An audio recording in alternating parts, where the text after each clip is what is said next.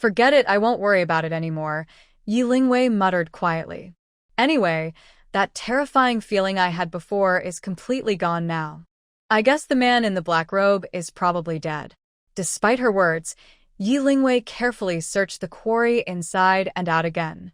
Once she confirmed there was nothing suspicious, she turned and went back inside the workshop. As she paced inside, she thought, where should I hide my weapons so they don't look out of place? At that moment, a corner of the workshop suddenly caught Yi Lingwei's attention. She quickly walked over to behind an abandoned machine and discovered a very hidden entrance. Yi Lingwei took a small lamp from her portable space, turned it on, and threw it into the hole. After a while, the lamp wobbled and finally landed at the bottom of the hole. Using the faint light, Yi Lingwei saw that from the entrance to the bottom, there was a winding dirt staircase. Because the hole was so deep, she couldn't see clearly what was at the bottom. After a brief thought, Yi Lingwei decided to use her space teleportation to enter the hole. When she used her space powers to see inside, a chilling, terrifying sensation suddenly swept over her. The inside of the hole was very spacious, with many old wooden shelves. On the shelves were dusty boxes and baskets. It looked like this place used to be a basement used for storage. If she stopped here, everything would seem normal. But what she saw next made Yi Lingwei feel extremely uncomfortable. The entire large underground room was covered with white bones. She roughly estimated that the number of complete skulls alone was probably over 1,000.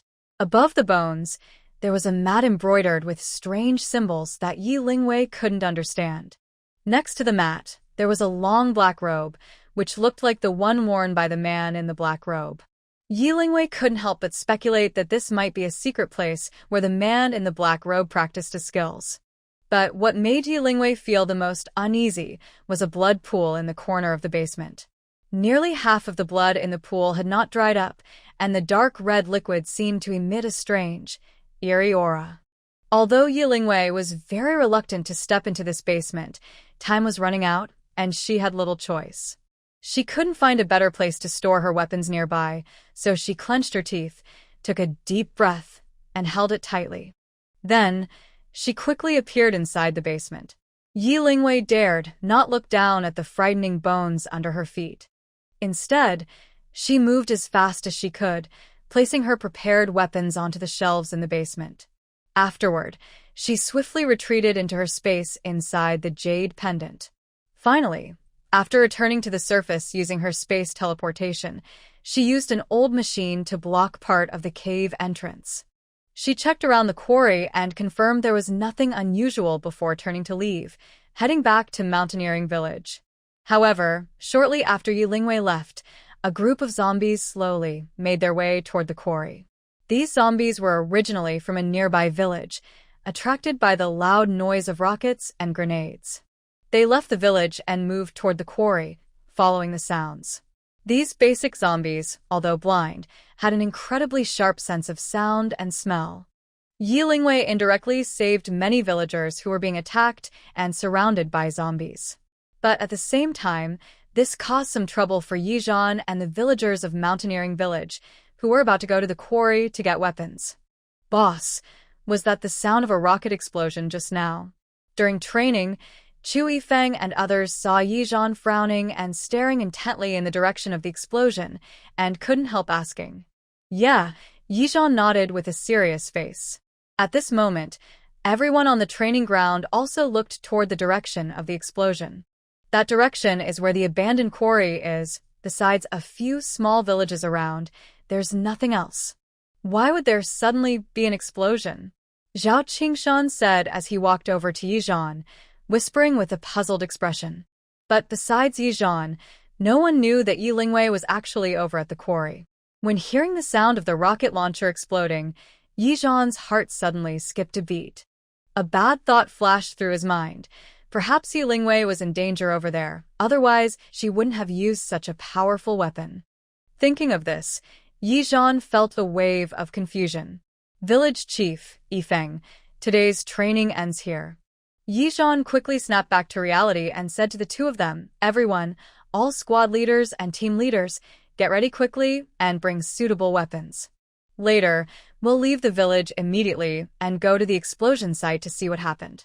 He paused and added, first, we need to be prepared and know what's going on, better safe than sorry. Second, this is a good chance to check how much our training has improved.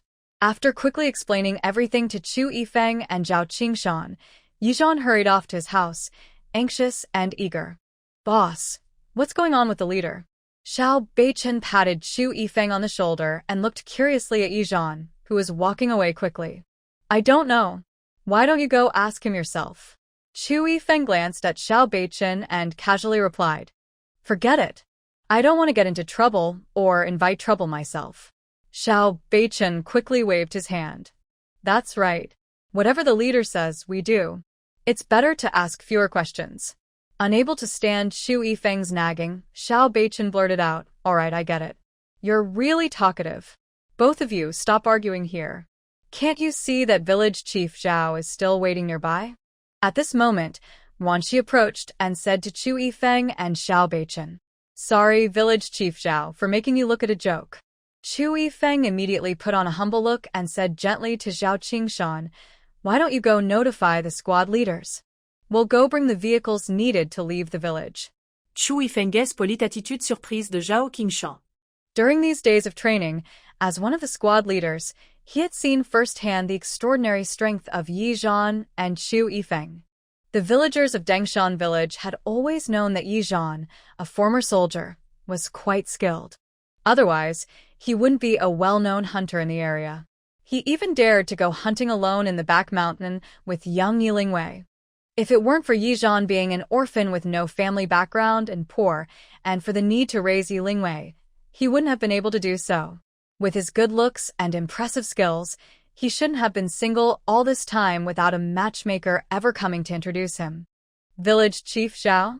Chu Yifeng saw Zhao Qingshan seem distracted, so he softly called again.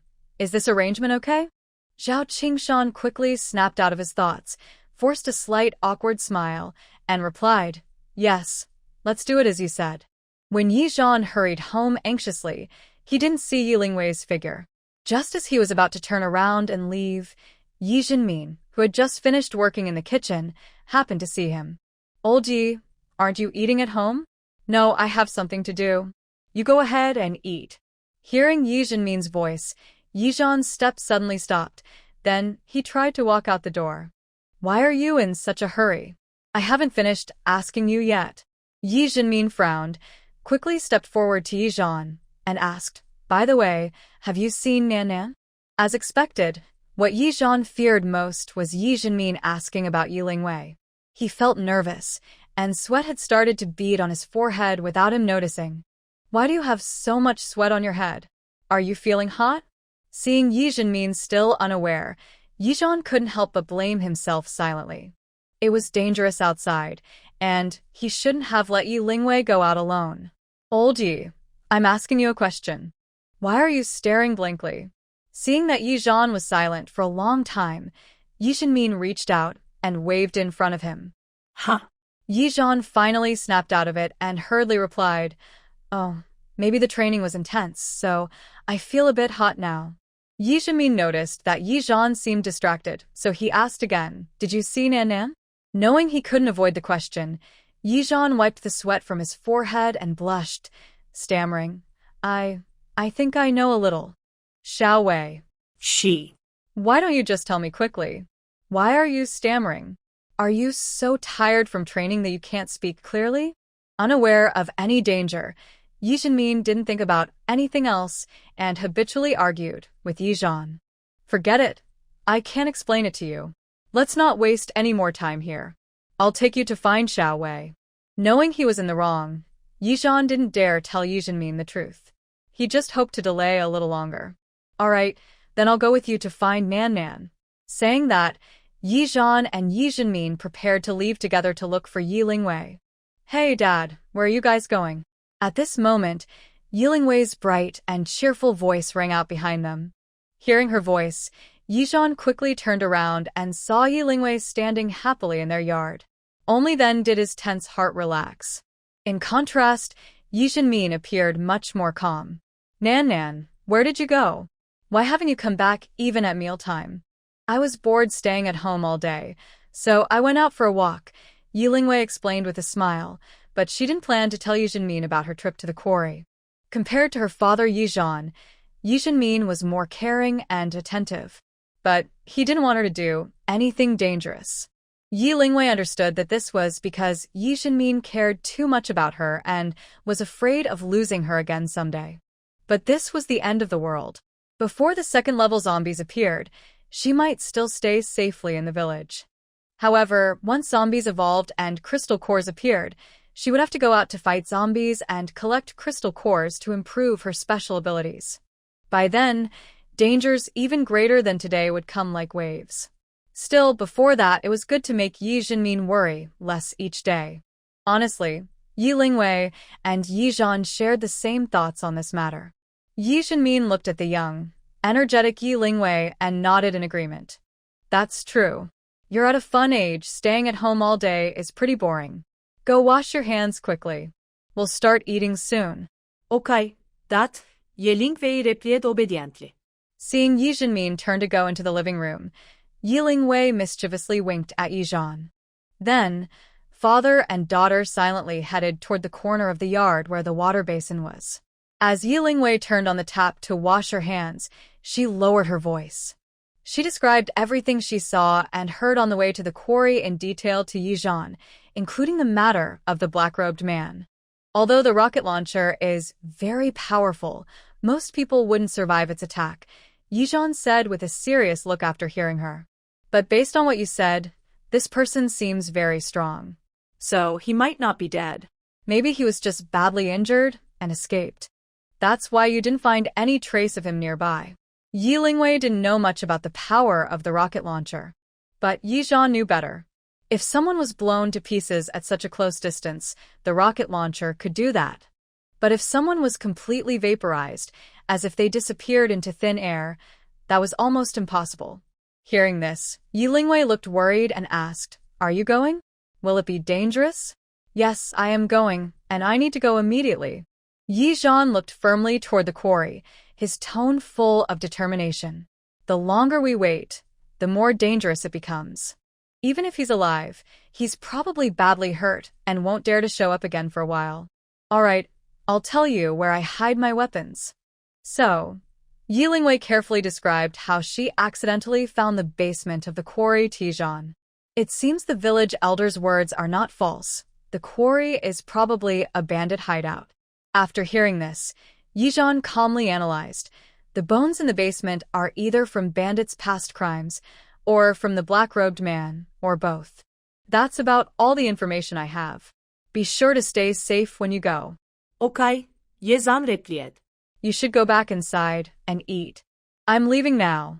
After watching her father leave, Yi Lingwei sighed softly, closed the door carefully, and then worriedly headed back into the house.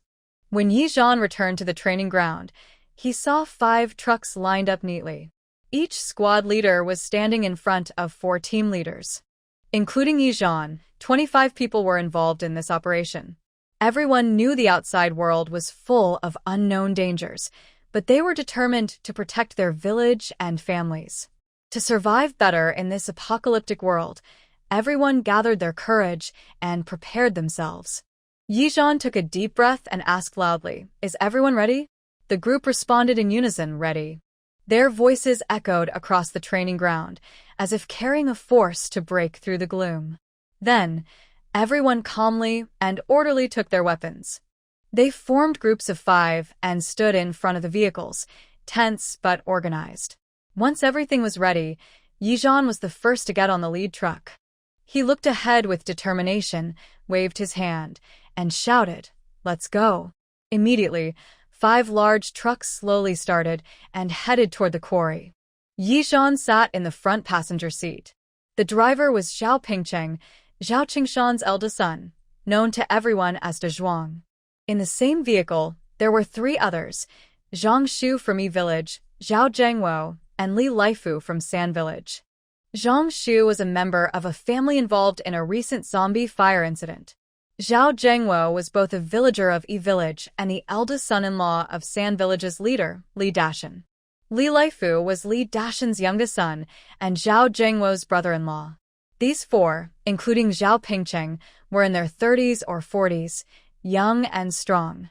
They were honest, quick-witted, and never dishonest during training. Because of this, Yizhan appointed them as the leaders of the first squad. Yizhan was the overall commander and leader of the Mounting Mountain Village Special Team, also serving as the head of the first squad. Chu Yifeng, Ruan Shi, Xiao Beichen, and Bei Mingyuan were leaders of the second, third, fourth, and fifth squads, respectively.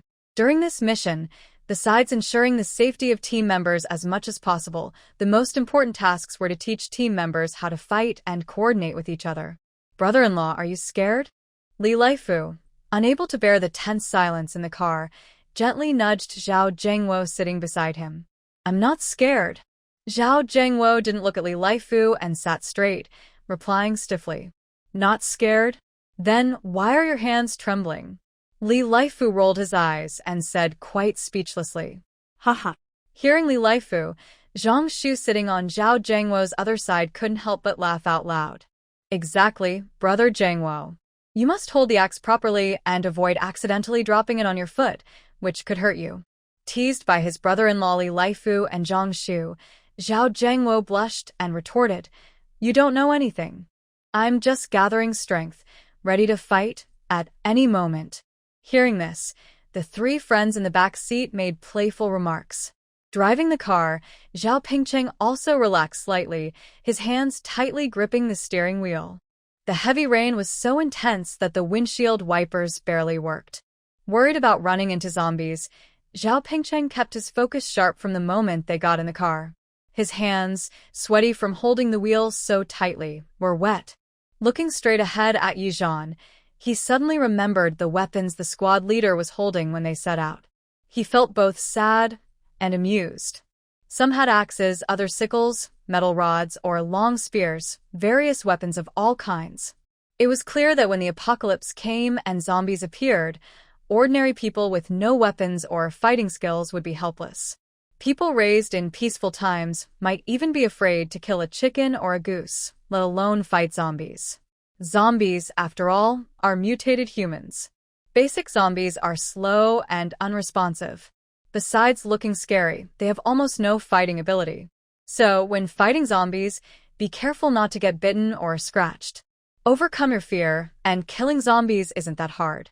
Yizhan, who had been silent for a long time, spoke in a serious tone to everyone in the car. I believe you are all brave and excellent people. Hope you can also believe in yourselves.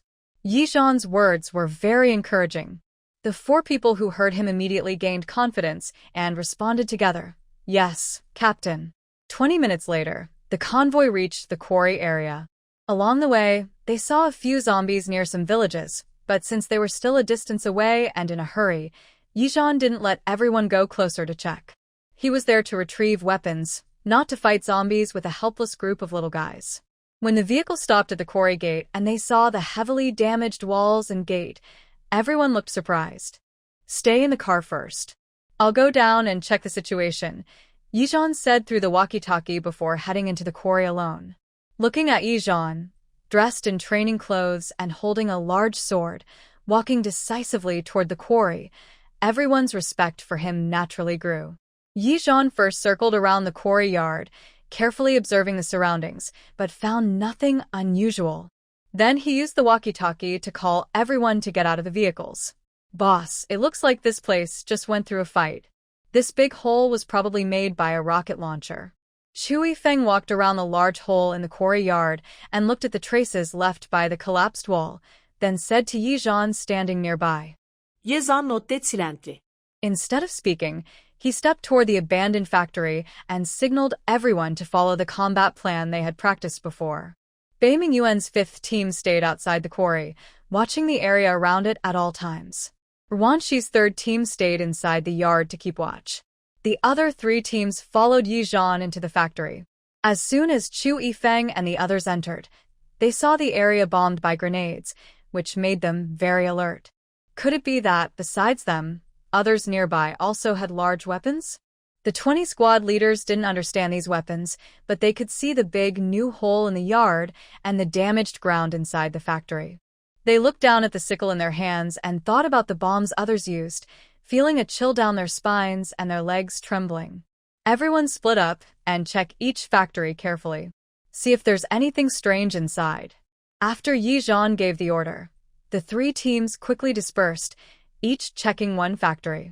Yi Zhan took his 4 team members and avoided the room where Yi Lingwei was hiding weapons. Half an hour later, while still inspecting carefully, they suddenly heard Zhao Guangyao from the 4th team shout loudly. Village head Zhao Qingshan, hearing his son's cry, hurriedly ran over and shouted, Zhuang, what's wrong? Did something happen? The others also rushed toward Zhao Guangyao after hearing the sound. Dad, infine. I just suddenly found a dark hole under the machine. Seeing his father's anxious expression, Zhao Guangyao quickly explained. Stinky kid, if there's a hole, there's a hole. Can't you say it properly? Yell of a loud cry. Are you trying to scare your father to death? When Zhao Qingshan hurriedly reached Zhao Guangyao's side, he couldn't help but kick him hard. Dad, I was wrong. Please don't be angry. Zhao Guangyao knew his father was worried about him, feeling both touched and guilty, so he quickly lowered his head to admit his mistake. Yi Zhan patted Zhao Qingshan's shoulder to comfort him. Then he turned to the people behind and pointed at a few of them, saying, Come here, push this old machine aside. Then, send someone down to see what's inside this hole. In this way, 5 or 6 men worked together to move the heavy machine aside. The dark hole below was revealed. This hole is so dark, I can't see anything. As soon as the hole was exposed, Zhao Guangyao stepped forward first, looked inside, and sighed. Does anyone have a flashlight? Yi Zhan asked. Captain, I do. At this moment, a man in his 30s spoke. As soon as he finished speaking, a bright flashlight appeared in his hand. Brother Dongsheng, I really envy your space powers. It's so convenient when you go out. Not only Zhao Guangyao but others also looked at Zhao Dongsheng with envy. Feeling the gaze of everyone, Zhao Dongsheng scratched his head shyly and said, Not so great. I think your powers are even better. Yi Zhan didn't say more, just took the flashlight and shone it into the hole. Sure enough, just as Yi Lingwei said, there was a winding staircase on the side of the hole leading downward. Each team sent one person down to check what's inside. Although Yi Zhan knew what was inside the hole, others didn't, so they still followed the proper procedure. After some discussion, they decided that Li Laifu from the 1st Battalion, Qian Lai from the 2nd Battalion, and Zhao Dongsheng from the 4th Battalion would go into the hole to check. A few minutes later, 3 people's screams of surprise came from inside. The others waiting around the entrance felt nervous and quickly asked, What happened? Is there danger inside? There are only human bones and many skulls. A few seconds later, Li Laifu's trembling voice was heard. Yifeng, go down and check. Yes. Hearing Yi Zhan's command, Chu Yifeng hesitated for a moment and then entered the hole without hesitation. When Chu Yifeng saw the skeleton and blood pool at the bottom of the cave, he was also surprised. He thought, how many people must have died here? The 3 who entered earlier, frightened and affected by the foul smell inside the cave, looked on the verge of collapse. Seeing this, Chu Yifeng had no choice but to speak. Quickly check the nearby shelves, so we can leave sooner. After saying this, Chu Yifeng led the way toward the shelves along the wall. The other 3 quickly followed. Captain Chu, do you think this is a gun? Captain Chu, are these real gold bars? Qian Lai and Zhao Dongsheng's voices almost sounded at the same time. Hearing this, Chu Yifeng first went to Qian Lai, looked at the boxes of guns and bullets, and nodded. Yes, these are guns. Then he looked at the boxes near Zhao Dongsheng, filled with shiny gold bars, and said, As for these, they look like gold, but I'm not sure if they are real. Just then, Li Laifu's exclamation also rang out. Captain Chu, come quickly. There are many weapons here. Chu Yifeng hurried over and saw that, indeed, the broken shelves were filled with boxes of various sizes. Inside, there were all kinds of grenades, bombs, smoke bombs, tear gas, and even some of the latest rocket launchers. Thinking for a moment, Chu Yifeng looked at Zhao Dongsheng and asked, "Is there space left in your bag?" "Yes." "Then put these weapons into your space and carry them upstairs. If they don't all fit at once, you'll need to make a few trips." Got it. After Chu Yifeng finished speaking, Zhao Dongsheng began collecting the guns and weapons into his space.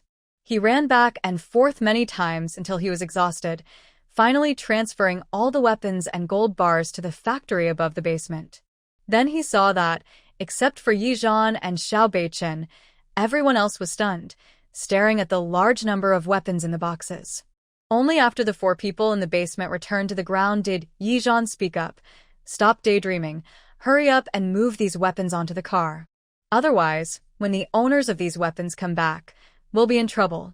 "Yes, yes, yes," everyone listened to the team leader. "Quickly cover the boxes and load them onto the car." Hearing Yi Zhan's words, Zhao Pengcheng and the others snapped out of their shock and hurriedly agreed. At this moment, the walkie-talkie on Yi Zhan's waist crackled. "Boss, a large group of zombies has appeared outside the quarry. They should arrive here in about 5 or 6 minutes." It turned out that Bei Mingyuan, who was patrolling outside, had spotted the zombies approaching the quarry in a large crowd. "Bei Mingyuan, if we go out now, can we drive over there?" "Boss, there are too many zombies. It's very hard to drive through them." "All right, I understand. Bei Mingyuan, Ruan Shi, take your people and immediately retreat to the factory building at the quarry and meet up with me." Got it. Understood. After Yi Zhan put down the walkie-talkie, he saw the terrified crowd and sternly shouted, "Chu Yifeng, Xiao Beichen, check the weapons. Pick out everything usable and set it aside. Everyone else, use old machinery to block all the doors and windows of this room tightly." Did everyone hear that? The crowd, caught by Yi Zhan's sharp gaze, immediately perked up and loudly responded, "Yes, we heard." Then everyone started working quickly. Soon after Bei Mingyuan and Ruan Shi's people entered, they also joined in. Not long after they sealed the doors and windows, they heard the sounds of zombies outside, making ha-ha noises. Through the gaps in the windows, they could see a dark, dense horde of zombies. The zombies were pouring into the yard of the quarry from the main gate and the collapsed wall, gradually approaching the factory where they hid. Looking at how the zombies were dressed, it was clear they used to be villagers nearby. But in this sudden apocalyptic event, they had all become terrifying monsters. "Dad, look at that zombie. Half its face is rotten and its bones are showing." Li Laifu, trembling with fear, hugged Li Dazhan's arm and stared at the zombies outside with a frightened face, and the one next to it has its intestines hanging out. "That tall zombie over there, is it eating a person's arm?" Ugh. As Li Laifu spoke, his stomach churned, and he ran to a corner too. Except for Yi Zhan, Chu Yifeng, and a few others, who remained calm and continued checking and assembling weapons. Most others either couldn't hold back and ran to corners to like Li Laifu, or turned pale with fear, trembling and grinding their teeth as the zombies approached. That night, when the zombies first appeared, almost no one in the village had faced them directly. Today was the first time they saw so many zombies so clearly and up close. At this moment, besides extreme fear, their only thought was, they might be doomed today. "Be a man, stand up and fight with us. You're a coward, go hide aside so you don't hold us back." After Yi Zhan finished assembling his weapon, he turned around and saw that all the squad leaders looked like they had lost their souls, staggering and collapsing on the ground. Their faces were filled with fear and despair, waiting for death. Yi Zhan suddenly shouted loudly, full of frustration, "The end of the world has just begun. In the days ahead, there will be even more dangerous and brutal situations. If you think you don't have the courage or faith to survive in this world, then you can die now. Better to die early and be free, so you won't burden your friends and family later." Yi Zhan's words sounded like thunder in everyone's ears. The 20 squad leaders lowered their heads in shame. Yes, they had seen zombies before. Why were they so afraid?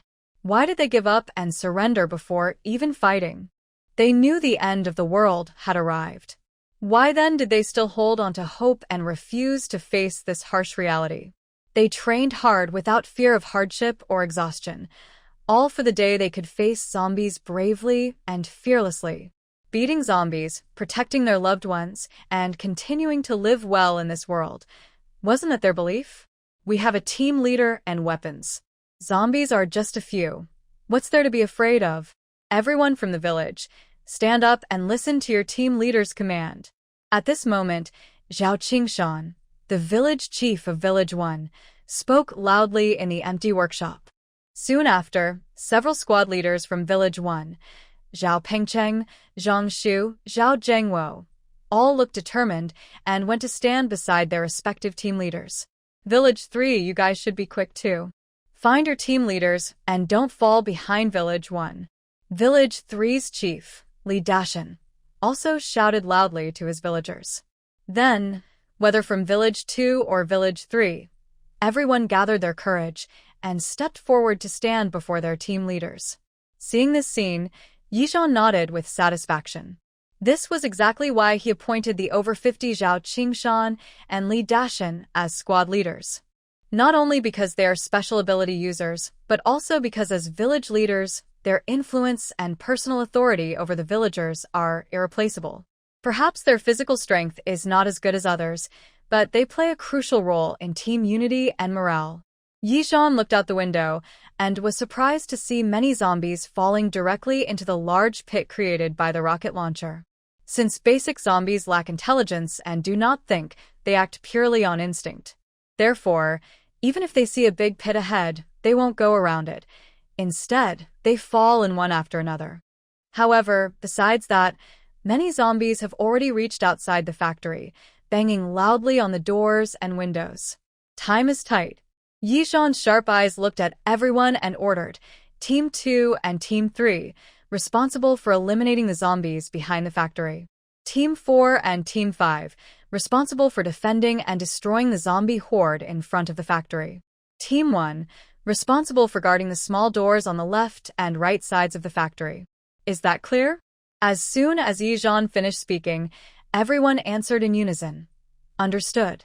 Chu Yifeng and Wan Shi each carried 2 rocket launchers, and each squad leader was given a box of hand grenades before heading straight to the back of the factory. Xiao Beichen and Bei Mingyuan also managed to get 2 rocket launchers each at nearly the same time. They, along with team members carrying grenades, arrived at the front doors and windows of the factory. They chose not to use guns because operating firearms is difficult, requiring professional training and long practice. Besides the 5 squad leaders, the other 20 squad leaders had never even seen guns before today, let alone use them.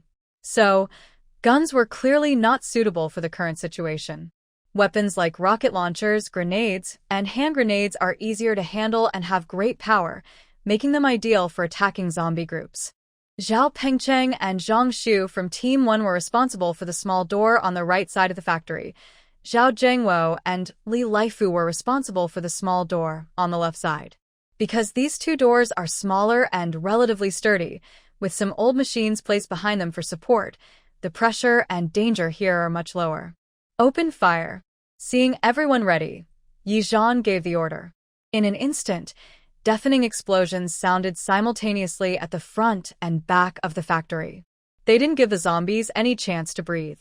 The sound of continuous rocket launcher fire, along with grenades thrown into the air, caused dust and smoke to fill the quarry yard. The broken zombies and fragments of ammunition mixed together, flying everywhere. Zhao Qingshan, Li Dashan, and others threw grenades, gradually becoming more skilled and smooth in their actions. Their expressions changed from fear to excitement. Yizhan kept a close eye on the battle and noticed these squad leaders' changes. In fact, basic zombies can't fight against firearms at all. If all the zombies in the world could be gathered together, with the current weapons on Blue Star, it would be easy to eliminate them all. But this is just an ideal scenario. In reality, it's impossible to achieve this. No one knows who might turn into a zombie when the apocalypse comes, perhaps family members, friends, officials, scientists, soldiers, or commanders. Basic zombies may not be very strong, but they can cause chaos in a country, a family, a company, or an organization instantly. They hide among normal people, spread quickly, and cover a wide area, which limits the use of large-scale weapons against them. After all, no one would want to destroy a neighborhood, a building, or a village just because zombies appeared there. What about the innocent people hiding inside? Should they all be killed too? According to Yilingwei, in the previous life of Long Country, 3 years after the apocalypse, 4 major bases were established. Humanity built these bases to strengthen their ability to resist and fight zombies, and probably also to keep humans and zombies separated. However, by that time, zombies had evolved to the 3rd stage, and ordinary small weapons no longer posed a threat. Moreover, after 3 years, the weapons and ammunition stored by Long Country had almost been used up. By then, humans could only rely on psychic powers to fight the zombies. So, even 10 years after the apocalypse, zombies had not been wiped out, and the world was still in chaos. But if, in this life, the major bases had been established earlier, perhaps everything would be different. After about 20 minutes, all the zombies gathered outside the factory, and near the windows were blown away. The number of zombies in the quarry was visibly decreasing quickly. In contrast, the leaders of the mountaineering village ability team were becoming more excited, and their fighting spirit grew stronger. The thrill of killing zombies had completely replaced their fear of them. It also helped them release the long-held feelings of frustration, sadness, and confusion that had built up over many days. Until the smoke cleared, the area outside the factory was a mess. Remains of zombies, including limbs and broken arms, were scattered all over the ground, walls, and eaves. The strong, foul smell of decay filled the air, making people feel sick. After another 10 minutes, no more zombies stood up in the yard. When no new zombies appeared at the quarry gate, everyone finally relaxed and took a deep breath. Even though they were still excited, their bodies were too tired to keep going. Most of the team members, except for a few leaders, leaned weakly against the walls. "Lao Fu, watch out!" Zhao Zhengwo suddenly shouted, making everyone tense up. They quickly stood up, grabbed their weapons, and looked toward Li Laifu. They saw a small zombie, about 4 or 5 years old, suddenly hugging Li Laifu's leg. It then opened its blood-red mouth and bit down hard. "Lao Fu, don't be afraid. Dad is here to save you." Seeing Li Laifu frozen in fear, Li Dashan shouted desperately, rushing toward him without hesitation. But Li Dashan was too far away to reach him in time. Meanwhile, Zhao Zhengwo was desperately hitting the zombie's head with trying to stop it. However, the zombie clung tightly to Li Laifu, refusing to let go. Its sharp teeth were about to sink into Li Laifu's flesh. Even Li Laifu, frozen in shock, could clearly feel the coldness of the zombie's sharp teeth. Just as he closed his eyes, feeling hopeless, a gunshot rang out. The small zombie's head tilted, and it collapsed onto the ground. Li Laifu looked at Yi Zhan, who was standing in the middle of the factory, holding a gun with one hand. In a daze, I felt that Yi Zhan seemed like a hero fallen from the sky, so brave, tall, and handsome. Suddenly, tears uncontrollably welled up in his eyes. With a loud wow, he cried and rushed into Yi Zhan's arms. "Captain, I'm so scared." Then Li Dashan, who was running toward Li Laifu, suddenly missed his target. Next, everyone saw Yi Zhan with a look of disgust lift the crying Li Laifu up. He then directly threw him toward Li Dashan and said seriously, "Hurry up and check your son to see if he's been bitten by a zombie. Yifeng, come over and check him too." "Oh, okay." "Yes, boss." Li Dashan and Chu Yifeng responded one after another. Yi Zhan went to the small gate near Li Laifu and Zhao Zhengwo, inspecting carefully. He found on one side of the wall, wide enough for a small zombie to squeeze through, based on the zombie's height and weight. Yi Zhan ordered Zhao Zhengwo to find something to block the gap, then rechecked the factory. Sure enough, he found several similar spots that had been missed. He even discovered a few zombies stuck in the cracks of the wall. Without hesitation, Yi Zhan raised his hand and shot each one, decisively sending them to the afterlife. Boss, Li Laifu wasn't bitten. His legs and skin on his body show no signs of being scratched or bitten by zombies. Good, I understand. Hearing Chu Yifeng's words, not only Li Dashan and Li Laifu's father and son breathed a sigh of relief, but everyone else also felt more at ease. After all, No one wanted to point guns at comrades who had fought and lived alongside them. Yi Zhan, thank you for saving my son's life. From now on, whatever task you assign, whether it's going through fire and water, I will complete it without hesitation. Li Dashan stepped in front of Yi Zhan, bowing deeply with gratitude. Li Laifu then knelt with a loud thud, bowing to Yi Zhan and looking up at him with admiration, saying, Captain, you are like my second parent. From now on, I will be your real son. You tell me to go east, I won't go west. You tell me to chase dogs, I won't chase chickens. When you're old, I will take care of you in your old age. After you pass 100 years, I will burn paper money for you every day, so you can be a wealthy person in the afterlife. Ha ha ha. Initially, everyone was moved, but hearing Li Laifu's words, they found it increasingly funny. Li Dashan was so angry at his foolish son that he looked at Yi Zhan with a darker expression. He quickly pulled Li Laifu up from the ground, gave him a firm slap on the back of his head, and then, blushing, explained to Yi Zhan, Captain Yi, this kid was really scared just now and was talking nonsense. Please don't mind him. Of course, I don't mind. Yi Zhan clenched his teeth and thought to himself, you little brat, just wait and see how I deal with you later. Everyone stopped laughing. Each squad should carefully check their assigned area and take responsibility for it. We need to leave here before dark. Yes.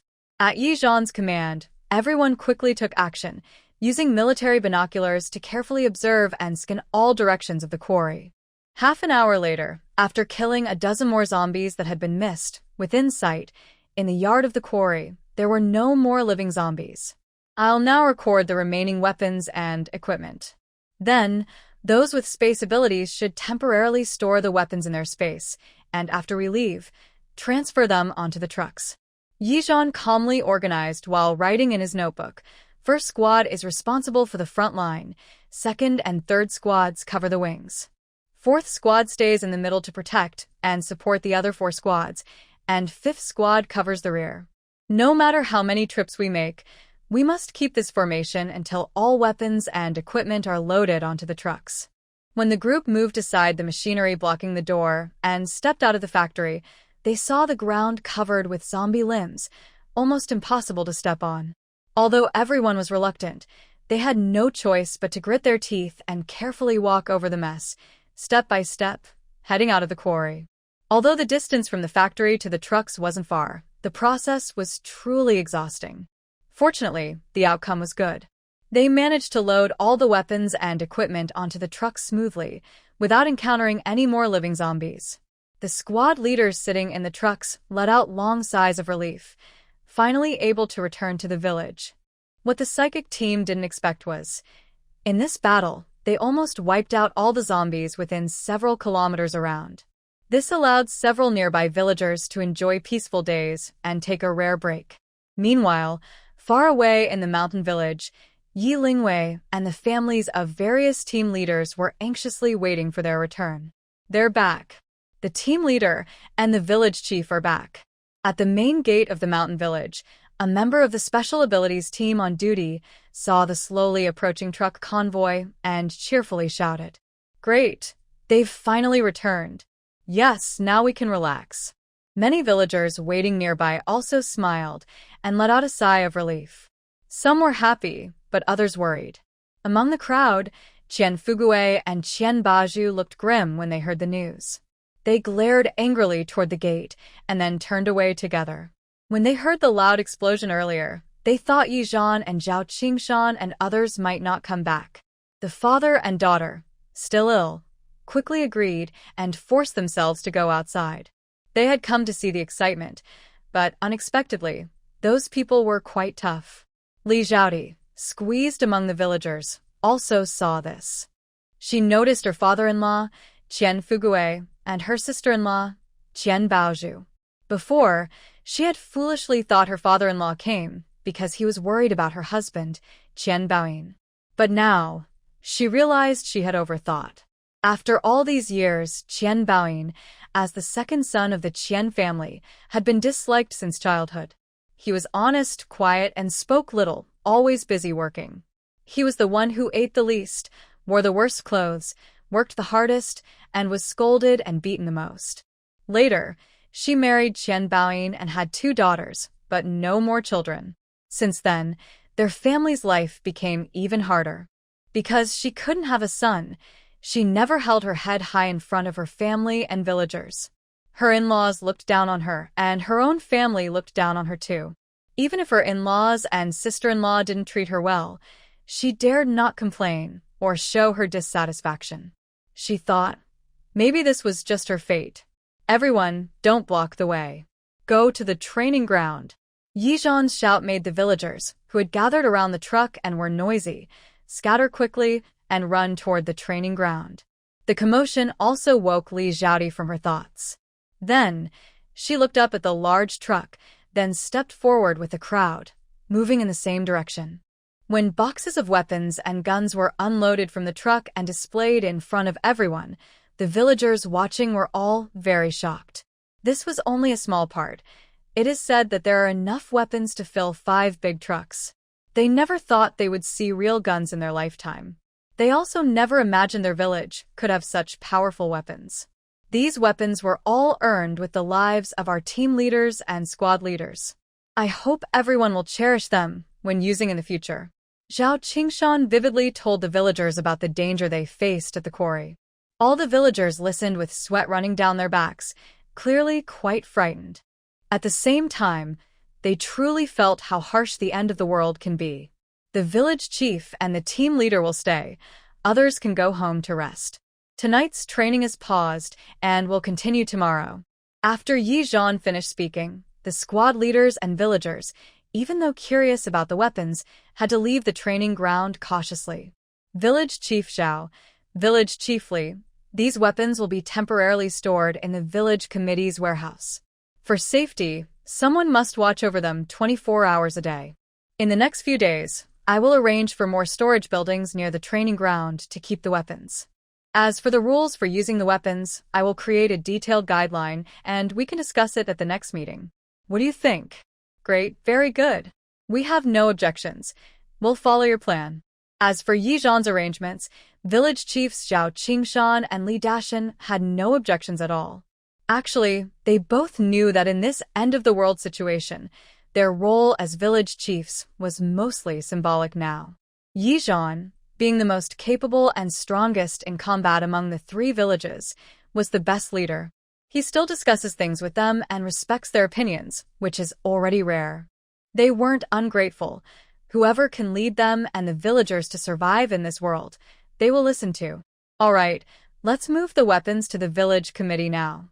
Village chiefs, please arrange for guards to watch the weapon storage and inform the team.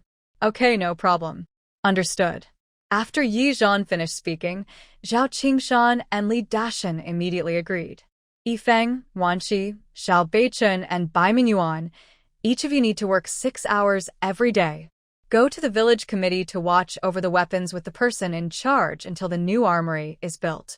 Understood, boss. An hour later, after everything was arranged, Yi Zhan headed home. Actually, when he was still some distance from the village, Yi Zhan saw Yi Lingwei standing on the hillside, looking at him from afar. Dad, you're back? How was it? Are you hurt? As soon as Yi Zhan pushed open the door, Yi Lingwei ran toward him. I'm fine. Everything's okay. Seeing Yi Lingwei's worried face, Yi Zhan felt a warm feeling in his heart. He reached out and patted her head, feeling emotional. It's good to have a home and a daughter who cares. Time quietly passed, and 2 weeks went by. The acid rain in the end-of-world environment was much more dangerous and long-lasting than people thought. The river water was polluted by acid rain, making it impossible for humans to find clean water, so they had to rely on water-type abilities to get drinking water. The soil was eroded by acid rain, making it impossible to grow crops or vegetables. Humans could only survive by fighting over the limited food left from before the apocalypse. This made their already difficult living environment even worse. In the end of world, humans had to fight not only zombies but also nature and each other. On Blue Star, everywhere was filled with conflict, chaos, and killing. One village, because of special materials shielding it, was barely affected. But the villagers in the second and third villages were not so lucky. Although acid rain didn't severely damage brick and stone buildings, it caused serious damage to metal objects, speeding up their aging. Tools, vehicles, and so on were all affected. Also, long-term exposure to acid rain could harm the respiratory system and eyes, causing coughs, sore throats, and asthma.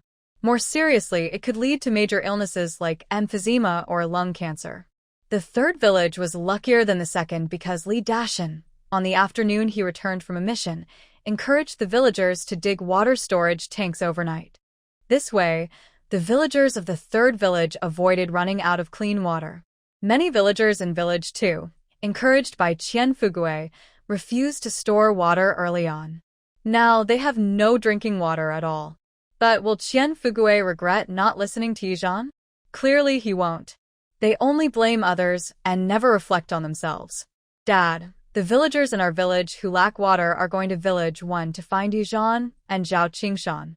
If they refuse to share water with us, we'll lead a protest. Since learning that the Special Abilities team went to the quarry without any injuries and even brought back many weapons, Qian Baozhu felt uneasy. Today, she started urging Qian Fugui to cause trouble for Yizhan and Zhao Qingshan. Actually, even if Qian Baozhu didn't say anything, Qian Fugui would organize people to cause trouble in Village 1. After all, it was he who initially stopped the villagers of Village 2 from digging water storage pits.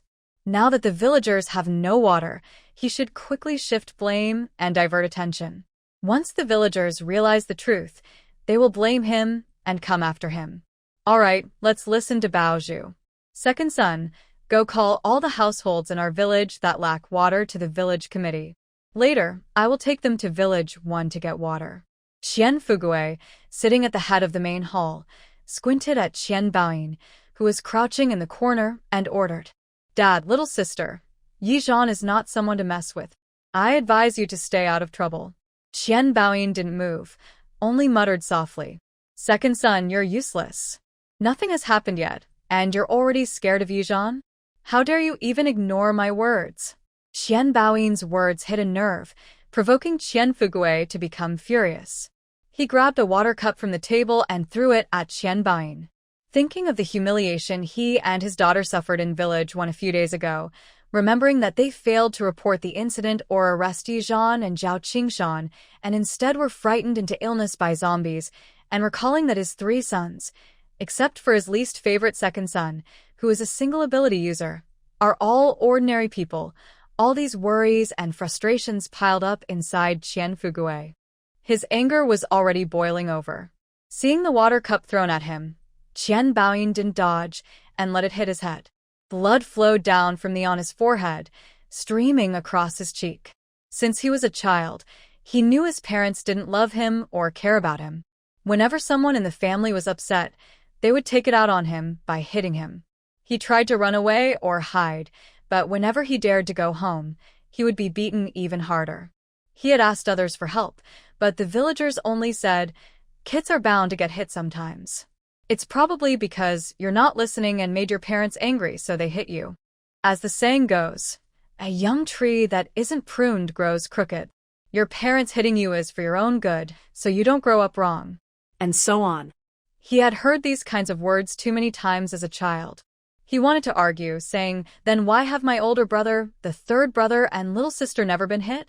Not only that, they often team up to bully me. I always try to be careful and please my parents, so I never dare to make them angry. I don't know if I will grow up crooked, or if my parents hitting me is really for my good. I only know that being hit hurts a lot, going without food makes me very hungry, and being locked outside at night is cold and dark. No one paid attention to a child's protests. With many children in the family, it's natural that some are neglected or ignored. Who isn't like that? Besides, this is a family matter of the Qian family, and no one wants to interfere. Since then, Qian Baoyin spoke even less. He knew that a weak person showing their wounds and unfair treatment would only invite mockery and indifference. It wouldn't bring sympathy, only more pain. Qian Baoyin also wanted to become strong and hoped one day to succeed, so that those who looked down on him would look up to him. But his parents wouldn't let him go to school, work outside, or split the family. He spent all day working, just like an old, mindless ox. and he did this for 40 years. He thought that awakening his earth element special ability would make his parents happy and make them see him differently.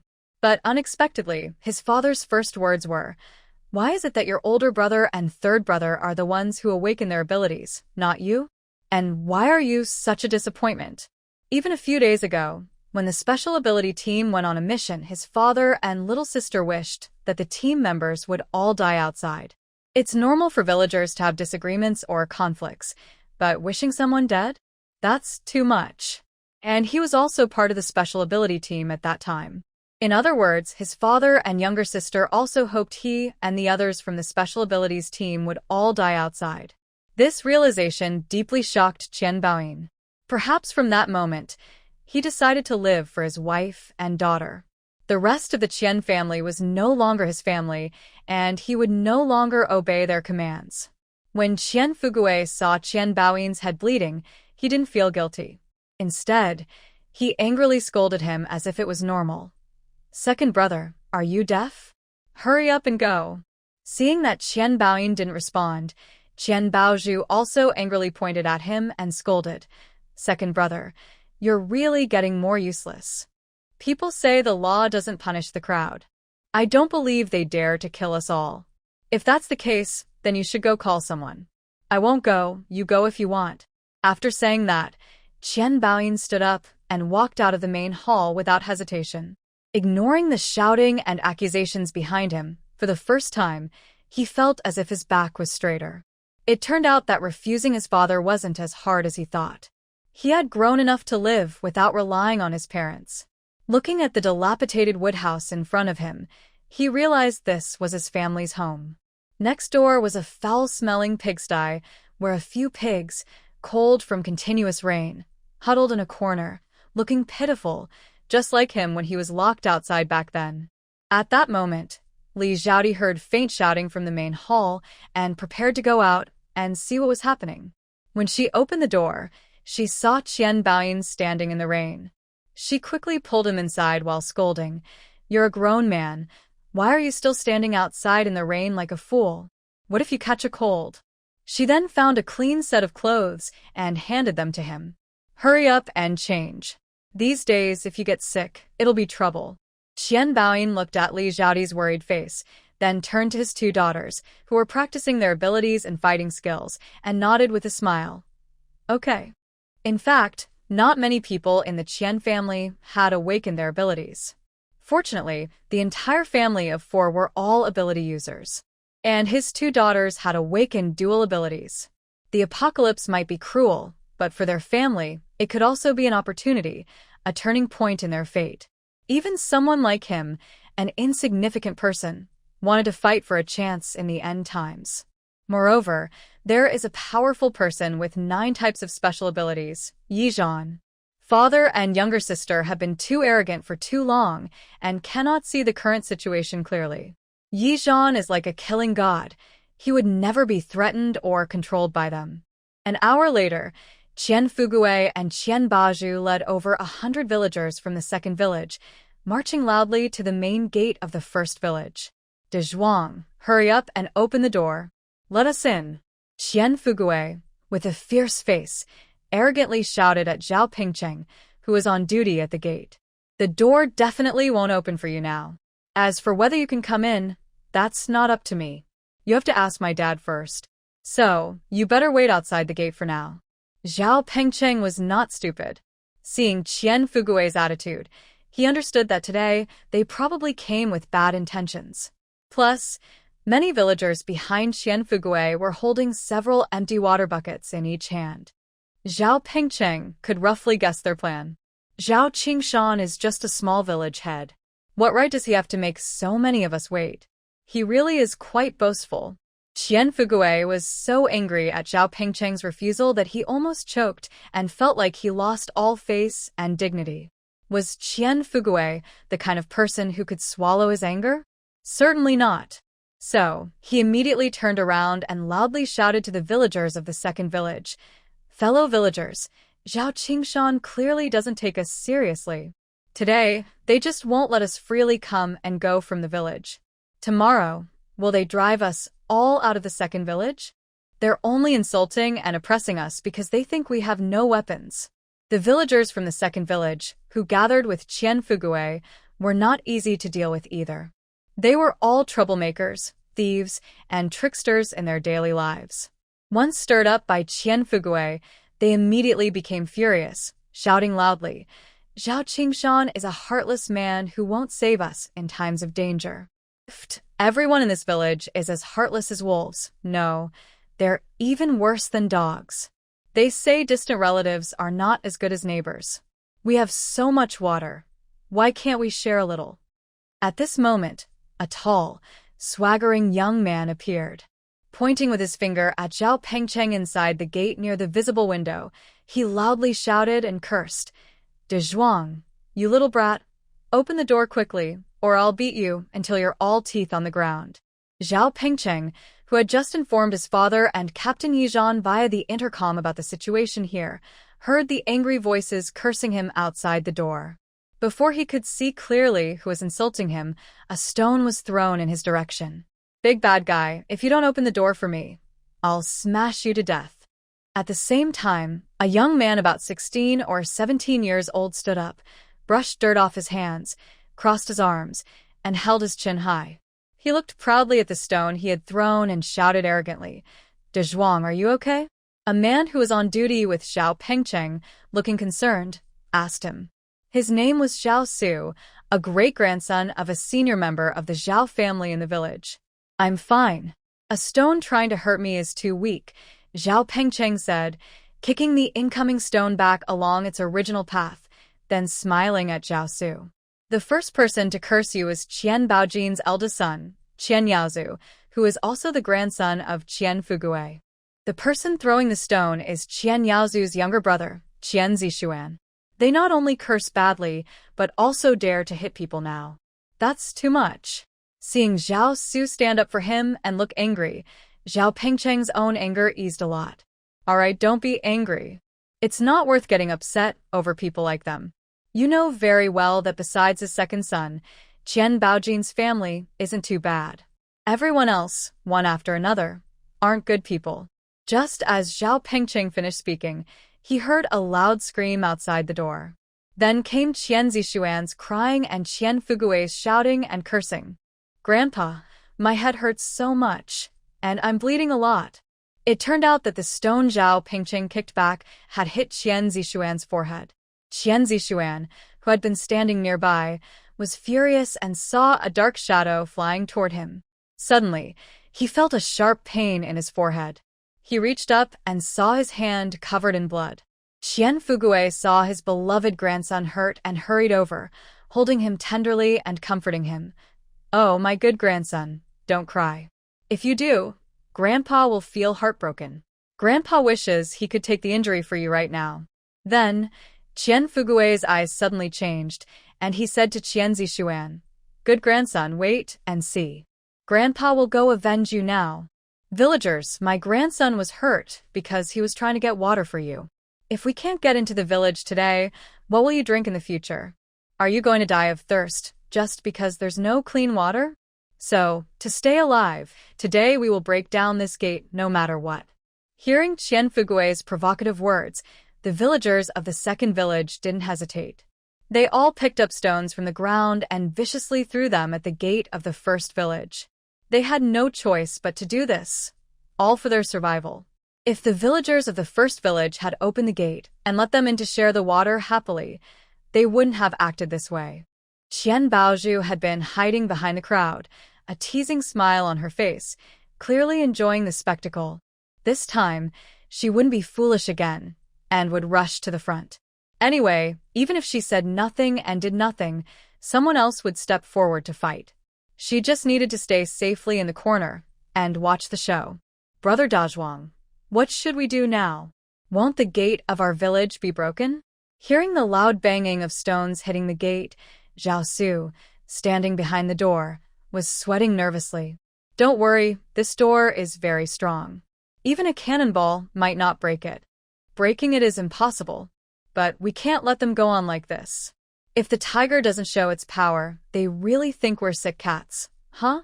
These from the second village really think our village is easy to bully." The shameless behavior of the people from the second village made Zhao Pingcheng, who was usually very patient, very angry. Just wait, I'll think of a way to show them a little color. Just as Zhao Pingcheng was trying to come up with a plan, a series of loud gunshots suddenly exploded in the air. The sound of stones hitting the gate and villagers' frantic shouts and curses stopped abruptly. The villagers of the second village looked up toward the place where the gunfire came from, the guard tower at the entrance of the first village. There stood two figures, Yi Zhan and Yi Lingwei, a father and daughter. They both held rifles, standing tall and scanning them with sharp eyes. Most of the people from the second village were sneaky, dishonest, and petty thieves.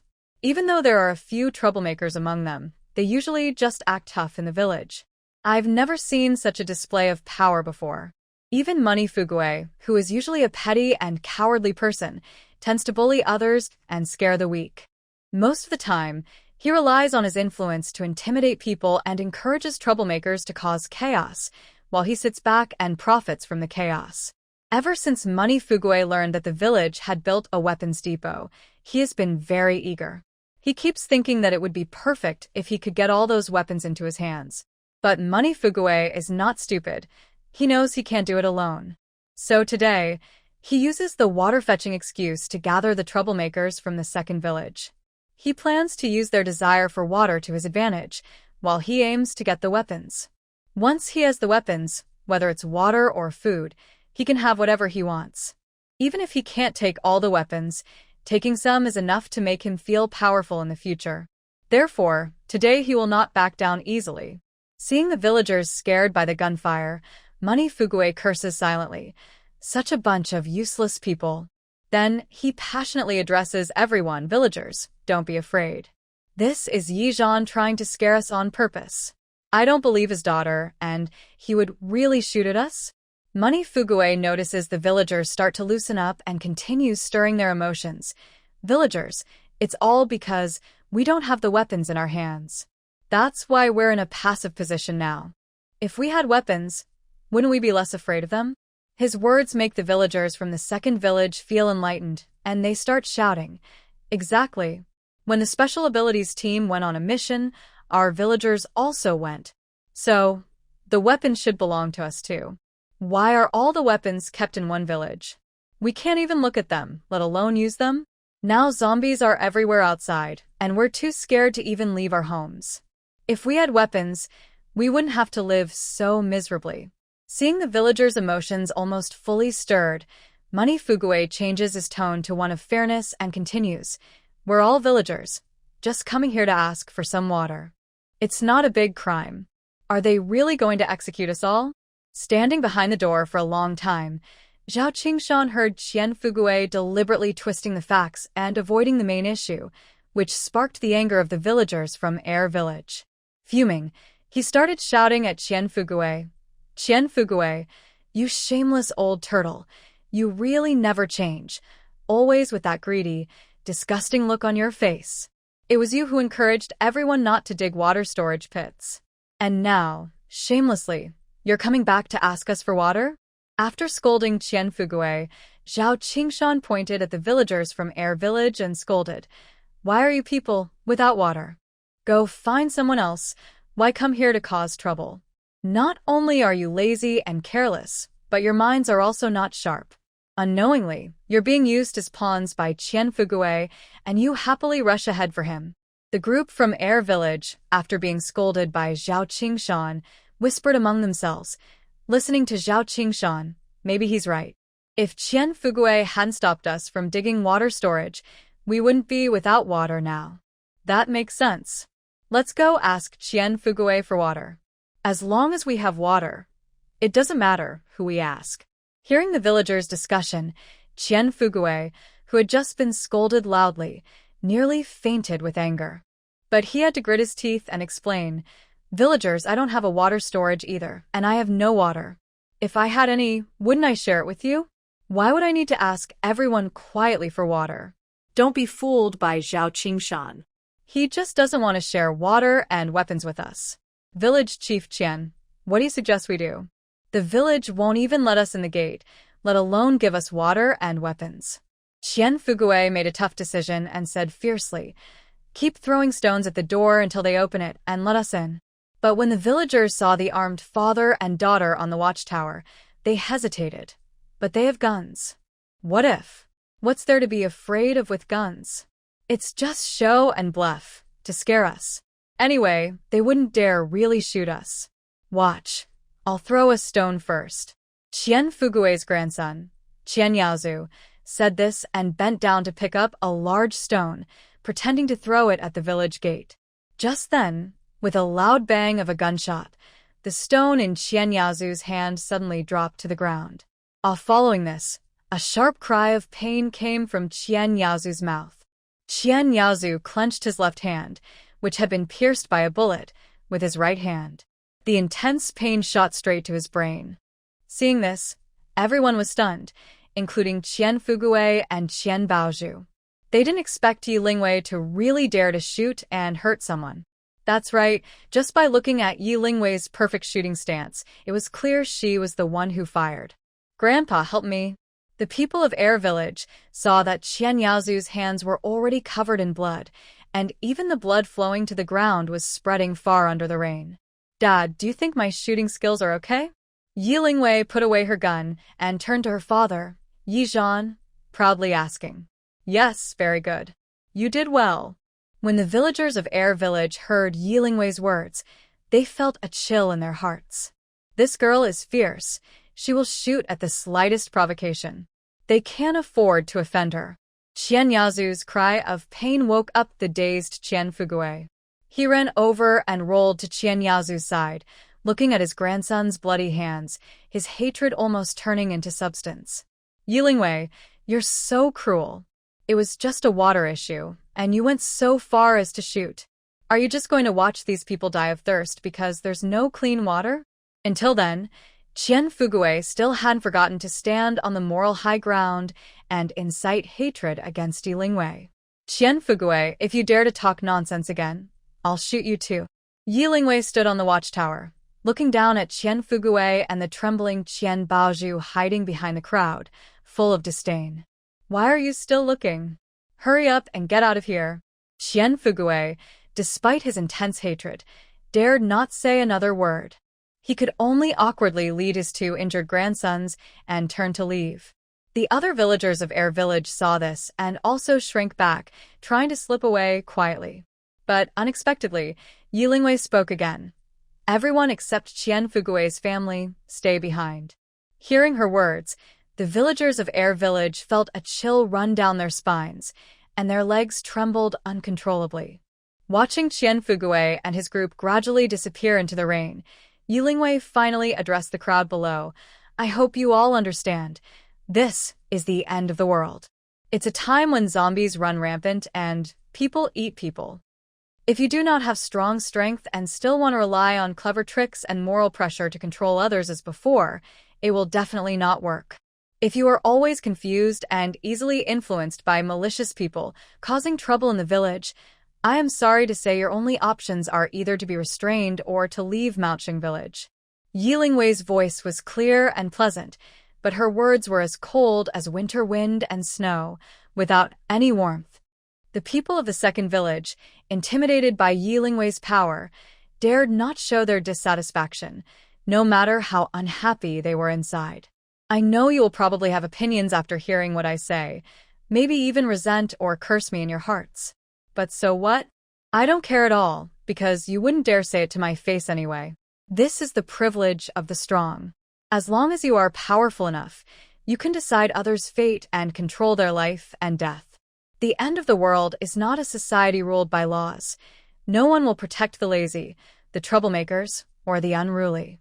As long as you are weak and lack strength, you deserve to be bullied, robbed, or killed. Starting from now, I will send people to take you out to see what the end of the world really looks like." At this point, Yi Lingwei's tone suddenly changed. "It seems that she had protected you too well, to the point that you are not grateful but instead become arrogant and unaware of your own identity. Don't talk to me about neighborly kindness. There's no real relationship between us, let alone gratitude. Being able to help you at the beginning of the end of the world and repeatedly remind you, is already my greatest kindness. Yi Lingwei looked at the villagers below, whose faces kept changing, paused for a moment, then continued. Today is my first warning, and also my last. If anyone dares to cause trouble in the village again, I will deal with each one without mercy. The villagers of Second Village stood with their heads bowed in the rain, from initial defiance and resentment to now feeling conflicted, doubtful, and self-critical. Maybe it's really their fault. Their ideas and thoughts are still stuck in the time before the end of the world. Is it because they don't want to change, or because they are afraid to change? Only they themselves probably know the answer. Thanks to the defensive structures built by the Yi family, they are protected. Because someone helps kill zombies, they have not been harmed. So, they secretly believed that the Yi family had the duty to protect their safety and the responsibility to provide for their food, clothing, and shelter. After all, everyone was a villager from Dengshan village, neighbors who saw each other every day. But could this weak sense of neighborly love really support them for a lifetime? Clearly, neither the Yi family nor the villagers were fools. They knew they wouldn't be swayed by neighborly feelings, nor would they be threatened. Yi Lingwei only fired one shot, breaking all their illusions and revealing their selfish nature. If they were driven out of Dengshan village, they probably wouldn't survive even a day. Any zombie could take their lives easily. But now, without clean water, even if they weren't expelled from the village, they still faced death. It would have been better if they hadn't listened to Qian Fugui's instigation in the first place. Part of the reason was laziness. They didn't want to work hard digging a water cellar. But they wouldn't admit that their own mistakes had led to this desperate situation. Of course, I wouldn't really let you die of thirst. After all, I have to give you a chance to change, even if it's only this once. Just as the people in the second village felt hopeless, Yi Lingwei's words brought them new hope. They all looked up excitedly and said, "Don't worry, from now on, we'll listen to you. We won't cause trouble anymore. Right from now on, I swear I'll turn over a new leaf and start fresh.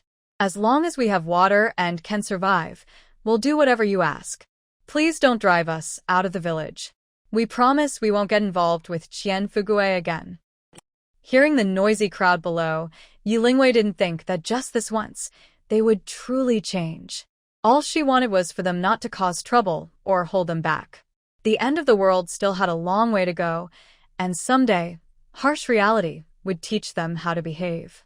"I have a plan that can solve your drinking water problem." When Yi Lingwei spoke, the noisy crowd suddenly fell silent. "Do you see the lake behind you?" Everyone turned to look at the lake. Because of recent rains, the water level had risen to ground level. This lake was located between the three villages of Dengshan village, existing since the village was built. It was deep and wide, with a large water storage capacity. It is said that no matter how dry the year, this lake has never dried up. Could Yi Lingwei have asked them to drink the water from here? But the water in the lake has long been polluted by acid rain. Even if the lake is covered with a glass dome, acid rain can still seep in from the edges. It's just that the level of pollution might be lighter, but it still wouldn't meet the standards for drinking. It seems Yi Lingwei can see through everyone's thoughts and chuckle softly, saying, "I did ask you to drink the water from the lake, but certainly not directly." Her words eased everyone's worries. After bringing the lake water home, you can add quicklime to the water and let it settle for a while. Then, test the pH level with pH test strips. If it shows neutral, the water quality is back to normal. For safety, you can boil the settled water and then drink the distilled water. This method is simple, just a bit time-consuming. It depends on whether you're willing to do it. Willing? Of course we are. We don't mind the trouble. We have plenty of time. Yes, thank you for sharing this life-saving method with us. Thank you. The people of Air Village didn't expect that the seemingly kind Qian Fugui, who appeared to help them, ultimately didn't really assist, and even caused them hardship. And the seemingly cold and indifferent Yi Lingwei ended up teaching them how to survive. For those without lime and pH test strips, they could ask Village Chief Zhao, who has them. Of course, this isn't free. They would need to exchange grain or other items. For the specific exchange standards, they can consult Village Chief Zhao. She won't say more. After explaining everything, Yilingwei didn't pay attention to everyone's reactions and left the watchtower with her father, Yizhan. The cold weather was about to arrive, and they still had many preparations to make. "Dad, we're back." Yilingwei pushed open the door and cheerfully called inside. Hearing her voice, Yizhanmin put down his tools and came out to greet her. "How did it go?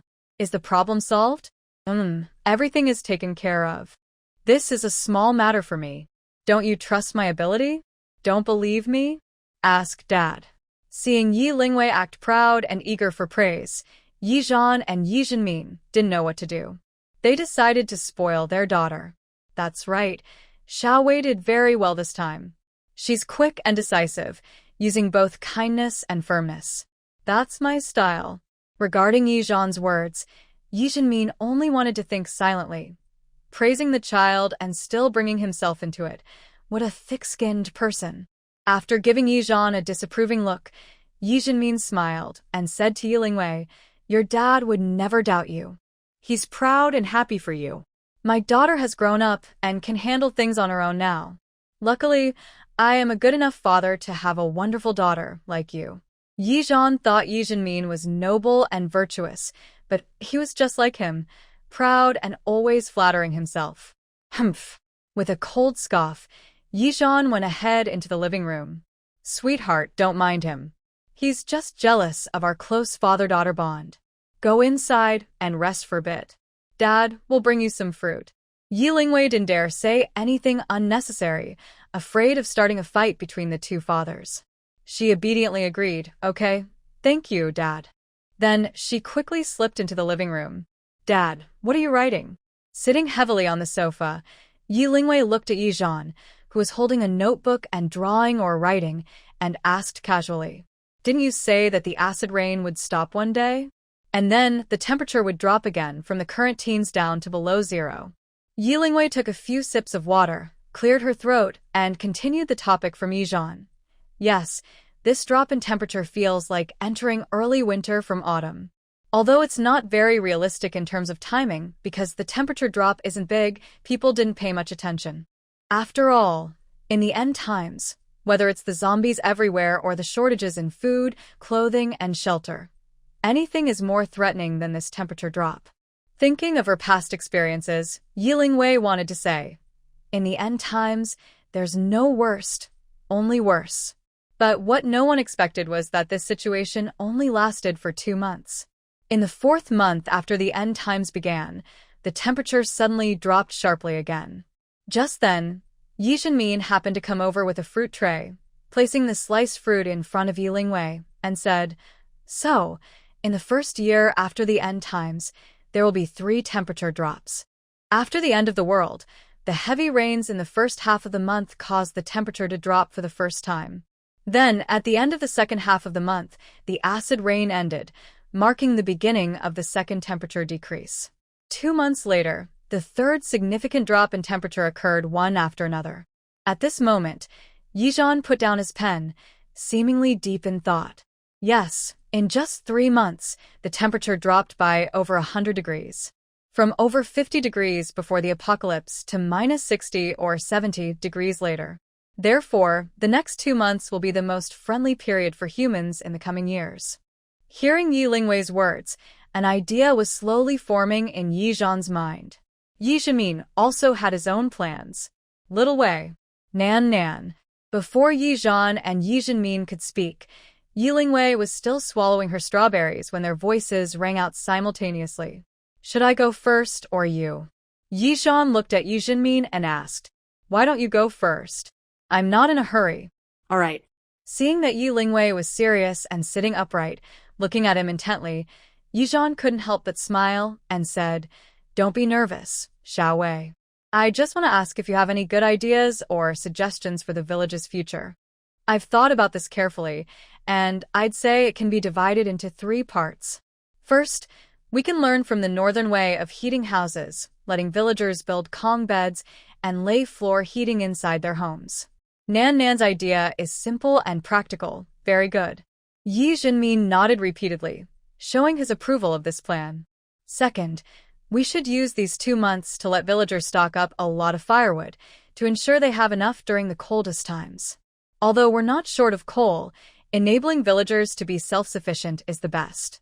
Plus, going up the mountain to chop wood can give ordinary people something to do and also help strengthen their bodies. Of course, this excludes the elderly over 60 and children under 10. Every 50 villagers going up the mountain to chop wood will be accompanied by a squad of special ability users. These ability users can protect the villagers while they work, and the villagers can give a part of their harvest as a reward to the ability squad. Nan is thinking more and more comprehensively. Very good, very good. Yi Zhan saw Yi Jinmin giving Yi Lingwei a big thumbs up, and he rolled his eyes slightly, whispering, "Even if you're a born flatterer, you're not as good as you think." Yi Zhan's words almost made Yi Lingwei laugh out loud, but to avoid trouble, she held back and pretended she hadn't heard anything. She then continued seriously, "Third, every day, some members of the supernatural team need to go out of the village to train. People can only grow through real combat. Training alone isn't enough. In life and death situations, a person's full potential can be truly unlocked. We can start by clearing zombies from nearby villages, then gradually expand to Lingyun Town and even Fengqiao County. The larger the buffer zone, the safer our village will be. Of course, this is just a rough idea. The specific plans and arrangements need your input to improve." After Yi Zhan carefully recorded Yi Lingwei's plan, he spoke, "All right, I will add some of my ideas too. We can discuss and improve everything further at the village meeting this afternoon with the village chief and the squad leader."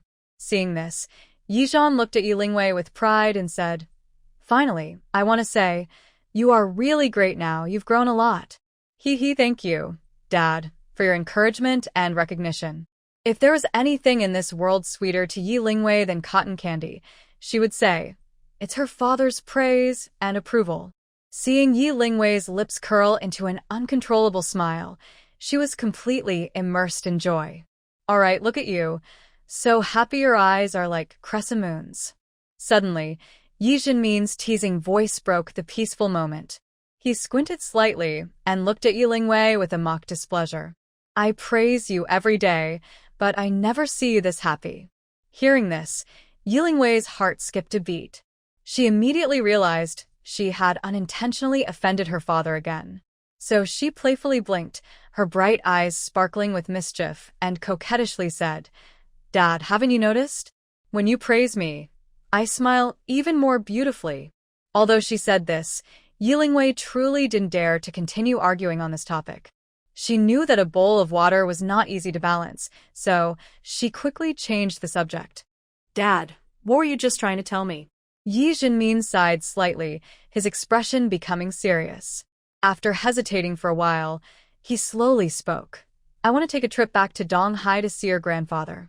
He paused, showing deep concern in his eyes.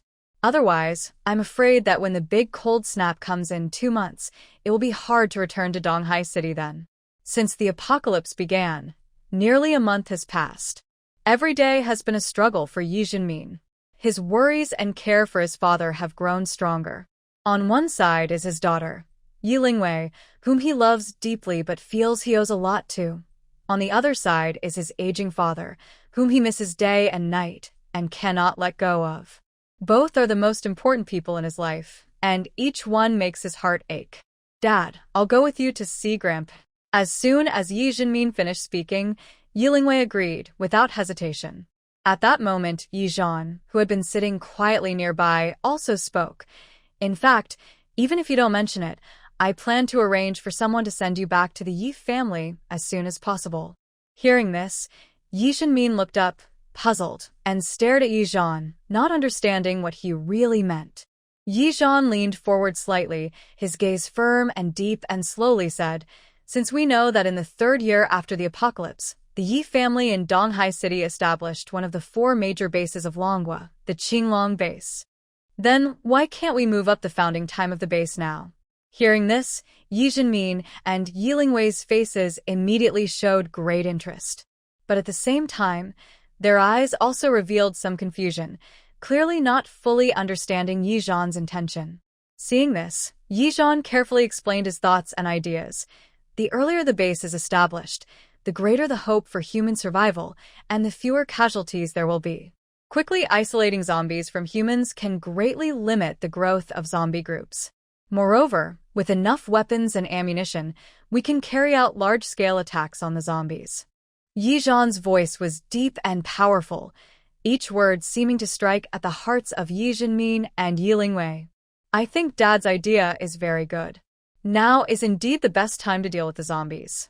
As Yi Zhan finished speaking, Yi Lingwei eagerly raised both hands in support. She stood up and paced back and forth in the living room, speaking as she walked. Early-stage zombies are the easiest to deal with. But when zombies evolve to level 2, 3, or even higher, their strength against zombies will become weaker and weaker. Even small weapons can't hurt or threaten mid- or high-level zombies. If we can reduce the number of existing zombies and limit new ones early in the apocalypse, it will be a big to the zombies. That way, we can also greatly reduce the number of high-level zombies in the future. After hearing Yi Lingwei and Yi Zhan, Yi Jinmin slightly frowned and fell into thought. He took a while before speaking. Your ideas are good, and I agree.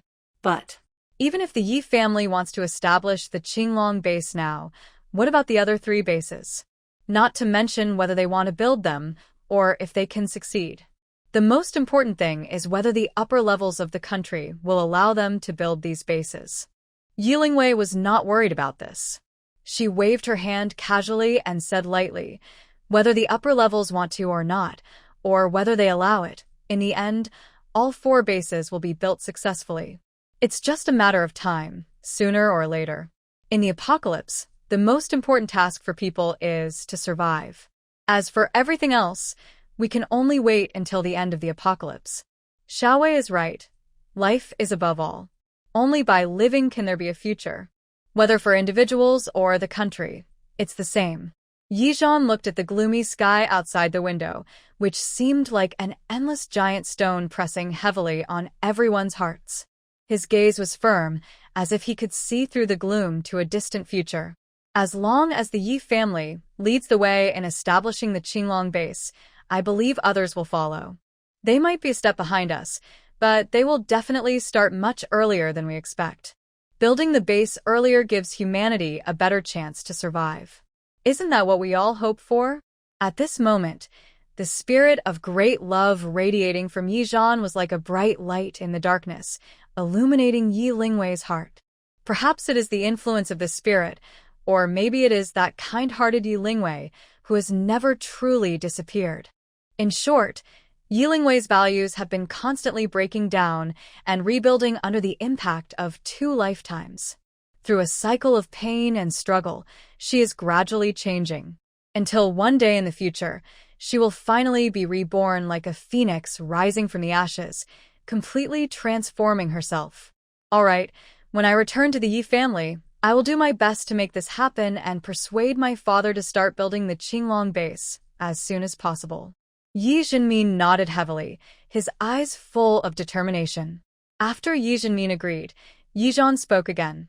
Once the weather stabilizes in a few days, I will arrange for Bai Mingyuan and Wanshi to fly a helicopter and take you and your daughter to the Yi family. Good, I'll leave this to you then. Yi Jinmin clasped his hands in respect toward Yi Zhan, feeling relieved, and a happy smile appeared on his face as he said cheerfully, "No problem." Yi Zhan nodded slightly, then turned to look at Yi Lingwei, who was happily eating on the side. "Xiaowei, do you have anything to add?" Yi Lingwei, with a piece of fruit in her mouth, mumbled vaguely, "No. Since that's the case, I'll go out first. I need to talk to the village chief about the meeting this afternoon." Yi Jinmin waved at Yi Zhan, who was already standing up, and said, "All right, go ahead and get busy." After Yi Zhan left, only Yi Jinmin and Yi Lingwei remained in the living room. Yi Jinmin looked at Yi Lingwei, whose cheeks were puffed out from eating, and seemed to see his innocent and lovely daughter from childhood again. He couldn't help but chuckle softly and said, "Little girl, Dad needs to handle some work first, so I won't stay with you. I'm not a kid anymore. You don't have to keep me company. You can go ahead and focus on your work without worry."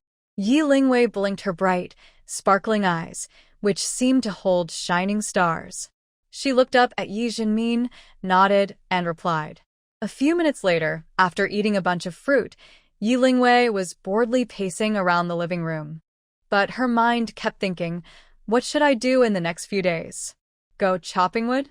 The moment this thought flashed through her mind, she immediately dismissed it.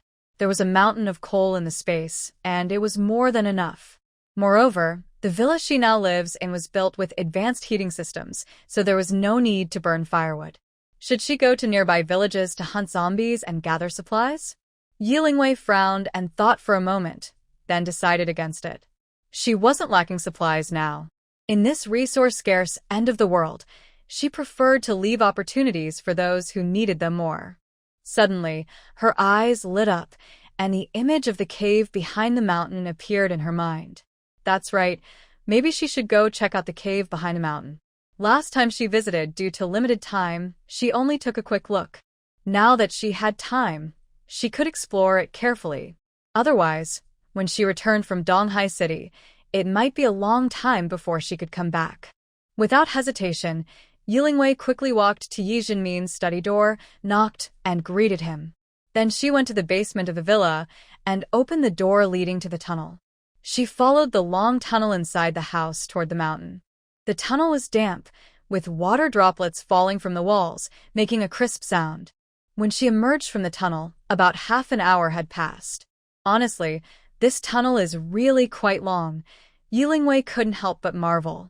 She stretched her legs, which had gone a bit numb, and looked up at the still gloomy sky. Yi Lingwei put on her protective suit and boots, carefully checked her direction, then stepped confidently toward the cave. The trees around rustled in the wind, as if whispering something. As she got closer to the cave, a mysterious and unknown feeling enveloped her. Holding her hiking stick, Yi Lingwei pushed aside the dense grass and struggled along the muddy path. With each step, her boots sank into the mud, making a squelching sound. At this moment, she couldn't help but feel a bit annoyed and silently blamed herself for being too impatient. She should have waited a couple of days for the rain to stop and the mountain path to be easier to walk. Fortunately, after her body was refined through training, her stamina was excellent. Though the mountain trail was rugged and difficult, she didn't feel exhausted. But the entire mountain behind her was silent, except for the sound of rain hitting the leaves and the howling wind. This deathly silence made her feel uneasy. Throughout her journey, Yi Lingwei didn't see a single insect, let alone other small animals. The unusual silence in the forest made her feel a strange sense of unease. Her thoughts drifted back to her previous life. In the 3rd year after the apocalypse, Yi Lingwei returned to the mountaineering village. At that time, the 4 main bases had been roughly established, and people barely survived under their protection.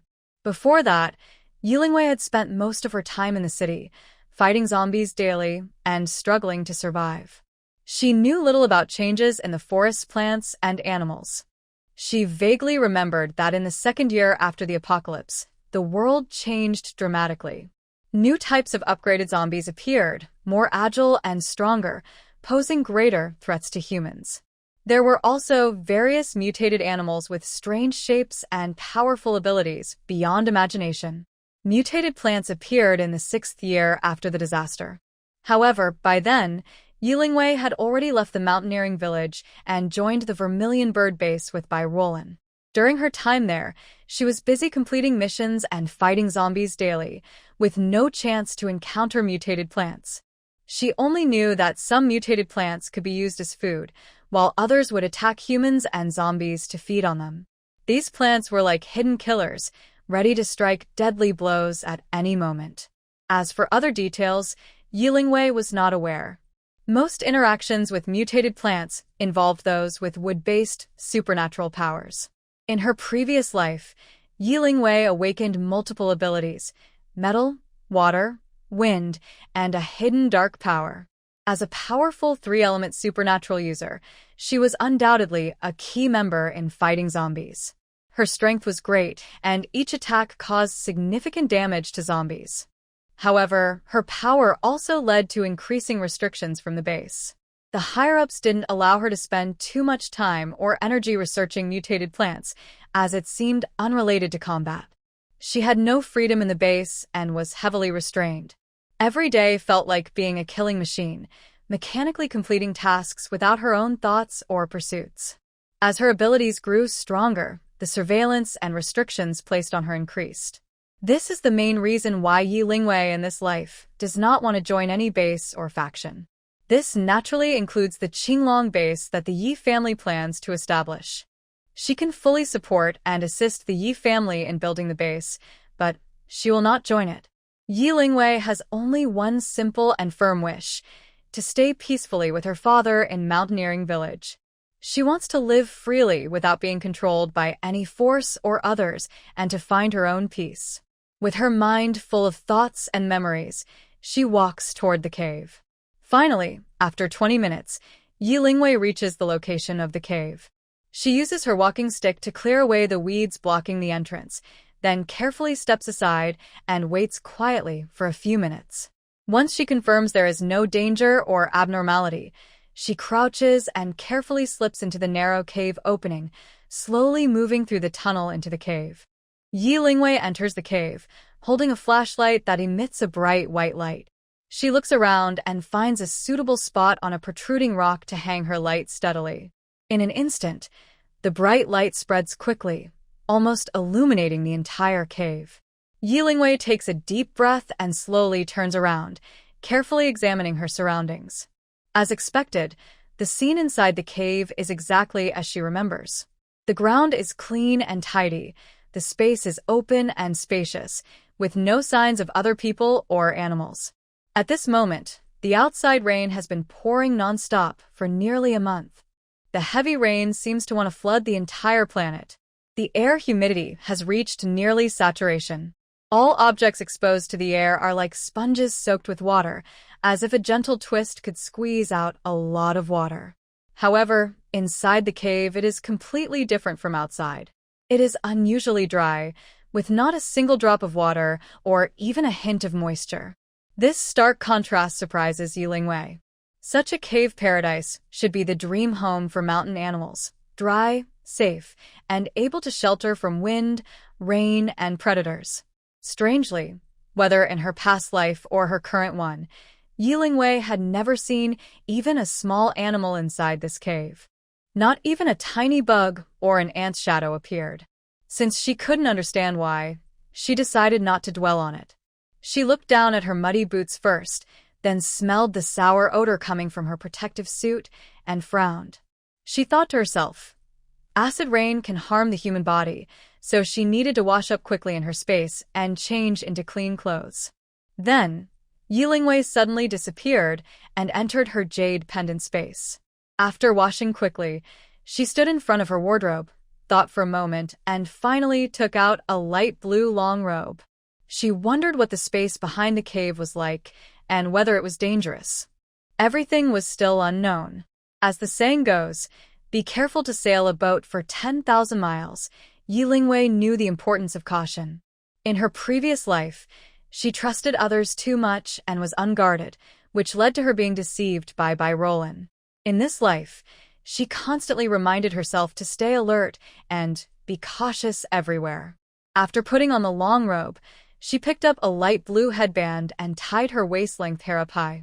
The lightweight headband moved slightly without wind, making her look lively and graceful. Then, she held her Qingming sword and slowly walked to the mirror. In the mirror, she appeared elegant, like a skilled martial artist from a fantasy drama, with a cold, distant beauty that kept others at a distance. Haha, I love this look. It's so great. Yi Lingwei smiled happily at her reflection. Feeling pleased, she left her jade pendant space and returned to the cave. Using her memory from her past life, she carefully searched inside the cave. After comparing carefully, she quickly found the stone wall she had previously broken through. Yi Lingwei picked up her Qingming sword, her eyes full of love and admiration for it, and softly said, "This sword is really my good helper. It helps me in battle and can open doors when needed and break through rocks. Just what I like." Yi Lingwei was very happy, but the sword spirit of Qingming's sword was very upset. "It couldn't help but complain, so you still know I'm meant for fighting?" always making me do these jobs that lower my status. Jianling has always been proud of its fighting skills. It wants to show off on the battlefield, not be used to carve stone walls. Unfortunately, no matter how unhappy Jianling is, Yilingwei cannot hear its complaints. Yilingwei looks at the Qingming sword and likes it more and more. She can't help but give it a flying kiss and softly say, "Qingming sword, I really love you, moi." This sweet gesture from Yilingwei catches Qingming's sword off guard, making its sword spirit feel dizzy from surprise. "Oh, master, you're too shy. You're making me shy too," the sword spirit shyly says, "but since master likes me so much, I don't mind sacrificing a little. It's just cutting a few stones, no big deal for me." Before Yilingwei can act, Qingming's sword, like a soldier hearing a battle horn, rushes out on its own. It turns into a blue light and quickly reaches the stone wall, starting to cut it. In an instant, sword shadows flicker, stones fall off, and crash to the ground with a loud noise, kicking up dust everywhere. Yilingwei first looks at her empty sword sheath in her hand. Then she looks up at Qingming's sword, busy working in front of the stone wall, and stands there in shock. Her eyes widen in disbelief as she watches this scene. She begins to wonder if she's dreaming or if the world is truly so magical. Why can Qingming's sword not only fly, but also cut the stone wall so precisely according to her thoughts? Only when Yilingwei is coughing from the dust does she wake up from her daze. She quickly covers her nose and mouth with her hand and steps back quickly. "Oh my gosh, Qingming's sword, that's so cool. Who would have thought that such a beautiful and powerful treasure belongs to me?" Yilingwei's face is full of amazement, and her eyes sparkle with excitement. She crosses her arms, rests her chin on her hand, and stares at the busy Qingming sword with shining eyes, talking to herself. "If it keeps going like this, when I fight zombies in the future, maybe I just need to shout, 'Qingming sword, go!' And then I can just stand aside and watch it do all the work? Oh, just thinking about it makes me happy." While saying this, Yilingwei takes out a folding chair from her jade pendant space and lies down comfortably. After adjusting her position, she takes out a bottle of spiritual spring water and drinks several sips with a gulugula sound. Sweet spring water flowed down her throat, making Yilingwei feel very comfortable. Let the Qingming sword handle things first. I might as well take a break. Then, Yilingwei gently closed her eyes, enjoying a moment of peace. Unbeknownst to her, while she was pretending to rest, deep inside the 10,000 mountains, in a mysterious cave connected to a lava cave, two bright lights flashed quickly. Suddenly, a childish voice rang out. "Huh, I think I smell a bit of spiritual energy." Can you feel it? The voice was full of curiosity and surprise. After a while, another different childish voice sounded inside the cave. "I feel it too. But this spiritual energy is very weak. If we weren't so sensitive, we might not notice it. However, we can be sure it's spiritual energy, and it's very pure." This voice sounded calmer and more steady. The first childish voice spoke again, full of excitement and anticipation.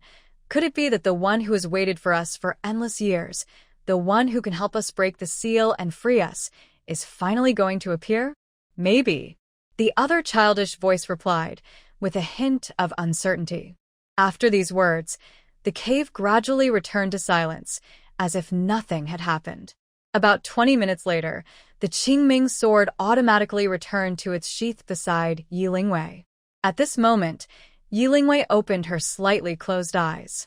When everything settled, she looked at the new, perfectly cut passage on the distant stone wall, just created by the Qingming sword.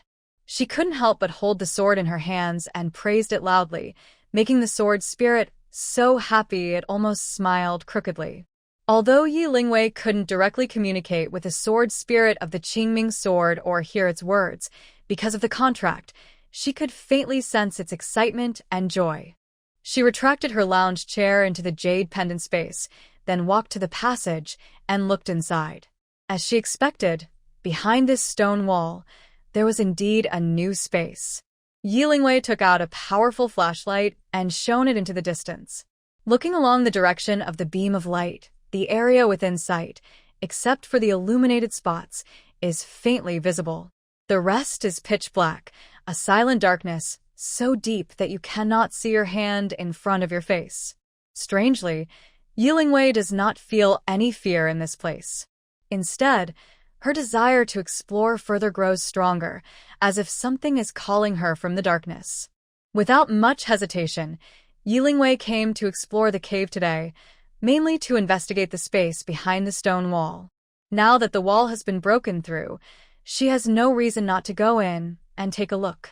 She tied a powerful flashlight to her waist and another to her head. Then, she took out a long roll of thin steel wire from her jade pendant space. She securely tied one end of the wire to a stone pillar outside the cave. The rest of the wire was placed on her left arm. Then, Yilingwei confidently stepped through the passage into the unknown space. As she moved forward, she laid the steel wire along her path, so she could follow it back if she lost her way. To be extra safe, she marked the stone wall she passed and also used her Qingming sword to carve small holes into the walls. Inside each hole, she placed a rechargeable incandescent lamp. The ground was also marked with reflective traffic signs that could guide her and reflect light. Although this process was somewhat troublesome and time-consuming, Yilingwei didn't mind. She was willing to spend time on safety. The section she first passed through was like a giant, deep tunnel. Its height and width were almost the same as the outer cave. The only difference was that the tunnel's walls were smoother and harder. The ground was uneven but still walkable, making the path quite good overall. If she hadn't been marking her way, Yilingwei would have felt like she was exploring inside a large off-road vehicle. When her exploration was complete, she could just drive back on the way out. She kept walking, unable to see the end of the tunnel. Besides her footsteps, she heard no other sounds. Until Yilingwei's feet became a bit sore, and her stomach started to growl loudly. She looked at her phone and realized it was already 1 p.m. No wonder she was so tired and hungry now. Better to stop and eat something first to regain energy, then continue exploring, she said. She took out a luxurious RV from her space pendant. Inside the RV, she turned on all the lights and sat down at the dining booth. She took a sip of spiritual spring water to relax. Next, she brought out many hot dishes from her space, filling the table. Braised pork, marinated elbows, oil-braised prawns, blanched greens, steamed, garlic broccoli. Some of these were ordered from 5-star hotels before the apocalypse, and others were cooked by her father, Yi Jinmin, when he had free time. While Yilingwei was happily eating without caring about her image, a distant mysterious cave suddenly made some noise again.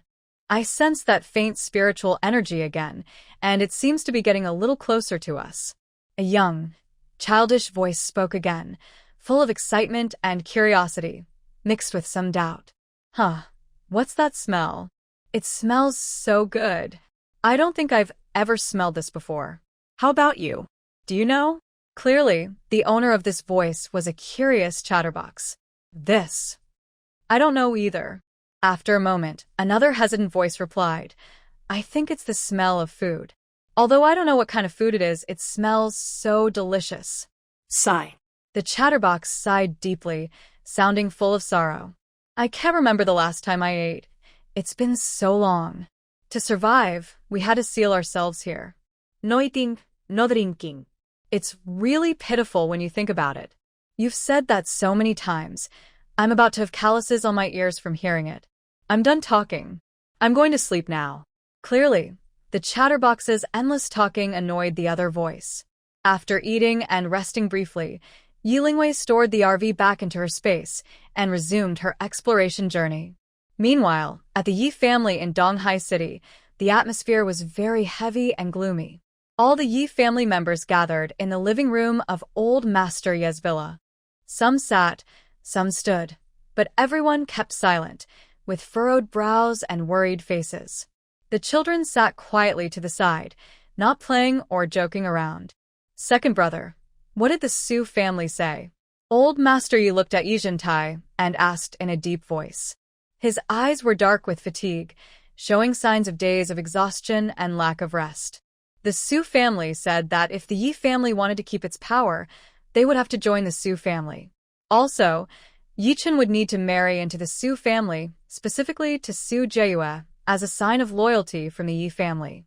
Before Yi Zhentai finished speaking, Yi Zhenin, standing nearby, was furious and slammed his hand on the table. To with that. When the tiger is away, the monkeys will take over. The small Su family also wants to swallow our Yi family. Such ambition. Are they not afraid of overreaching? The Su family isn't so scary. They just took advantage of the chaos after the end of the world to quickly control the military forces in Donghai City. At this moment, Yi Shan's, standing not far from Yi Zhenin, also spoke. Compared to the weapons and equipment we have, they don't hold much advantage. If they really start a fight, they won't get any good results. And that's not what the Su family wants. What they want is to take everything our Yi family has stored, our weapons and supplies, without using a single soldier. When he said this, Yi Shan's expression turned serious. Their alliance is on their powerful backer in Beijing, the Ruan family. The current head of the Ruan family was previously my father's deputy in the military and trusted by him. That person is competent and capable, but still below my father in authority. He continued with cold words. Before the end of the world, he used despicable methods to deliberately keep my father in Beijing. This prevented my father from returning to the Yi family early when the chaos arrived. If not for Grandpa sending someone to deliver the pills and spiritual spring water that Vivi left behind, it's uncertain what would have happened. Perhaps Father, secretly confined by their Ruan family, has long given up. It's my fault. I haven't been able to save him. Now I don't even know where Father is being held. As soon as he finished speaking, Yi Shan sank to the ground, looking defeated. His hands were tangled in his already messy hair, full of frustration. Sitting on the sofa, Su Jingyi, Yi Shan's mother, tearfully said, "It's not your fault. That person has long hated your father. That's why he used your father's patriotism to set a trap. Sometimes, intentions are good but actions are unintentional. No one can avoid it." Once again, the elegant and refined Su Jingyi looked tired, with red eyes and pale face. Her hair had turned quite white. The Ruan family and the Su family teamed up, threatening to use Big Brother's life to force us. They want us to hand over everything of the Yi family. Yi Zhenin's voice sounded again.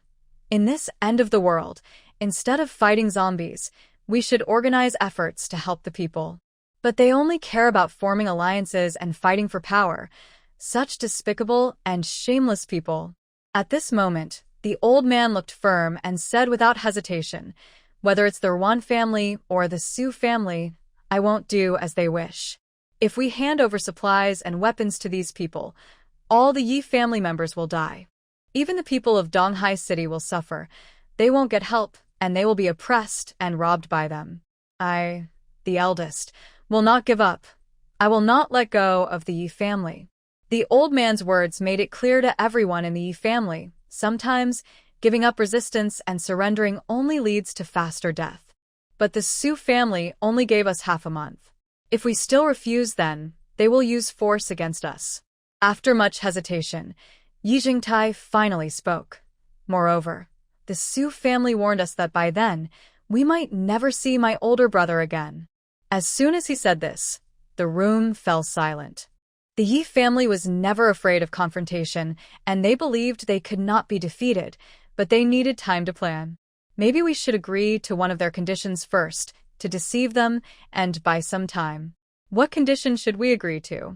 Yi Zhenin looked at Yi Chen and asked suspiciously, "I'll marry into the Su family, to Su Jieyue. Of course, this is just to fool them, not real." Yi Chen smiled bitterly and replied, "Please, stop with your foolish ideas and take them back now." Yi Zhenin glared fiercely at Yi Chen and said bluntly, "You think you're being brave by sacrificing yourself to buy time for the Yi family. I'm telling you, you're too naive. Going to the Su family will only give them more leverage. It will cause more restrictions on our Yi family. Don't let another one be lost because of this." "Yi Chen, your uncle is right." The old man looked at Yi Chen with relief and serious concern. "Although your intentions are good, The Ruan and Su families are like wolf dens. It's easy to get in, but very hard to get out. So, you must not sacrifice yourself unnecessarily. Grandpa, Uncle, I understand. Yichen lowered his head, feeling ashamed of his naivety and immaturity. If only we could eliminate the Su family first, then our Yi family could fully control Donghai City. Yi Wuqiang, who had been silent until now, spoke at this moment. The stronger we are, the more the Ruan family will fear us, and they won't dare to attack our father easily. Wuqiang's idea is good, but the Su family isn't stupid. Their home is heavily guarded with advanced security systems. It's almost impossible for us to sneak in quietly, let alone kill anyone. Yi Zhenin had thought about this too. He had spent several days lurking around the Su family, carefully scouting their defenses. I believe we can find a way. The worst-case scenario is just a desperate fight to the death. People will die eventually anyway, whether sooner or later. So, everyone, cheer up. Don't look so defeated as if the sky is falling. If it weren't for Vivi's warning and help, we wouldn't even be sitting here safely today. Also, I wonder how Vivi is doing. Are they safe? The old man's words lifted everyone's spirits. Yes, this is a world where people are dying all the time. Compared to others, they are quite lucky. Old Yi, it's getting dark. When will Nan come back? Yi Zhenmin paced anxiously in the living room. Could she have encountered some danger? No, I have to go look for her. Yi Zhan roughly pulled Yi Zhenmin back as he was about to leave and asked disdainfully, "Do you know where the cave is? Do you recognize the way to the back mountain? So, you should stay at home and wait. I'll bring Xiaowei back." Yi Zhenmin did not agree with Yi Zhan's suggestion. Instead, he firmly replied, "No, I want to go with you. Otherwise, I'll be more worried waiting at home." "All right, since you insist on going, let's go together." Since Yi Zhenmin insisted, Yi Zhan didn't refuse. Going to the back mountain was no big deal for him.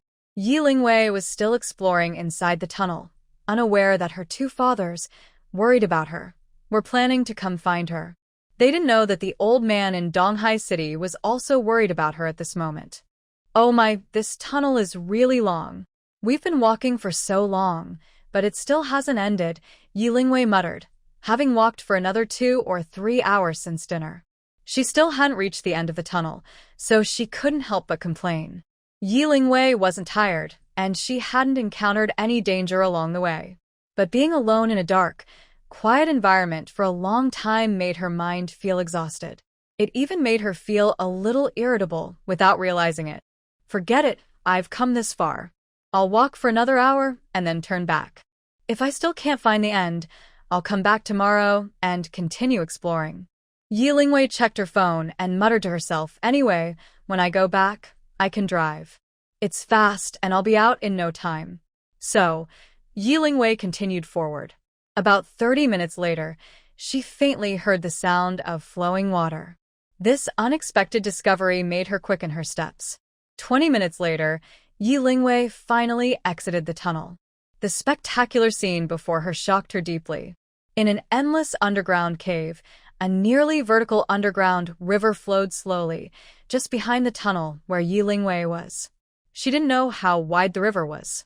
She simply used her flashlight to shine across the water and didn't see the other bank.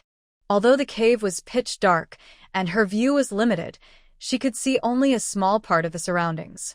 But for some reason, Yi Lingwei's intuition told her, this underground cave must be very large, and it's bigger than she could imagine. Standing at the cave's entrance, Yi Lingwei looked like a tiny speck of dust, gazing up at this vast, unknown space. Yi Lingwei didn't continue forward, not because she was afraid, nor did she feel any danger. It's natural for people to feel fear of the unknown, and Yi Lingwei was no exception. Moreover, it was getting late, and she needed to hurry home. Otherwise, her father would definitely worry if she stayed out too late. Having made her decision, Yi Lingwei stepped back to the tunnel's entrance. Then, she found a clean stone to sit on. She was about to drink some water and rest a bit before heading back. Just as Yi Lingwei took out her spiritual spring water and was about to drink, suddenly, a bright light flashed across from the opposite side of the river. Yi Lingwei noticed that there was another tunnel entrance on the stone wall opposite, and the light was coming from there. Faced with this sudden situation, Yi Lingwei didn't hesitate at all. She took out her off-road vehicle from her space. She opened the door, got in, closed the door, and started it with a single click, all in one smooth motion. Then, she saw the off-road vehicle speed along the same path she had come from. Until she drove far away, Yi Lingwei didn't notice anything unusual behind her, and her tense heart finally eased a little. She continued for about half an hour, when suddenly the sound of an off-road motorcycle came from ahead. Thinking quickly, Yi Lingwei guessed that the person might be her father, Yi Zhan, so she parked the vehicle to the side. The reason was simple. First, only she and her father knew the location of the Stongdong dissolving cave so far. Second, when she was organizing supplies for her father, his space was too small to hold a car. So, Yi Lingwei specially found a motorcycle for her father to store in his space, just in case. Sure enough, in just a few minutes, the motorcycle arrived in front of Yi Lingwei's car. Is that Nan? Dad is here to find you. Yi Zhanmin's voice came from the back seat of the motorcycle. Dad, it's me. Yi Lingwei quickly opened the car door and got out, replying loudly. Yi Zhanmin looked at Yi Lingwei nervously, until he confirmed she was unharmed. Then he finally relaxed. Nan, did you put out these lights and signs? Yes, I'm clever, right? Yi Lingwei smiled happily as she looked at Yi Zhanmin and Yi Zhan, feeling full of joy from the love of her family. All right, let's get in the car first. It's almost dark. We can talk more when we get home. After Yi Zhan stored the motorcycle in the space, he urged Yi Lingwei and Yi Zhanmin to get in. Although Yi Zhan was curious about this new space, he decided to wait until they got home to ask Yi Lingwei more about it, to avoid unnecessary trouble. Okay, Dad. As the three drove away, they didn't know that inside the mysterious cave, a young voice was heard again. Hey, why did she leave again? Clearly, the speaker was the chatty little baby from before. She finally came in, so why doesn't she come to take us away? Another childish voice responded. It's because you got too excited. In such a dark place, suddenly seeing a light would scare anyone. Anyone would be frightened, right? Then what should we do? Are we going to be stuck here forever? The chatty baby's voice suddenly sounded sad and no longer excited. Another voice comforted. Don't be so pessimistic. I think that person will come back. After all, there's no danger here, and we haven't done anything wrong to her. She didn't come today out of curiosity, but that doesn't mean she won't come again. Okay, I hope you're right. As the chatty baby finished speaking, the mysterious cave returned to silence. Back home, Yi Lingwei washed up and then had dinner with her two fathers. Afterward, she went to the living room to tell her father about what she saw in the underground cave on the back mountain. When Yi Lingwei mentioned finding an underground river and a large underground cave, both Yi Zhan and Yi Zhanmin's eyes lit up. Clearly, they were very interested. How about we go there together again tomorrow? Yi Zhanmin suggested first. But that sudden light, who knows what it was? Could it be dangerous? Yi Lingwei hesitated. Maybe we shouldn't go for now? Hearing this, Yi Zhanmin also hesitated. Be careful. It should be fine. If anything happens, we can just retreat. Yi Zhan, who had been silent all along, finally spoke. Since our village is so close to the back mountain, we need to find out what's going on, or we won't feel safe living here. Actually, Yi Zhan had been thinking about a vague idea. Maybe this discovery of the underground cave could be an opportunity. Yi Lingwei considered it. If she never went to the underground cave on the back mountain again, she knew she couldn't do it. The reason she didn't immediately agree to her father Yi Zhanmin's suggestion was because she didn't want him to take risks. After all, she had a space in her jade pendant. If an emergency arose, she could hide inside it immediately. But since her father insisted, she decided to respect his decision. All right, since Dad insists, I want to go too. Then I'll just have to bravely accompany the gentleman. Tomorrow, we'll explore the underground cave together. As soon as Yi Lingwei finished speaking, Yi Zhanmin said, Great. Nan is so thoughtful. Just by looking at Yi Zhanmin's expression, it was clear he was very excited about the adventure tomorrow. Since we've made the decision, I'll go now and inform the village chief and the leaders of the special abilities team.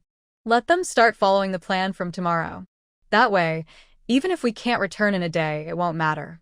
After saying this, Yizhan stood up and strode out. By the next morning, just as dawn broke, Yizhan, Yi Jinmin, and Yi Lingwei had already arrived at the cave in the back mountain. This time, Yi Lingwei took out several high-powered diesel generators from her jade pendant space. She laid wires along both sides of the tunnel, placing a lamp every 10 meters. Because the setup was rough, it didn't take much time. Thanks to the teamwork of the father and daughter, they reached the tunnel's exit in less than a day. Looking at the brightly lit tunnel, the three exchanged smiles, feeling very accomplished. Light always gives people a sense of safety, while darkness can cause fear. Throughout the day, no matter how much they disturbed the tunnel or made noise, they saw no animals besides themselves, nor did any danger appear. This made the three feel more at ease. Yizhan stood at the tunnel's exit, looking through the lights at the endless underground cave and the wide underground river in the distance. I can't help but marvel and say, exactly as Xiaowei said, although the view is limited, I can feel that this underground cave must be very large. Yi Jinmin, standing beside Yizhan, quickly agreed. You're right, I have the same feeling. But the problem now is, I've been watching across the river for over half an hour, but it's been completely dark there, and I haven't seen the light Xiaonan mentioned. At this moment, Yi Lingwei peeked out from behind the camper and called over. Dad, I've prepared the food. Come quickly and eat. Okay, I'll be right there. Old Yi, let's go eat first. Saying that, Yi Jinmin headed toward the camper first. Yizhan looked deeply at the opposite bank of the river, then turned and followed. Meanwhile, inside the mysterious cave, the chatterbox baby's voice rang out again. Wow, wow, wow. That person is back. Another slightly calmer child's voice immediately responded. I warn you, don't get too excited. If you scare them away again, you'll be the one crying. All right, I know. I'll be careful. I don't glow, I just talk. Anyway, there's a seal, so my voice can't get out. The chatterbox baby looked a bit embarrassed and quickly assured, then suddenly changed tone. This time, just like last time, besides spiritual energy, there's also that delicious smell. I really don't know what kind of food it is to smell so good. I'm so craving it and really want to eat. TCH, no matter what form you take, your love for food never changes. Another child's voice responded with some frustration. Look at yourself now. Even if there's delicious food in front of you, you wouldn't be able to eat it. Hearing this, the chatterbox baby was immediately hit hard. Yeah, I guess I can only smell it, not eat. That's even more painful. When will I be able to return to my original form? This current state is just too uncomfortable. At this point, another child's voice seemed a bit touched. Just be content. The spiritual energy in this world has been exhausted for a long time. If it weren't for this spiritual pond and the seal, we might have already vanished. Don't even talk about maintaining this state. Maybe we've already turned to dust and our souls scattered. After a long while, the chatterbox baby's worried and longing voice sounded again. I wonder how they are now. Are we like how we are now? I don't know if the people who come today are the ones we are waiting for. If not, I wonder how much longer we will have to wait here. Just as the chatterbox finished speaking, another young voice quickly responded. That person once said, when the world here undergoes great change and humans have no way out, the savior will appear. And this person is also the key to helping us break free from the seal and restore our true form. Clearly, the owner of this young voice also seems very hopeful about the person who is about to appear. In these endless years, yesterday was the first time someone entered the tunnel, and it was also the first time we sensed the return of spiritual energy. I believe all of this is not a coincidence. As long as this person can enter our cave and help us break the seal, she must be the savior, and someone we will support with all our strength in the future. As the guardian of this world and this special country, we and the savior are one and the same. Half an hour later, Yi Lingwei packed up the RV and returned it to the jade pendant space. She looked at Yizhan and Yi Jinmin standing at the tunnel exit and asked, Dad, what should we do now? Yi Zhan thought for a moment, then turned to Yilingwei and said, "It's still too dark here. Go into the space and find some floodlights, the kind used on construction sites. Then, find a few of the most advanced sonar devices and laser rangefinders to measure the depth and width of the river later." "Okay, Dad." Yilingwei agreed and disappeared instantly. After a while, she reappeared in front of Yi Zhan, bringing with her a fully loaded small truck.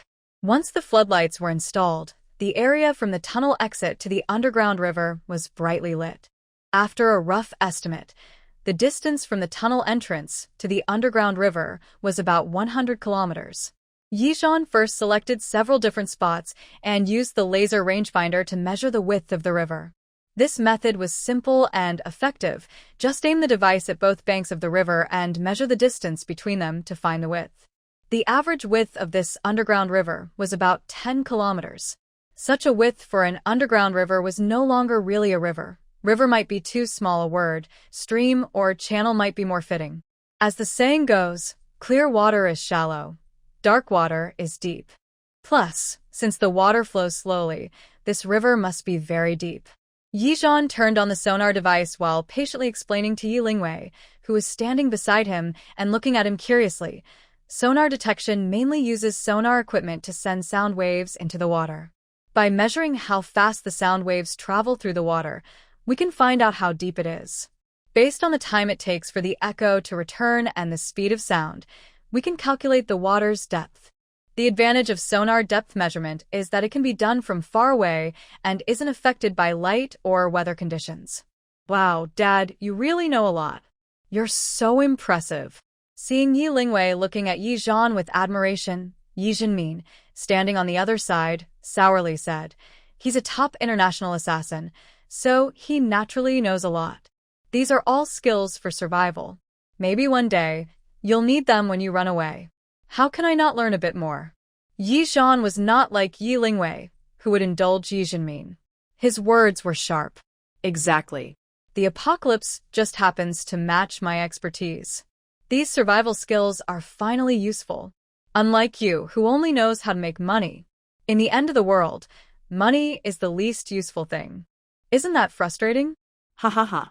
"Yi Zhan, you're going too far." Yi Zhenmin pointed at Yi Zhan, his face turning red with anger, then turned to look at Yilingwei with a grievance. "Little girl, do you also think Dad is useless now?" Huh? While observing the sonar device, Yilingwei didn't expect her two-father's argument to turn to her. "No, Dad, you're the most important to me. You are my anchor. You and Dad are the best people in the world to me, and I love you the most.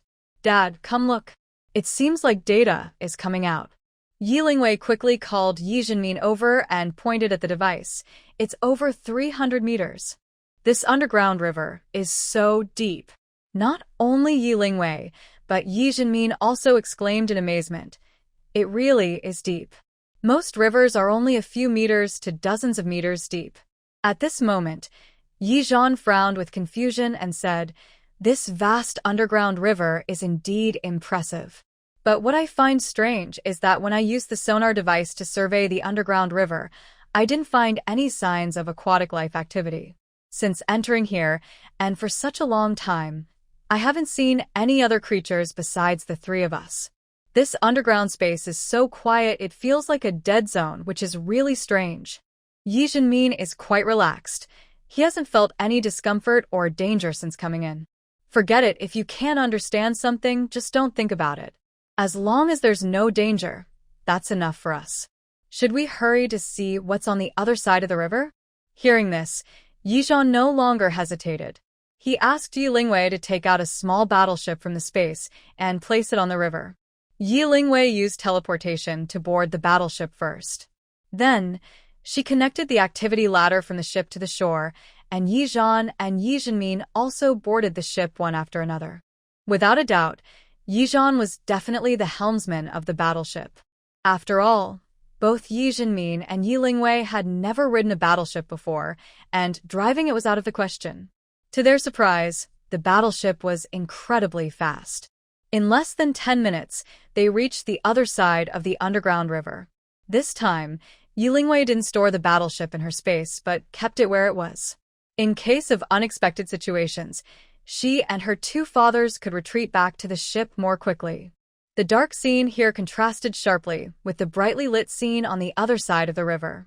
With the same operation, after some effort from the three of them, the area finally lit up with bright lights. Sure enough, on the cliff opposite the tunnel entrance, there was a nearly identical tunnel. But inside the tunnel, it was completely dark and nothing could be seen. Yizhan looked serious as he told Yi Jinmin, "I'll go in first. Xiao Wei, follow behind me. Dad, you stay at the back." Hearing this, Yi Lingwei suggested somewhat reluctantly, "Maybe I should go first since I have the space. It's safer that way." "No, girl, listen to your dad's plan. He has experience." Neither Yi Jinmin nor Yizhan agreed with Yi Lingwei's suggestion. Yizhan didn't say anything, just resolutely stepped forward toward the tunnel. At that moment, a faint glow flashed, and Yizhan suddenly stopped. He reached out and touched the tunnel entrance, where a transparent membrane blocked his way. Followed closely behind Yizhan, Yi Lingwei quickly noticed something unusual about him and asked, "Dad, what's wrong?" At this moment, Yi Jinmin also approached. Seeing Yizhan reaching toward the tunnel entrance, he instinctively reached out to try as well. "Hey, what is this thing? It's a clear, thin layer, and it's really cold. I want to try too." Then, Yi Lingwei extended her delicate hand. Suddenly, a magical thing happened. Her hand went straight into the transparent layer without being blocked. Seeing this, Yizhan used all his strength, but his hand could only stay on the surface of the layer. "What's going on? Why can't we get our hands in? But Nan can." Yi Jinmin looked at the scene with confusion and asked, "You can try not just with your hand, but with our whole bodies." "We can't get in at all." Yizhan removed his hand and told Yi Jinmin. Hearing this, Yi Jinmin stepped forward into the tunnel.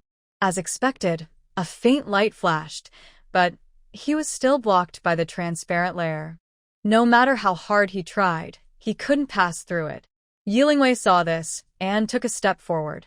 Once again, an amazing thing happened. She easily passed through the layer and entered the tunnel. She then tried going back and forth several times, each time entering and leaving smoothly.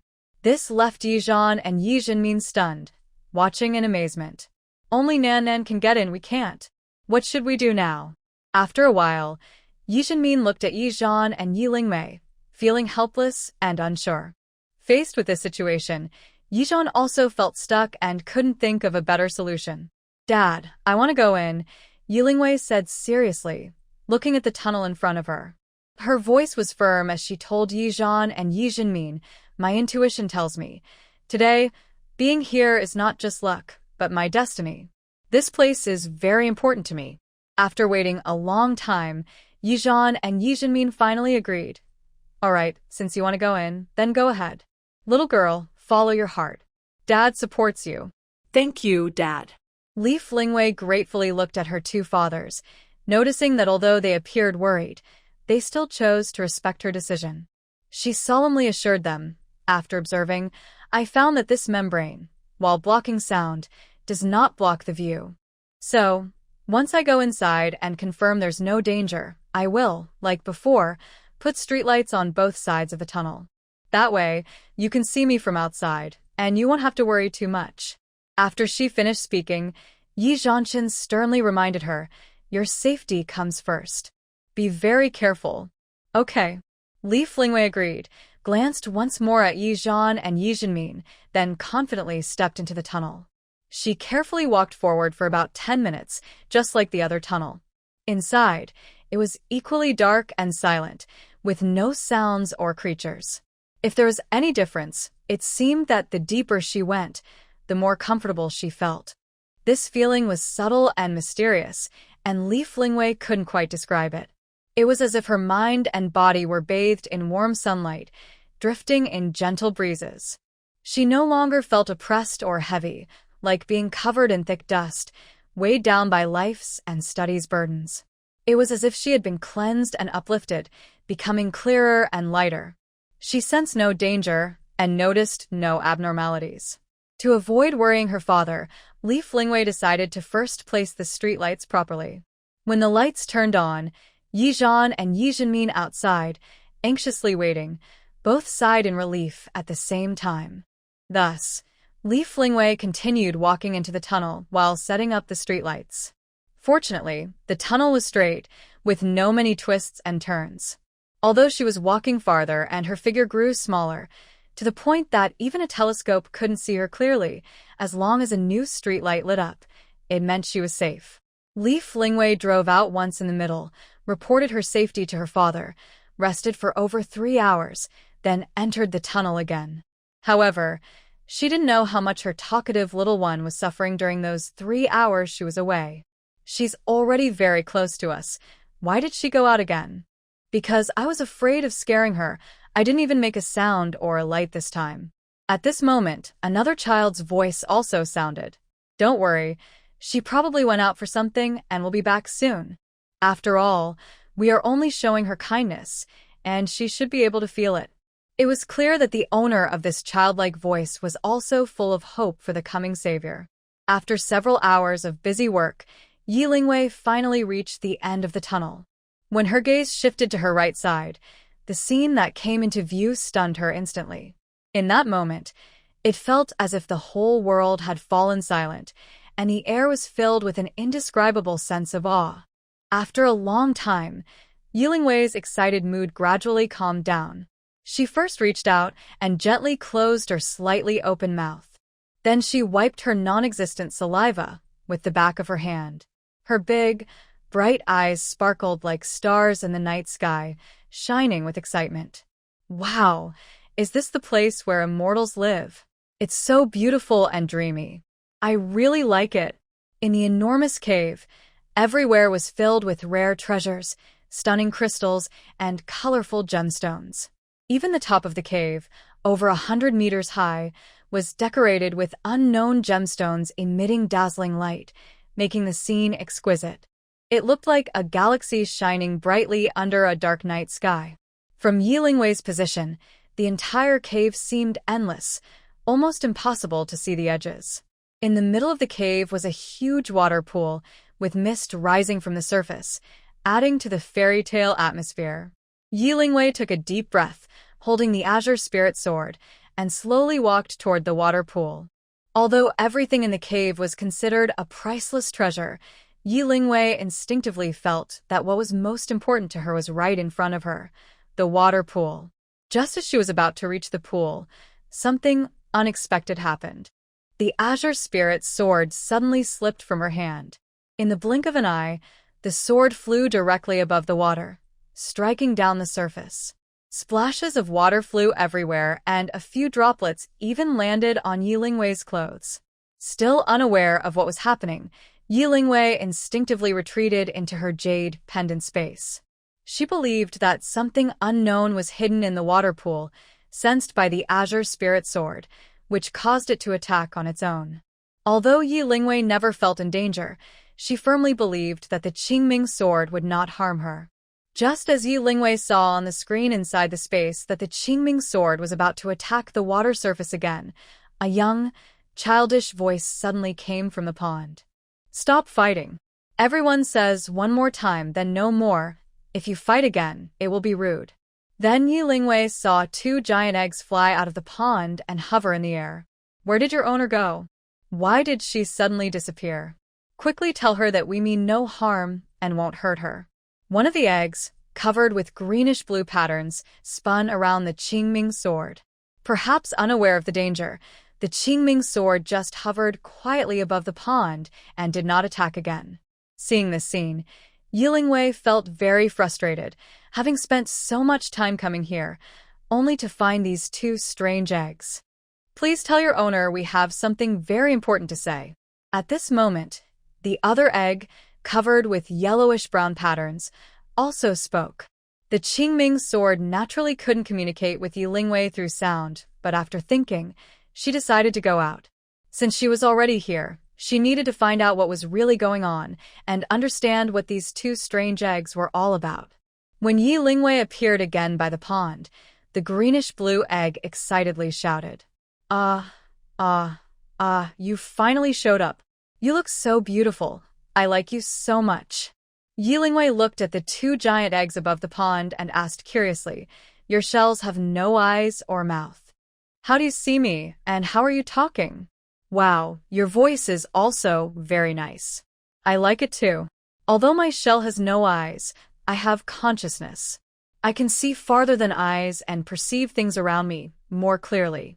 Moreover, I have eyes and a mouth, but I am inside the shell, so you can't see them. Where is this place? And who are you?" "This is my nest," replied the yellowish-brown egg. "As for who we are, we can't tell you for now. When the time is right, you will know."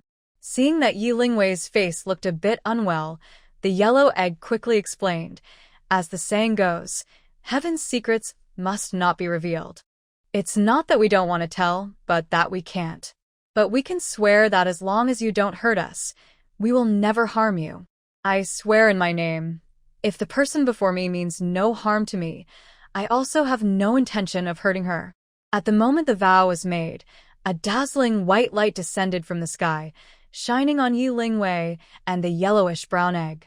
Then, a loud thunderclap exploded above the 9 heavens, as if the entire blue planet trembled. All the humans looked up at the sky, which was split in two by lightning. This huge noise shook their hearts deeply. Even the ruthless, bloodthirsty zombies paused and looked in the direction of the thunder for a long time. Those humans being attacked by zombies took a brief moment to breathe and quickly ran away to safety. "I want to swear too. I want to swear too."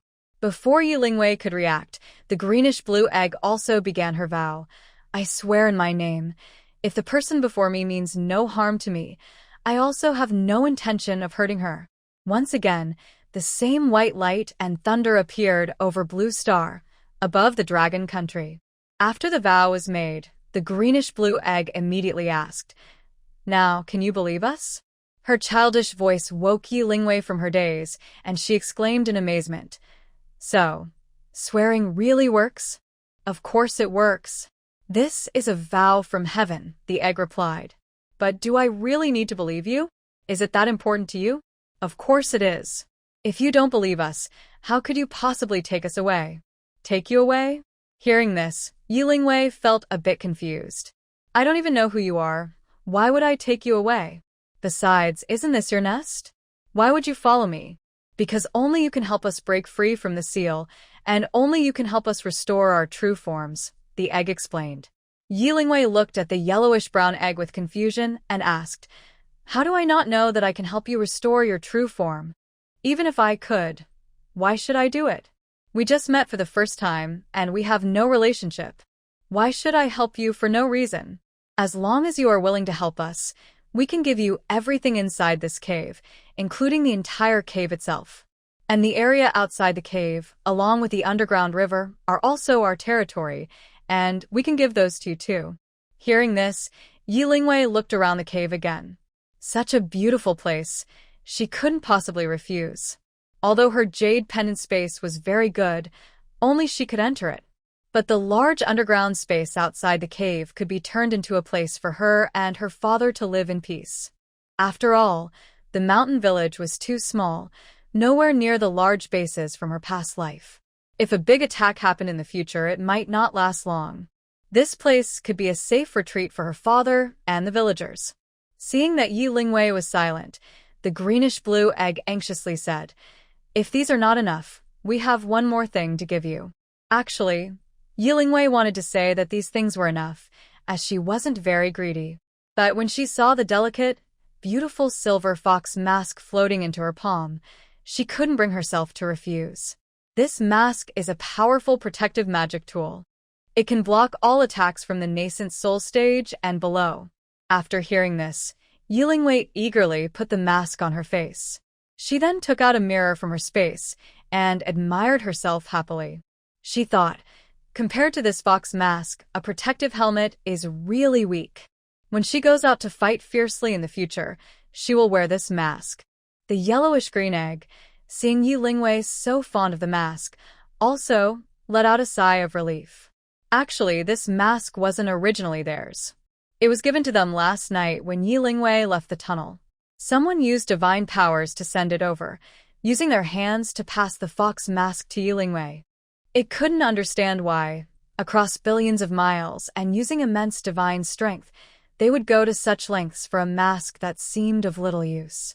At this moment, Yilingwei's clear, melodious voice sounded again.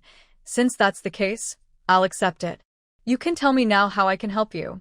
As long as it's within my ability and doesn't go against morality, everything can be discussed. Taking advantage of Yilingwei's good mood, the greenish-blue egg tentatively spoke. Actually, it's not difficult for us to restore our original form. The reason we have become like this is because the spiritual energy in this world has been exhausted.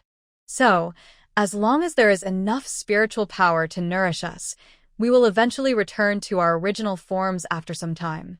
After hearing this, Yilingwei frowned and looked troubled, saying, Although I want to help you, there is no spiritual energy on Blue Star, so I really can't do anything.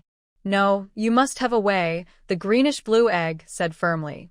Because we once sensed that, with your appearance, the long-lost spiritual energy has appeared several times. Now Yilingwei was even more confused. Huh? When? I don't know. I've never had spiritual energy appear on me. It's just that a few times when spiritual energy appeared, there was also a very fragrant smell, like the aroma of some food. Whenever this was mentioned, the greenish-blue egg drooled with greed. I'll think about it carefully. Yilingwei calmed down and carefully recalled her actions over the past 2 days. Suddenly, her eyes lit up. She took out a bottle of spiritual spring water from her space, opened it, and asked the 2 eggs, Is this the spiritual energy you're talking about? Yes, yes, yes. That's it. Now, not only did the greenish-blue egg excitedly spin around, but even the usually calm yellowish-brown egg trembled with excitement. This is spiritual spring water. If we have enough to absorb, then in just 1,000 years, we can restore our true forms. Hearing this, Yilingwei almost spat out a mouthful of blood. What do you mean, just 1,000 years? Do you know I might not even live to 100? Even if I have this spiritual spring water for you, there's not enough time. Yilingwei thought for a moment and then proposed again. Maybe you shouldn't come with me. I can pour the spiritual spring water into this pond, and you can stay inside to absorb it slowly. After she finished speaking, the greenish-blue egg wobbled and opposed. That won't work. The formation in the pond can't last long. Once the spiritual spring water is poured in, the spiritual energy inside will dissipate very quickly. In that case, it seems you can only come with me. Since it was already agreed upon, Yilingwei didn't hesitate further and straightforwardly told the 2 eggs, I have no problem with that. You can stay in my space. But my lifespan is limited. Don't even think about 1,000 years. Whatever day I live to, you can use me until then. The rest is up to your fate. Seeing Yilingwei agree, the 2 eggs simultaneously thanked her. Thank you for helping us. No need to thank me. You gave me so many things in exchange, so helping you isn't a loss for me. Our relationship is a win-win, equal. No one is helping the other. Yilingwei first waved her hand, then introduced herself. My name is Yilingwei, female, 20 years old. What are your names? From now on, we can't keep calling each other you and me, right? After waiting a while, the 2 eggs hesitantly said, Since we became like this, we no longer have names. Could you help us pick some? Since you trust me so much, I'll try to come up with some for you. Then, Yilingwei's brow furrowed as she paced back and forth in front of the eggs more than 100 times. She made them dizzy and her eyes blurred. Even the flowers outside withered. Finally, she stopped, relaxed her brow, and excitedly said to the yellowish-brown egg, You're yellowish-brown and steady in temperament. From now on, your name is De Huang. Then, she turned to the greenish-blue egg. And you are lively and talkative. Your name will be Xiaoqing. After a long while, both eggs remained silent and unmoving. Yilingwei blinked her big, watery eyes at the floating eggs and asked curiously, How do you feel about that? Are you unhappy? She then heard Xiaoqing's stiff voice reply, Very happy, extremely satisfied. How could I be unhappy? What kind of silly naming is that? But the eggs had to lower their heads under the eaves. knowing they still needed the spiritual spring water to restore their true forms. Names were just superficial. Strength was what mattered most. Seeing Yi Lingwei staring unblinkingly at them, the yellowish egg could only grit its teeth and respond. De Huang is a good name. It sounds warm and familiar. Familiar? Once, when it traveled among humans, it heard people calling guard dogs De Huang, shouting it one after another. Knowing earlier that it was making up a name would have been 1,000 times better than what is happening now. Seeing that both eggs liked the name she gave them, Yi Lingwei immediately felt very happy and cheerfully said, "Big Yellow, Little Green, now you can come with me to the Jade Pendant Space." When Yi Lingwei took Big Yellow and Little Green to her Jade Pendant Space, they followed the spiritual energy and quickly flew above the Spirit Spring Well. Just as the two eggs were about to jump into the well, Yi Lingwei quickly called out to stop them. "You can't go in." Little Green, feeling wronged, asked, "Little Yezi, why are you stopping us? Why won't you let us go in?" Yi Lingwei sternly shouted at Little Green, "If you go in, how can I drink the spiritual spring water from the well in the future? Do you want me to drink your bath water instead?" Hearing this, Little Green immediately felt embarrassed and said, "That's true. We didn't think it through. Don't be mad." Yi Lingwei wasn't really angry. Seeing Little Green apologize sincerely, she decided not to argue. "I'll dig a small pond nearby and channel the spring water into it. You can soak there. Every day, I'll come in to check on you. If you need anything, just tell me." "That would be great, thank you." Yi Lingwei's thoughtfulness moved Big Yellow deeply. "Other than that, we don't need much. As long as there's spiritual energy to absorb, that's enough for us now." Yi Lingwei thought for a moment and then asked, "What about the things in your nest? I've given them all to you. Whether you want to store them in the space or keep them there is fine. The tunnel entrance is sealed, so no one else can get in except you." For Big Yellow, those things were just outside possessions. Since they had already been given to Yi Lingwei, she naturally had the final say. "Let's just leave them there for now. I like the way the cave looks now." After settling Big Yellow and Little Green, Yi Lingwei left the space and reappeared in the beautiful, dreamlike cave. Looking at the huge water pool in the center of the cave, Yi Lingwei could only think, using warm jade as a bath, isn't that a waste? According to Big Yellow, the entire pool was carved from a giant piece of warm jade. Therefore, the water in the pool was warm all year round, which is why it was always misty. While carving the water pool, the warm jade taken from the middle was made into a warm jade bed by De Huang. Yi Lingwei bent down and gently touched it. In front of her was a large jade bed covering at least 1,000 square meters. She couldn't help but marvel. Such luxury, it's really too luxurious. Since entering this underground space, whether it was the underground river, the cave, or the rare treasures inside, Yi Lingwei only had one feeling. Everything she saw was very big, extremely big. Worried that her father might worry, Yi Lingwei didn't delay any longer. Anyway, this place would be her private territory in the future. When she had time, she could enjoy it slowly. Then she took out the Qingming sword and carefully cut many pieces of warm jade along the edge of the jade bed. She picked out the two biggest and most beautiful pieces, planning to give them to her father when they left later. Feeling happy, Yi Lingwei took out her phone and took many beautiful photos, some of the cave and others of herself with various rare treasures. Although her father couldn't come in with these photos, she could share the beauty of the cave with him. Why isn't Nan coming out yet? Waiting at the tunnel's exit, Yi Zhenmin paced back and forth anxiously. It's been 4 or 5 hours inside, and there's no movement at all in the tunnel. Standing nearby, Yi Zhan looked calm, but his eyes showed worry. "Don't worry, just wait a little longer. If there really is a problem, I'll let open with a cannon." Just as Yi Zhenmin and Yi Zhan's patience was about to run out, a flash of car lights suddenly appeared in front of them. "It's Nanan's car. Nanan is coming out." Yi Zhenmin cheered loudly and excitedly waved his hands at the tunnel entrance. Even Yi Zhan, who had a serious face, showed a knowing smile and silently relaxed.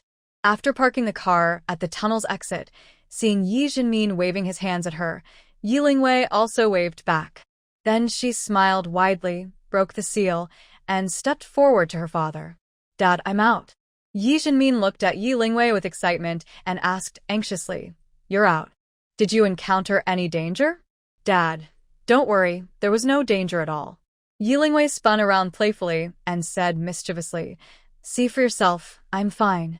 Yi Jinmin gently tapped Yi Lingwei's nose, affectionately saying, "You, always so mischievous." Yi Lingwei smiled, then acted mysteriously, speaking to Yi Jinmin and Yi Zhan. "Dad, Papa, let's go to the battleship. I have something special to show you." Hearing this, Yi Jinmin immediately asked curiously, "What is it?" "Tell me first, Dad." "Oh, you'll see when we get to the battleship."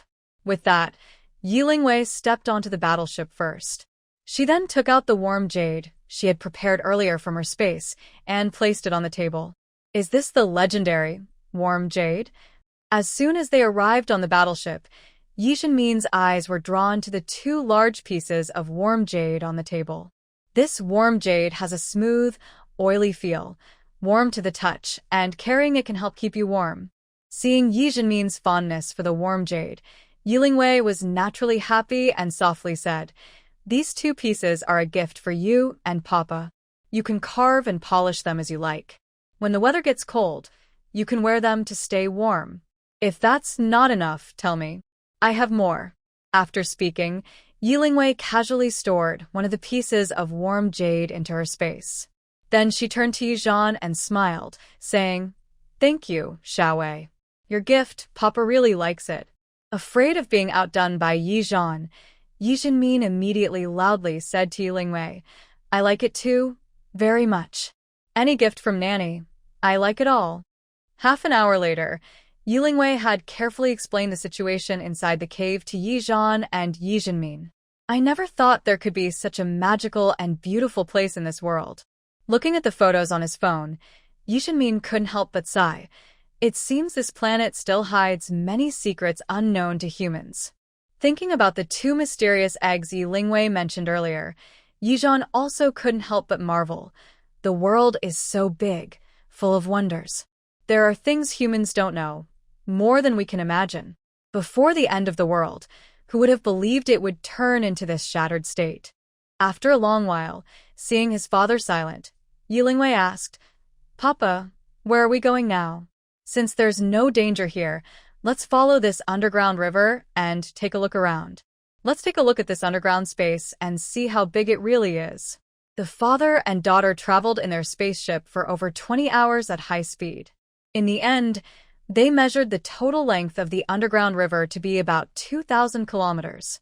The widest part of the river is around 50 kilometers and the deepest point exceeds 700 meters. The entire underground space is divided into many areas by tall rock pillars. The largest area is almost as big as the city of Xifang. The smallest area is still much larger than Fengqiao County. According to De Huang, this underground space has been their home for at least billions of years. The rocks here are very hard, and the geological structure is very special. So, there is no need to worry about collapses or earthquakes. Because of the pressure from the surrounding rocks, no animals dare to enter this underground space. Xiaowei, do you have any plans for this underground space? Yi Zhan, who had returned to the tunnel exit, asked Yi Lingwei. "I plan to turn it into our future retirement home. Build some old-fashioned houses along both sides of the underground river." Yi Lingwei already had an answer in her mind. If we ever face life or death in Mount Xingsuan, this place can also be a way out. Okay, Dad supports you. Although Yi Lingwei's idea was quite different from Yi Zhan's, he didn't say much. He believed she needed time to change and grow. He would guide her when the time was right but wouldn't force her to change. Actually, Yi Jinmin probably guessed some of Yi Zhan's thoughts. But since Yi Zhan didn't want to say more, he wouldn't ask. Instead, he smiled and said to Yi Zhan and Yi Lingwei, "All the exploration of this underground space is done. Let's head back home quickly. It's been 3 days since we came out, and I wonder how things are at the village." When the father and daughter stepped out of the cave, the acid rain had stopped. Because it was still before dawn, everything around looked gray and dull. The trees were eerily silent. The cold air made them all feel a bit uncomfortable. Yi Jinmin wrapped his coat tighter and said, breathing heavily, "It seems Nanan was right. It really has cooled down." Worried that Yi Jinmin might catch a cold, Yilingwei asked with concern, "Dad, do you need me to find you a warmer coat?" "No, I am not cold. I just came out of the cave and still feel a bit unsteady. I'll be fine after a little rest. Let's hurry and go home early." The father and daughter talked and laughed as they quickly returned home. Since it was still before dawn, most villagers were still asleep, so they didn't meet anyone on the way. When they arrived home, Yilingwei went to the second-floor bedroom. After washing up, she lay down on the bed, planning to take a short nap. When she opened her eyes again, it was already afternoon. Yilingwei went downstairs and saw no one at home. She found some food to fill her stomach. Then she slipped into her space. Looking at the lively, fruitful harvest scene inside, Yilingwei felt a deep sense of achievement. She first stored all the ripe grains, vegetables, and fruits, then thoroughly tilled the farmland, planning to start a new round of planting tomorrow. Thinking for a moment, Yilingwei went over to add some spiritual spring water to Dahuang and Shaoqing. Finally, she went to the storage room and found the shelves where the grains were kept. Seeing the mountain-high piles of food, Yilingwei quickly separated more than half of them and placed them in a corner of her space. Most of this food was purchased from overseas before the apocalypse. Thinking that she would soon visit the Yi family, Yilingwei prepared these supplies early to give directly to them. After all, the biggest challenge in building a base is food and drink. And these two things were what Yilingwei lacked the least. As long as she had supplies, she could attract many survivors to the base to help build, defend, and fight against zombies and natural disasters. Next, Yilingwei organized a lot of the fruits, grains, and vegetables produced by her space, setting them aside. These were meant for the Yi family to eat better than the store-bought grains, fruits, and vegetables. In terms of taste, appearance, and health benefits, the produce from her space was clearly superior. Thinking for a moment, Yilingwei worried that after the Qinglong base was built, the Yi family's weapons might not be enough. So, she decided to give them all the weapons she had previously helped the Yi family purchase before the apocalypse. Anyway, the weapons she and her father bought from the largest weapons warehouse on Blue Star were enough for their future use. As for the other things, once we arrive at the Yi family, I will ask Grandpa if he needs anything. She can prepare things quickly if needed. At that moment, Yilingwei heard the sound of the gate opening. She stepped out of the space and saw her father, Yizhan, and Yi Jinmin walking into the yard while talking. "Dad, where are you guys going?" Yilingwei took a few steps forward and asked with a smile. "Oh, your dad took me to find Wan Shi and Xiao Beichin to discuss coming back to the Yi family in a few days." Ye Zemin responded happily. Clearly, returning to the Yi family was a very happy event for him. Has the time been set? After Yizhan and Yi Jinmin sat down, Yilingwei asked again. "Almost, if nothing unexpected happens, it should be in the next 3 or 4 days." "That's great. I can finally visit Grandpa. I miss him and Uncle Xiao." "You see, it looks like Grandpa and Uncle Xiao have spoiled you." Seeing Yilingwei feel a sense of belonging to the Yi family, Yi Jinmin felt very happy and relieved. "But once we leave, only Dad will be left at home." Usually, even if only her father was at home, Yilingwei wouldn't worry too much. But now, in this dangerous world, accidents and risks could happen at any time. The years of being separated from her father in the previous life still left a shadow in Yilingwei's heart. Seeing her conflicted expression, Yizhan pretended to be relaxed and said, "Just stay calm and accompany your dad back to the Yi family. I'm not a kid anymore, I'll take care of myself. Besides, there are so many things happening in the village every day. I'm very busy.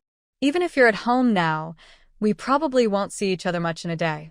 Nan, your dad is the pillar of the village, busy from morning till night." At this moment, Yi Jinmin also comforted her. "We've only been gone for 3 days, and village chief Zhao wants to come over dozens of times a day to see if your dad has returned." From what her father said, it seemed the village was facing some new trouble. Yilingwei became interested and asked curiously, "Did something happen in the village?"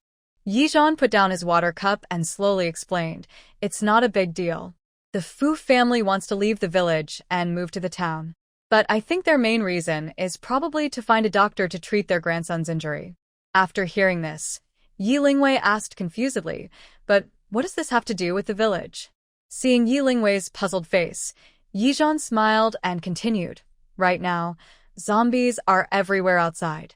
Although over the past 3 days, the special ability team has cleared the zombies from several nearby villages, the situation in Lingyun town must be very bad. Also, Lingyun town is still far from our Dengshan village. There are definitely many dangers and zombies along the way. Qian Fugui knows he can't safely reach Lingyun town, so he wants to find the special ability team to his family there." At this point, Yizhan paused before adding, "Of course, Qian Fugui will give some food and supplies as payment to the team members who his family. Village head Zhao is unsure about this, so he keeps coming to ask me what I think." "Father, have you discussed with the village head and reached a decision?" Not only Yi Lingwei, but also Yi Zhenmin, sitting nearby, was very interested. According to village head Zhao, it's actually good that Qian Fugui voluntarily leaves the village. People like him causing trouble all the time make everyone uneasy.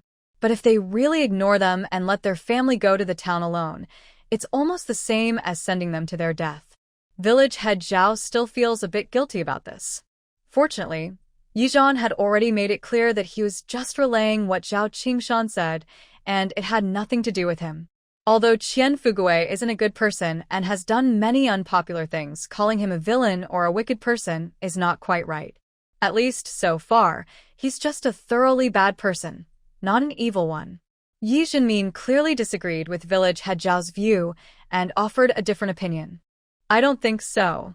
Bad people during peacetime usually turn into villains in the end times. Especially since you injured Qian Fugui's 2 beloved grandsons, he's unlikely to forget this. For people like that, you either keep an eye on them or eliminate them completely to prevent future trouble." Hearing this, Yi Lingwei asked with some confusion, "Father, if village head Zhao already had a plan, why did he still come to ask you?" The reason is simple. First, village chief Zhao hopes to get my support and approval for the special abilities team to take on this mission. Second, perhaps deep down, he hopes I will lead the team myself, since the journey includes Lingyun town, which is very dangerous. But I feel like village chief Zhao's attitude toward Qian Fugui and his family is a bit different. Although these two seem to dislike each other and often look like enemies when they meet, it appears that might not be the case now. Yizhan chuckled softly and patiently explained to Yi Lingwei, "That's because Qian Fugui is actually village chief Zhao's brother-in-law. Qian Fugui's wife, Zhao Xiaotsue, is village chief Zhao's second sister. Years ago, Qian Fugui wanted to become the leader of Air Village and tried to use Zhao family's influence by tricking Zhao Xiaotsue into marrying him. But that was many years ago, and not many people know about it, especially you young ones." Seeing Yi Lingwei and Yi Zhenmin both become very curious, Yizhan continued, "Zhao Xiaotsue's father, Zhao Jun, is the current head of the Zhao family in our village. He didn't like Qian Fugui's character and refused to agree to the marriage. But Zhao Xiaotsue was determined to marry Qian Fugui, even threatening to end her life if she couldn't. Zhao Jun had no choice but to agree. Since then, the Zhao family cut all ties with Zhao Xiaotsue, and for decades, the two families have had no contact. Although Qian Fugui later became the leader of Air Village, he used some questionable methods. But from that time on, Qian Fugui hated the Zhao family and even disliked the villagers of E Village. This is the main reason you feel that village chief Zhao is acting strangely. Qian Fugui might not care about life and death, but Zhao Xiaotsue, his sister, and those nephews who never visit him are his close family members. So, whether it's village chief Zhao or the clan leader, they won't just watch Qian Fugui's family go to their doom." Yi Lingwei, worried that her father might talk until he was dry, quickly handed him a bottle of water. Wow, there are so many twists and turns in this story. The relationships in the village are really complicated. Maybe everyone is related somehow. After drinking the water, Yizhan nodded and advised Yi Lingwei, "This is the main reason we can't be too harsh on troublemakers in the village. If we really can't tolerate it, we can only quietly handle it outside without letting the villagers know. After hearing Yi Zhan's words, Yi Zhanmin suddenly felt that living in the village might not be as simple as he had imagined. He looked at Yi Zhan with curiosity and asked, "Are you going?" "I'm talking about escorting Qian Fugua and his family to Lingyun town." "Yes, I am going. Why not?" Yi Zhan crossed his legs and lazily leaned on the sofa, casually saying, "I plan to go to Lingyun town soon to check things out and find a way to clear out the zombies there. At the same time, I can take the ability team to gather supplies and prepare for the big cold 2 months from now. Although we don't lack supplies, the villagers and the ability team members need them. Since there's a reward now, why refuse such a good opportunity?" As soon as Yi Zhan finished speaking, Yi Lingwei expressed her opinion. "I want to go with you too. I don't feel safe staying behind." "All right, if you want to go, then go." Perhaps because she thought that soon Yi Lingwei would go to Donghai City and might not be able to contact or see her for a long time, Yi Zhan agreed quickly without hesitation. Although he was a bit worried, Yi Zhanmin didn't stop him. As Yi Lingwei's biological father, he understood Yi Zhan's feelings at this moment. Some love and concern don't need many words. They are deeply engraved in the heart. The next day, after saying goodbye to Yi Zhanmin, Yi Lingwei and Yi Zhan left the house together. Also going to Lingyun town were Wan Shi and Bei Mingyuan, along with all the squad leaders from the 3rd and 5th teams, totaling over 40 people. When 10 armored vehicles arrived near Qian Fugua's house one after another, they found the place already crowded with people. Do you think Qian Baoyin is thinking about this? He'd rather cut ties with Qian Fugua than go to the town. Yi Lingwei sat in the car and overheard 2 women gossiping quietly nearby. What else could he be thinking? Qian Baoyin wanted to split the family long ago, but Qian Fugua always disagreed. Now, this is a good chance. An elderly woman nearby also chimed in. "I think splitting up is for the best. Qian Baoyin has been working hard for the family all these years, but in the end, he doesn't even hear a kind word. He does the most work and eats the least. Even his 2 daughters suffer because of it." At this moment, Zhao Qingshan walked to the gate of the Qian family and loudly shouted into the yard, "Qian Fugua, the ability team is here. Are you guys still not coming out?" After a few minutes, Qian Fugua came out of the house and loudly scolded the curious crowd, "Stop looking and get out of the way. If I bump into you, I won't be responsible." Then, Yi Lingwei saw 3 fully loaded cars driving out of the Qian family yard. "Qian Baoyin, since you want to cut ties with me, you can stay in this empty house. I won't leave you a single grain of rice or a drop of water." After threatening, Qian Fugua glared fiercely at Qian Baoyin standing in the yard center. Then, he stepped onto the car driven by Qian Baozhu. The 3 cars from the Qian family are in the middle of the convoy, cars 1, 2, and 3 leading the way. Cars 4 and 5 are on the left side for protection, and cars 6 and 7 are on the right. The remaining cars 8, 9, and 10 follow behind. Following Yi Zhan's orders, the grand convoy slowly started and gradually left the village. After the crowd dispersed, Li Zhaodi and her 2 daughters approached Qian Baoyin. Seeing Qian Baoyin's swollen face, she gently comforted him. "Baoyin, you're not alone. You still have us." Qian Baoyin looked back at the convoy, then at his wife, and said with deep guilt, "Zhaodi, I've caused you to suffer because of me. From now on, I will work missions to earn supplies so you and our daughter can live well." Hearing this, Li Zhaodi's eyes turned red and she choked. "With your words, I don't feel wronged. As long as our family of 4 can stay safe every day, I'll be happy. Dad, don't worry. Me and my sister will go on missions every day. We can take care of ourselves." The young girl speaking was Qian Baoyin's eldest daughter, Qian Xianger, who is the same age as Yi Lingwei. Next to her was her sister, Qian Panna, who is 17 years old. "Good children, it's all because Dad is useless, making you suffer so much since you were young. Starting today, I will work hard to become stronger and protect you from the wind and rain." Qian Baoyin had a premonition that from this moment, the wheels of his fate had begun to turn slowly. Influenced by Qian Baoyin, Qian Fugui had been silent since getting in the car, his face dark and terrible. Since the nearby area had already been cleared by the Special Abilities team, the convoy initially did not encounter any zombies. Watching the guards around the convoy, Qian Baozhu drove while dismissively saying, "What's so great about that Special Abilities team? I thought they were proud. They're just for some supplies, obediently circling us and becoming our pawns." "Little sister, I saw that besides Yi Zhan on the front vehicle, there's also that hateful Yi Lingwei. One day, I will catch her and torment her day and night. Revenge for the pain I am suffering now 100 times over." Although Qian Yaozu is 2 years older than Qian Baozhu, due to their family relationship, he still calls her little sister.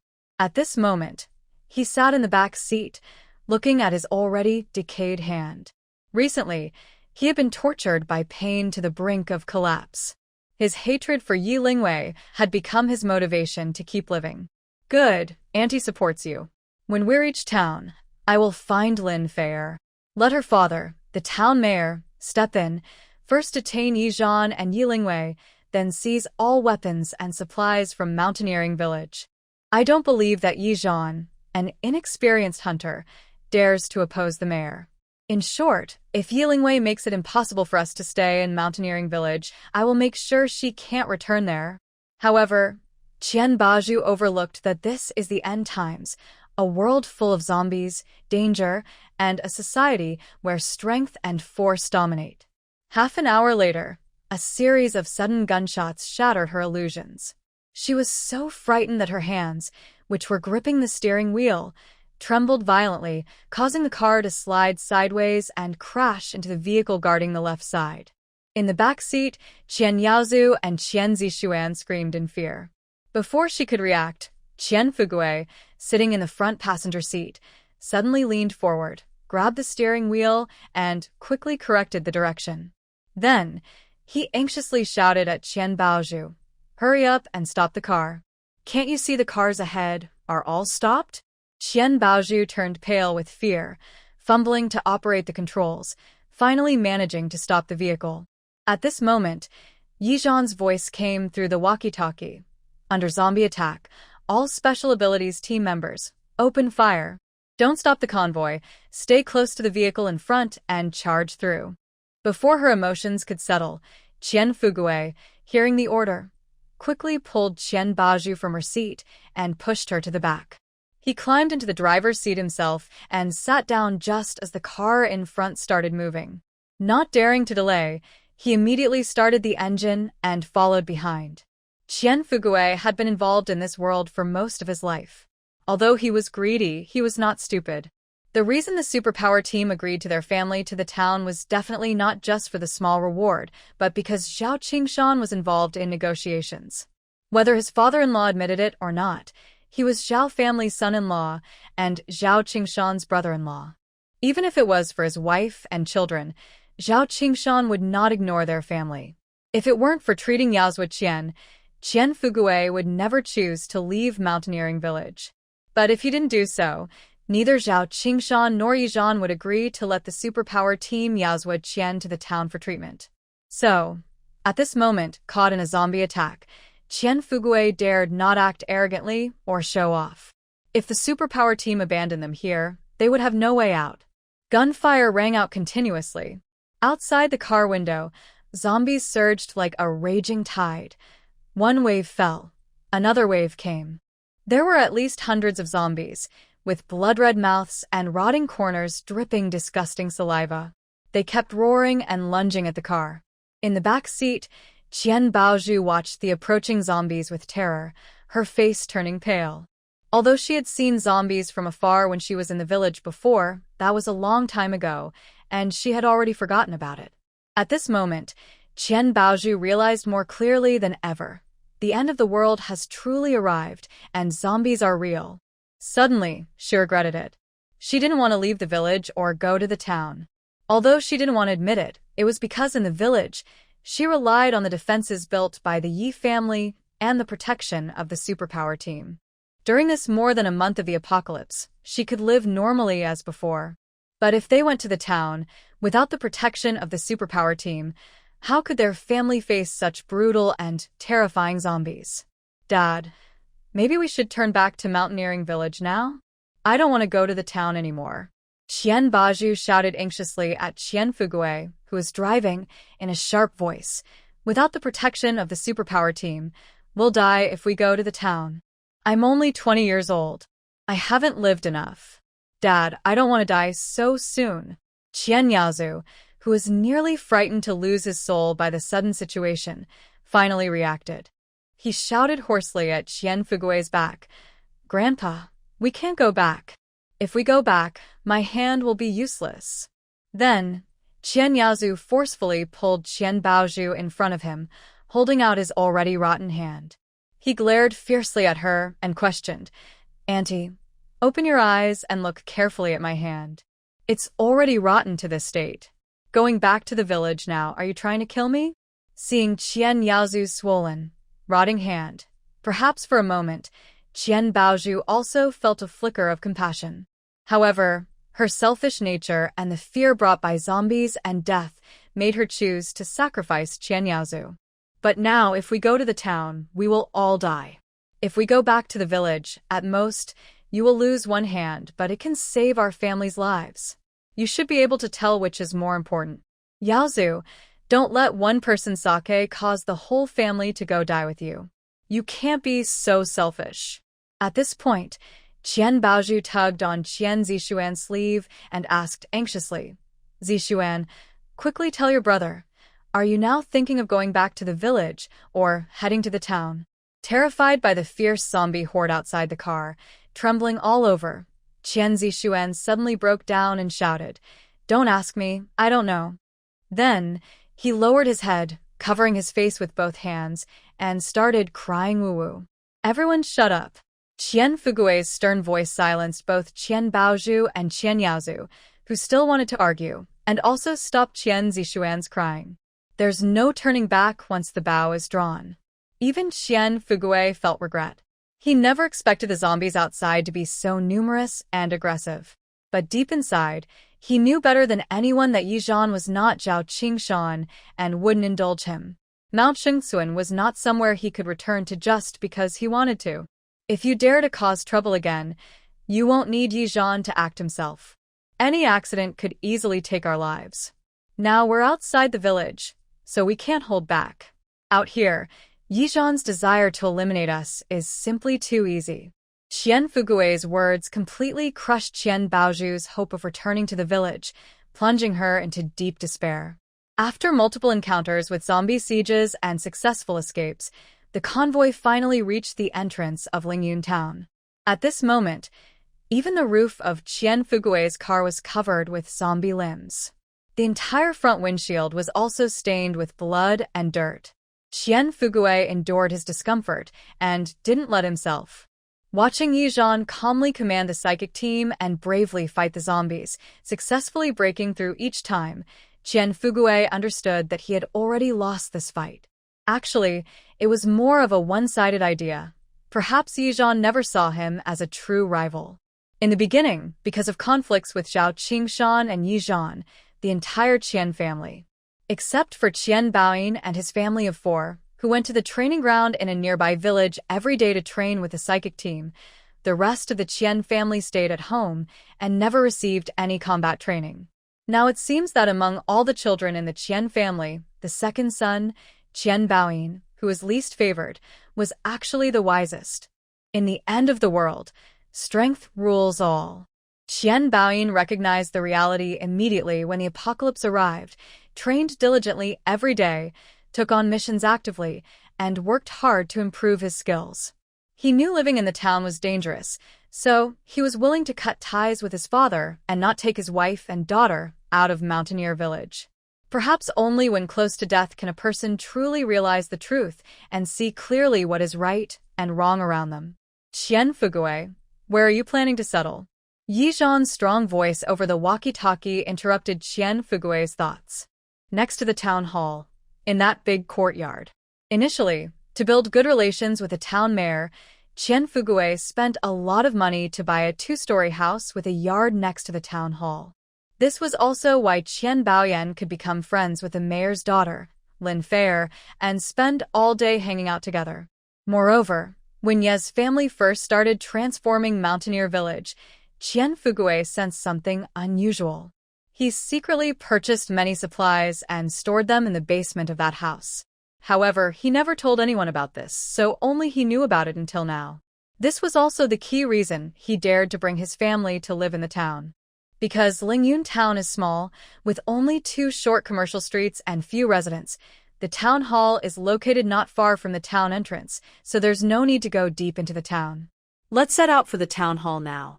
Keep the convoy in formation, and all team members prepare for battle. Remember, no matter what happens, do not stop the vehicle or open the doors before reaching your destination. As Yi Zhan finished speaking, the convoy slowly started moving again toward the town hall. Dad, do you know approximately how many people live in the town? Sitting in the back seat of the lead car, Yi Lingwei asked Yi Zhan. I'm not exactly sure, but it probably won't be more than 1,000. Hearing this, Yi Lingwei relaxed a little and said, That's good. As long as we are careful, it should be fine. As the vehicle slowly entered Lingyun town, everyone's hearts tightened with worry. Maybe the noise of the engine attracted the zombies. The once empty streets began to see small groups of zombies slowly gathering. With the first gunshot, the gunfire grew more frequent. It's gunfire. Survivors inside the buildings on both sides of the commercial street looked out the windows as the convoy approached, shouting excitedly, Help has come for us. We are saved. No one knew how they had survived during the past month. Looking at their family, friends, and neighbors, many had turned into monsters that eat people. They dared not go outside, eating only once a day. When food ran out, they forced themselves to endure, and if they had no water, they drank rainwater from the windows. Every day, they hoped and prayed someone would come to rescue them. Finally, today, their wait was over. Just when they felt they couldn't hold on anymore, just when despair filled their hearts, Yi Zhan looked at the 2-story building next to the town hall and spoke into the walkie-talkie to Qian Fugui. Qian Fugui, we are at your doorstep. Once you go inside, our psychic team's protection mission will be complete. 3 cars from the Qian family drove into the yard one after another. When the gate closed, Qian Fugui shouted loudly to Yi Zhan sitting in the car, Yi Zhan, thank you. Just as Yi Zhan picked up the walkie-talkie to give orders, he saw a girl, disheveled and limping, fleeing from the town hall yard. She ran while shouting help toward the convoy. Behind her, a woman wielding a stick was chasing her fiercely. Yi Lingwei turned her head to look and said uncertainly, Lin Fei? Xiaowei, do you know that girl? Although Yi Lingwei's voice was soft, Yi Zhan, who was always paying attention to the situation behind, heard it clearly. Lin Fei is the town mayor's daughter and a good friend of Qian Baozhu. Although Yi Lingwei didn't say it directly, Yi Zhan could sense the hidden meaning in her words. They know each other, but are not close, and their relationship is strained. Seeing the convoy at Qian Fugui's house, Lin Fei suddenly seemed to burst with unprecedented strength.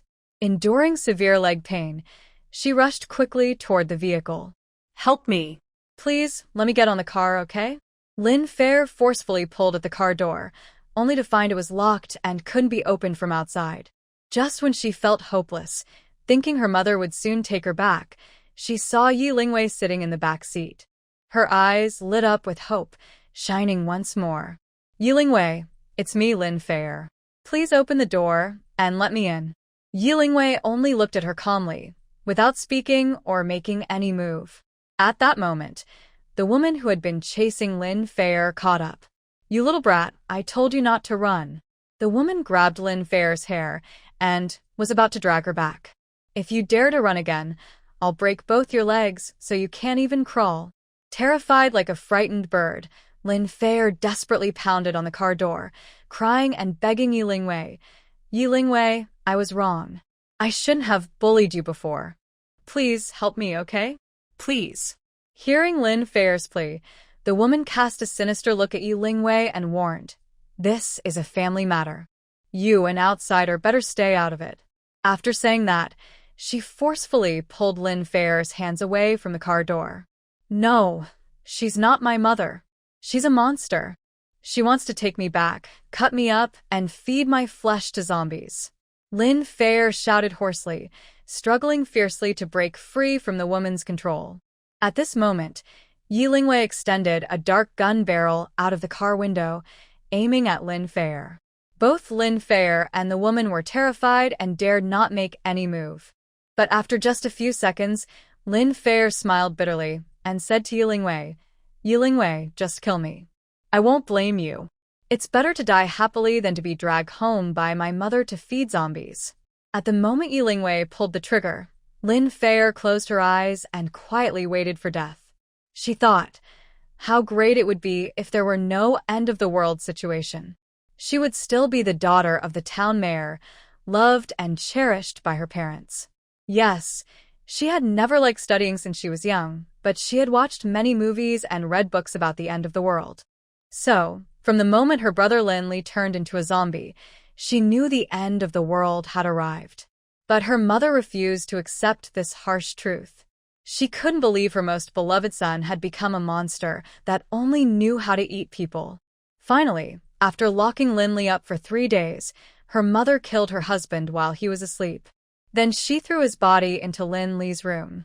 In this way, her mother, who was afraid to even kill a chicken, would carry a corpse home every day and leave it in Lin Li's room.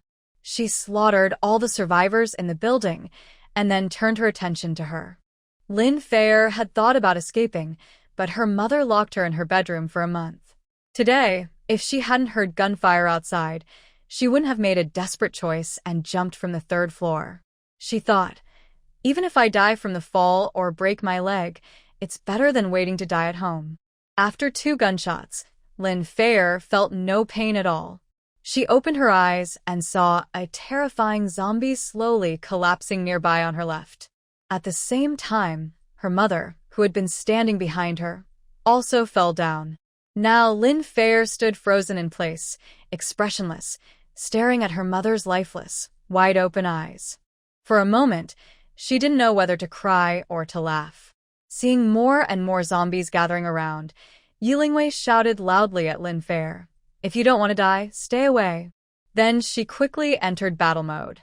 Lin Fair wiped away tears that had fallen unknowingly, looked around, and used her hands and feet to climb a nearby big tree to hide. She kept her eyes fixed on Yi Lingwei, who was skillfully killing zombies one after another. Her precise shooting, her calm and sharp face, even the way she changed magazines, all showed a brave and cool spirit. It turned out that people could live so freely. It also turned out that the end of the world wasn't so terrible that it couldn't be fought, and zombies weren't invincible monsters.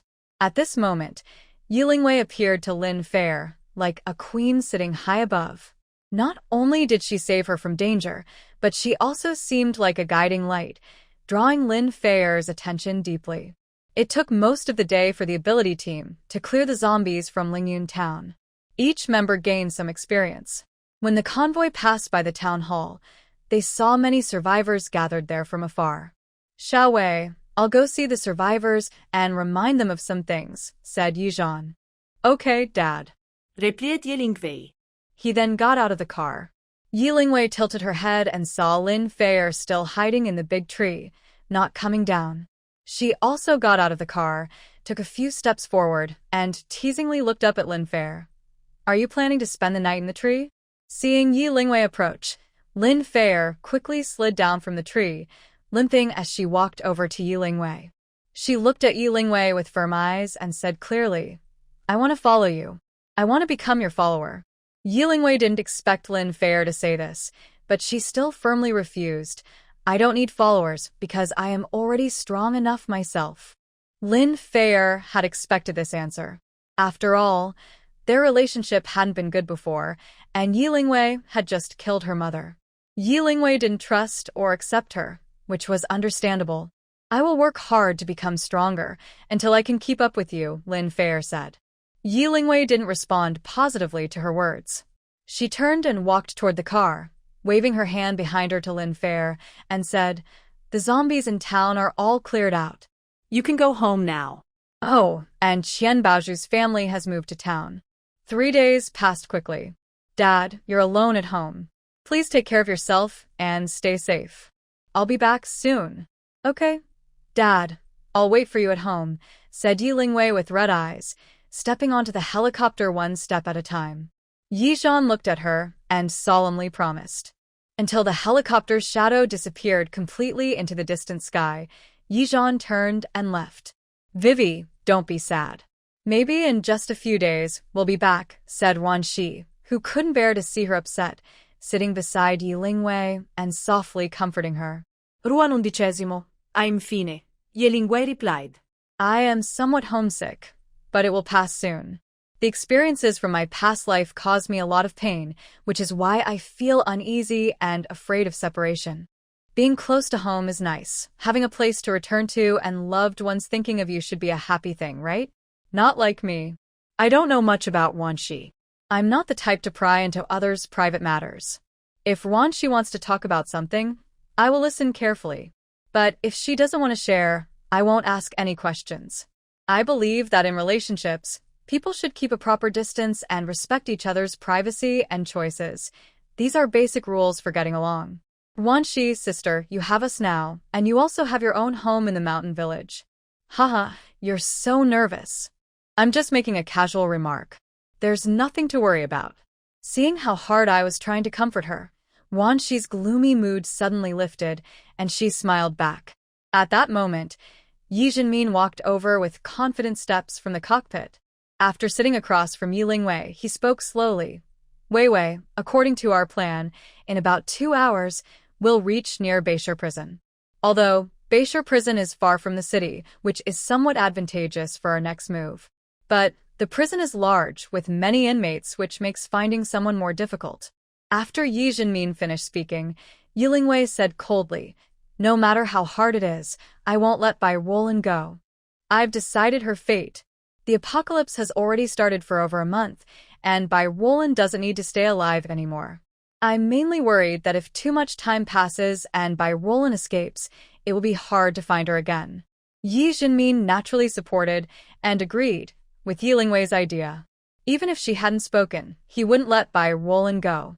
2.5 hours later, the plane landed 3 kilometers from Beishur Prison.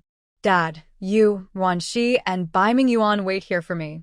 I'll be back soon. Weiwei, are you really going alone? Yi Zhanmin looked at Yi Lingwei with concern and asked uncertainly. Little sister Weiwei, let us go with you. Wani didn't understand why Yi Lingwei insisted on going alone to the prison to confront Bai Roland. Even Bai Mingyuan, who usually didn't speak much, said at this moment, let me go. I can help you. I know you all care about me and want to help, and I really appreciate that. Yi Lingwei knew that once she spoke, everyone would probably disagree. But she still firmly said her decision because the current prison was too dangerous. The place was crowded with people, meaning many zombies and dangerous people. It was too risky for her father, Yi Zhanmin, who had no fighting experience, as well as for the battle-hardened Wani and Bai Mingyuan. She didn't want her personal feud with Bai Roland to hurt innocent people. Moreover, she had her space, a protective robe, and a fox mask, so entering or leaving the prison wouldn't be dangerous for her. Please trust me. If I wasn't sure I could do it, I wouldn't take the risk. Although Yi Zhanmin was very reluctant, since Yi Lingwei insisted, he could only agree. All right, Dad will agree to you. Thank you, Dad. Yi Lingwei was truly touched by her father Yi Zhanmin, who always supported and respected her unconditionally. Here's the prison's internal map. Take it. Bai Mingyuan handed her a hand-drawn map he had prepared earlier, then said, you have 2 hours. Yi Lingwei, taking the map, asked confused, 2 hours for what? Bai Mingyuan means you only have 2 hours. If you're not out by then, he'll go in to find you. Of course, I will go with you too. Wani glared at Bai Mingyuan and quickly explained, I really don't understand how someone can be so brief with words. Do you think saying more would gag you? Okay, I understand. I'll be quick and back. Thank you all. As soon as she finished speaking, Yi Lingwei turned and got into the off-road vehicle, stepped on the gas, and sped toward the prison. Yi Zhanmin, Ruan, and Bai Mingyuan watched her car drive away. Although they each cared for her differently, at this moment, they shared the same worry. When they were about 1 kilometer from the prison, Yi Lingwei saw many zombies wandering around the perimeter. She stored the off-road vehicle in her space, and then entered her space herself. After changing into clean clothes and putting on a mask, I carefully compared the prison map before quietly leaving the area. To save time, Yilingwei used her teleportation ability to quickly enter the women's prison zone. She appeared and disappeared suddenly, creating strange scenes that startled the zombies into a riot. The survivors who saw this were so frightened they thought they had seen ghosts in broad daylight, especially since Yilingwei was dressed in a long, pale blue robe that looked like ancient clothing, making her seem even more strange. Big sister, something's wrong. A dirty woman ran nervously to a room on the top floor of the women's prison, shouting loudly. Are the zombies attacking again? At that moment, a tall girl with a ruined face stood up from her chair and sternly asked the visitor. Near her, a girl covered in wounds was kneeling on the ground. Her face was hidden by messy hair, so her appearance wasn't clear, but her pained moans suggested she was still young. No, it's not zombies. It's ghosts. Ghosts? Are you joking or trying to get yourself killed? I think you're closer to becoming a ghost yourself. The tall girl then kicked the dirty woman hard. Big sister, I'm telling the truth. Otherwise, even if you gave me 10 guts, I wouldn't dare lie to you. The injured woman knelt down, crying and explaining herself. Oh? You probably wouldn't dare either. Then I'll give you one more chance. Tell me exactly what's going on. The tall girl turned around, stepped on the young woman on the ground, and returned to her seat. Suddenly, the injured woman let out a sharp cry of pain. She struggled to lift her head, revealing a deep scar running from the inner corner of her left eye to her jaw on the right side of her face. Her bloodshot eyes were filled with deep hatred. What are you yelling for? If you dare to shout again, I'll chain you at the staircase and make you a guard dog. Hearing her scream, the tall girl kicked her again. Then she grabbed the woman's hair, looked into her eyes, and sneered. Huh. White Ruan, I know you hate me, but what does it matter? The more you hate me, the happier I feel. Haha. Yes, the girl with a scarred face and blood-stained clothes lying on the ground is White Ruan. If you have the courage, kill me. She shouted desperately. She couldn't bear to live like this anymore. Her body was covered in whip marks, knife wounds, and burns. No part of her skin was untouched. Her tendons and ligaments had been torn, making suicide impossible. The sharp, burning pain never left her, constantly torturing her. Watching her wounds turn inflamed, pus-filled, and rotten, she felt disgusted with herself. You want to die, but I insist you live. White Ruan, do you remember what I said when I begged you on my knees? You told me I was a lowly person who deserved to die, and only someone as noble as you had the right to live in this world. At this, the tall girl forcefully pressed White Ruan's face into the ground and rubbed it. Because I was prettier than you, because I studied better than you, you paid people to pour sulfuric acid on me, ruining my face and turning me into this monster. My family couldn't stand it and came to seek justice. You viciously pushed my mother off a building, causing her immediate death. When my father found out, he was so overwhelmed that he lost his mind. Even so, you refused to let me go, falsely accusing me of attempted murder and imprisoning me.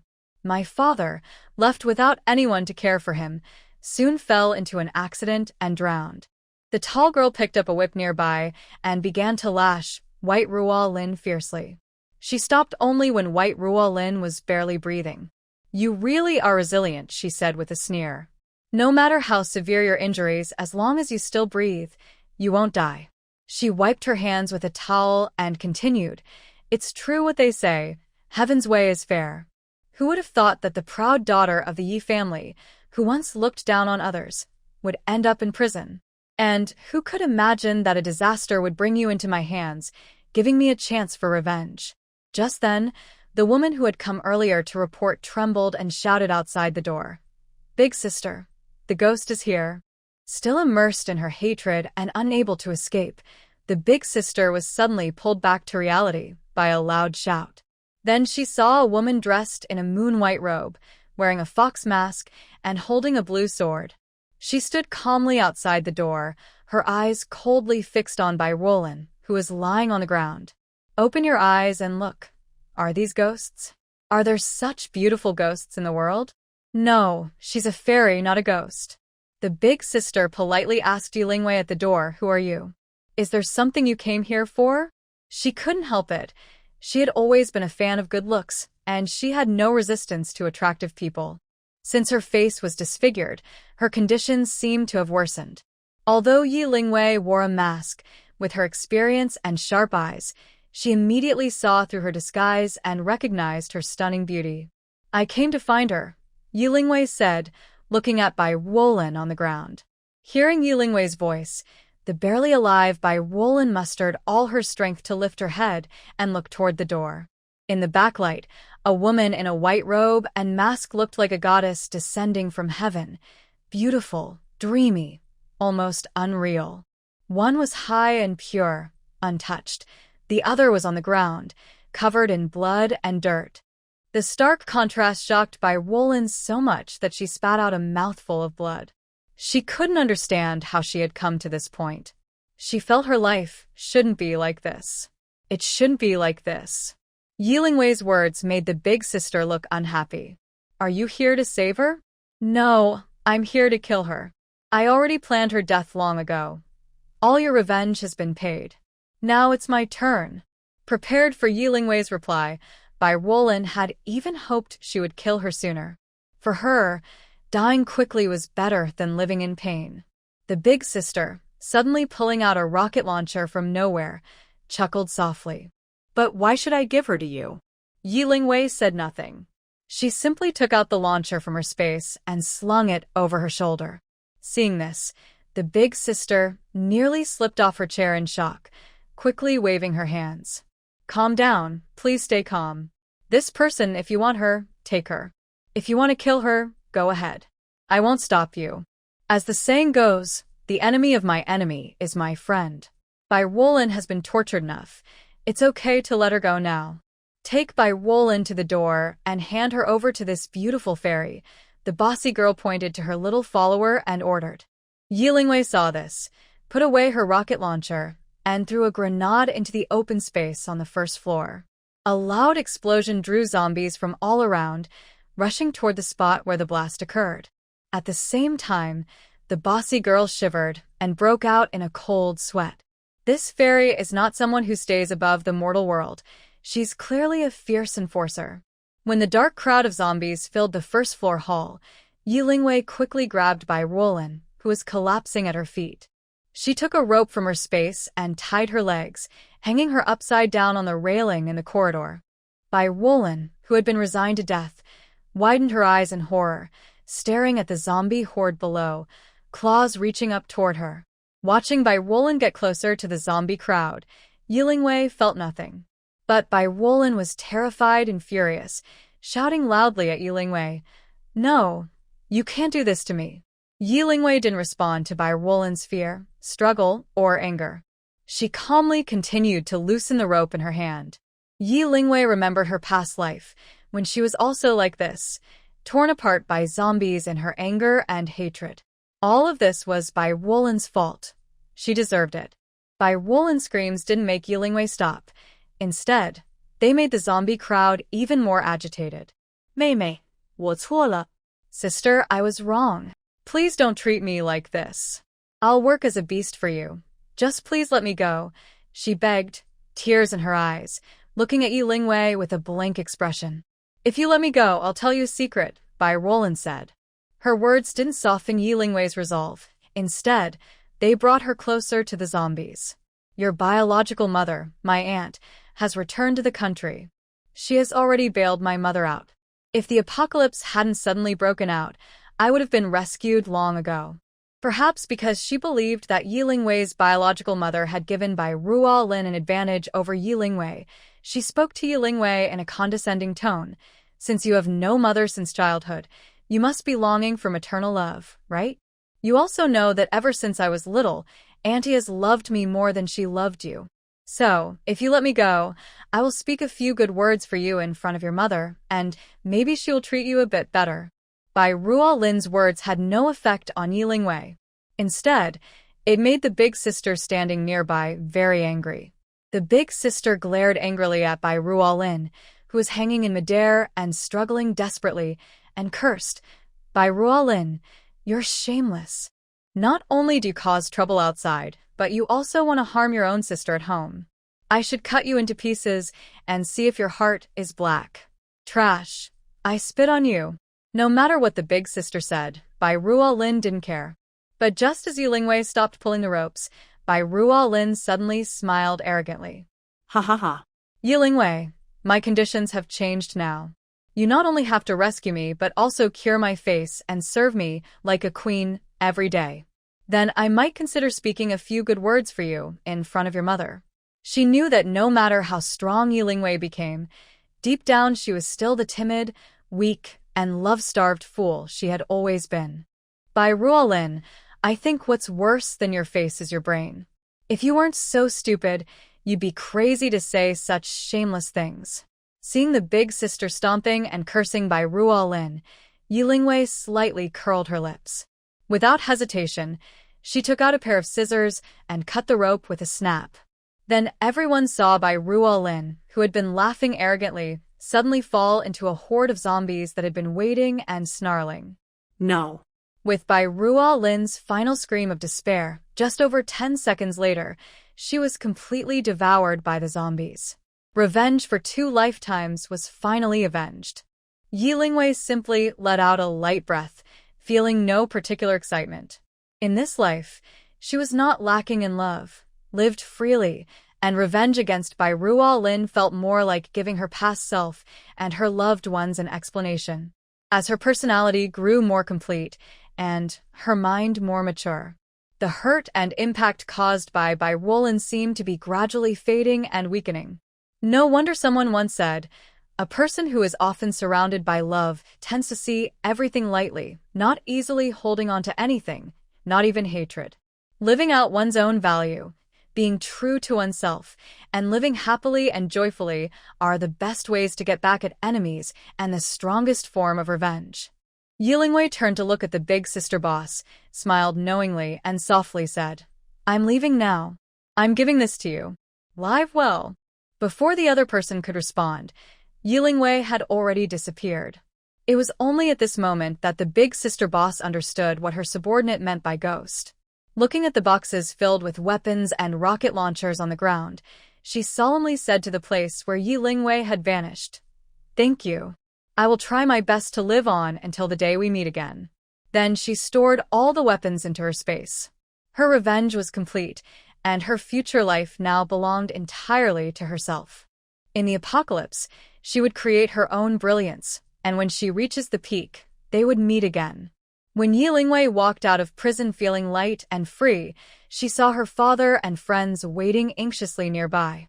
She lifted her head, smiled brightly, and strode toward them. Behind her was her past life, which from today was completely history, erased from her memory. Ahead was her current life. From now on, this was the road she would walk and the future she would cherish. "Dad, I'm back." Yilingwei approached Yi Jinmin and gently hugged him. It's good to be back. It's good to be back." Yi Jinmin, who received his daughter's hug for the first time, was so excited that his eyes turned red and he choked with emotion. From the very beginning, Yi Jinmin knew that his daughter seemed to harbor deep-seated hatred in her heart. That's why, when she first returned to the Yi family, she was so cold and distant, pushing him away from 1,000 miles. He only blamed himself for not protecting his daughter well, which caused her to suffer serious harm without him knowing. Therefore, he had been trying hard to heal her pain with love and to erase the shadow of hatred that haunted her. Finally, at this moment, he had waited for this. "Vivi, I want a hug too." Standing nearby, Ruanxi opened her arms and giggled. Yilingwei didn't refuse but warmly gave Ruanxi a big hug. "Ruanxi, you smell so nice." After releasing Ruanxi, Yilingwei turned to look at Bai Mingyuan standing on the other side, smiling warmly and saying, "Bai Mingyuan, thank you." Blinded by Yilingwei's smile, Bai Mingyuan's ears turned red. He stammered in response, "No need to thank me." Then he turned around and strode toward the place where the plane was parked. "Is this ice-cold face shy now? Really rare to see that." Ruan Shi watched Bai Mingyuan's back and muttered to herself.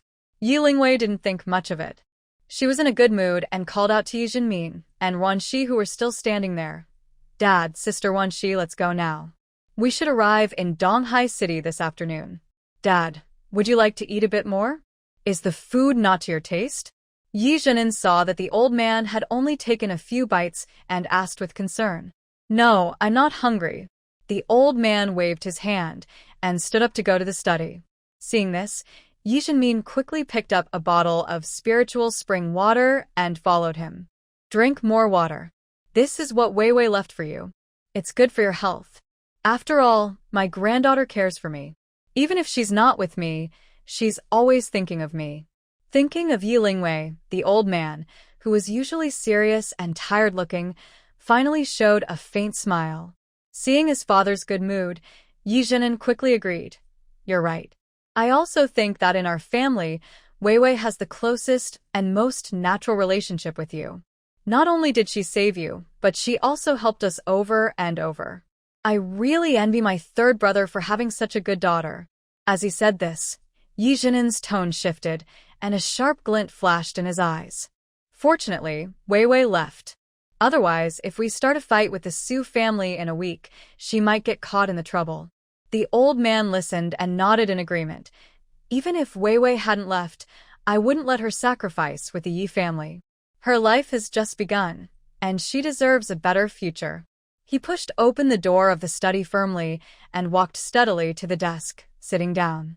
Looking at the entire wall of surveillance monitors, he asked in a deep voice, How's the personnel training going?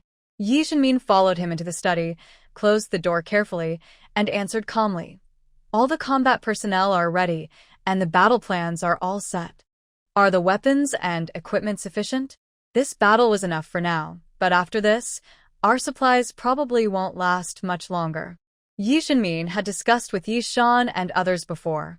Although the Yi family had many weapons stored, the Su family had the support of the Ruan family, so their weapon stockpiles were probably not less than theirs. Otherwise, with the timid nature of the head of the Su family, he wouldn't dare to challenge the Yi family directly. Let's deal with the current problem first and worry about the rest later. I think the Su family wants the Yi family to surrender without a fight, but that's just wishful thinking. I've fought in battles for most of my life, experienced all kinds of bloody storms and life and death crises. There's no way they can scare me off, a bunch of mice like them. Dad, there's only a week left until the half-month deadline the Su family gave us. I say we shouldn't wait any longer. As the saying goes, strike first to gain the advantage, strike second and suffer the consequences. Let's start the fight in 3 days. This decision was made after Yi Jinmin and Yi Shan discussed it carefully. However, whether they could carry it out depended on the old master's attitude, since the final decision was still in his hands. Launch a surprise attack and catch them off guard. That's a good idea. I agree. After Yi Jinmin finished speaking, the old master thought for a moment and then agreed to the plan. Next, the father and son discussed the specific arrangements and precautions for the upcoming battle in the study. Suddenly, the landline in the study rang loudly. The old master picked up the phone, but before he could speak, a middle-aged man's voice came from the other end. Reporting to the head of the family, I am the chief guard of the first line of defense. Your third son, granddaughter, and a strange girl are driving toward the Yi family villa area. That is all my report. Good, I understand. The old master excitedly hung up the phone without saying anything and hurried downstairs. Standing nearby, Yi Jinmin also heard the call and quickly followed him out of the study. He excitedly said to the old master, Dad, Vicky and third brother are back. That's great. The old master deliberately pretended to clean his ear and said dismissively, Speak a little quieter. My ears aren't deaf. Look at how restless you are all day long. You're already over 30, but you're still so impulsive. Vicky is much more steady. Yes, you're right. I have a broad mind and don't bother arguing with you. Seeing the old man because of Yi Lingwei's arrival, he seemed to forget the previous gloom and even joked with him. Yi Jinmin's lips couldn't help but curl into a smile, and the pressure in his heart was eased a lot at that moment. Fortunately, I told the guards in advance, or else if I had kept Weiwei outside again, she would definitely have thrown a tantrum at me. That's why you're so insightful. I heard that my third brother also came back this time. Why didn't you mention him? There's nothing to say about him. He can't compare to my well-behaved granddaughter. Yi Zhenin pouted and said sourly, You really think your granddaughter has everything, while your son and grandson are worthless. Hearing this, the old man raised his hand and gave Yi Zhenin a slap on the back of his head. Do you understand anything? You people born and raised in the Yi family, eating and drinking from the Yi family. Only my Weiwei is the most pitiful. She was abandoned outside since she was young, though she was loved by her foster father. But it can't be denied that Weiwei has suffered a lot since childhood. Over the years, she hasn't received maternal love or care from the Yi family. Now, Weiwei keeps helping the Yi family, and it's the Yi family that owes her. Seeing that the old man seemed a bit angry, Yi Zhenin quickly lowered his head and apologized. Dad, don't be angry. I was wrong, isn't that enough? You know very well that in our family, besides you and the third brother, I love Weiwei the most. I was just joking earlier. I didn't think you would take it seriously. At your age, you're still so impatient and protective of your family. Is that really good? I think you, young man, haven't been beaten for a few days and are feeling mischievous. Seeing the old man raise his big hand again, Yi Zhenin quickly ran away. Dad, I'm going to pick up Weiwei. You can wait here slowly. Just as Yi Lingwei's car reached the gate of the Yi family villa area, she saw Yi Zhenin already waiting there. Little uncle. Yi Lingwei excitedly waved her left hand at Yi Zhenin, then suddenly pressed the brake and stopped the car steadily in front of him. She quickly opened the door, jumped out happily, and said to Yi Zhenin, Little uncle, long time no see. Did you miss me a lot? Yi Lingwei's smile was like a warm light, making the originally gloomy sky seem much brighter at that moment. Yi Zhenin gently tapped Yi Lingwei's forehead and said affectionately, Of course I want to see you. At this moment, Ruan was staring at Yi Zhenin with disbelief and whispered softly, Is it him? Your uncle and nephew just keep talking when they meet. Hurry and get in the car. We can talk more when we get home. Yi Lingwei and Yi Zhenin were deep in conversation when Yi Zhenmin's urging voice sounded. Got it, third brother. Yi Zhenin nodded and went to the car. Just as he opened the door, he saw Ruan blushing and shyly looking at him. Ruan beauty was very special. Her waist-length curly hair looked like rolling waves, giving off a charming aura unique to women in their 30s. Her elegant and glamorous face contained a hint of classical oriental beauty, making her look both free-spirited and graceful. To Yi Zhenin, Ruan's beauty was very striking. Standing nearby, Yi Lingwei saw Yi Zhenin pause before getting into the car and quickly reacted. She turned her gaze to the inside of the car, where Ruan and Bei Mingyuan sat, and introduced them one by one. Little uncle, this is Ruan, my friend. The one sitting in the back seat is Bei Mingyuan, also my friend. Then she looked at Ruan and Bei Mingyuan with a smile, and said, Ruan Bei Mingyuan, this is my real little uncle, Yi Zhenin. After Yi Lingwei finished the introduction, Yi Zhenin politely extended his right hand and greeted Ruan with a smile. Hello, I am Yi Zhenin. Nice to meet you. Ruan, however, was not as confident and enthusiastic as usual. She slightly lowered her head and shyly extended her right hand, whispering, Hello, I am Ruan. I am very happy to meet you today. Then Yi Zhenin also reached out his right hand to Bei Mingyuan in the back seat, saying, Hello. Bei Mingyuan responded politely, Hello. After getting into the car, Yi Zhenin initially planned to sit next to Bei Mingyuan in the back. But at that moment, Ruan pointed to the seat beside her and said with a trembling voice, Why don't you sit here? Going to the back seat is too troublesome. Okay. Yi Zhenin was momentarily stunned but then agreed. He sat down next to Ruan on the empty seat. At this moment, Ruan was so nervous that her palms were slightly sweaty. Her heart was pounding non-stop, as if it might jump out of her chest. Thinking about the senior she had liked secretly for so many years, now sitting beside her. Thinking about that rainy night 5 years ago, when he appeared like a hero to save her from danger, thinking about how the person she had searched for so long suddenly appeared before her. How could she not feel excited? How could she not feel happy? Although Yi Zhenin didn't know her, what did that matter? Secret admiration was her own thing, and repaying his kindness was also her own matter. Whether it was many years ago or now, she never wanted to disturb his life. Ruan, she often wondered, what is the difference between love and liking? Maybe, when you love someone, you are always careful, afraid to show your feelings, afraid to get too close. Fearing to bother the other person, fearing to make them dislike you. Liking someone, on the other hand, means pursuing them passionately, wanting to make them yours. Liking is possession, but love is different. Love is blessing, wishing the other person well. Ruan Shi, we've arrived. Yi Lingwei's clear voice woke Ruan Shi from her deep thoughts. Seeing Yi Zhenin, Yi Zhenmin, and Bai Mingyuan already getting out of the car, Ruan Shi hurriedly responded, feeling a bit shy. Oh, okay, I understand. After Ruan Shi got out of the car, Yi Lingwei parked the vehicle to the side and hurried over to the old man. Grandpa, I'm back. Seeing Yi Lingwei running towards him, the old man smiled broadly and quickly advised, Vivi, walk slowly. Grandpa is waiting here for you. No need to rush.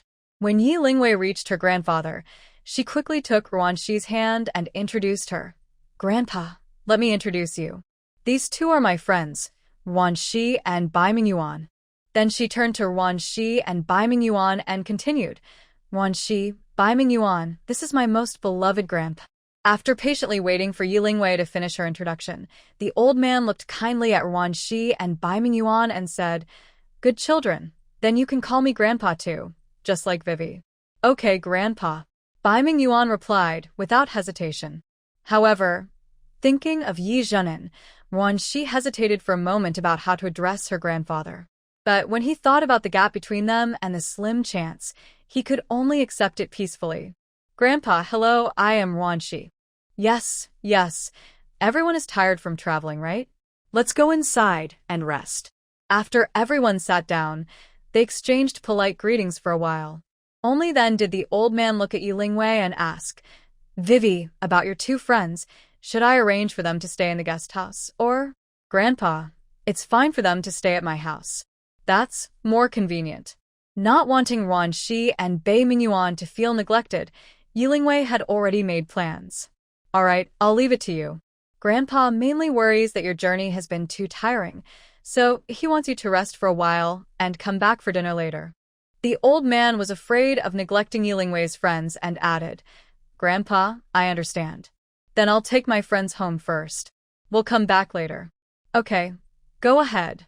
The old man waved at Yi Lingwei first, then turned to Yi Zhenmin, who seemed unimportant, and said, Zhenmin, stay a moment. I have something to discuss with you. After Yi Lingwei and the others left, the old man, Yi Zhenmin, and Yi Zhenin's father and son went upstairs to the study. Dad, I see your face doesn't look good. Did something happen? Earlier, because there were others present, Yi Zhenmin didn't want to say much. Now, seeing a chance, he eagerly asked, Also, has Big Brother returned? The old man thought for a moment and decided to tell the truth. There's been a small issue with the Yi family, and your elder brother hasn't come back.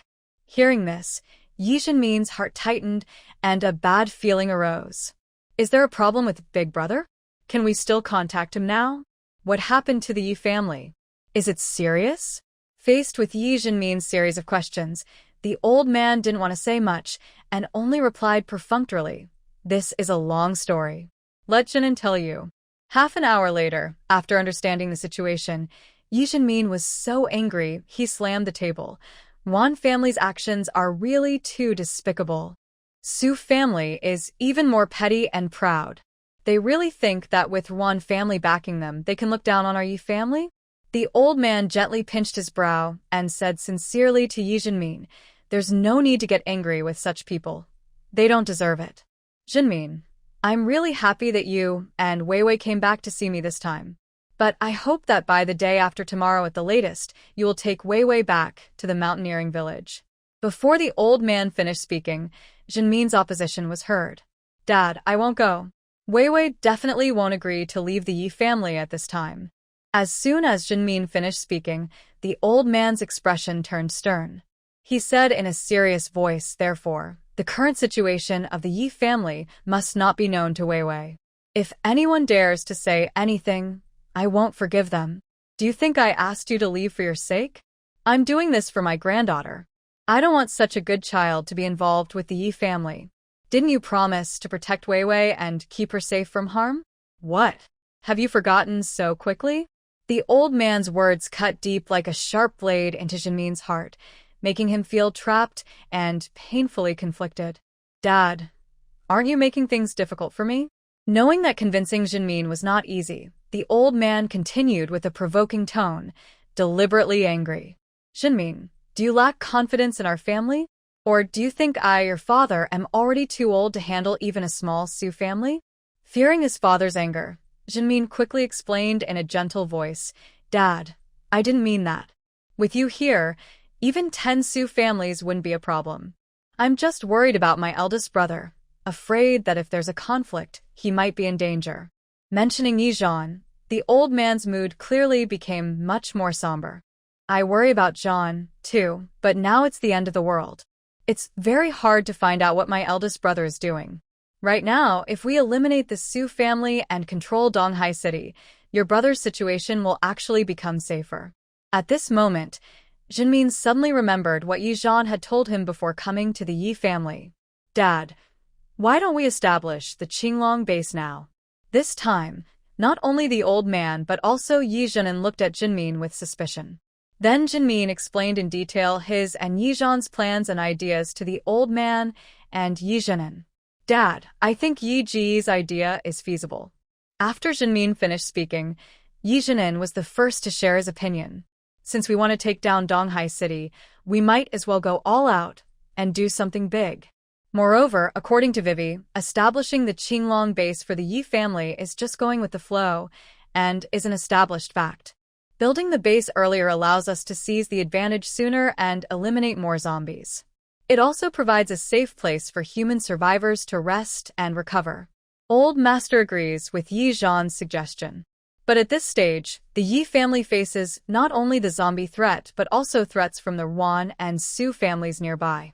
We must first solve these current problems before we can seriously plan to build the Qinglong base. Jinmin, when you return to Mountaineer Village, remember to tell Yizhan that I accept his idea, and the Yi family will build the Qinglong base as soon as possible. Yizhan is a person with great ideals and ambitions, and he deserves respect. If the Qinglong base is actually built, only the Yi family and nearby human survivors will benefit. For Yizhan, who is far away in Mountaineer Village, it doesn't really affect him, and he won't gain any benefits. Now go home and get ready. Later, come with Vivi and the others for dinner. To avoid Vivi noticing anything unusual, tonight's welcoming dinner will include only us, your second brother, and no one else. All right, I've said everything I need to. You can go now. Old Master waved his hand to signal Yizhanmin to leave. Seeing him about to go, Yizhanin quickly said to Old Master, Dad, I want to go with third brother. I haven't had a chance to talk to Vivi properly yet. All right, if you want to go, then go. When Yizhanmin and Yizhanin arrived home, Yilingwei had just finished washing up and was about to go downstairs. Third brother, you go ahead and do your thing. I want to talk to Vivi. After sending Yizhanmin away, Yizhanin turned to Yilingwei and said, Come on, Vivi. Let's go to the study. Tell me about the interesting things that have happened since the end of the world started over a month ago. Seeing Yizhanin's curiosity grow, Yilingwei smiled and agreed. Okay, since you want to know, I'll just tell you the highlights. More than an hour later, Yilingwei was already talking until she was dry-mouthed, but Yizhanin still looked excited and like he hadn't heard enough.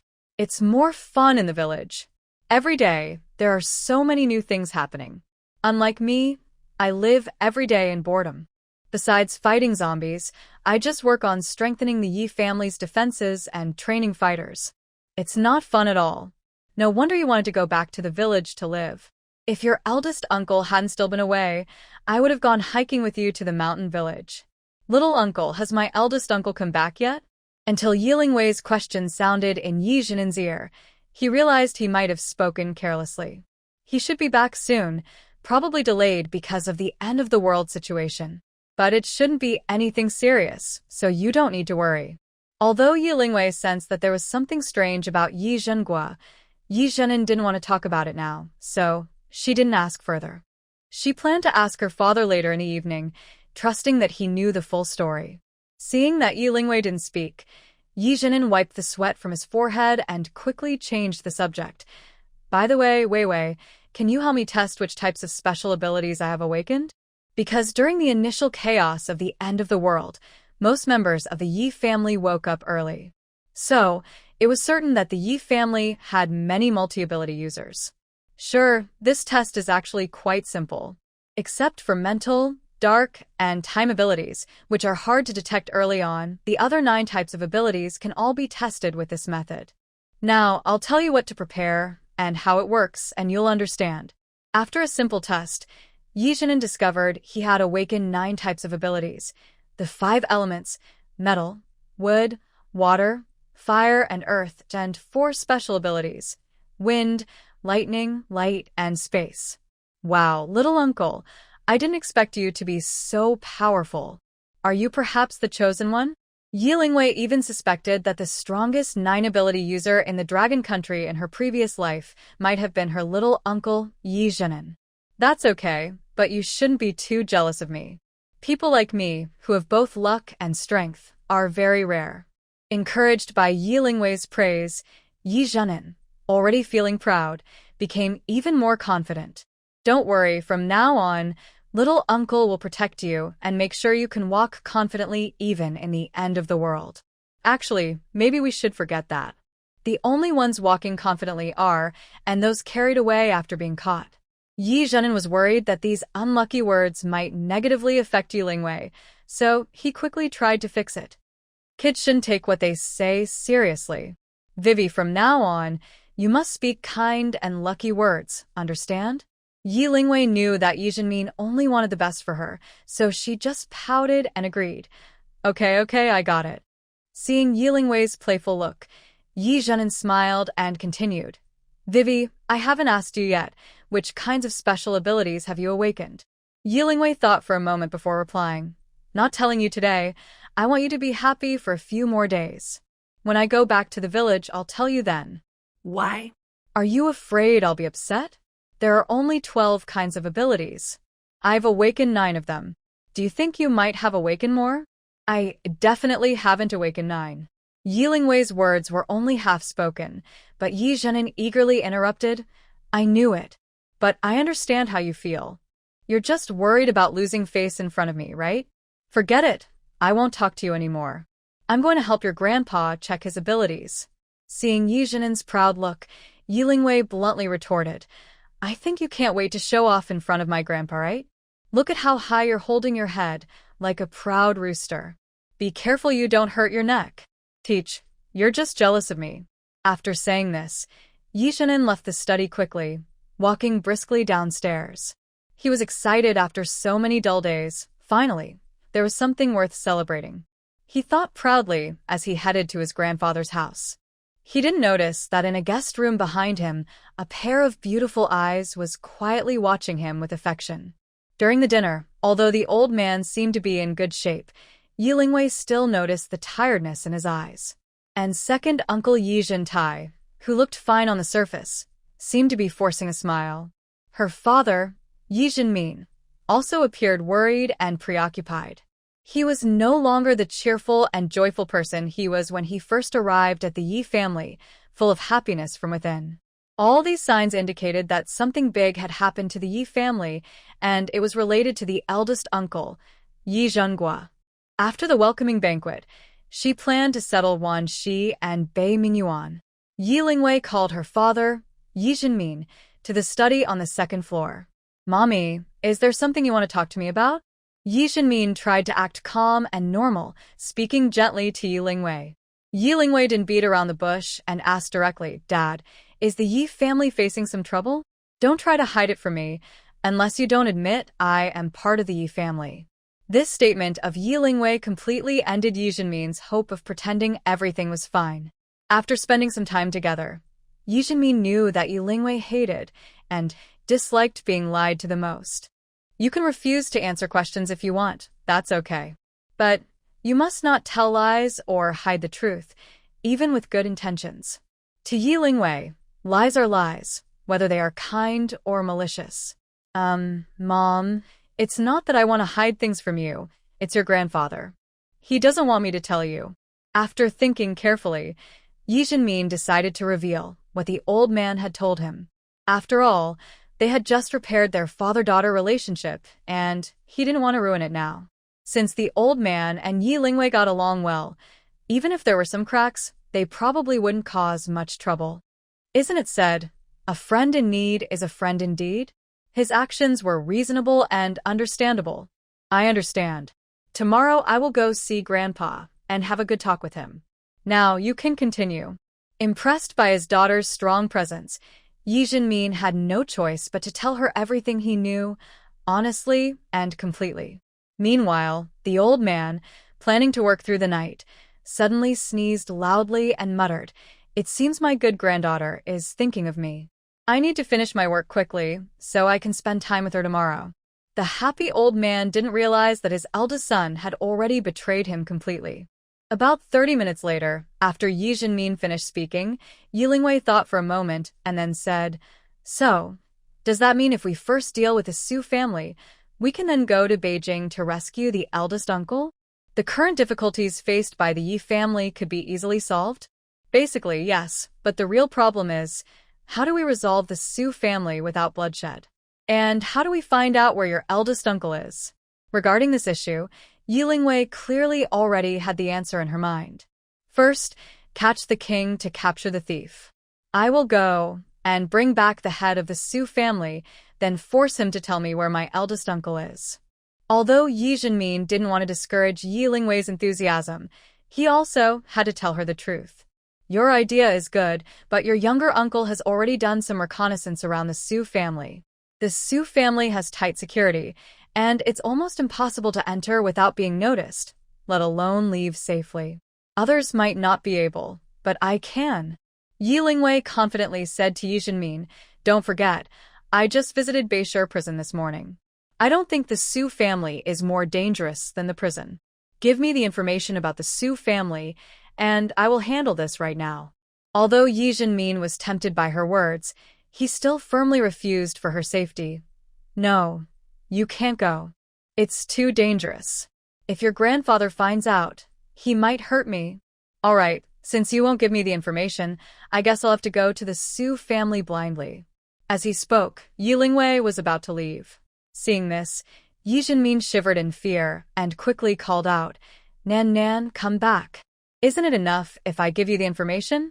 Then, a gentle smile appeared at the corner of Yi Lingwei's mouth as she turned around sweetly and said to Yi Zhenmin, "I knew you would agree, Dad." Looking at his clever daughter, Yi Zhenmin sighed helplessly, "I really don't know what to do with you. Just wait, I'll get the information for you." He then turned and left the study, heading downstairs to his bedroom. In fact, Yi Zhenmin had no intention of listening to the old master and leaving the Yi family. He planned for Yi Lingwei, Ruan Shi, and Bei Mingyuan to leave first, while he stayed behind. That's why he asked Yi Zhenan for a copy of the Su family's information, planning to study it carefully tonight. A few minutes later, Yi Lingwei took the pile of documents handed to her by Yi Zhenmin.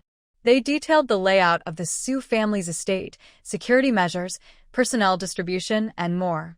It also included information about key figures in the Su family, their photos, the locations of their living rooms, eating habits, and daily routines. These are the head of the Su family and his brothers. They hold absolute power in the Su family. Actually, the Su family is not only targeting our Yi family. Most families in Donghai City are suffering from their oppression. Seeing that Yi Lingwei had finished browsing, Yi Zhenmin pointed to a few photos and said angrily, "The most shameful thing is that the Su family relies on force to seize basic supplies in large quantities in Donghai City. This has made it harder for survivors who already struggle to find enough resources, and their hope of survival is shrinking." Yi Lingwei was not as angry as Yi Zhenmin, because in the end of the world, the law of the jungle is cruel. Using strength and powerful abilities to kill innocents and seize resources is common in the previous life she lived through. Now, at the beginning of the end, as the gap between people's strengths widens, such things will happen more and more. So, the weak will be bullied, exploited, and eliminated. Don't think about relying on others, and don't expect anyone to defend the weak. Only by becoming stronger can a person survive longer and live better in this world. Then, if I kill all these people, the Su family will lose their power. Yi Lingwei's calm and confident tone made Yi Jinmin's emotions gradually settle. Yes, you're right.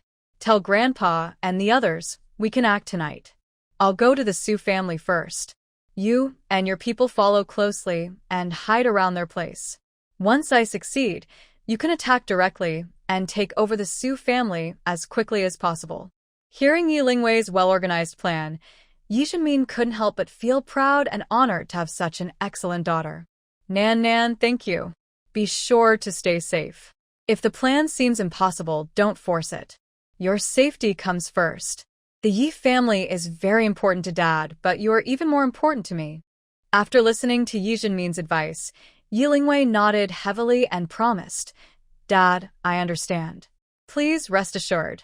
I will bring back the head of the Su family to ask about Uncle's whereabouts. I'm leaving now. As Yi Lingwei's figure disappeared in front of Yi Jinmin, he felt a deep pain in his heart.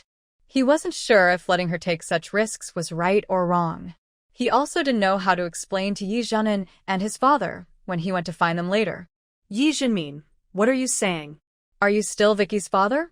How could you let Vicky go alone to do something so dangerous? Cough, cough, cough. The old man looked at Yi Jinmin, who was standing in front of him with his head bowed, and loudly scolded him, his face red and neck thick. Dad, have a sip of water.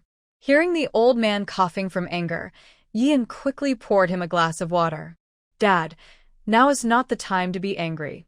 The most important thing is to gather people quickly and attack the Su family immediately.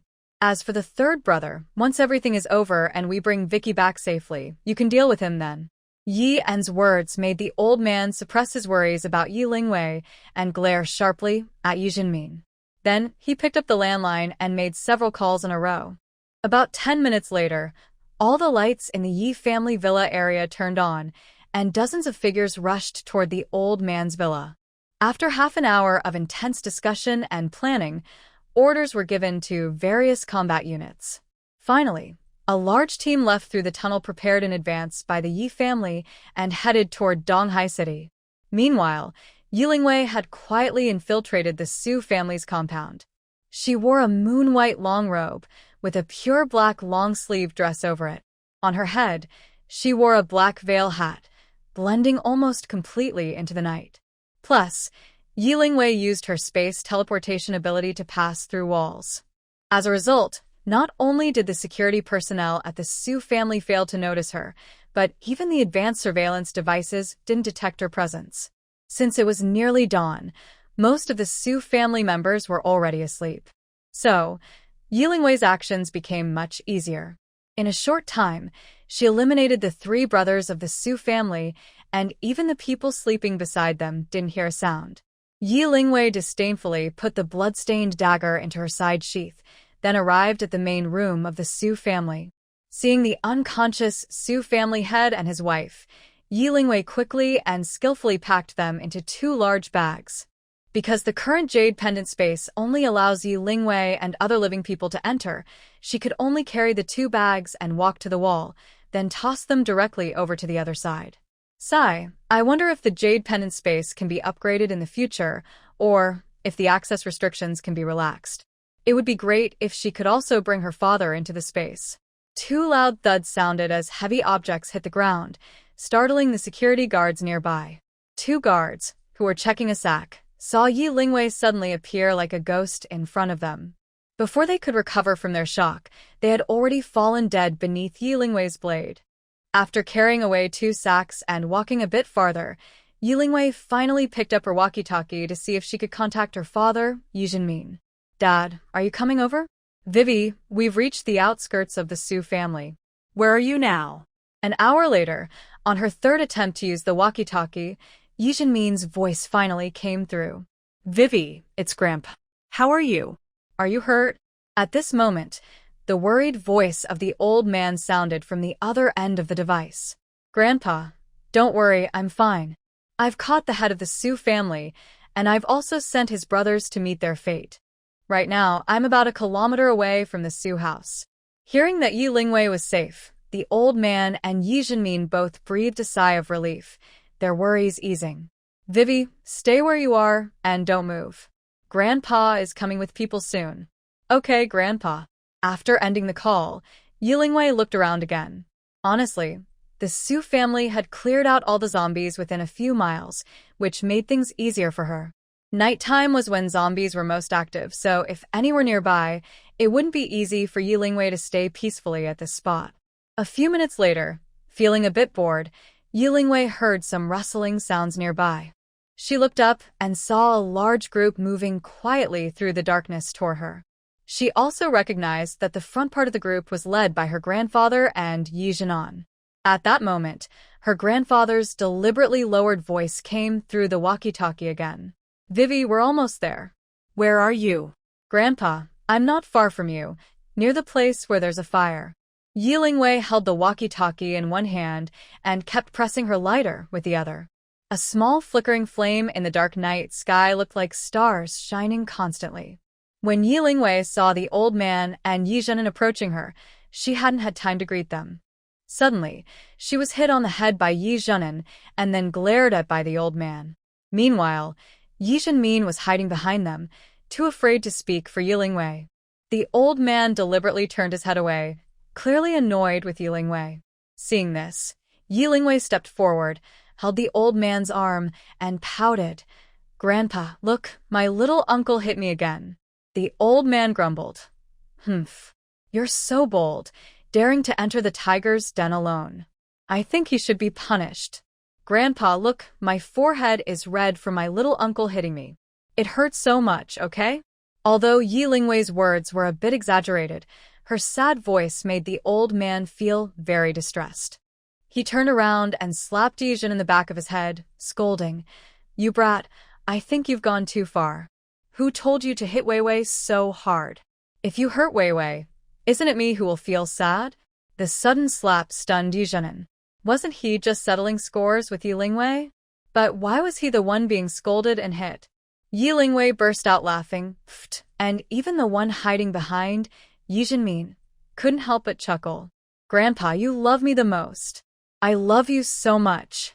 Seeing the old man turn his anger back toward her, Yi Lingwei quickly changed the subject.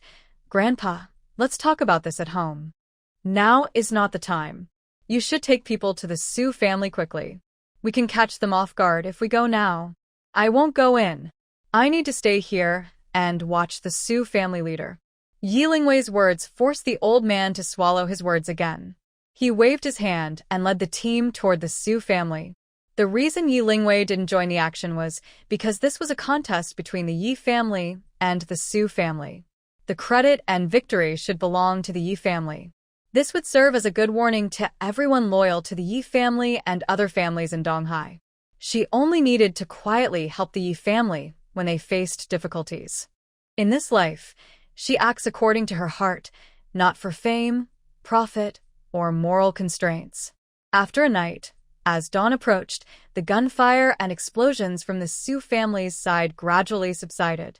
That night, not only zombies were awakened by the explosions, but also human survivors and other families living in Donghai City.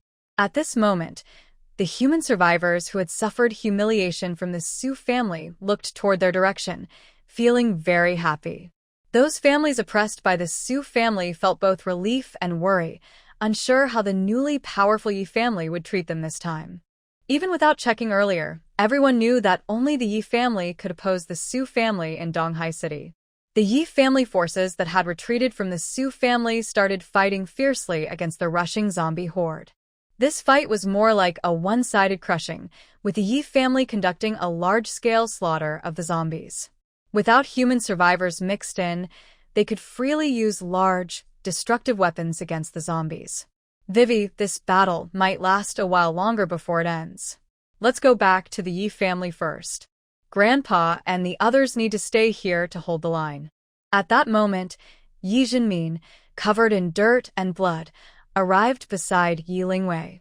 Seeing this, Yi Lingwei quickly stepped forward and asked with concern, "Dad, are you hurt?" "Dad's fine. These bloodstains are from others." "Are Grandpa and the others okay?" Yi Jinmin took the spiritual spring water handed to him by Yi Lingwei, drank it, and then continued, "Don't worry, Grandpa and the others are all fine. The tunnel leading to the Yi family is not far from here. Dad will take you there." As the father and daughter carried 2 large bags into the tunnel, Yi Lingwei couldn't help but marvel at the Yi family's grand plans and foresight. Who would have thought that in the outskirts of Donghai City, entering the city would be so easy? There was no need to fight zombies or alert anyone. They could freely come and go in Donghai City. Seeing Yi Lingwei staring at the tunnel in amazement, Yi Jinmin smiled and said, "Vivi, don't you think it's very convenient to have such a tunnel in the end times? But you probably didn't expect that Grandpa even planned to build a tunnel from the Yi family to Dangshan village." "What?" Yi Jinmin's words made Yi Lingwei so shocked that she threw the bag in her hands away. Then, they heard 2 muffled sounds coming from the sack. They saw Yi Jinmin kicking the sack hard twice. Yi Lingwei quickly spoke up to stop him. "Dad, don't kick it anymore. The sleeping drug is working well. They won't wake up for a while."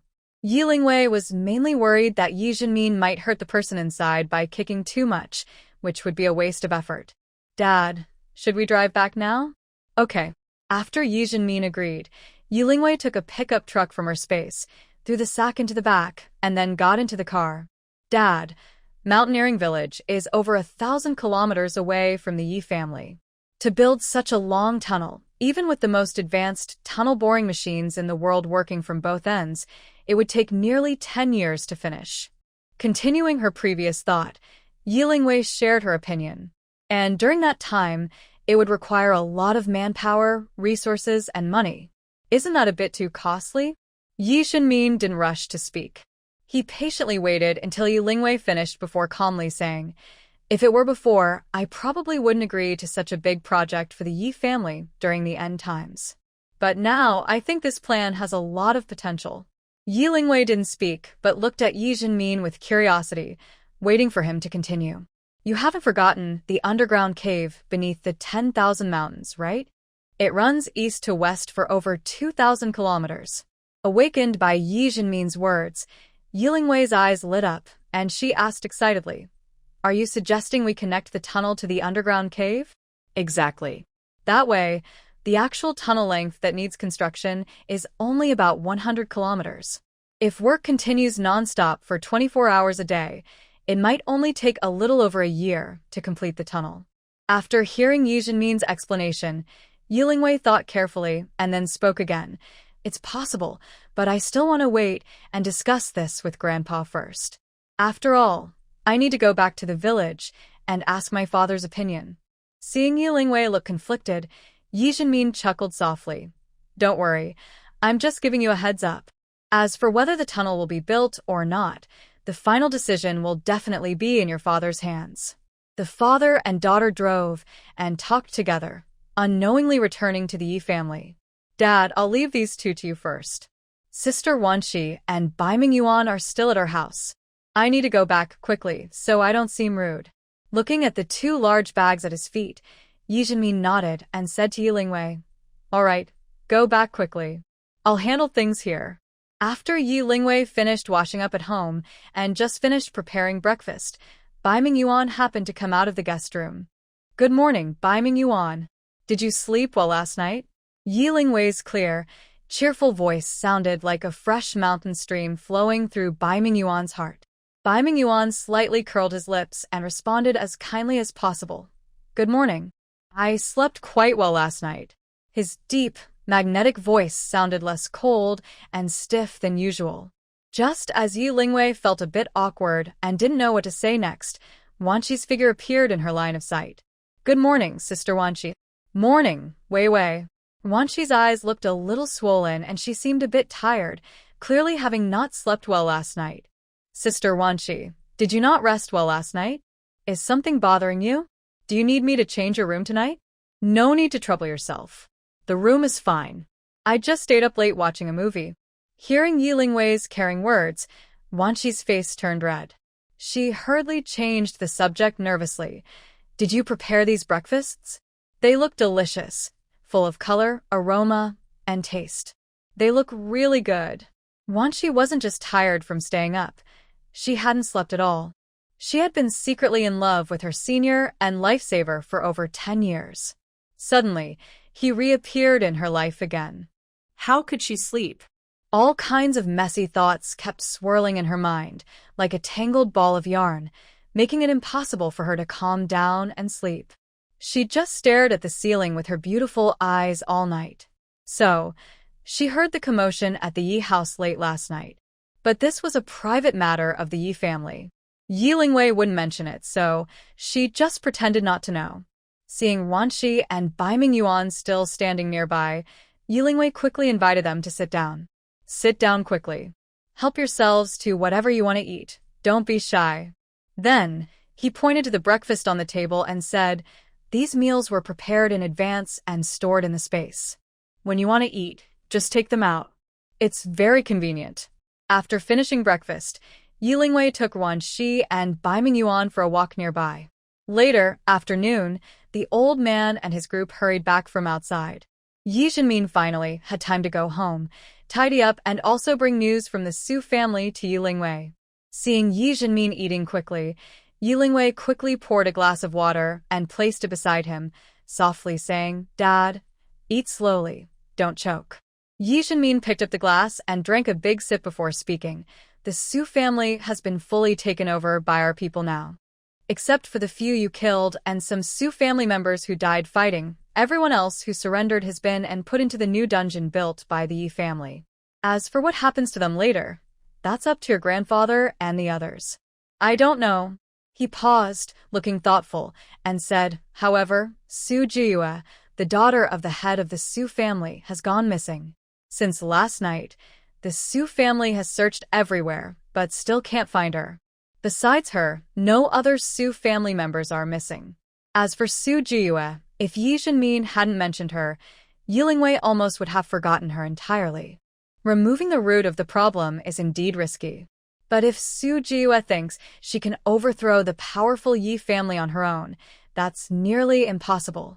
Unless she suddenly has a huge of luck and gains abilities even more extraordinary than hers. Finding Su Jiyue is the best.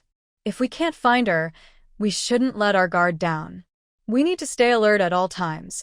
Yi Lingwei expressed her opinion before continuing. By the way, what about the head of the Su family? Have they found out where Big Brother is? When mentioning Yi Zhengue, Yi Zhenmin furrowed his brows and said with a worried look, your uncle is currently being held somewhere by the Ruan family, but the head of the Su family isn't very clear about where exactly.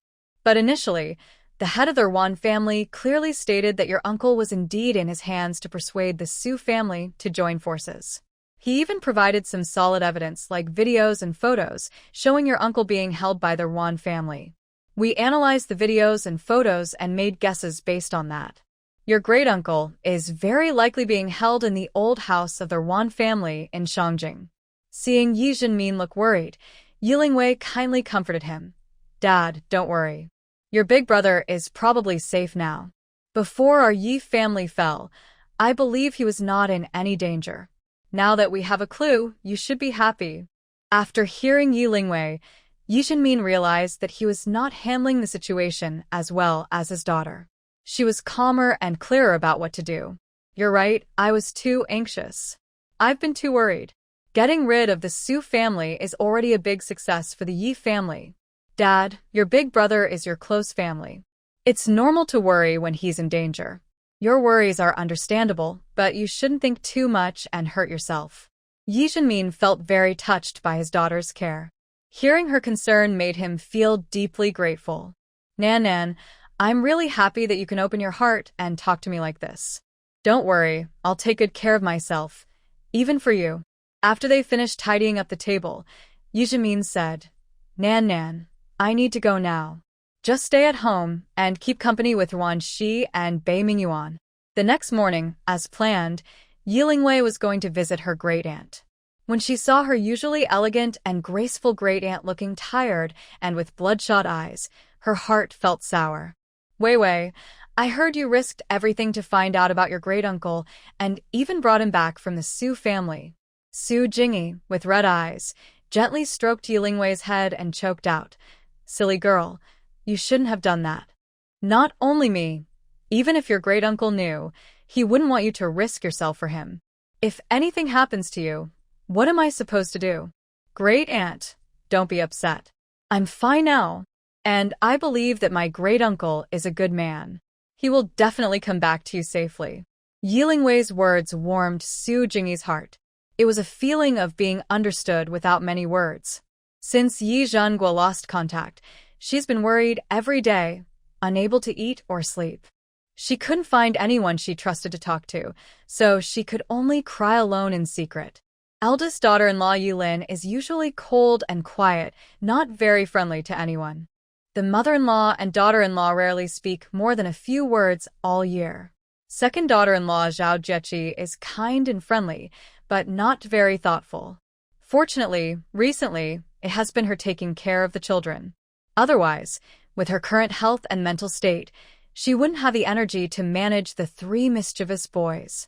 After opening her heart to Yilingwei and talking for an afternoon, Su Jingyi felt much better. Even the long-held frustration in her heart eased quite a bit. "Great-aunt, I'll go now. I'll come back to visit when I have time." After Yilingwei handed over the prepared spiritual water and warm jade, she stood up to say goodbye. "Vivi, I accept your kind gift," said Su Jingyi, opening her arms to gently hug Yilingwei, feeling touched. "Good girl. Thank you, Vivi." Thus, it wasn't until the 4th day that the situation at the Su family was finally resolved. The Yi family members could finally take a break and breathe. In the study, the old man first looked at his 3 sons, Yi Zhentai, Yi Zhenmin, and Yi Zhenan. Then he spoke, "Right now, only your eldest brother has not returned to the Yi family." He then turned to look at his 4 grandsons, Yi Shan, Yi He, Yi Wuyang, and Yi Chen. He said again, "And only the second son, Yi Feng, is missing. What I want to tell you is, as long as we don't give up, we will definitely find both of them. Grandpa, I want to go to Beijing to find Dad. I hope you will agree." As soon as the old man finished speaking, Yi Shan looked at him with firm eyes, pleading, "Grandpa, I want to go with my older brother. Grandpa, I also want to go." Then Yi Wuyang and Yi He spoke at the same time. "Dad, let me go instead. Yi Shan should stay home to lead and manage the family affairs, since he's been in charge of the team's daily training. Yi He is smart but not very skilled physically, so it's too dangerous for him to go out. As for Wu Yang, he's willing to go too." After Yi Zhenmin finished speaking, Yi Chen also agreed and said, "Grandpa, I want to go to the capital with my uncle. I am skilled and can help him." Yi Zhentai looked at Yi Chen with a complicated expression, hesitated for a long time, but said nothing. Perhaps part of the reason Yi Chen is going to the capital is indeed to help Yi Zhenmin rescue Yi Zhenghua. But, as the saying goes, only a father truly knows a son, and Yi Chen's trip to the capital is more likely to be to find his mother, Wang Feng. Back then, when Yi Zhentai resigned and chose to return to Donghai City, Wang Feng refused to go back to the Yi family with him. He also asked Wang Feng several times for a divorce, but she refused every time. Before the apocalypse, Yi Chen called Wang Feng many times, but someone like her wouldn't listen to others' advice. In fact, in Yi Zhentai's heart, he had already cut ties with Wang Feng. The only person who couldn't let go of Wang Feng was Yi Chen. But Wang Feng is Yi Chen's biological mother. Others might choose to give up on her, but they have no right to ask Yi Chen, as her son, to do the same. Some people and things can only be understood through experience, observation, and realization. The old man could naturally guess Yi Chen's intention, but he chose not to expose it. Instead, he spoke earnestly to Yi Chen. "Yi Chen, I can agree to let you go to the capital with your uncle. But I want to remind you, do whatever you want, as long as you don't drag others into it." The implication was, you can go to save your mother, but only by yourself. Others are not obliged to take this risk for you. Before Yi Chen could respond, the old man decisively announced. All right, then it's settled. The three people going to the capital are Yi Zhen and Yi Wuyang and Yi Chen. That night, Yi Zhen and went to Yi Zhenmin's house to say goodbye to Yi Lingwei. Wei Wei, your uncle is leaving for the capital tomorrow. He can't stay with you. Huh? That's so sudden. As soon as Yi Zhenin spoke, not only Yi Lingwei, but also Wan Shi sitting nearby, looked up at him sharply. Isn't it just because you're worried about the night being too long? Getting to the capital earlier means finding your uncle sooner. Yi Lingwei agreed with this, thinking that the longer they delay, the more problems might arise. So, how are you going there? Of course, by plane. Don't forget, I'm still an excellent pilot, right? Moreover, now there's zombies everywhere outside. I don't dare to walk on the land road. That's true. In the end of the world, danger is everywhere. The threats are not just zombies. Often, people's hearts are the most frightening. Little uncle, you must stay safe. Whether it's spiritual spring water or life-saving pills, everything that should be given to Yi Zhenin has already been provided by Yi Lingwei when he first discovered his space ability. So now, besides a few words of advice, there's nothing more Yi Lingwei can do for Yi Zhenin. All right, there's nothing else. I'm leaving now. Just as Yi Zhenin was about to stand up, Wan Shi's slightly anxious voice suddenly sounded. Don't go yet. I want to go too. Wan Shi, where are you going? Yi Lingwei asked confused. Seeing Yi Zhenin also looking at her with curiosity, Wan Shi hesitated before explaining. I also want to go to the capital. I can fly a plane too. I can help you. Seeing that Yi Lingwei and Yi Zhenmin still looked confused, Wan Shi continued. I want to go home. I want to take your plane to the capital together. Yes, that's it. My home is in the capital. I want to take this chance to go back and visit. As soon as she finished speaking, Wan Shi's face turned as red as an apple, and she lowered her head to look at her toes. For Wan Shi, that home was no longer a home. Even if she never went back for several generations, she wouldn't think about it. But now, to stay close to Yi Zhenin and worry about the dangers of going to the capital, she had to bring up that place again, which she disliked so much. Seeing Wan Shi look so embarrassed, Yi Lingwei thought she was afraid of bothering Yi Zhenin and felt a bit sorry. Wan Shi, it's just a quick trip. It's no trouble at all. You don't need to feel bad. Right, little uncle? Wei Wei is right. If you want to go to the capital with us, it's no problem at all. It's just a small matter. Yi Zhenin's calm and clear voice also spoke at this moment. If the timing were better, I would definitely take Wei Wei with me. After all, the capital has many famous sites and attractions, definitely worth visiting. Unfortunately, with the end of the world, all of that will be destroyed. Yi Zhenin's words made Yi Lingwei's mind suddenly tingle. Yes, why hadn't she thought of that? This is truly a case of the speaker speaking thoughtlessly, while the listener takes it to heart. As the capital of Long Country, Shanjing has the most museums and libraries. Moreover, in terms of relics and book varieties, it is the largest, most complete, and most valuable in the entire country. Little uncle, since you said you want to take me to Shanjing, I guess I'll reluctantly agree. Vivi, how can you take my words out of context? You clearly know I didn't mean that. Is there something wrong with your ears? Do you only listen to the first half? Yi Zhenin stared with clear, big eyes, looking at Yi Lingwei in disbelief, waving his hands nervously. Don't get me into trouble. Last time at the Su family's place, your dad was almost hurt because of you. If I dare take you to Shanjing again, your grandpa will definitely break my legs. Yi Lingwei pouted and shot a sideways glance at Yi Zhenmin, dismissively saying, Teach, little uncle, you're too timid, aren't you? Don't worry, I'll talk to grandpa myself. I won't drag you into it. Initially nervous, Wan Shi couldn't help but smile, genuinely envious of how close Yi Lingwei and Yi Zhenin were. Even Bei Mingyuan, who had been silent beside them, couldn't help but think. So, Yi Lingwei can be playful and troublesome too. Since you all are going to Shanjing, I'll go with you. Yi Lingwei looked at Bei Mingyuan and, after a brief moment of thought, agreed. Sure, then please accompany us on this trip. After all, if she and Wan Shi both went to Shanjing, leaving Bei Mingyuan alone at the Yi family home wouldn't be very good. Then you and Sister Wanshi wait at home for a while. I'll go say goodbye to Grandpa. Okay. Alright, don't worry about us. You go ahead. Both Bei Mingyuan and Wanshi agreed one after another. When Yi Lingwei and Yi Jinmin arrived at the old man's house, he had just finished his work and was studying the warm jade that Yi Lingwei had given him. As soon as Yi Lingwei entered, she ran over happily and said, "Grandpa, I have a very small thing to tell you." "Oh, just how small is this thing? Tell me first." Seeing Yi Lingwei smiling so brightly, the old man knew that what she was about to say probably wasn't good news. "Grandpa, I want to go to Shanjing with little uncle." He's already agreed. The old man, who was about to scowl at Yi Lingwei, immediately turned his attention to Yi Zhenan. "Young troublemaker, I see you're asking for trouble. Who told you to persuade Wei Wei to go to the capital with you? Don't you know how dangerous it is outside now?" Casually, he picked up a feather duster and swung it at Yi Zhenan's back.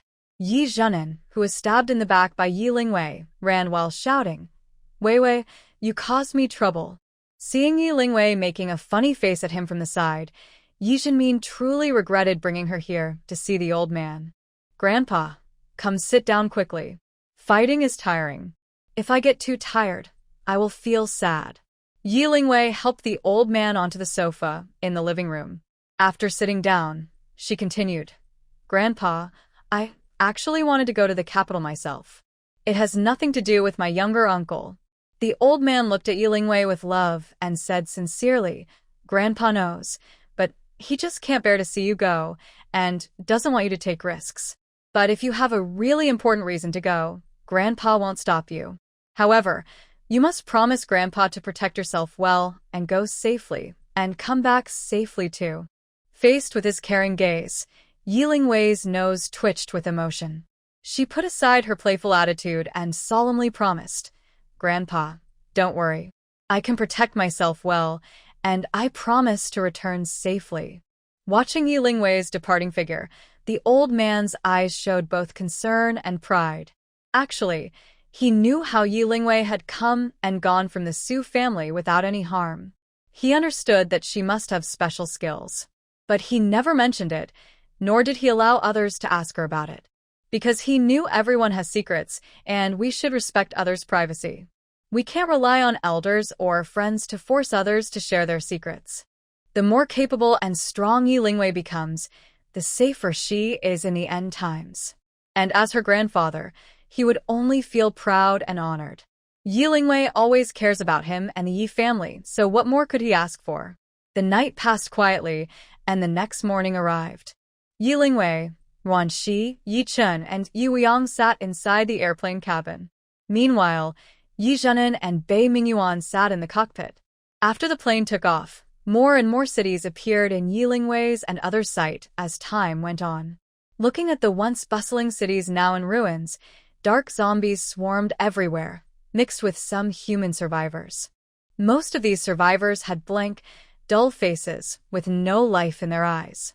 When the plane flew overhead, at the moment they looked up, perhaps a glimmer of hope flickered in their eyes.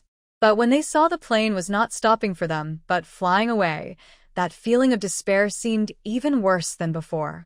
Yi Lingwei lowered her binoculars, feeling increasingly heavy-hearted. She used to be one of them, longing for rescue, hoping someone would help her. But as hope was repeatedly shattered, she finally gave up on fantasies and expectations, relying on her own strength to survive bravely in the end times. She realized that no one is more reliable than oneself. Others might help temporarily, but they can't help forever. Even if the 4 main bases are built, providing some shelter for survivors, the key is to reach them. Getting into a base is like holding a ticket to safety, a test you must pass. The end times never need useless people, and the bases are the same. Maybe this process is painful and tough, but once you succeed in transforming, you earn the right to survive in the chaos. Now, Yi Lingwei has enough supplies. She could act like a generous benefactor, flying around dropping resources. But then what? The end still exists, zombies won't disappear, and the supplies she drops will soon be used up. She could keep doing it, but there's a risk. Someone might shoot her plane down out of greed. And if feeding becomes routine, Will human survivors become dependent psychologically? They might stop actively searching for supplies or fighting zombies. Over time, if zombies evolve into higher levels, will these survivors still have a fighting chance? Perhaps by then, the only options left for human survivors are waiting to die or turning into zombies. So what you think is good might not really be good. Your self-righteous help could even harm others. In the end times, you must not act like a saint or be overly kind. Most importantly, don't get yourself into danger and drag others down with you, or use morality to manipulate them. This is also why Yi Lingwei can become friends with Ruan Shi and others. Seeing the survivors suffering, their feelings are also heavy and sad.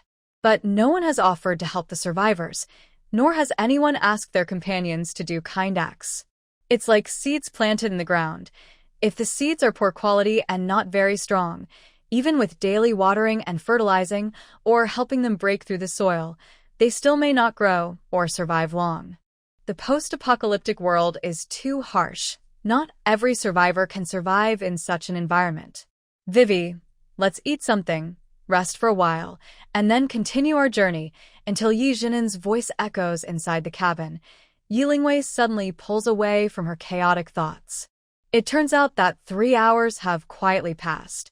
Looking out the window, it seems the plane has landed on a large, flat stone at the top of a mountain.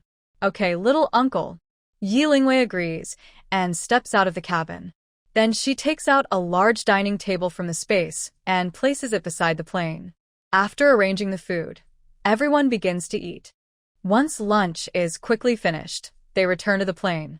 They rest for a short while, then the plane takes off again. In the morning, Yi Jinin is flying the plane, and in the afternoon, it switches to Beijing. Actually, Yi Lingwei and the others are not very tired. The real exhaustion is on Yi Jinin and Beijing. After another afternoon of flying, they finally arrive at the outskirts of Shanjing before dark. After discussing, the group finds a remote mountain forest to stay for the night, planning to enter the city after dawn. Yi Lingwei takes out a large camping RV from the space. Once it's set up, everyone enters the RV one by one. Although Yi Chen and Yi Wanggang are seeing Yi Lingwei's super large space for the first time, they have heard about it before. Ruan Shi and Beijing, not knowing the details, don't ask much. Ruan Shi looks at the luxurious RV and says enviously, "Vivi, I really envy you. Planes, cars, RVs, being able to carry such big things around is so convenient. I wonder when my space will become this big too." Hearing Ruan Shi's words, Yi Chen, standing nearby, can't help but reply with a hint of envy. "Ruan Shi, sister, you should just be content. Although your space is not very large right now, at least you have one, unlike us, who can only envy." At this moment, Yi Jinin also came over, patted Yi Chen on the shoulder, and said proudly, "Our luck is good. You should be jealous, kid." Seeing everyone chatting happily, Yi Lingwei didn't speak, but went alone to the dining area to prepare dinner. She then smiled and called out, "All right, everyone stop arguing. Come over quickly to wash your hands and eat. We also need to discuss tonight's patrol duty and some plans for tomorrow." After discussion, it was decided that Yi Lingwei, Ruan Shi, and Yi Jinin would be responsible for the front half of the night patrol at the RV camp. Meanwhile, Bai Mingyuan, Yi Chen, and Yu Yang would handle the security for the second half of the night. "Vivi, I have something to tell you." While Yi Lingwei, Ruan Shi, and Yi Jinin were patrolling near the RV with flashlights and night vision devices, Ruan Shi's hesitant voice suddenly sounded. Actually, during dinner, Yi Lingwei had noticed that Ruan Shi seemed distracted, as if she had something on her mind. "Ruan Shi, just tell me if you have something to say. Do I need to avoid hearing this?" After saying that, Yi Lingwei stood beside her, and Yi Jinin suddenly asked, "No need to avoid. What I want to say is related to tomorrow's actions." It seemed she was hesitating on how to start, and after a long pause, Ruan Shi's voice resumed. "Did you mention earlier that the head of the Ruan family is Ruan Feng?" "Yes, Ruan Feng has been in the military before the apocalypse. He was my older brother Yi Zhengguo's deputy." Yi Jinin answered Ruan Shi's question, while Yi Lingwei, unfamiliar with the Ruan family, remained silent. "That's right. Some things, some pain are really hard to say. After a long silence, Wanshi continued, "Maybe I should tell you a story about Wan Feng, the head of the Ruan family." Her voice was deep, and her tone seemed calm, but if you listen carefully, there was an endless sadness mixed with an unspoken hatred. Wan Feng was actually not born Ruan. Once, he was just an orphan wandering around, begging for food, with no name or home. Over 40 years ago, during a cold winter with heavy snow. Only 10 years old, exhausted, hungry, and with a high fever, Wan Feng fainted at the door of a wealthy Ruan family house. The head of the Ruan family is kind-hearted. He took Wan Feng home, arranged for a doctor to treat him, and cared for him until he recovered. After Wan Feng was well again, the family head gave him some money to help him leave.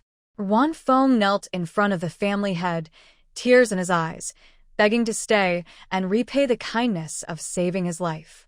At first, the family head refused. Wan Feng then knelt outside the main gate of the Ruan house for 3 days and nights without eating or drinking until he fainted in front of the door. Hearing this, Wanshi seemed a bit emotional and looked at her with a hint of sarcasm. The family head had no choice but to agree. He let Wan Feng work as a servant in the house, where he was fed, housed, and even received a salary each month. He also allowed Wan Feng to keep the family name Ruan and gave him the name Ruan Feng. A year passed. Wan Feng worked diligently, never lazy or dishonest. The family head was very pleased with him. Gradually, whenever the family head went out, he started taking Wan Feng along, teaching him about manners and business. Wan Feng was very smart, understanding things quickly, which made him very popular with the family head. 2 years later, the family head took Wan Feng out again for a business trip. On the way back, they reached a remote area and were suddenly stopped by a group of thugs trying to rob them. Wan Feng stepped in front of the family head and took a deadly meant for him. The family head suspected something was wrong.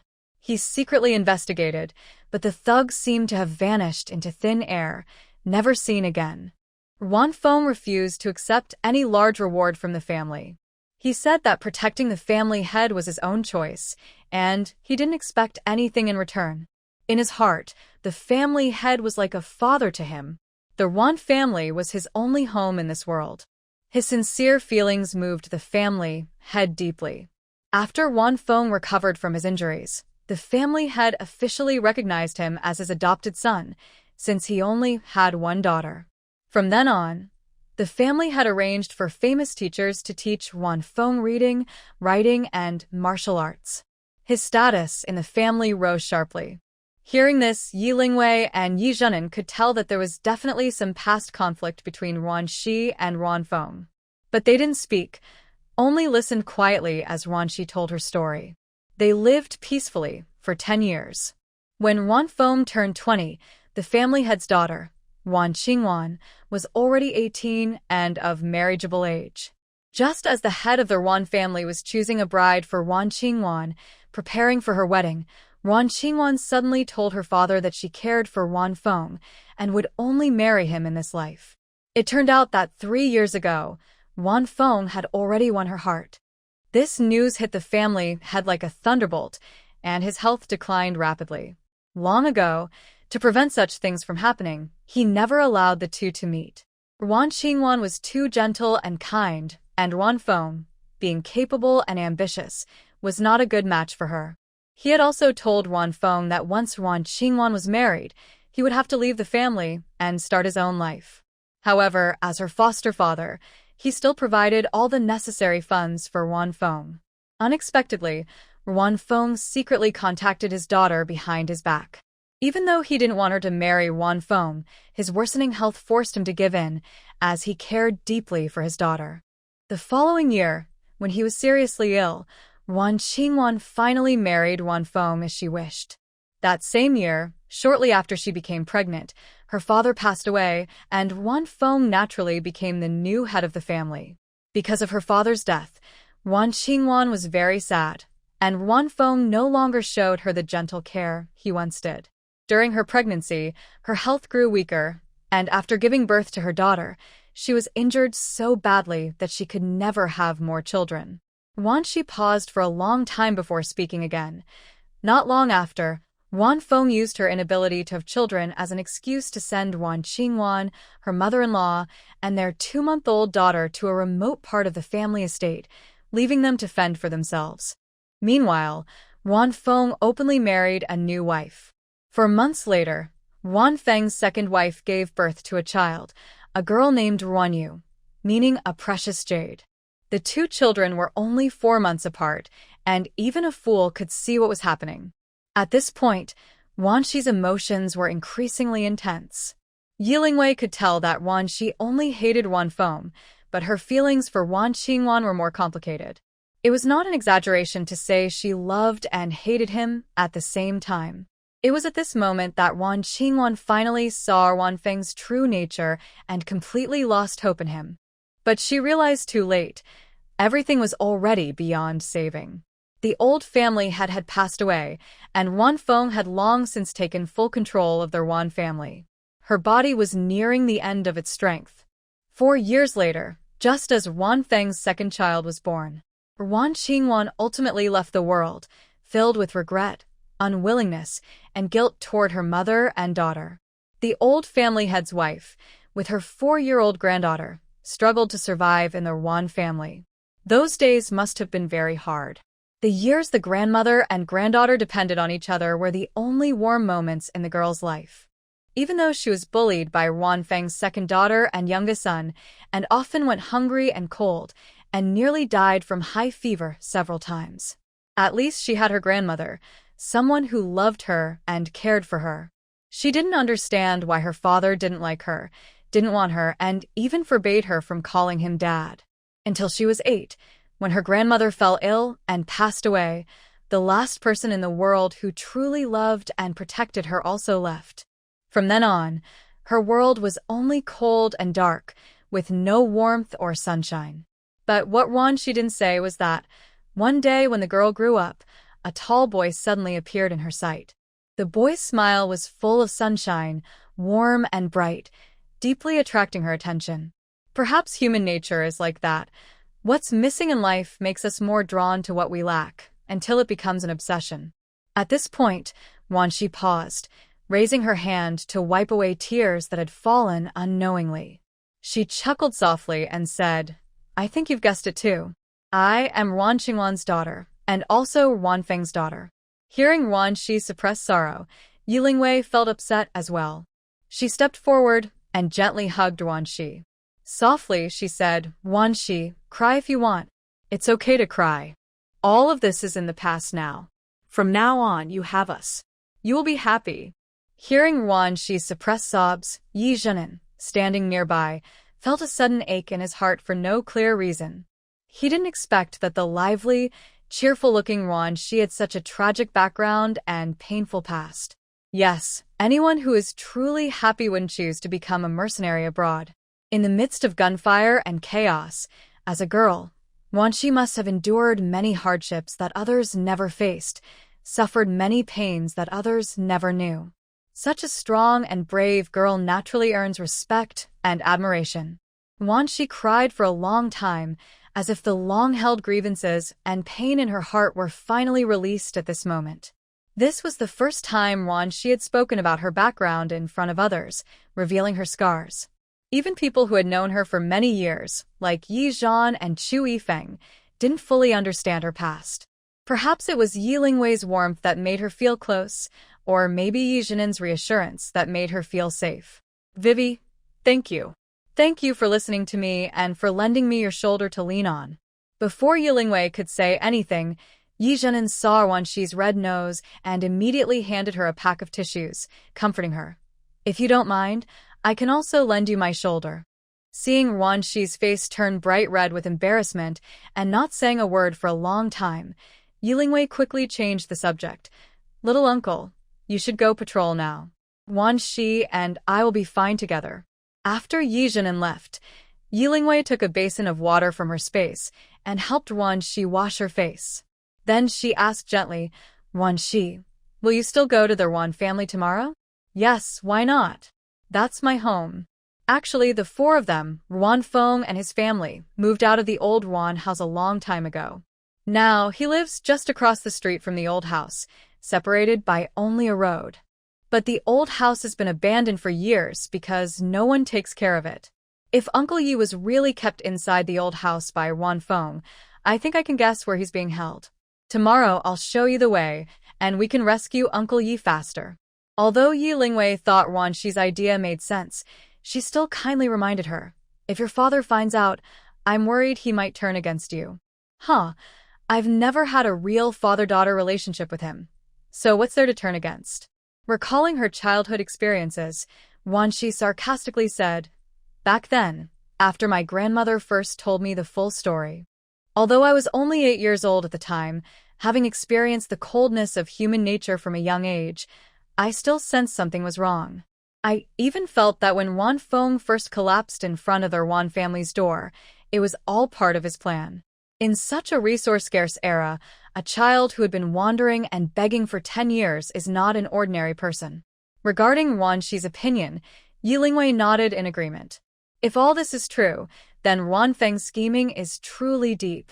It's understandable that Yi Zhengua fell into his hands. Even my grandmother once suspected that my grandfather's illness was suspicious. She was angry, but not to the point of being bedridden or losing her life over it. I also tried to investigate, but by the time I grew up, my grandfather had already passed away many years ago. Everything around us had changed beyond recognition, and there was no way to find out the truth. If anyone in this world knows the real story, it must be Ruan Feng. Ruan Feng had been hiding in the Ruan family for 10 years, using that time to seize control of the family. In the end, he caused the family to fall apart, while he himself thrived. Who would have thought that the kindness of the head of the Ruan family back then would turn out to be an invitation for trouble? It truly shows that the bottom of a deep abyss has its limits, but human nature is unpredictable. Though it's hard to say aloud, Yi Lingwei had to ask again. Ruan Shi, if we face Ruan Feng tomorrow, what will you do? Ruan Shi, don't misunderstand. I don't doubt you. I just worry you might get hurt. Seeing Yi Lingwei's face scrunch up in worry, Ruan Shi smiled softly and said, Vivi, don't worry. I only hate Ruan Feng, I don't love him. If we really face Ruan Feng tomorrow, I won't hold back. Over the years, I've thought about killing Ruan Feng to avenge my grandfather and grandmother. But who would have thought that this ruthless hypocrite would be rising higher in the military? Even if I could kill him, it would be nearly impossible to get away unscathed. But I can't risk my life for such a scumbag. After all, I promised my grandmother that I would live well no matter what. At that moment, Yi Zhinen's slightly surprised voice came through the walkie-talkie. Yi Lingwei and Ruan Shi had no hesitation. They quickly walked toward Yi Zhinen's location. This forest was rarely visited, and their patrol was not for guarding against zombies or other survivors. They were worried about encountering large wild animals at night, such as tigers, wolves, or wild boars. When Yi Lingwei reached Yi Zhinen, she saw him using night vision goggles to observe a tree hollow straight ahead. The tree was unusually thick, with a trunk that would take at least 5 adults holding hands to encircle. What's wrong, little uncle? Did you find anything? Hearing Yi Lingwei's question, Yi Zhinen turned around, pointed at his night vision goggles, and said mysteriously, Take a look yourself. Curious, Yi Lingwei and Ruan Shi also picked up their night vision devices and looked into the tree hollow. What they saw inside shocked Yi Lingwei. She whispered in surprise, This is Shanjing, in the north of Manhwa, with a temperate monsoon climate. When did such a huge snake appear here? Inside the hollow, a large snake about 4 to 5 centimeters thick and roughly 5 meters long was coiled, eyes closed, seemingly hibernating. The snake's head was oval-shaped, its tail relatively thin, and its nostrils large. Yi Lingwei shone her flashlight into the hollow and quickly withdrew it. She noticed the snake's back was brownish-yellow with 3 gray-white vertical stripes.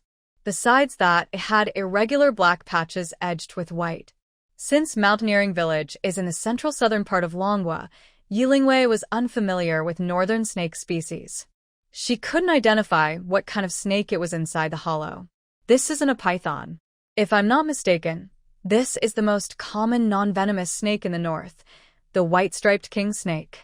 Once she lowered her night vision device, frowned, and continued. Although the white-striped king snake is relatively large compared to other northern snakes, it's only about a meter long, and definitely not this big.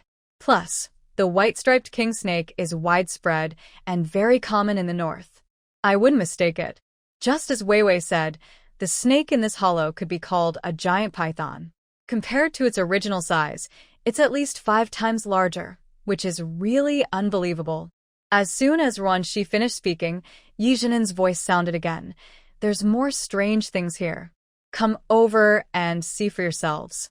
Following behind Yi Zhenen, they walked about 10 meters further. Yi Lingwei and Ruan saw something that made them even more shocked.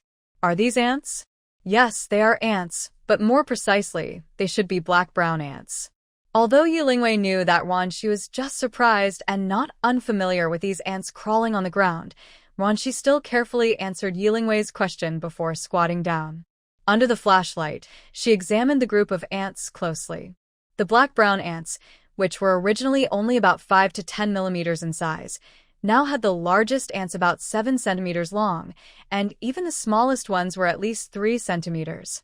These black-brown ants are quite large.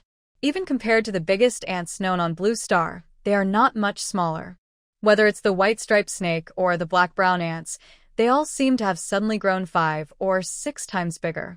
Yi Lingwei picked up a stick and poked at the ants on the ground. They didn't react at all.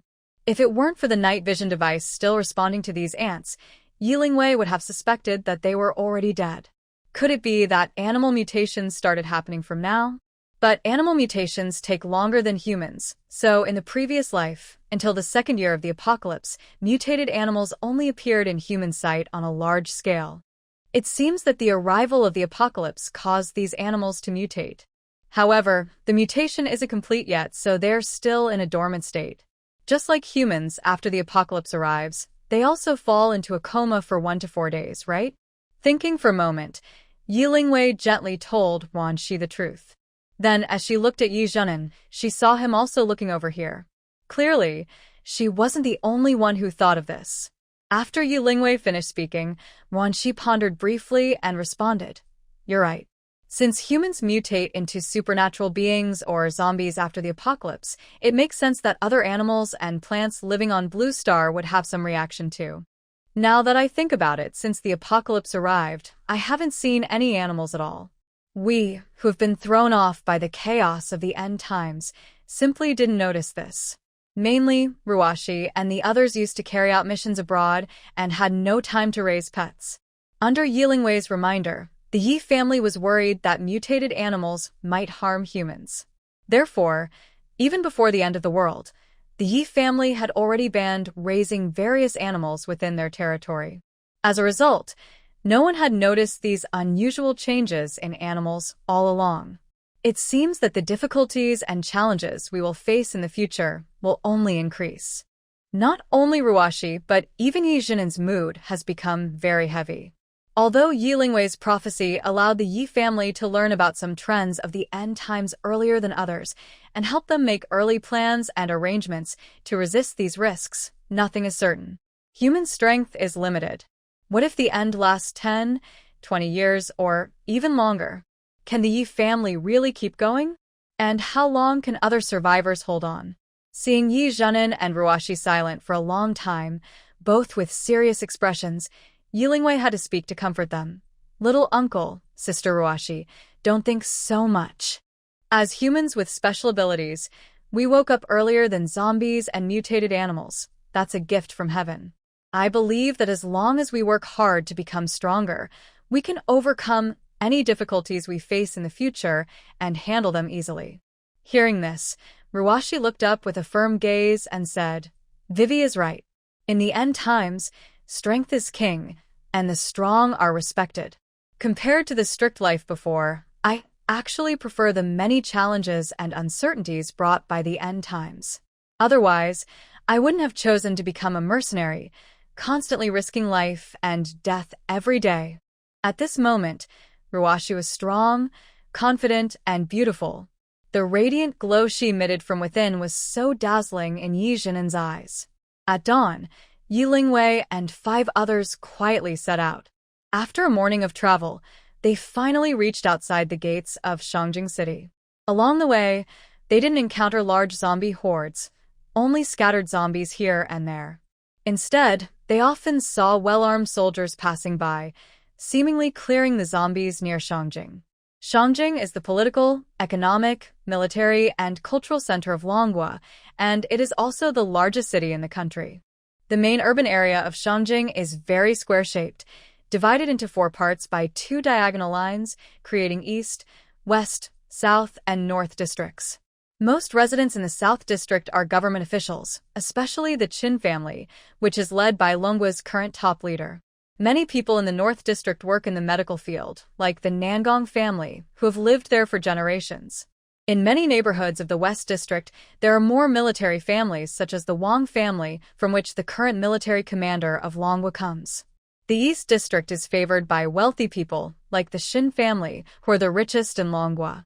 The Ruan family, known for business, is also located in the East District. Vivi, with such a long line, how long will it take to get in? This is just one of the entrances to Shanjing. The line in front of the gate stretches so far that it's impossible to see the end. Just looking at Ruan, she makes her feel overwhelmed. What should we do? We can't just fly in, right? Think about the fully armed soldiers. Aren't you afraid the plane will be shot down by cannon fire? It's clear that someone is managing entry here. Unlike other cities, which are chaotic, you can't just go in whenever you want. Faced with this situation, Yilingwei couldn't think of a better solution for a moment.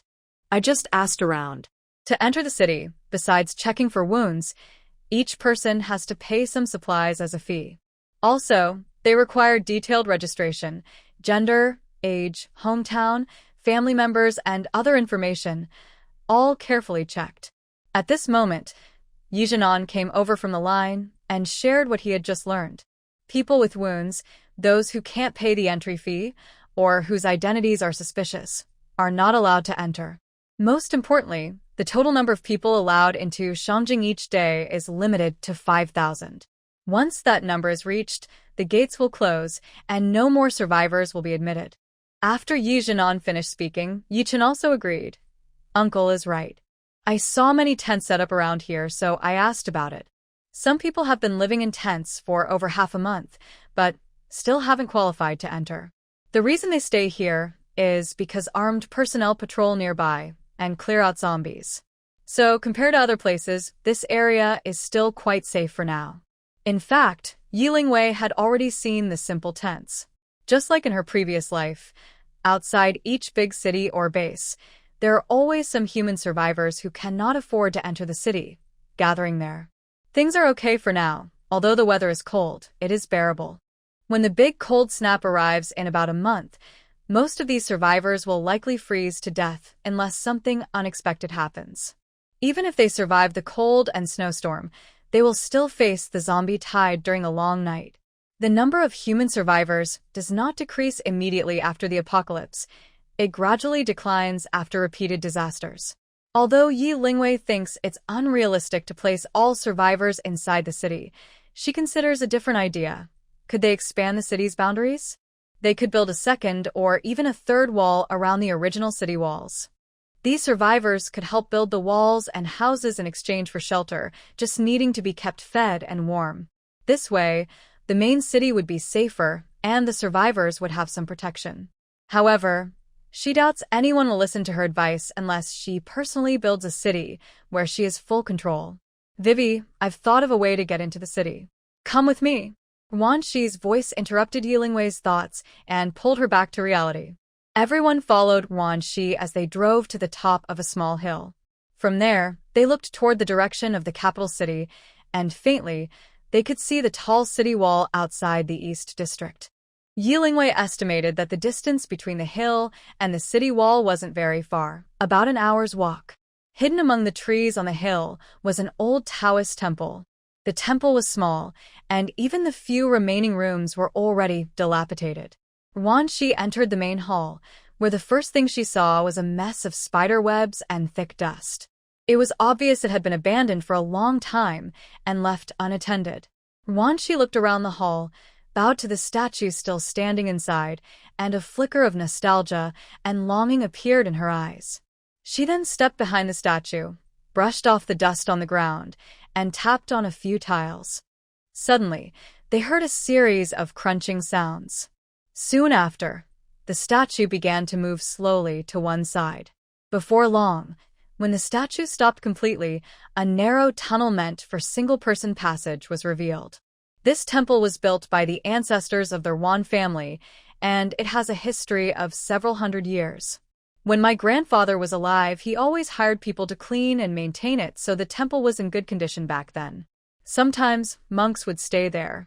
I never expected that just 30 years after my grandfather passed away, the temple would become so dilapidated. Wanshi stood at the entrance, patiently waiting for the air inside the tunnel to circulate, while explaining the history of the temple to Yi Lingwei and others. Wanshi remembered when she was young and there was no food, she would get very hungry. Her grandmother would secretly take her out of the city through this tunnel to gather wild vegetables in the nearby forest. For others, those days might have been hard, but for Wanshi, they were the only warm memories of her childhood. Her grandfather never told Wanfeng about the tunnel that leads outside the city because it was the family's escape route. In fact, every big family leaves behind one or more escape routes to prevent being trapped in one place. It wasn't until her grandmother passed away that Wanshi discovered a hidden vault inside a sculpture containing the family's property deeds, shop and house titles, and other valuables. There was no need to mention the gold and silver. The wealth accumulated over generations was stored in a secret room dozens of meters underground beneath this temple, not in the old house. Because her grandmother repeatedly warned Wanshi that after her death, she must never enter this tunnel or come back to the temple, or she might face great danger. At first, Wanshi thought that Wanfeng was only protecting his reputation, afraid of being betrayed by others. That's why he didn't allow her and her grandmother to go out, and even kept Wan Qingwan confined in the side courtyard. It sounded like they were being kept under house arrest, meant to be worn down and die. But looking back now, Wanfeng, who never found the family's wealth, might not have been willing to give up. He might have pushed her and her grandmother into a desperate situation, hoping to find clues about the family's treasure hidden in them. Unfortunately, until Wan Qingwan and her grandmother passed away, Wanfeng never discovered the temple. In that era, with only the family's matron and Wanshi, a young girl, and a seriously ill Wan Qingwan, it was very difficult to uncover such secrets. 3 people wanted to escape from Wanfeng's control, but it was impossible. The huge wealth accumulated by their Wan family for generations would only become a curse for them. Following her grandmother's instructions, Wanshi never came back to this temple again. Even after she grew up, whenever she returned to the capital, Wanfeng would do everything possible to watch her closely. It seems that even now, Wanfeng still hasn't given up on the family's wealth. Unfortunately, in a world ending, gold and jewels are useless. Perhaps one day, when the end of the world is over and Blue Star is peaceful again, these things will regain their true value. Let's go down, Wanshi said, seeing the candles still burning steadily in the tunnel. Yi Zhenin stopped Wanshi from entering the tunnel and said softly, "Wait a moment. Yi Chun and I will go first. You and Wei Wei follow closely behind. Weaving and Baiming Yuan will go last. Is that okay?" This was the first time Yi Zhenin asked for Wanshi's opinion. Wanshi had no reason to refuse. She nodded without hesitation and agreed. Sure, no problem. The tunnel was very narrow. Once inside, only 2 people could walk side by side. After walking a while, Yilingwei chatted with Wanshi, who was walking beside her. Wanshi, is the exit of this tunnel inside the Ruan family's old house? No, if the exit were inside the old house, Wanfeng would have found it long ago, Wanshi replied. But the exit is not far from the Ruan family's house. Otherwise my grandmother and I wouldn't be able to leave the city through this tunnel. There's an abandoned wood pile near the courtyard where my grandmother and I live. Behind the pile, there's a removable hole. That's where we usually sneak in and out of the Ruan family.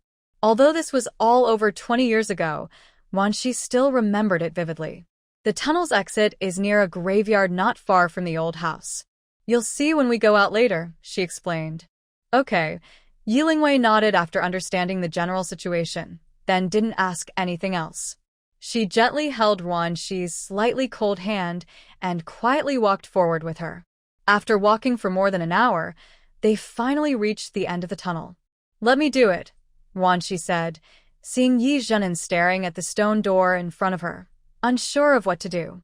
Then, everyone saw Ruan Shi press a few times on the wall, and the stone door was easily opened. Immediately, a bright light shone from the exit. Ruan Shi did not go out directly but turned back and warned everyone behind her. "Everyone, don't rush out yet. I want to observe first." She then took out a military telescope and looked outside. When Ruan Shi looked toward the old Ruan family house, she saw many armed men surrounding it in multiple layers. It seemed that Uncle Yi Zhenghua was indeed being held inside the old house. Otherwise, given Ruan Feng's attitude of ignoring the old house for over 10 years, how could so many people suddenly be guarding a place that's worthless to him? "Vivi, based on my observation, Uncle Yi is probably being kept inside the old house." Ruan Shi, retreating into the tunnel, said with a serious face to Yi Lingwei, "Also, I've noticed there are no zombies around, which is good for our plan. But the bad news is, there are heavy guards outside the old house. It's almost impossible to sneak in quietly. Plus, this is just the outer area of the house. I think inside, there are even more armed personnel." After hearing Ruan Shi's words, Yi Zhanen, Yi Chun, and Yi Wuyang also took their telescopes and observed carefully. Sure enough, the situation was as Ruan Shi said, very dangerous. It's unrealistic for just a few of them to rescue Yi Zhenghua. With both sides armed with guns, they not only lacked numbers and weapons, but were also limited in their actions. To avoid alerting the enemy and risking Yi Zhenghua's life, they couldn't make a move. By nightfall, the worried group still hadn't come up with a good plan. This was Ruan Feng's main base. Trying to rescue Yi Zhenghua from the old house was like stealing from a tiger's den. Then what should we do now? Are we just going to give up? Yi Wuyang angrily punched the ground, his eyes red, and asked hopelessly. Until now, he didn't know whether his father was alive or dead. They had come so close, and if they didn't try, he would never be satisfied. "Maybe I can go out and distract them, while you find a chance to rescue him." Although he knew this was a last resort, considering the armed men outside and those hidden in the dark, he still suggested it. Besides that, what about the people inside the old Ruan family house who can't be seen? How many can he distract alone? In the end, not only will the father not be rescued, but these people might also be at risk. Forget it. I'm just saying. We definitely can't do that. Seeing Yi Wang's desperate eyes, Yi Zhenin and Yi Chen also felt uncomfortable. Neither Bai Mingyuan nor Ruan Shi spoke. It was clear this was a hopeless situation. Death was certain if they entered. So, they couldn't think of any good solutions. Yi Lingwei stayed quietly aside, her furrowed brow showing she was deep in thought. Time passed second by second, and the atmosphere inside the tunnel grew more tense and heavy. Suddenly, Yi Lingwei's cold voice broke the silence. "Maybe I should go rescue Uncle instead?" "Vivi, I disagree." The first to oppose was Yi Zhenin. If sacrificing one or several people was necessary to save Yi Zhenghua, the person to be sacrificed definitely couldn't be Yi Lingwei. "Vivi, please don't be impulsive. Just give us more time, and we'll find a way." Ruan Shi held Yi Lingwei's arm, as if afraid she would rush out without thinking. "If you insist on going, I'll go with you." This was Bai Mingyuan speaking, because he saw that Yi Lingwei wasn't acting on impulse, but had thought about it carefully before making her decision. This also meant Yi Lingwei wouldn't give up easily on her idea. Seeing Yi Chen and Yi Wang also want to speak up, Yi Lingwei quickly waved her hand with a smile. "I know you mean well. You're worried I might be in danger. But please believe me, I am not reckless. If I didn't have confidence in coming out safely, I wouldn't risk it." Of course, this wasn't a rash decision by Yi Lingwei.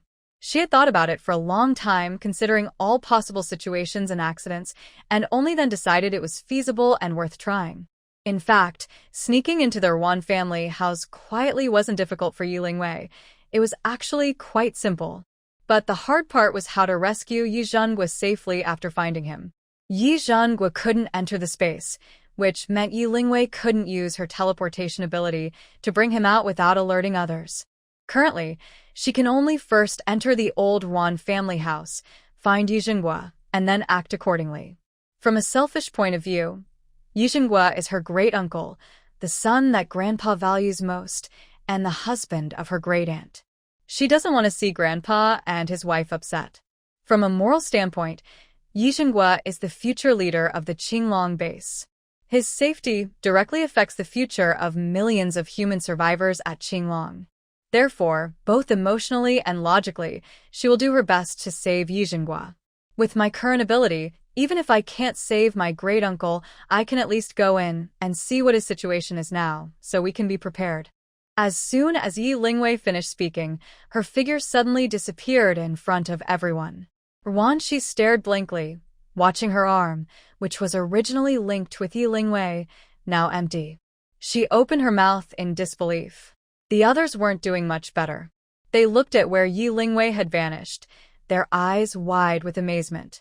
A few seconds later, when Yi Lingwei's figure reappeared, she was already a few meters away from Ruan Shi. Do you believe me now? Yi Lingwei's voice woke everyone from their daze. Ruan Shi immediately rushed forward and started touching Yi Lingwei all over. Vivi, how did you do it? A living person. How can they suddenly disappear and reappear like that? It's so unbelievable. Yi Lingwei grabbed Ruan Shi's restless hands and smiled, saying, Zombies and special powers have appeared. Is there anything that can't happen in this end-of-the-world scenario? You can think of my ability as a special power or magic, and it will be easier to accept. Hearing Yi Lingwei's explanation, Yi Zhenan nodded in agreement. Vivi is right. Maybe there are many strange abilities in this world that we don't understand yet. Vivi can also rely on this ability to enter the old Ruan house without being noticed by armed personnel. Even if they find her, she probably can escape, so it shouldn't be too dangerous.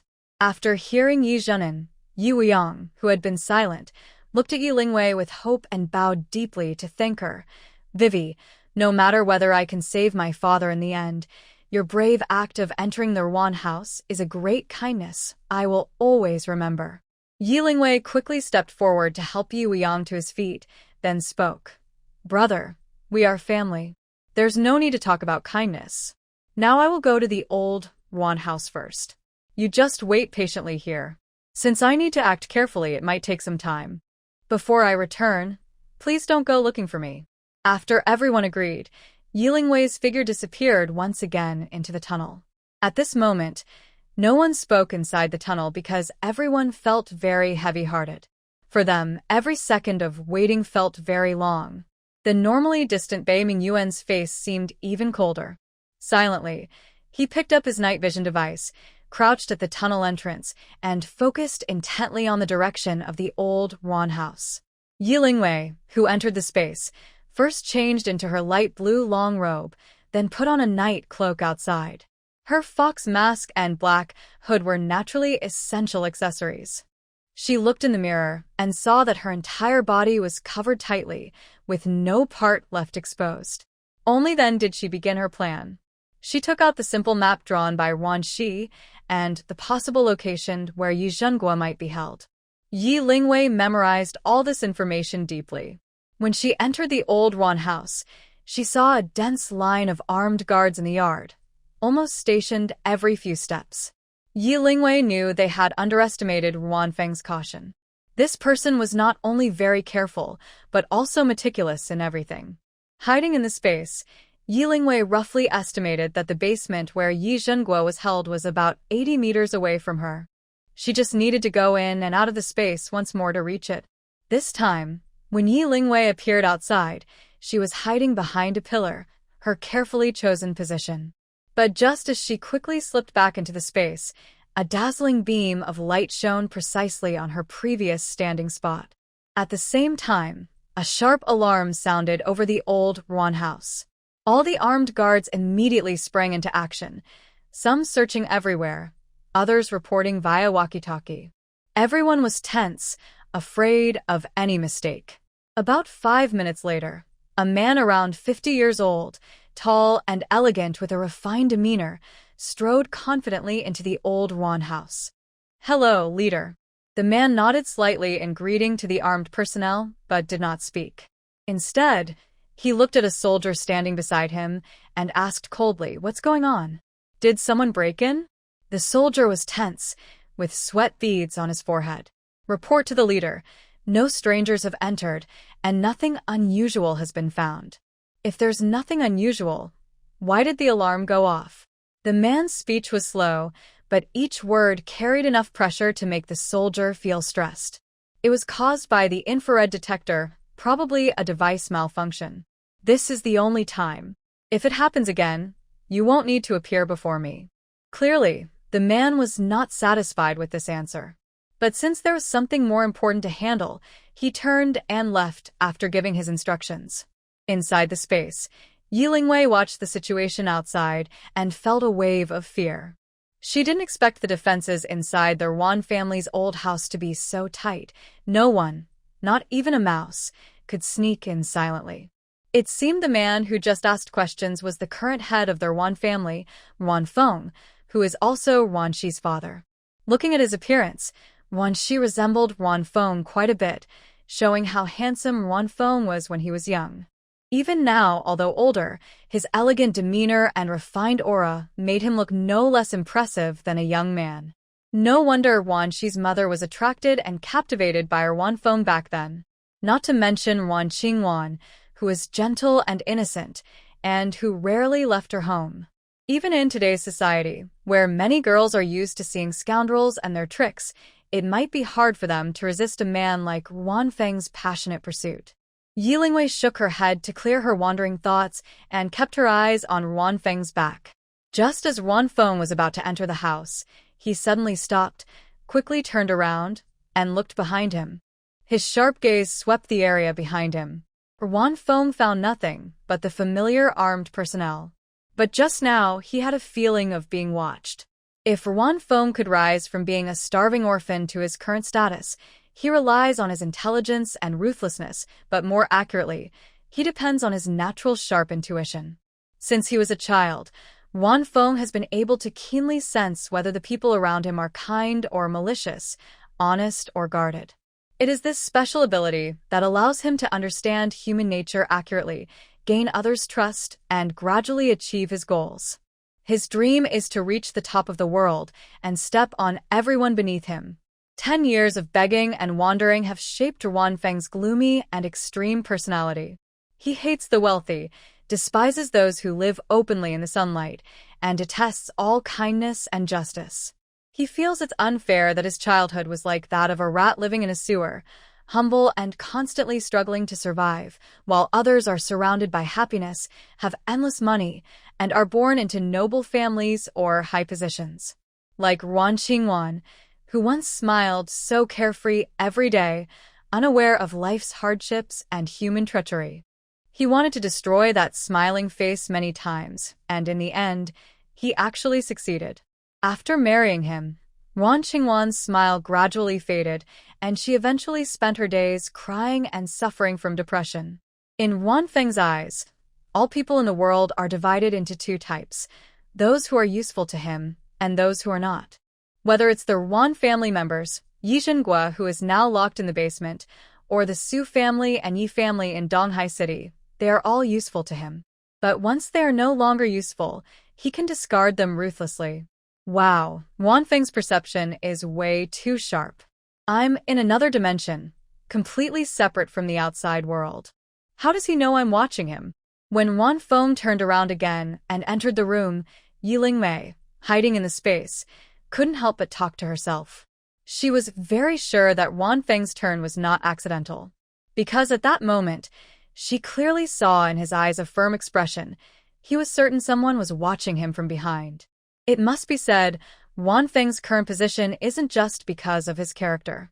His luck is definitely very good, and he must have some extraordinary talents unknown to others. This also told Yilingwei that no matter the situation, she must speak carefully, stay alert at all times, and never let her guard down or underestimate anyone. After Ruan Feng entered the room, he did not rush to take the next step. He simply sat quietly on a chair, silently watching outside the door. An hour later, He stood up and walked toward the partition on the left. He opened the hatch cover and descended into the basement via the stairs.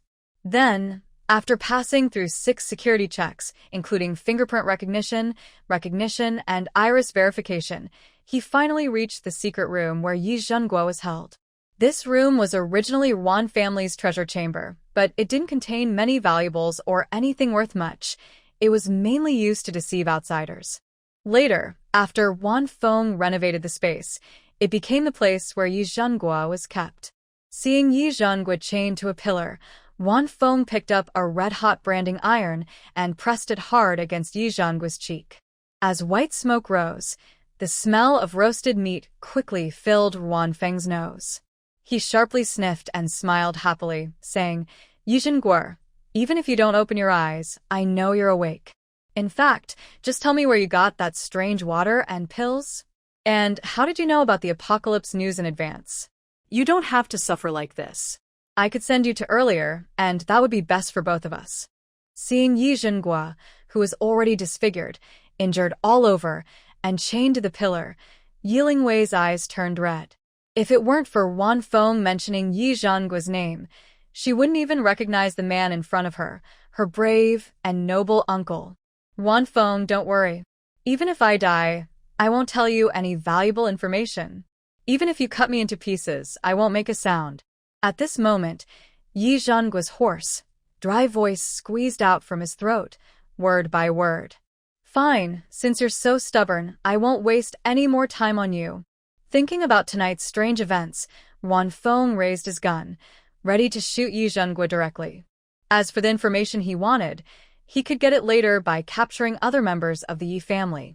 Yi Zhenguo definitely couldn't stay alive. Otherwise, if something went wrong, he would become Wan Feng's enemy and an obstacle to his plans.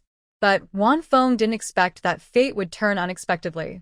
Just as he was about to pull the trigger, a person in black suddenly appeared out of nowhere, instantly blocking Yi Zhenguo behind him. A dark gun barrel was pressed against his forehead. In fact, the fear caused by the gun pressed against his forehead was less intense than the shock from the black-clad person who appeared out of nowhere. To this day, Wan Feng has gained a deeper and more complete understanding of the apocalypse, zombies, and supernatural abilities through various means. Moreover, he himself possesses space and metal-type supernatural powers, making him a dual ability user. However, he has never heard of or seen anyone with special abilities like the black-clad person, who can appear or disappear at will. Based on this person's height, build, and slender fingers, Wan Feng judges that she is a young woman. Most importantly, Wan Feng can sense that this woman harbors strong malice toward him but does not intend to kill him immediately. This gives him a chance to fight for his life. It must be said that Wan Feng's sharp instincts are truly impressive. Yi Lingwei also never expected to kill Wan Feng right now, because if she wanted to safely leave their Wan family's old house with Yi Zhenguo, she would inevitably need Wan Feng as a hostage. But at this moment, without either of them speaking a word, Wan Feng decisively pulled the trigger. From the moment Yi Lingwei appeared to this point, only a few seconds had passed, and Wan Feng made the most advantageous choice for himself. He was certain that as long as he pulled the trigger earlier and faster than the black-clad woman, killing her first, he could survive. With a loud bang, the gunshot rang out, accompanied by Yi Zhenguo's heart-wrenching cry. "Watch out. Don't mind me. You must go quickly." This was the first time since Wan Feng captured him that Yi Zhenguo showed such panic and collapse. Previously, even though he endured inhumane torture daily and knew his end would be death, Yi Zhenguo had always remained calm and fearless. But now he was afraid. He feared that Yi Lingwei would die because of him, that he couldn't bear this debt of kindness, and that his father and third brother would be devastated. Although the black-clad person said nothing and was fully covered, Yi Zhenguo recognized her at a glance. She was Yi Lingwei.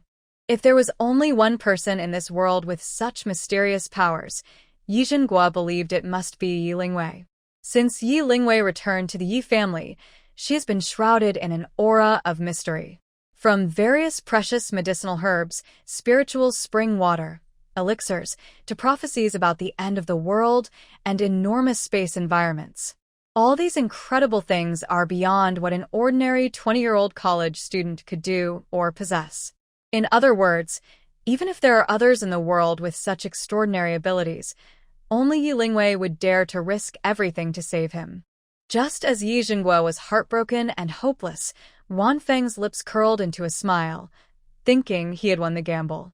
Suddenly, the bullet aimed at Yi Lingwei stopped just 20 centimeters from her forehead, as if protected by a transparent shield that kept the bullet away from her body.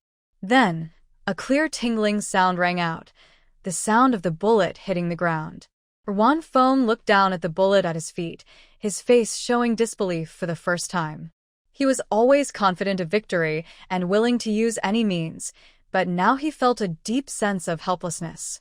He believed he understood human nature better than anyone, and with enough time, he was confident he could control anyone.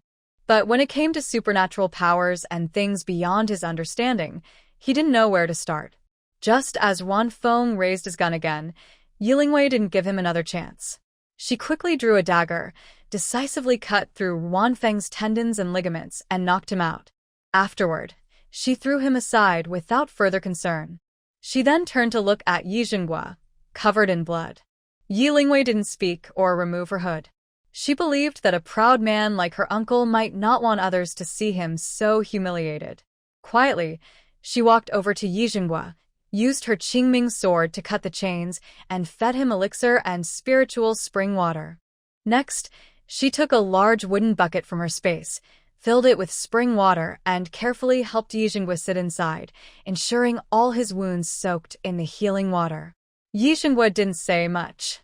He cooperated quietly, eating the elixir and drinking the spring water, waiting for his body to heal. As long as Yi Lingwei was alive and well, everything else didn't matter. After about 15 minutes, Yi Jingguo's severely injured body had completely recovered. Even his disfigured, pus-filled face was restored to its original appearance. No, more precisely, Yi Jingguo's current physical condition is healthier and younger than before he was injured. Vivi, do you have any clothes I can wear? Yi Jingguo looked at his torn and tattered clothes and asked first. Yes, just a moment. After handing the clothes to Yi Jingguo, Yi Lingwei quietly disappeared into the secret room. Uncle, I will come back in 10 minutes. Yi Jingguo watched Yi Lingwei vanish suddenly in front of him. Besides the surprise, he felt more comfort and pride. The lively, cute girl from before has now grown up. She not only saved the old man's life, but also saved his. Yi Lingwei has been quietly helping and supporting the Yi family with her abilities and shoulders. In the end, the Yi family owes her a lot. When Yi Lingwei reappeared, she had taken off her veil and mask, and she looked at Yi Jingguo with concern. Uncle, how is your recovery? Yi Jingguo put away his usual stern expression, forcefully pulled at the corner of his mouth, trying to look gentler and more loving. He then replied, "The wounds are healed, and my physical strength is even better than before I was injured. Thank you, Vivi, for saving me, Uncle. I did it willingly." No need to thank me. Yi Lingwei didn't dwell on this topic, but carefully described the situation inside and outside the Ruan family's old house, including the deployment of forces and the locations of Yi Jun and others.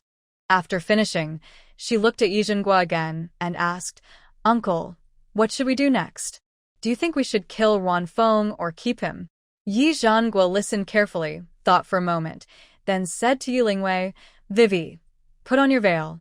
Don't let anyone see you, especially Ruan Feng. Then give me a bulletproof vest and a pistol." Yi Lingwei followed Yi Jingguo's instructions, first putting on her veil, then finding the vest and pistol and handing them to him. "Later, I will wake Ruan Feng and have him give the order to withdraw all armed guards around the Ruan family's old house. After we leave, you can bring out the armored vehicle from the space, and we'll drive away."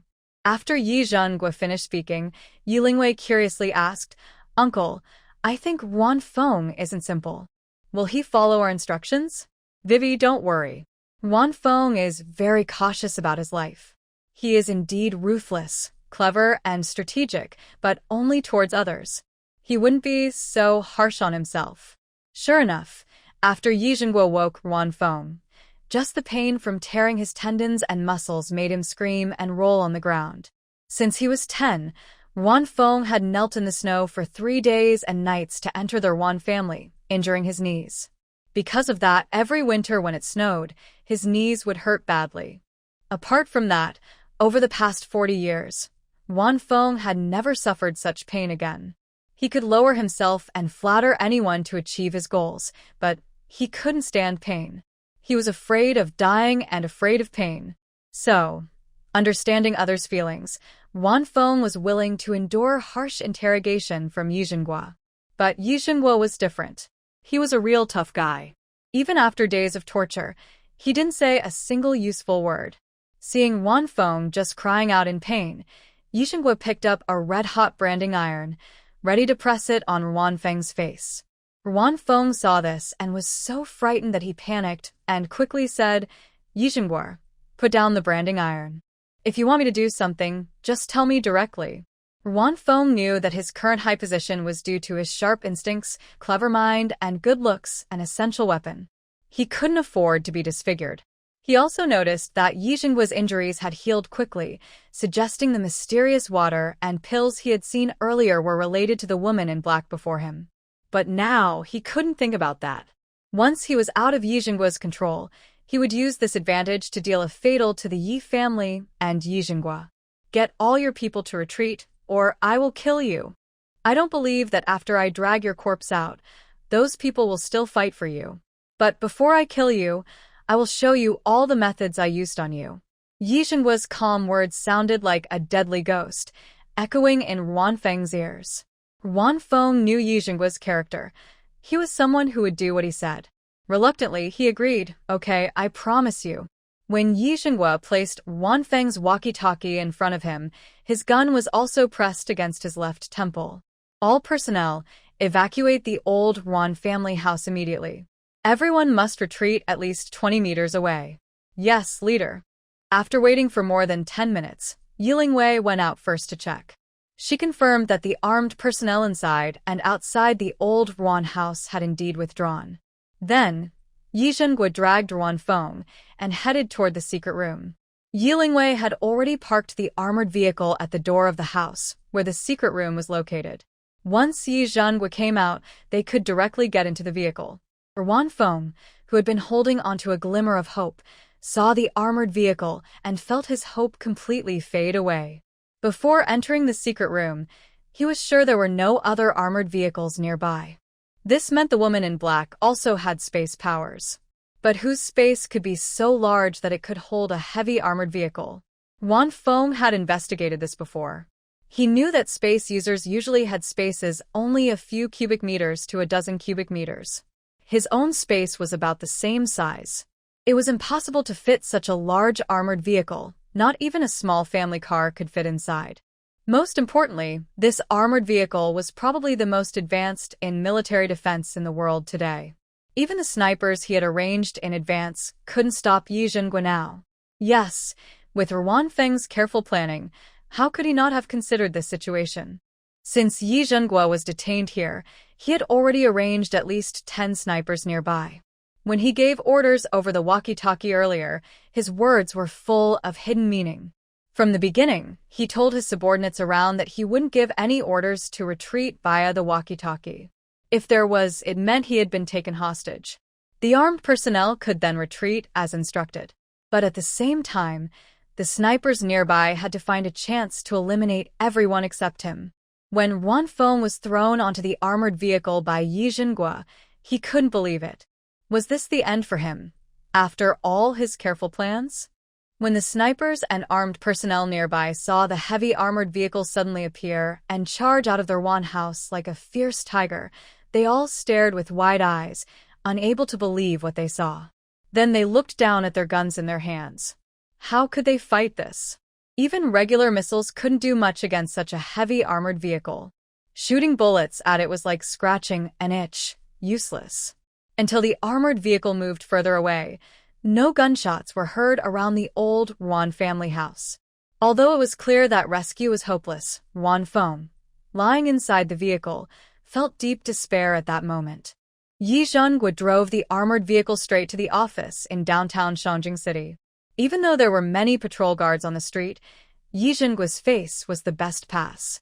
In the Dragon Country, as the second most important person after the top military commander, no one dared to stop or doubt him. When the vehicle reached near the office, Yi Zhengwe nodded at Yi Lingwei, and her figure disappeared inside the armored vehicle. They had agreed beforehand that after Yi Zhengwe was taken to a safe place, Yi Lingwei could go back to meet Yi Zhen, and others. After Yi Zhengwe finished his work here, he would return to his previous residence in Shanjing. Yi Lingwei and her group could wait for him there. When Yi Lingwei set out to go to Ruan, she and others' hideout, a whole night had passed since she left. Everyone waiting here felt anxious. Some paced nervously in the tunnel. Others kept looking towards the tunnel entrance with binoculars, watching the old Ruan house. Beijing Yuan stayed at the tunnel exit all night, observing and analyzing the situation at their Ruan house. Apart from the initial alarm and a faint gunshot that followed, Beijing Yuan hadn't heard any other sounds. The graveyard was not far from the Ruan house, but not very close either. Without very loud or sharp sounds, it was impossible to hear anything from here. Should I go take a look? It's already been a night. Waiting like this isn't a good idea. Ruan Shi's words broke the long silence inside the tunnel. I am a member of the Ruan family. Even if I go directly into the old Ruan house, no one would dare to do anything to me. But your relationship with the family isn't good.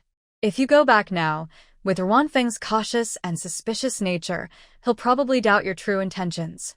Compared to others, Yi Zhen understood Ruan Shi's situation in the Ruan family better, so he didn't support her suggestion. Vivi said before she left that we should wait for her to come back. Let's wait a bit longer. Sister Ruan Shi, my younger uncle is right. You shouldn't take risks to save my father. At that moment, Yi Wuyang also spoke. Vivi still hasn't returned, and I already feel guilty. If anything happens to you because of this, I will feel even worse. Saving my father is my responsibility as his son. I shouldn't have involved you all. While everyone argued about this, Yi Lingwei's cold voice suddenly sounded behind them. Hey, do you want to stop for a moment? Beijing Yuan quickly turned around, looked at Yi Lingwei's smiling face, and also slightly curved his lips. Ruan Shi happily hugged Yi Lingwei and said excitedly, Vivi, you're finally back. You don't know. I was worried to death all night. Yi Lingwei hugged Ruan Shi back and smiled as she replied, Ruan Shi, don't worry. I'm fine. Then, in front of everyone's worried eyes, Yi Lingwei carefully recounted what happened last night at the Ruan family's old house. When she heard that Yi Zhengwe had been rescued, Yi Wuyang was so moved he almost cried, showing deep gratitude to Yi Lingwei. Yi Zhen and Yi Chen were also very happy and finally relaxed. When the topic turned to Ruan Feng, Ruan Shi fell silent. Beneath her calm-looking face, it was unclear what she was thinking. Uncle said we could wait for him at his home in the capital. Once he's free, he will come to find us.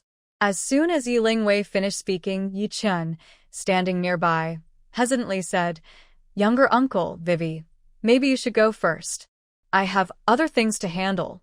I'll come to find you later. Yi Zhen understood Yi Chen's feelings and didn't make things difficult for him, just reminding him, All right, take care of yourself. Don't push too hard. After saying that, Yi Zhen nodded, and Yi Lingwei also agreed silently, without saying much. Yi Lingwei understood that even if Wang Feng was greedy and selfish and she disliked her, she had no right to ask Yi Chen to ignore her. After all, for Yi Chen, Wang Feng was his mother, the one who gave him life and raised him. Even if Wang Feng wasn't kind to him most of the time, or didn't love him much, the bond between mother and son, stronger than blood, was not so easy to cut off. Even if Yi Chen knew his mother was not welcome in the Yi family and had a poor relationship with his father, he also knew that his mother was greedy, spoke harshly, and had a personality that made people dislike her. But apart from that, his mother had not really done anything evil or harmed innocent people. She had harmful thoughts, but no harmful actions. This was probably the real reason why the Yi family had never accepted her, yet they didn't take action to get rid of her. Otherwise, with Grandpa's strict personality, If his mother had truly done something crazy or crossed the line, even out of respect for him and his brother, the Yi family would never tolerate her. So, although his mother was not a good person and was even a bit mean, she was not deserving of death. His mother might not love him, but he couldn't ignore her life. Protecting and caring for her was his duty as a son. "All right, I'm leaving." Saying this, Yichen turned without looking back and headed out of the tunnel. If you really face something difficult and can't solve it, don't act impulsively. Remember to come back and find us. We'll help you think of a way. Yi Zhenin finally couldn't help but remind him as he watched Yichen's back. "I understand, little uncle," came Yi Lingwei's voice. "Big brother, I've left a bulletproof car outside the exit for you," she added. "Vivi, thank you." Yichen paused for a moment, but didn't turn around. He simply nodded firmly in response. After Yichen left, Yi Lingwei thought for a moment and then said, "Little uncle, I need to go to the library and the museum. Why don't you and Sister Wanshi go ahead? I'll go with you." Before Yi Zhenin could reply, Bei Mingyuan, who had been silent nearby, suddenly spoke. "I know the exact locations of the library and museum. I can show you the way." Fearing Yi Lingwei might refuse, Bei Mingyuan quickly came up with a reason to make his offer seem more reasonable. "That works. With Bei Mingyuan accompanying you, I'll feel more at ease." Seeing Yi Zhenin agree, Yi Lingwei didn't refuse but smiled and said to Bei Mingyuan, "Then I'll trouble you. Vivi, I won't accompany you. Remember to come back early to meet us," Wanshi said, because she needed to go to Yi Zhenguo's place to wait for Wan Feng, so she couldn't go with Yi Lingwei and Bei Mingyuan. "Okay, Sister Wanshi." After clarifying everything, everyone gradually left the tunnel. Turning back to look at the huge grave behind them, Yi Lingwei couldn't help but twitch her lips. Who would have thought that she, a living person, would have an early experience of what it feels like to crawl out of a grave? Then, Yi Lingwei took out 2 armored vehicles from the space, one for Yi Zhenin, Wan Shi, and Yi Wuyang, and one for herself and Bai Mingyuan. At this moment, the old Ruan family house was already free of any armed personnel, and the surroundings were silent. After a few minutes, the 2 vehicles drove away one after the other, beginning separate missions. Right now, Yichen was driving south toward the city center. Because his father was in politics, their home in Shanjing was located inside the government compound in the southern district. His uncle Yi Zhenguo and his family lived in a military residence in the western district. Although both families were in Shanjing, due to his mother's personality and their busy lives, they rarely saw each other. When he and his father returned to Donghai, his mother refused to go with them and even wanted to leave Yi Hao in Shanjing. But because his father wouldn't agree, they had to bring Yi Hao back to Donghai. After his father resigned, their house was supposed to be taken over by the government, but they were given a 3-month grace period. It's likely that his mother, having nowhere else to go, still stayed there. This was only possible if his mother was still alive, not turned into a zombie, and hadn't had an accident. At this moment, Yi Chen's mind was a mess, not noticing that the once bustling, tidy streets were now muddy and foul-smelling. Heavy rains and acid rain had not washed away the bloodstains on the ground. The once colorful shop windows along the street were shattered, and the stores had been looted. Hungry survivors, their eyes hollow, kept rummaging through the shops, hoping to find some food or clean water. Every now and then, gunshots could be heard on the street. Armed patrols had to deal with violence caused by disputes over water and food. Seeing Yi Chun, dressed neatly and driving a brand-new car past them, the survivors were tempted to stop him for help. But after careful thought, no one dared to make a move. In this chaotic, water-scarce world, only those with power and connections could afford such a pristine, spotless vehicle. Who could look as healthy and energetic as before the end of the world? They are all homeless wanderers who finally managed to enter the capital city, and they dare not offend the powerful and influential people. Despite this, some are still unwilling to give up and continue to follow Yi Chen's car, seemingly waiting for the right moment. Because of the cold after the heavy rain, most roads are icy, making driving difficult, so Yi Chen's speed is not very fast. When Yi Chen arrives at the government compound, The guard on duty recognizes him and opens the gate to let him in. Only then does the wandering survivor, who had been following him all the way, leave reluctantly. Yichen notices that the entire compound is filled with guards patrolling, and he hardly sees anyone else. His home is a 2-courtyard house. It's not very big, but it's enough for his family. His father lives in the company dormitory and rarely comes home. His brother and sister-in-law are out of town and only come back once every 2 or 3 years. Because Yichen is still in the army, he is away most of the year. In fact, only his mother and Yi Hao live here year-round. After parking the car, Yichen looks at the slightly open front door, feeling very nervous. No matter what, he hopes his mother is still alive and waiting at home for him. Just as Yichen opens the car door and prepares to get out, a sharp cry comes from inside the house. That's my mother's voice. Thinking of this, Yichen's eyes turn red, and he quickly jumps out of the car, rushing into the house like lightning. Shut up. If you dare to call the guards over, I won't forgive you. He sees an elderly woman with gray hair and slanted eyes, holding a blood-stained dagger, fiercely warning a woman in the corner of the wall. The woman looks terrified, making a woo-woo sound and shaking her head repeatedly. Besides, an old man of about the same age as the elderly woman is sitting on a bench nearby, smoking a cigarette, seemingly unaffected by everything. Sister, don't blame Mom, who asked you to be so useless, only able to produce half a glass of clean water each day, which isn't enough for our family. This is spoken by a middle-aged man who looks very similar to the elderly woman. He has a pointed face, big yellow teeth, and a careless look, making him seem like a bad person. You must understand, I am the root of our Wang family. If I die from thirst, wouldn't the Wang family be left without heirs? And you, naturally, would become the sinner of the Wang family. When the old lady heard the middle-aged man's words, she was instantly frightened. She quickly picked up the half-bowl of blood from the ground and stood up, saying, "Spit, spit, my good eldest son. Don't say such unlucky words. Even if your sister, this useless one, dies 1,000 times, you won't die. Mom will definitely find a way to keep you alive." As soon as the old lady finished speaking, the middle-aged man impatiently shouted, I get it. You're so nagging. Mom, hurry up and pass me the blood. I'm about to die of thirst." "Son, don't worry. Mom will give you the blood right away." The old lady softly comforted the middle-aged man, her face full of smiling wrinkles, very different from the fierce look she had when facing the woman earlier. Watching the two people in front of her, mother and son, loving and caring, cowering in the corner, the woman couldn't help but feel full of regret. She shouldn't have stayed in the capital out of vanity, refusing to leave with her husband and son. She shouldn't have tried to please her family of origin but never shown kindness to her in-laws.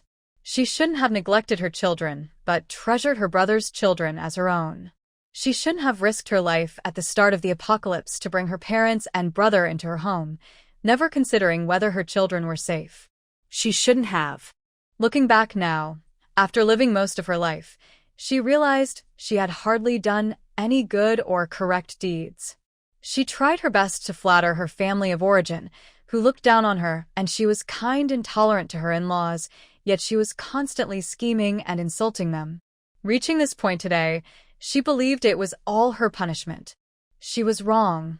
Wrong from the very beginning.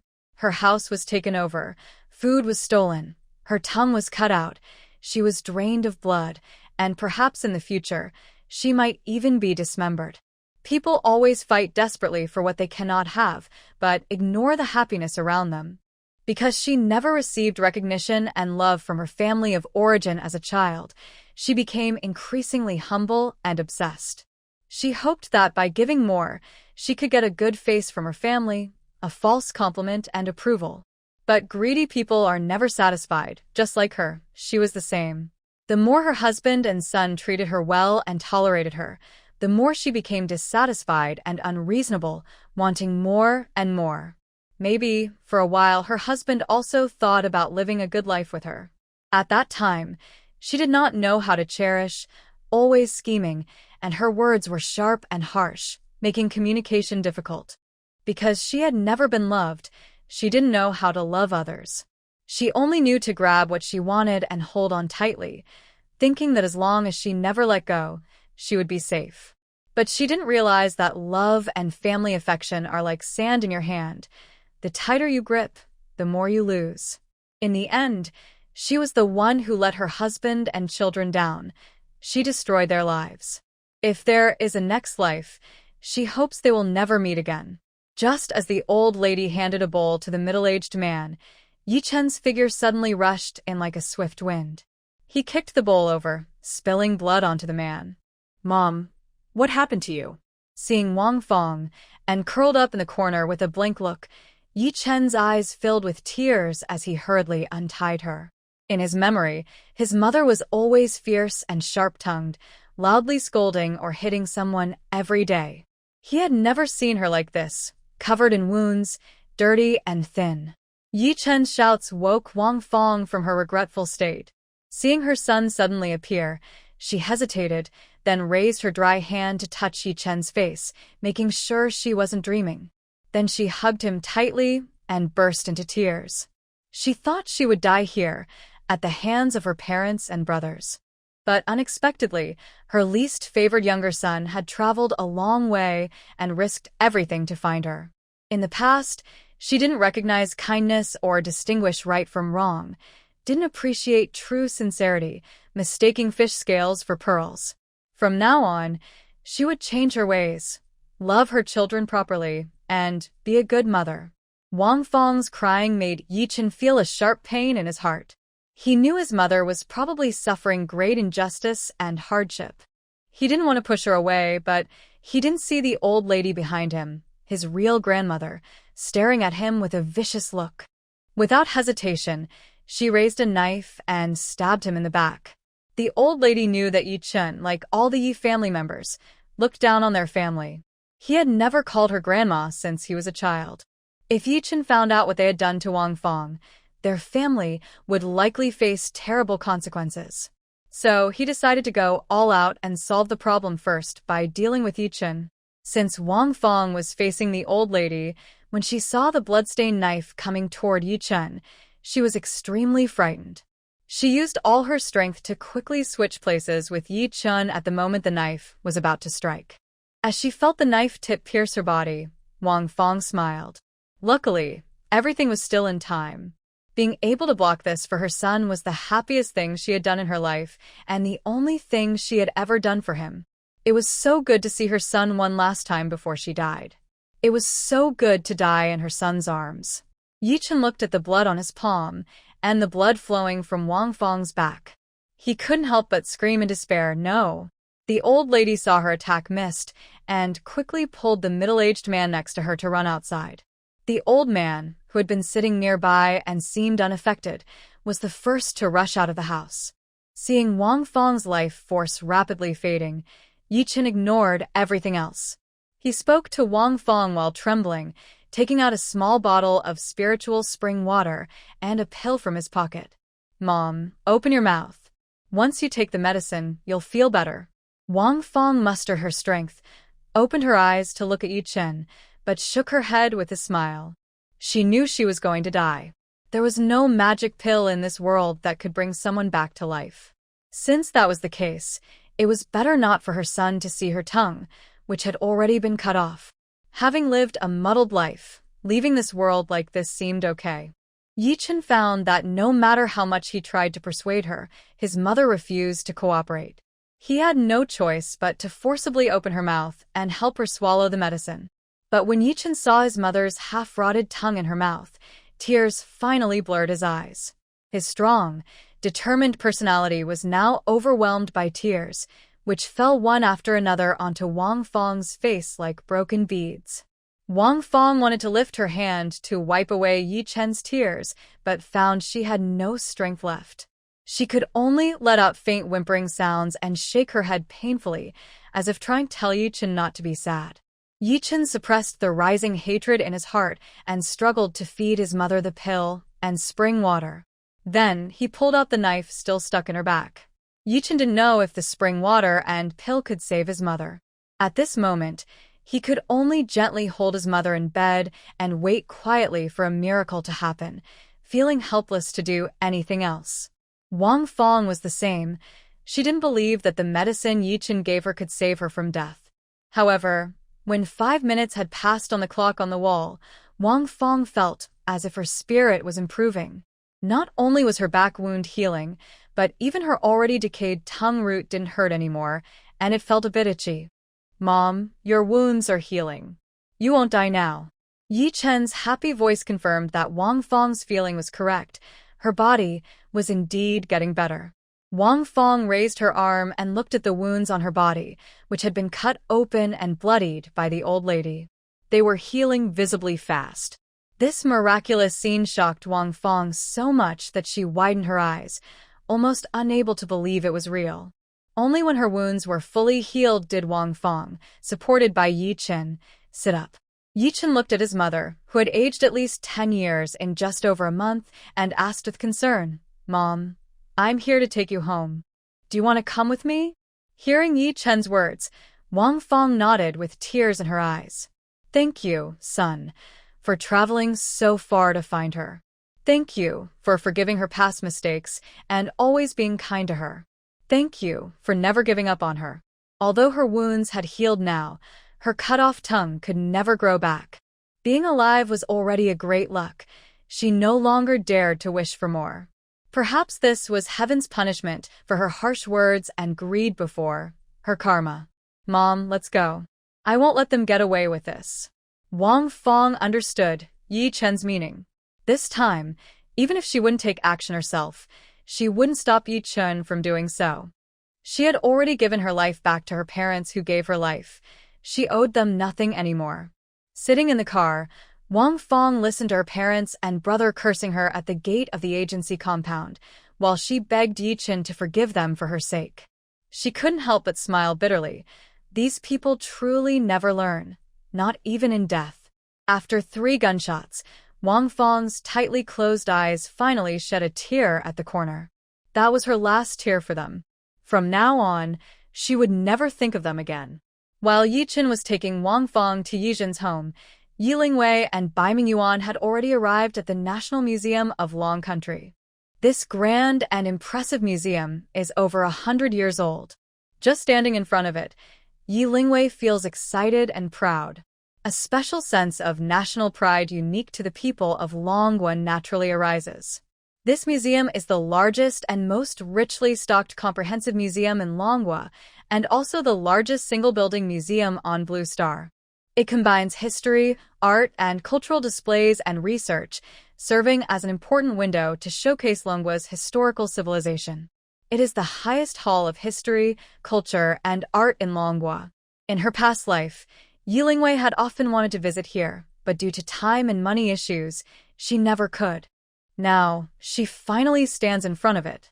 Because of the end-of-world event and continuous rain, the museum, lacking staff, has become deserted around it.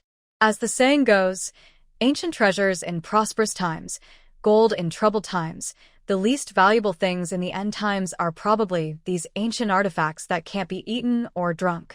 If no one cares about these relics, they might soon be buried under the chaos of the end times. Should I go in with you, or not?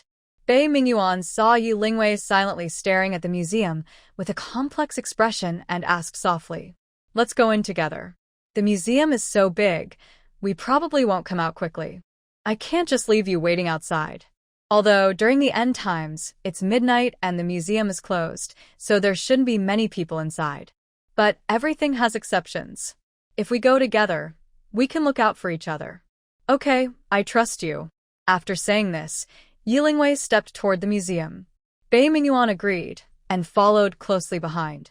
At the museum's entrance, Yi Lingwei took out the Qingming sword, ready to break in, but Bai Mingyuan raised his hand to stop her. "Give me the reconnaissance bee." Herring bei Mingyuan, Yi Lingwei was momentarily stund. After a few seconds, she retrieved a box of reconnaissance bees from her space.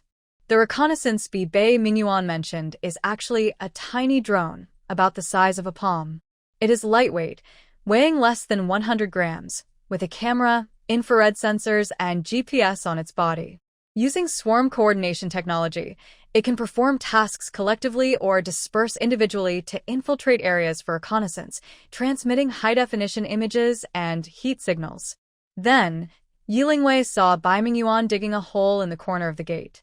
Next, under his control, a box of scouting bees all flew into the museum. Seeing Yilingwei look confused, Bai Mingyuan explained, "Last night I tried it. There is network signal in the capital city, but it needs decoding, which ordinary people can't do. I guess there are professionals who repaired part of the communication network and equipment." After hearing Bai Mingyuan's explanation, Yilingwei finally understood. It seems the capital city was well prepared. Otherwise, they wouldn't have responded so quickly. Otherwise, it would be impossible to clear the zombies inside and outside the city in such a short time, regain control of the city, and partially restore communication. In the previous life, it wasn't until the 3rd year after the apocalypse, when the human bases were built, that they slowly achieved this. "Look here," Bai Mingyuan pointed to a spot on the screen and said to Yilingwei. Hearing this, Yilingwei quickly snapped out of her thoughts and looked at the spot Bai Mingyuan indicated. This place looks like the workshop behind the museum exhibit hall. The restoration of cultural relics probably happens here. Worried Yilingwei might not understand, Bai Mingyuan explained his guess. "Is there anyone inside?" As soon as Yilingwei asked, an elderly man with white hair came out of the room. He then gestured excitedly in the direction of the scouting bees. "Ahem, yes, there are people. And their mental state seems okay, but for us, they probably don't pose much threat." Yilingwei looked a bit embarrassed and asked again, "Besides here, have you found anything else?" Bai Mingyuan didn't say much but cooperated and replied, "No, other places seem fine." "Then let's go in," he said, picking up the Qingming sword and opening a passage at the gate for both of them. After Bai Mingyuan collected all the scouting bees, they entered the museum together. When they stepped inside, Yilingwei truly felt how huge the National Museum of the Dragon Country was. The total area of the museum reached an astonishing 200,000 square meters, with the 48 exhibition halls covering 65,000 square meters alone. According to Yilingwei's understanding, the museum has over 1.4 million items in its collection, covering artifacts from ancient times to the present day. Let's start from the first exhibition hall in order. Okay. Actually, Yilingwei wasn't very confident. With so many items, she wondered how long it would take to collect them all. The main problem was that all the artifacts and exhibits were locked inside display cases, which were fixed to the ground and couldn't be directly moved into the space. Maybe you can go ahead and use the Qingming sword to open the display cabinets. I'll follow behind you and collect the artifacts from the cabinets into the space. All right. Without hesitation, Bai Mingyuan agreed to Yilingwei's suggestion. After taking the Qingming sword, he immediately started working. He didn't say a word or ask why Yilingwei wanted to do this. With Bai Mingyuan's help, Yilingwei mechanically kept collecting items into the space, repeating the process over and over. 1 hour, 2 hours. By the time she finished, her arms were numb and sore, and her mind felt almost numb too. When they reached the last exhibition hall, they were startled by an old man rushing out suddenly. "Why aren't you staying in the backyard and instead running into the exhibition hall?" Yilingwei scolded the white-haired old man. This was the same old man they had seen on their surveillance earlier. "Little girl, why do you think I came here? I waited for you in my room in the backyard all day, but I didn't see a single shadow. So I had to take the initiative and come looking for you." Although the old man was white-haired, he looked healthy and full of energy. Seeing his fearless attitude, Yilingwei pretended to be fierce and asked in a stern tone, "Aren't you afraid we might be bad people and could kill you with a single? Would you really kill me?" "I guess not, because you don't seem like the type to kill innocent people." "Ha ha ha, after living so long, I still have some good judgment." The old man stroked his beard and laughed loudly. Seeing that Bai Mingyuan showed no intention of speaking and was just continuing to open display cabinets, Yilingwei had no choice but to follow behind him, continuing to collect artifacts into the space. But still, he couldn't help but feel curious and asked the elderly man beside him, "Even so, now that we have taken all the cultural relics from the museum, Shouldn't you be angry or even scold us? Instead of scolding us, I want to understand what exactly is happening outside and how you managed to make the relics disappear.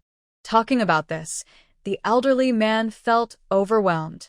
In the past, he often worked overtime for days while restoring artifacts at the museum, which was very normal for him. Therefore, he had enough food, water, rice, flour, oil, and various snacks and drinks at his place. And to avoid disturbing his work, no one would bother him without his orders.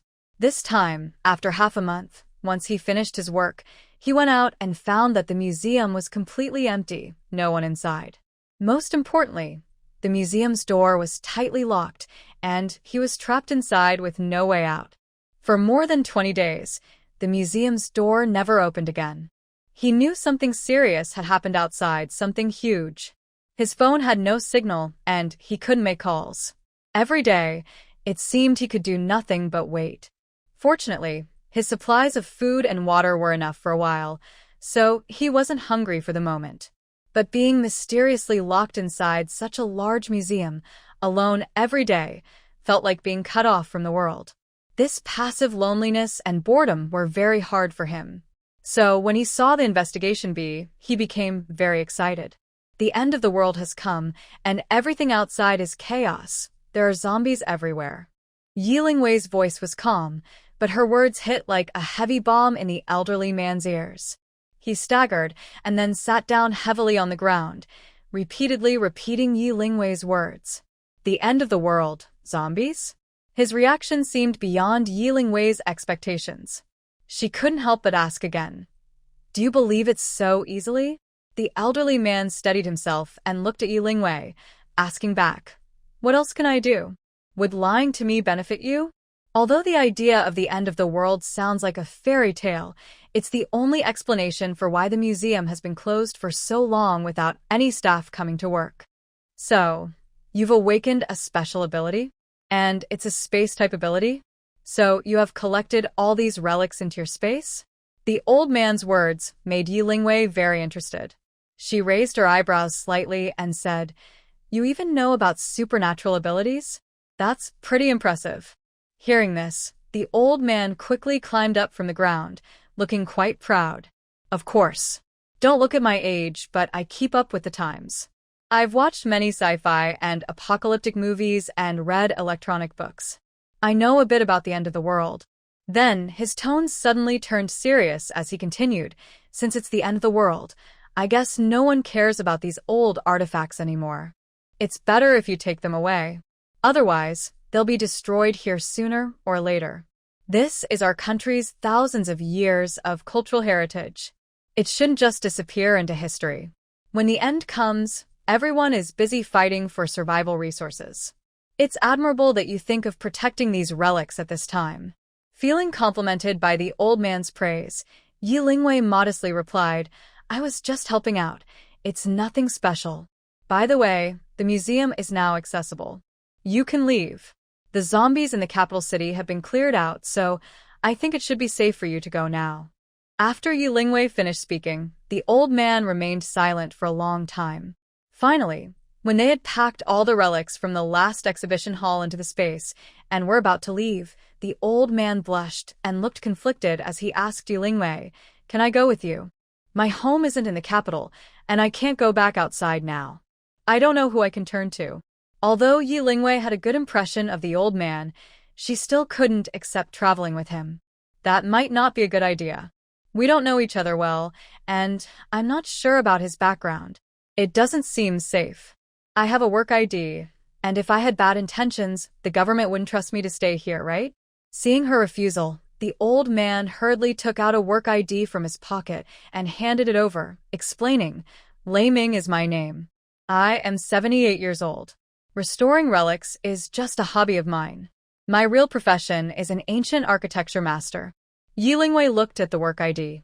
She didn't react much at first, but when she heard ancient architecture master, her mind suddenly became alert. Thinking about the underground corridor beneath the 10,000 mountains, she had a plan to create a traditional-style retirement sanctuary for her two fathers. However, due to time constraints and a lack of skilled workers, she had not yet taken action. Would you be able to help me design and build a traditional-style city if I asked? Don't worry about just one city. As long as I have enough materials and construction workers, I can handle 10 or even 100. This was not boasting. Lei Ming's ancestors were experts in ancient architecture. Many famous ancient buildings and halls in the Dragon Country involved the Lei family. All right, then come with us. But the condition is, you must help me design and build an ancient city in the future, and I will provide you with a good living environment and ensure your safety. Okay, no problem. Thank you, young girl. The words young girl made Yilingwei feel awkward, so she quickly introduced herself. My name is Yilingwei. You can call me Vivi in the future, and I will call you Old Lei. How does that sound? All right, Vivi girl. The way Lei Lao addressed her left Yilingwei speechless. The term girl seemed unavoidable. This is Bei Mingyuan, my friend. Bei Mingyuan, seeing Yilingwei introduce herself, didn't stay silent. He took the initiative to greet Lei Lao. Hello. Hello. Lei Lao responded, thinking to himself, this guy is really cold. Since they met, this was the first time he spoke, and he only said 2 words. When Yilingwei, Bei Mingyuan, and Lei Lao left the Dragon Country National Library, it was already the next morning. Yesterday midnight, Yizhenghua had already returned home with Ruan Feng. During the day, Yizhenghua had a long discussion with 2 of Dragon Country's top leaders. First, he explained his recent captivity by Ruan Feng and the reasons behind it. Since learning that the end of the world was approaching, Yizhenghua had repeatedly warned the 2 leaders, both openly and secretly. His reasoning was that the extreme heat, widespread drought, and water shortages were serious issues.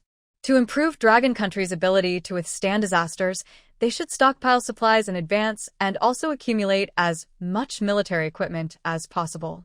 At that time, Ruan Feng sensed that Yizhenghua's reactions were unusual, which led him to develop wrongful intentions. Based on Kuang Feng's many years of understanding of Yizhenghua, unless he was completely confident and had received some prior information, Yizhenghua would never suggest such a thing to the 2 leaders. Later, through secret investigation, Kuang Feng indeed discovered that the Yi family was quietly selling assets and gathering funds. Although he didn't find concrete proof, Yizhen Tai's resignation somewhat confirmed Kuang Feng's suspicions. Until the day before the apocalypse, Yizhenghua was seriously injured in an accident. In a life-and-death situation, Yizhenghua managed to eat a pill and then drank a bottle of water. In a very short time, his body recovered completely, showing no signs of the injury. This was the reason Kuang Feng finally decided to set a trap and capture Yizhenghua. Whether in peaceful times or chaotic times, magic pills and rare medicines are always the most sought-after, precious, and valuable items. If he could learn where the pills came from and obtain the formula from Yizhenghua, reaching the top of this world would be just a matter of time. Of course, these were only parts of Kuang Feng's testimony. Yizhenghua only mentioned 1 or 2 points to the 2 leaders. The second matter was about building a human survivor base. Yizhenghua suggested that Shanjing should start building the base as soon as possible. According to reliable news, in about a month, the entire Blue Star would enter a deep cold, making survival conditions even worse. Only by establishing the base and expanding Shanjing could they provide shelter for as many human survivors as possible. This would also ensure a continuous supply of new fighters to fight against zombies later. Finally, the Yi family planned to establish the Qinglong base in the East Sea, which was already under construction. This move by the Yi family was not to oppose the Dragon Kingdom government or seek independence, but to adapt to the situation and take necessary measures. The apocalypse was different from normal times. Communication and roads were cut off, disasters were frequent, and it was very difficult to coordinate and control the entire Dragon Kingdom. Yi Zhenhua promised that once the apocalypse ended, the Yi family would fully hand over control of the Qinglong base to the Dragon Kingdom government. The Yi family only hoped to do their part now, building the base as quickly as possible to provide a safe place for survivors. After hearing Yi Zhenhua, the 2 leaders remained silent for a long time. After some discussion, they finally agreed to his proposal. He promised to start building the Xuanwu base in Shanjing City as soon as possible, aiming to complete the initial construction and planning before the cold weather arrives. Regarding the Yi family establishing the Qinglong base in Donghai City, they both neither supported nor opposed it, holding reserved opinions. As for how Yi Zhenguo learned about the information and the sources of the pills and spiritual spring water, the two leaders did not ask directly. As the saying goes, you are short of people to help, and others are short of words. Seeing Yi Zhenguo bring them 2 bottles of pills and 2 large barrels of spring water, they couldn't be unkind or ungrateful. Yes, this was Yi Zhenguo, with a thick face, deliberately asking Yi Lingwei for these items on behalf of the two leaders. In Yi Zhenguo's view, for Longhua to stand firm in the end times, the efforts of these two leaders are essential. Yi Zhenguo did not bring Ruan Feng directly to the leaders, but knocked him out and left him in the car. When leaving, he asked the senior leader for permission to leave Ruan Feng with him for handling. Previously, Yi Zhenguo had heard Yi Lingwei mention that Ruan Feng was the biological father of her friend, and hoped to give Ruan Feng to her friend. Only then did Yi Zhenguo take Ruan Feng home. Although Yi Zhenguo arrived home late at night, Yi Wuyang, Yi Zhenan, and Ruan Shi were all awake. Yi Wuyang and Yi Zhen were waiting for Yi Zhenguo, while Ruan Shi was waiting for Ruan Feng. When Yi Zhenguo carried the still unconscious Ruan Feng into the yard, Ruan Shi was already standing up and heading outside before Yi Wuyang and Yi Zhen and Uncle Yi. Hello. I'm Ruan 11. Can I take him from you? Yi Zhenguo looked at the beautiful yet stubborn girl in front of him and nodded slightly in agreement. Hello. I've heard Wei Wei mention you. If you don't mind, I can help carry him to the guest room. All right. Thank you very much. Ruan Shi responded gratefully. At that moment, Yi Zhenan hurried over, grabbed Ruan Feng, and said to Yi Zhenguo, Big brother, you should go rest now. Just leave him to me. Yi Zhenguo was initially surprised, then looked at Yi Zhenan, who was unusually eager, and then glanced at the thoughtful Ruan Shi. He then said meaningfully, All right, I'll leave him to you. The guest room hasn't been used for a while, and might be a bit dirty. You can go help clean it up. And, if Ruan Shi needs anything, you can help get it for her. After speaking, Yi Zhenguo turned and headed toward the living room. Yi Wuyang, worried about his father, quickly followed behind. Thank you, Ruan Shi quietly said as she looked at Yi Zhen and walking ahead of her. There's no need to thank me. It's just a small effort. You're Wei Wei's friend, which makes you my friend too. From now on, there's no need to be so formal. If you need help, just ask. For some reason, when Yi Zhen heard Ruan Shi being so polite, he felt a bit awkward. Okay. Although being close to Yi Zhen was partly because of Yi Lingwei, Ruan Shi still felt a strange sense of warmth and happiness after hearing his words. Do you want me to help wake him up? After entering the house, Yi Zhen threw Ruan Feng onto the ground, then turned to look at Ruan Shi and asked. Ruan Shi looked at Ruan Feng, who was lying on the ground, injured and helpless, with a complicated expression, and silently nodded. Seeing Ruan Shi nod, Yi Zhen turned and brought in a basin of icy water from the yard, pouring it all over Ruan Feng. The biting cold quickly woke Ruan Feng from his unconscious state. The pain from his wounds and the icy water tsuji made him curl up on the ground in pain. Ruan Shi remained silent, just watching Ruan Feng, who was now in a mess, like she was observing a clown. According to Yi Zhen's usual personality, he generally wouldn't interfere much. At this moment, he should have left the room, giving space for Ruan Shi to handle the matter herself. But Ruan Shi didn't tell him to leave, which meant he could stay, and that she tolerated his presence. This wasn't because he was shameless or didn't respect her privacy. He was just worried that Ruan Feng was too cunning and treacherous, and he feared Ruan Shi might fall into his trap again. If Ruan Shi got hurt because of this, Wei Wei would definitely be upset. If Wei Wei was upset, he would be upset too. Yes, it was because of this reason that he decided to stay. While Yi Zhen was internally battling and trying to convince himself, Ruan Feng, after enduring the pain, finally opened his eyes and looked up at the person standing in front of him. Is that you? The moment he saw Ruan Shi, Ruan Feng's eyes instantly sharpened, and he questioned fiercely. When did you get involved with Yi Zhenguo? Disobedient girl. You better save me and get me out of here immediately. right now. Seeing Wan Feng still acting superior to his elders, Wan Shi's lips curled into a disdainful smile. She looked down at Wan Feng and said, "Yes, I am unfilial because you don't deserve it. Do you want me to bring over your most obedient siblings, Wan Yu and Wan Zhonghai, to keep you company?" Wan Shi's attitude made Wan Feng instantly angry and ashamed. Feeling that his authority as a father was being challenged, he shouted at her, "Wan Shi, I shouldn't have let you be born. Seeing you makes me feel disgusted. You and Zhonghai are 1,000 times, 10,000 times better than you. You unfilial girl. You don't even have the right to mention their names." Wan Feng knew that given his current situation, he shouldn't be so harsh.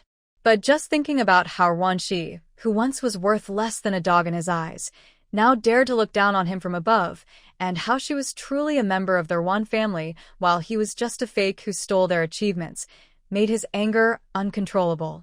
Wan Shi really didn't want to see Ruan Feng's ugly face anymore, nor waste any more time. She took out a pistol and aimed it at Ruan Feng's forehead. When she saw the murderous intent in Wan Shi's eyes, Wan Feng finally realized she truly wanted to kill him. "Wan Shi, I am your biological father. Are you going to kill your own father? Doing such a treacherous and unforgivable thing. Aren't you afraid of divine punishment?" The fear in Ruan Feng's eyes made Wan Shi feel even more bored. She pitied her grandparents, who had been harmed by such a treacherous person and met a tragic end. "You, a despicable villain who repaid kindness with hatred and caused the Ruan family's downfall, art afraid of divine punishment? Then, how could I be afraid? Back then, I only blame my grandfather for being too kind, for not letting you, a white-eyed wolf, die in that winter. Now, I will avenge them and kill you, this parasitic scoundrel." Realizing she might be killed, Ruan Feng finally became afraid. He struggled and crawled to Wan Shi's feet. Just as he was about to endure the pain and raise his hand, he was kicked far away by Yi Zhenin, who was standing nearby. Seeing Wan Shi turn to look at him, Yi Zhenin's face turned red. He scratched his head awkwardly and explained nervously, "Don't mind me. I was just worried he might do something bad to you." This kind of Yi Zhenin was unlike anyone Wan Shi had ever seen, somewhat adorable and touching. She softly replied, "Thank you, I don't mind." Yi Zhenin's kick caused Ruan Feng to spit out a mouthful of blood, seriously injured. "Wan Shi, the person who poisoned your grandfather was Nan Gongya, not me. If you want revenge, you should find her." Wan Feng's words surprised Wan Shi, but they did not weaken her resolve to kill him. "Wan Feng, do you really think this will save you? As your second wife, Nangongya's actions, do they really have nothing to do with you? You took over the Ruan family and became the new head of the family. You ignored Wan Qingwan and forced her to death. You confined me and my grandmother in the backyard and watched as my grandmother died from illness. Since I can remember, you have been suppressing, slandering, and humiliating me. It's all you. Wan Feng, don't worry. Whether it's you, Nangongya, or your children, I won't let any of you go. I will personally send you all to, starting with you today." As soon as she finished speaking, Wan Shi unhesitatingly pulled the trigger. Watching the bullet fly toward him, Wan Feng's eyes widened in horror, but he couldn't move at all. He couldn't accept dying at the hands of his own daughter. He couldn't accept that his life was ending like this. He had not yet achieved his dreams, had not yet stood at the top of the world, and had not yet stepped on everyone beneath his feet. At the moment the bullet entered Wan Feng's forehead, he shouted in frustration, "I won't accept this." Then, tilting his head, he died with his eyes wide open. Wan Shi quietly watched Wan Feng's body all night without saying a word. Until dawn, she took out a coffin from her space and placed Wan Feng inside. It seemed that the long-standing grudges and conflicts had temporarily come to an end with Ruan Feng's death. Wan Shi's calmness made Yi Zhenin, who had been with her all along, feel a faint sense of sadness. It seemed that before coming to Beijing, Wan Shi had already prepared to kill Wan Feng. Otherwise, who would carry a coffin with them for no reason? For Wan Shi, her biological father had killed her grandfather, grandmother, and biological mother. Now, She not only had to kill her father herself to avenge her family, but also had to personally handle her father's body. How cruel and heartbreaking must this be for Wanshi? At this moment, Wanshi looked like a beautiful porcelain doll, as if she could break at any moment. Her confused and hollow eyes seemed to look at Yi Zhenin, but also appeared to lack focus. "Can I hug you?" His low whisper seemed to drift away, like it might be blown away by the wind. Yi Zhenin didn't hesitate at all. He strode forward and opened his arms, holding Wanshi tightly, as if embracing his most precious treasure. From the embrace, he heard soft crying. He gently raised his hand to pat Wanshi's back and softly comforted her. "Don't be sad. You're not alone. I am here for you. You still have Wei Wei and many friends. From now on, I will stay with you through life." Yi Wuyong arrived at the military compound gate and was about to pick up Yi Lingwei when he saw Wanshi and Yi Zhenin coming out of the guest room. Seeing Wanshi's eyes red from crying, Yi Lingwei asked with concern, "Wanshi, what happened?" Wei Wei, Ivy Fine. "I just didn't sleep well." Although Yi Lingwei knew about the feud between Ruan Feng and her, Wanshi clearly didn't want to talk about it in front of others. She changed the subject. "Did your trip go smoothly this time?" "Quite smoothly." "Oh, let me introduce you. This is Lao Lei, a master of ancient Chinese architecture." Seeing that Wanshi didn't want to say more, Yi Lingwei didn't press further and naturally shifted the topic. She slightly moved aside and made space behind her for Lei Ming, introducing him to everyone. At that moment, no one noticed that Yi Zhenin's caring eyes kept flickering towards Wanshi. He stood a step behind her, in a protective stance. When the greetings were over and they were about to go inside, Yichen happened to push the door open. In fact, according to the schedule, Yichen should have arrived yesterday. But Wang Feng, feeling ashamed to face the Yi family, especially Yi Lingwei, because of her previous actions, stayed outside all night. After Yi Chen's persistent persuasion, she agreed this morning to go with him to Yi Zhengguo's place. Initially, everyone was happy to see Yi Chen and wanted to greet him, but when they saw Wang Feng behind him, they lost interest in talking. They ignored Wang Feng and simply nodded at Yi Chen before turning to walk inside. Regarding everyone's attitude, Yi Chen understood very well. After all, even he had once despised his mother's greed and harshness. Wang Feng kept her head down, afraid to look at anyone. She knew she was not well-liked, even disliked. But apart from the Yi family, she had nowhere to go now. Homeless, and without a place to stay. Besides staying close to her son, she didn't know where else she could go. She only hoped she wouldn't cause trouble for her son. In the future, she would turn over a new leaf, make amends, and do her best to be a good mother. "Mom, let's go inside." Seeing her mother keep her head down, Yichen felt sad at the thought that she might never speak again. "Okay." Wang Feng agreed softly, then took out a few sheets of letter paper from her pocket. Carefully unfolding them, she handed them to Yichen. Yichen looked at them puzzled and saw they were apology letters from his mother to Yi Lingwei and everyone in the Yi family. He guessed that she had written them secretly last night while he was resting. "All right, I will give these to them." As he spoke, Yichen raised his hand, supporting Wang Feng's arm, and they went into the house together. Inside, Yichen first explained Wang Feng's recent experiences and her current health to everyone. He then distributed her apology letters. When handing the letter to Yi Lingwei, Wang Feng stepped forward and bowed deeply in front of her. She felt ashamed for having cursed Yi Lingwei harshly before and for coveting Yi Zhenmin's inheritance. She was also grateful that Yi Lingwei's spiritual spring water and pills had saved her life, giving her a chance to change and become a responsible mother. Yi Lingwei did not refuse Wang Feng's bow. She also felt no pity for her situation. People must pay the price for their ignorance and cruelty. It's only a matter of time. "I accept your apology, but that doesn't mean I forgive you.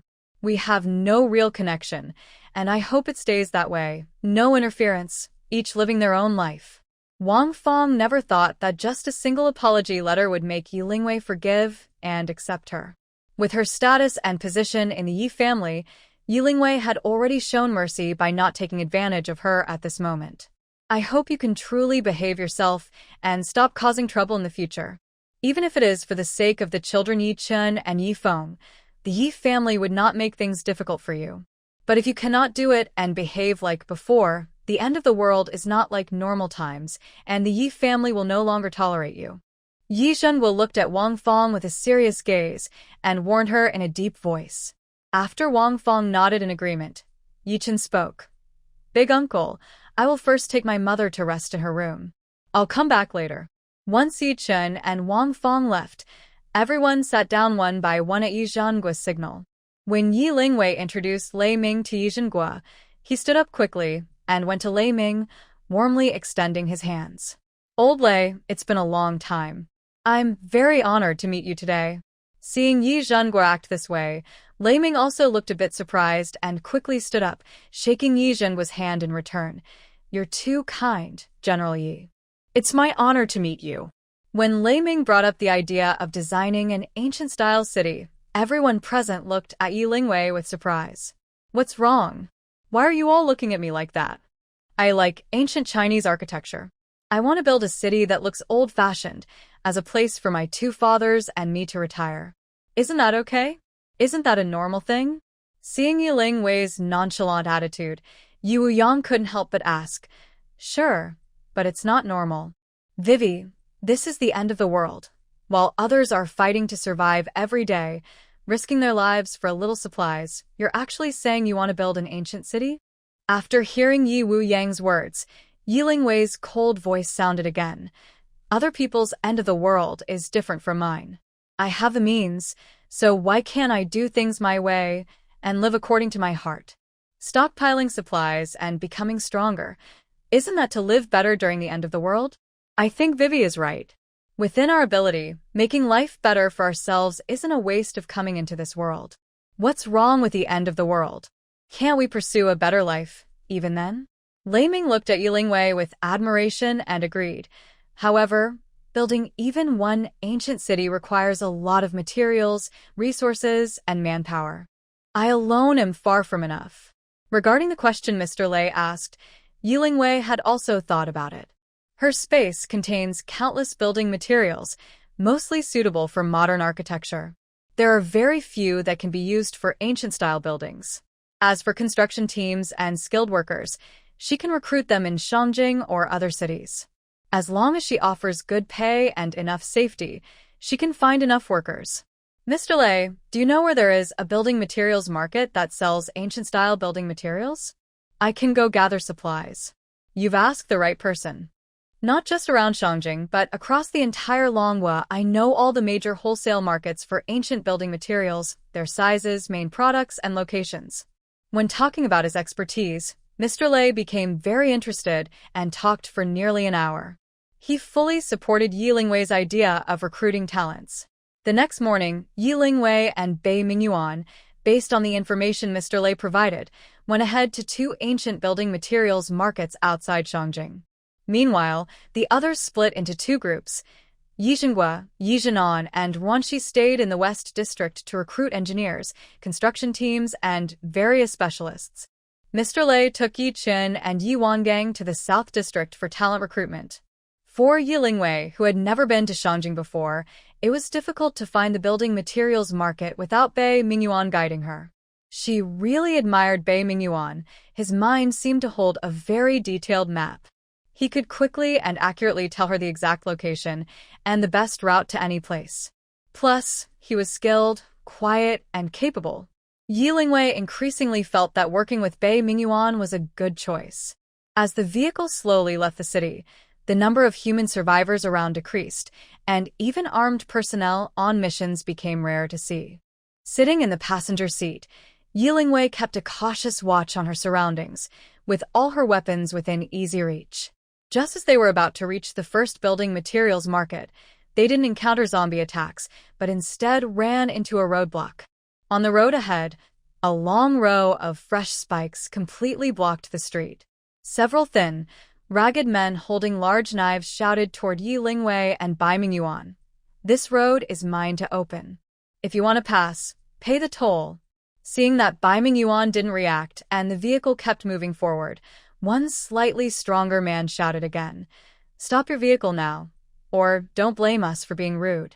If you leave us some supplies, we will let you go and even tell you some information about what's ahead."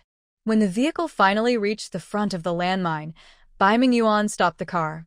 He didn't say anything, just casually picked up a submachine gun and rolled down the window. Yilingwei saw this and quickly followed, aiming her gun at the man shouting. The robbers, seeing the situation, were so frightened they immediately knelt down, threw their knives aside, and begged tearfully, "Please don't shoot. We're not bad people. We just can't survive, so we came out to find some food and water. We are all merchants and construction workers from the building materials city ahead. This is our first time robbing anyone, and we haven't hurt anyone. We'll move the landmines aside right now and promise never to do such bad things again." Seeing the trembling men move the landmines aside, Yi Lingwei didn't know what to do. She looked at Bai Mingyuan. Feeling her gaze, Bai Mingyuan immediately responded, "Leave it to me." He then shouted at the leader, "Come here. Everyone else stay where you are." The leader shivered at Bai Mingyuan's words, scared stiff and unable to move. "What's the situation in the building materials city now? Why aren't you going into the city? Why stay here?" The leader looked at the dark gun pointed at him, trembling with fear, and stammered, "The zombies in the building materials city were cleaned up by the army a few days ago. Now only some merchants and construction workers live there. We wanted to go into the city too, but we waited in line for over 20 days. We ran out of food, and it's not our turn yet. Since we have nowhere else to go, we came back here. This is our first time robbing. Please, let us go. My family has hungry children waiting at home. I can't die." At this point, the leader burst into tears. Standing a short distance away, the others also began to wipe their tears. Although Yi Lingwei did not feel sympathy for these people, she couldn't help but feel a sense of reflection in her heart. For ordinary people, the end of the world is definitely a destructive, and surviving in such times is even more difficult. Perhaps these people are indeed robbing for the first time, and maybe they have never hurt anyone before. But this is only because the end of the world has just begun. People haven't been pushed to the brink yet and still hold hope for the country. As time passes, with the increase in death tolls and the loss of hope, more and more people will turn to burning, killing, and looting, treating human lives as worthless. Among them, these people will also be included. However, if the human survivor base can start construction now, it could help prevent such things from happening to some extent. These people will naturally find a completely different path in life. How many people are still living in the building materials city? Bai Mingyuan's voice interrupted the crying of the leading man. He quickly answered, "There were originally over 1,000 people, but most turned into zombies when the end first came, and the military has already cleared them out.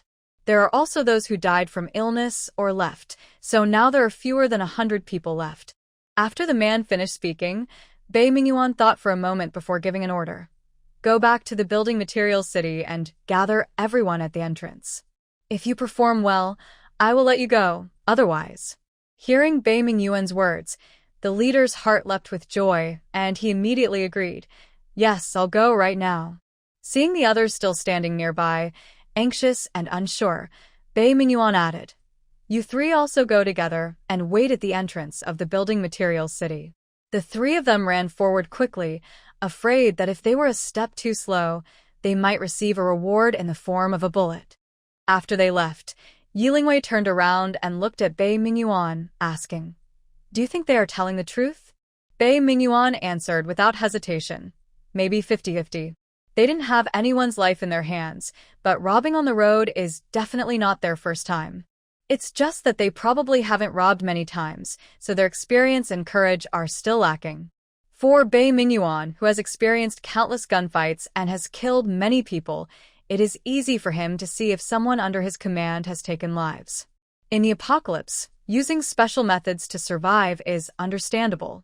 If it doesn't involve personal interests or threats to himself, Bai Mingyuan doesn't feel the need to eliminate everyone completely. After hearing Bai Mingyuan's explanation, Yi Lingwei found it very reasonable, so she continued to speak. "Since that's the case, as long as they don't attack us later, we don't need to cause more trouble. However, we shouldn't let our guard down. The reason they are bowing is not because they want to let us go, but because their weapons are not as good as ours. After Yi Lingwei finished speaking, Bei Mingyuan nodded in agreement. Yes, you're right. I'll be careful, and you should be too. Let's go now. Then, Bei Mingyuan restarted the vehicle and headed toward the antique building materials city ahead. When they arrived at the entrance of the building materials city, nearly 100 people had already gathered. The noisy crowd suddenly quieted when they saw the two submachine guns in Bei Mingyuan and Yi Lingwei's hands. Now, all of you go to the shop on the left side of the entrance. You have 3 minutes. Soon after Bei Mingyuan's cold voice sounded, a few protests arose from the crowd. Why should we go where you tell us? We have to go? Brothers, if we're locked in the shop, it's a dead end. Better to fight now. I don't believe he dares to kill us all. Those who were about to walk into the shop hesitated after hearing these words. Yi Lingwei and Bei Mingyuan had guns. If they didn't follow orders, they might be killed. But even if they obeyed and were locked inside, would they not die anyway? The nearly 100-strong group suddenly became noisy again. Meanwhile, some sneaky individuals were trying to escape. Just as they started to leave the crowd, gunfire and screams suddenly erupted, shocking everyone. A few people were hit in the legs and collapsed to the ground, clutching their bleeding wounds. The intense pain made them roll on the ground, unable to stop crying out. Everyone watched this scene in fear, trembling with fright. Several children were so frightened that they cried loudly, and their family members quickly covered their mouths, afraid that their crying would anger Yi Lingwei and Bei Mingyuan. Does anyone else have an opinion now? If not, then take all of them away, Yi Lingwei said in a cold voice. Everyone quickly shook their heads in agreement. 2 minutes have already passed. The crowd, who had planned to go into the shop, immediately ran toward the left shop after Bei Mingyuan finished speaking, not daring to delay any longer. Once everyone was inside, Bei Mingyuan found a large lock and locked the shop from the outside. Yi Lingwei then said, "When we leave, we will let you out." After that, Yi Lingwei and Bei Mingyuan drove into the antique building materials city. After more than a month of rain, many outdoor building materials had been soaked and corroded because no one cared for them. Fortunately, most of the materials were stored in warehouses and unaffected by the rain. However, if no one maintained them, these materials would eventually become unusable. Whenever they entered a warehouse, Yi Lingwei would first throw in a few tear gas canisters to prevent any ambushes inside. The antique building materials city was not very large because in a modern city, not many buildings would use these materials. So, Yi Lingwei and Bei Mingyuan took only half a day to gather all the building materials into their space.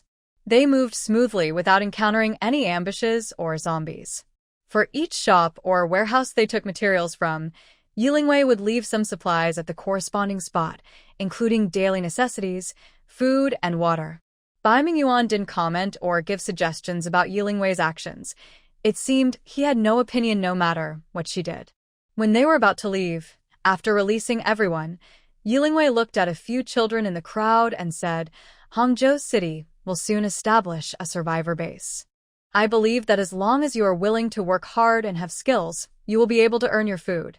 Yi Lingwei's words made the previously lifeless crowd suddenly become excited. Especially when they returned to their place and saw piles of supplies and empty shops and warehouses, they felt both joy and shock. I am amazed. 2 people took only half a day to empty an entire building materials market. This is truly an incredible skill. Despite having such extraordinary abilities, they left behind many supplies to trade, antique building materials that are useless in the end-of-world scenario.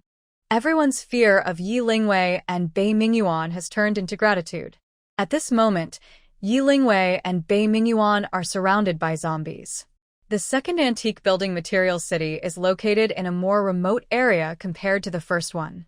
It is surrounded by shanty towns with dense populations and complex living conditions. The number of zombies is huge, making it very difficult to clear them all. The armed personnel from Jing City have come several times to clear the zombies, but haven't succeeded in removing them completely. Yi Lingwei's goal is not just to kill zombies. She needs to reach the second antique building material city, which requires passing through the center of the shantytown. We can't keep going like this. The fighting sounds will attract more zombies, she said. Maybe I can use the sound of the explosions to lure the zombies to the outskirts of the shantytown. You should take the opportunity to drive through here and wait outside the building material city. Yi Lingwei watched wave after wave of zombies rushing toward them, throwing hand grenades outside the car while shouting loudly at Bei Mingyuan. Thinking of Yi Lingwei's special abilities and not wanting to be trapped in a dead end, Bei Mingyuan agreed, saying, "Okay, stay safe." As soon as Bei Mingyuan finished speaking, Yi Lingwei disappeared inside the car. Then, a few dozen meters behind the vehicle, an explosion sounded. The zombies surrounding the car were attracted by the blast and surged toward the back. Gradually, as the explosions continued and grew quieter, the zombie horde moved farther away. When only a few scattered zombies remained near the vehicle, Bei Mingyuan looked back toward the direction of the explosion, then decisively pressed the accelerator and rushed forward. He drove out of the shantytown and slowed down. Although worried about Yi Lingwei's safety, Bei Mingyuan continued toward the building material city as planned.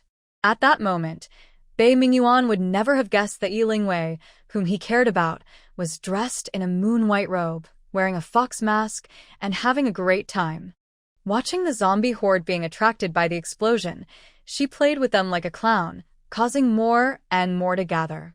Eventually, almost all the zombies in the shantytown poured out in a large swarm. The survivors in the shantytown all pressed their faces against their windows, staring in disbelief at the street outside with wide eyes. At this moment, thousands of zombies gathered into a huge group on the street. Accompanied by the cracking sound of bones and the growling noises in their throats, the zombie group surged like a black tide out of the shantytown. In front of the zombie crowd, a woman dressed in ancient costume and wearing a mask appeared and disappeared like a fairy. Sometimes she appeared on rooftops, sometimes in the treetops. Periodically, she threw a grenade into the zombie group, guiding them slowly out of the shantytown. Later, loud explosions shook the area outside the shantytown, causing the buildings to tremble and the ground to shake. Seeing the zombies blown to pieces, Yi Lingwei clapped happily, a smile on her face, then vanished instantly. After returning to her space to change back into her clothes, she headed toward the building materials city. Unbeknownst to her, her actions had almost wiped out all the zombies in the shantytown. Her mysterious figure became a legendary figure in the hearts of the survivors, often talked about with admiration. When Yi Lingwei arrived at the building materials city, she used the same method. She attracted the zombies inside the city to the opposite side of Bei Mingyuan's location and blew them all up. To her surprise, the building materials city was full of human survivors, with no zombies at all. Meanwhile, the city had become a paradise for zombies, and no human survivors were seen. Half an hour later, when no more zombies came out of the city, Yi Lingwei returned to the car to meet Bei Mingyuan. They drove around the city a few times, ensuring everything was safe, then began to clear out the city. As it got darker, Yi Lingwei collected all the intact building materials into her space. Fortunately, on the way back, they didn't encounter any more surprises and returned to Shanjing City before nightfall. Since Yi Lingwei had already obtained a pass from Yijingua, they didn't need to queue and could enter the city through a special channel. When Yi Lingwei and Bei Mingyuan returned to Yijingua's residence, the others had already come back. They were gathered together, talking about their experiences and what they had gained that day. "Little Yi, I didn't expect your charm to be so strong. I think we won't need to split up tomorrow. We can all follow you directly." Old Lei had been busy all day, almost shouting himself hoarse, but he only managed to recruit a pitiful 5 people. In contrast, over at Yijinggua's side, there was no need for words. He simply placed the recruitment sign on the table and sat down beside it. Those interested in signing up flocked over, so crowded they couldn't even move. Under the strict screening by Yijingua and his 2 companions, out of thousands of applicants, only about 300 were selected. Old Lei felt quite discouraged. He even started calling Yijingua Young Yi instead of General Yi. "Old Lei, you're flattering me. It's mainly because you're modest, so not many people recognize you. Otherwise, with your influence in the construction industry, I wouldn't dare compare myself to you. Yi Zhenguo realized that Old Lei's personality was almost the same as his own father's. No wonder Yi Lingwei agreed to bring Old Lei along, and Old Lei was willing to follow Yi Lingwei. That's true. If they don't know me, even if I offer good conditions, no one would dare to apply casually. Old Lei thought for a moment and felt that Yi Zhenguo's words made sense. It definitely wasn't his fault. Just then, Yi Lingwei and Bei Mingyuan pushed the door open and entered. Seeing everyone gathered in the room, Yi Lingwei smiled and greeted Yi Zhenguo and Lei Ming. Uncle, Old Lei, I'm back. How was it? Was today smooth? Yi Zhenguo looked at Yi Lingwei kindly and asked first. Yes, it went well. As soon as Yi Lingwei finished speaking, Old Lei couldn't help but tease. Looking at this girl's expression, you can tell she gained a lot today. Old Lei, you're right. No wonder you're so experienced. Seeing Old Lei so serious, Yi Lingwei couldn't help but retort. Oh, I didn't expect to accidentally reveal my true thoughts. Old Lei, you're a big shot, so please don't mind me, a little kid. Everyone couldn't help but laugh at Yi Lingwei's playful attitude. Old Lei puffed out his cheeks and glared, saying annoyed, all your serious words are spoken by you alone. What do I have to do with it? Actually, Lao Lei genuinely likes Yi Lingwei's personality and way of getting along with others. She is honest, speaks and acts freely and naturally, without false politeness or too many schemes. Vivi, don't joke with Lao Lei. Today, he's already tired from recruiting talent. Little Yi, I think you're not as good as Vivi. You're the one who always brings up sensitive topics. Yi Zhenguo, who wanted to help Lao Lei out, accidentally made things worse and received a stern look from Lao Lei. When Yi Lingwei learned the truth, she and everyone else burst into hearty laughter. This laughter not only eased the fatigue of the day, but also softened the pressure and despair brought by the end times. Time always passes day by day. Difficulties are gradually overcome, and tomorrow will come as scheduled. The end of the world will eventually come to an end. Because helicopters have limited capacity and lack professional pilots, everyone agreed that unless they could recruit a pilot, they would only recruit 200 more people. After that, they would leave Shanjing and return to Donghai City. This time, Yi Lingwei, Lao Lei, and the others stayed in the Xiqing district with Yi Zhenguo to recruit professional talent. Most residents in Xiqing district are veterans and military families, so their skills and character are well known. Yi Zhenguo's influence and charisma are stronger here than in the other 3 areas of Shanjing City. Ruan Shi and Yi Zhen didn't come along because they had other matters to attend to. Regarding Ruan Feng's situation, Ruan Shi had also talked privately with Yi Lingwei. She wanted to take the chance to visit the Ruan family. It would be perfect if she could eliminate Nan Gongya and Ruan Zhonghai. Since Ruan Yu is already married and no longer in Shanjing City, she could only set her aside for now and deal with her later when the opportunity arises. As for why Yi Zhen was chosen to act with Ruan Shi, Yi Lingwei didn't think much about it. As long as the person is reliable and cooperative, anyone can be a partner. This time in Xiqing district, thanks to Lao Lei's oversight, the process of selecting construction talent sped up considerably. The biggest surprise of the day was recruiting a high-level flying team. These pilots are all veterans who previously served in the military, with excellent flying skills. This also solved the problem of lacking pilots for Yi Lingwei and her team. The main reason they are hesitant to freely recruit talent is because of a helicopter's passenger capacity. Yi Lingwei doesn't lack helicopters. She has all kinds and models, and they are all in her storage, but she lacks pilots to fly them. Among their group, only Yi Zhenan and Bei Mingyuan can handle long-distance flying. Currently, the largest helicopter on Blue Star can carry no more than 200 people. This means that even if they recruit more talent in Jing City, bringing them back would be pointless if they can't fit everyone on the helicopters. Fortunately, the 20 retired pilots just solved Yi Lingwei's urgent problem. If we assume each helicopter can carry 150 people, then 22 helicopters could carry over 3,000 people in total. Because of this change, Yi Lingwei and her team had to adjust their plans and stay one more day in Jing City. Although they only recruited in the Xiqing district, people from other districts also heard about it and came to apply. Yi Lingwei also heard from Yi Zhenghua that Jing City plans to start building the Xuanwu base, which will need many construction workers. But compared to Jing City's population of over 30 million, the 3,000 people they recruited are just a small drop in the ocean. Yi Zhenghua also seemed to realize this, so he didn't stop Yi Lingwei from continuing to recruit. Over 3 days, they finally selected more than 3,000 top professionals from various fields.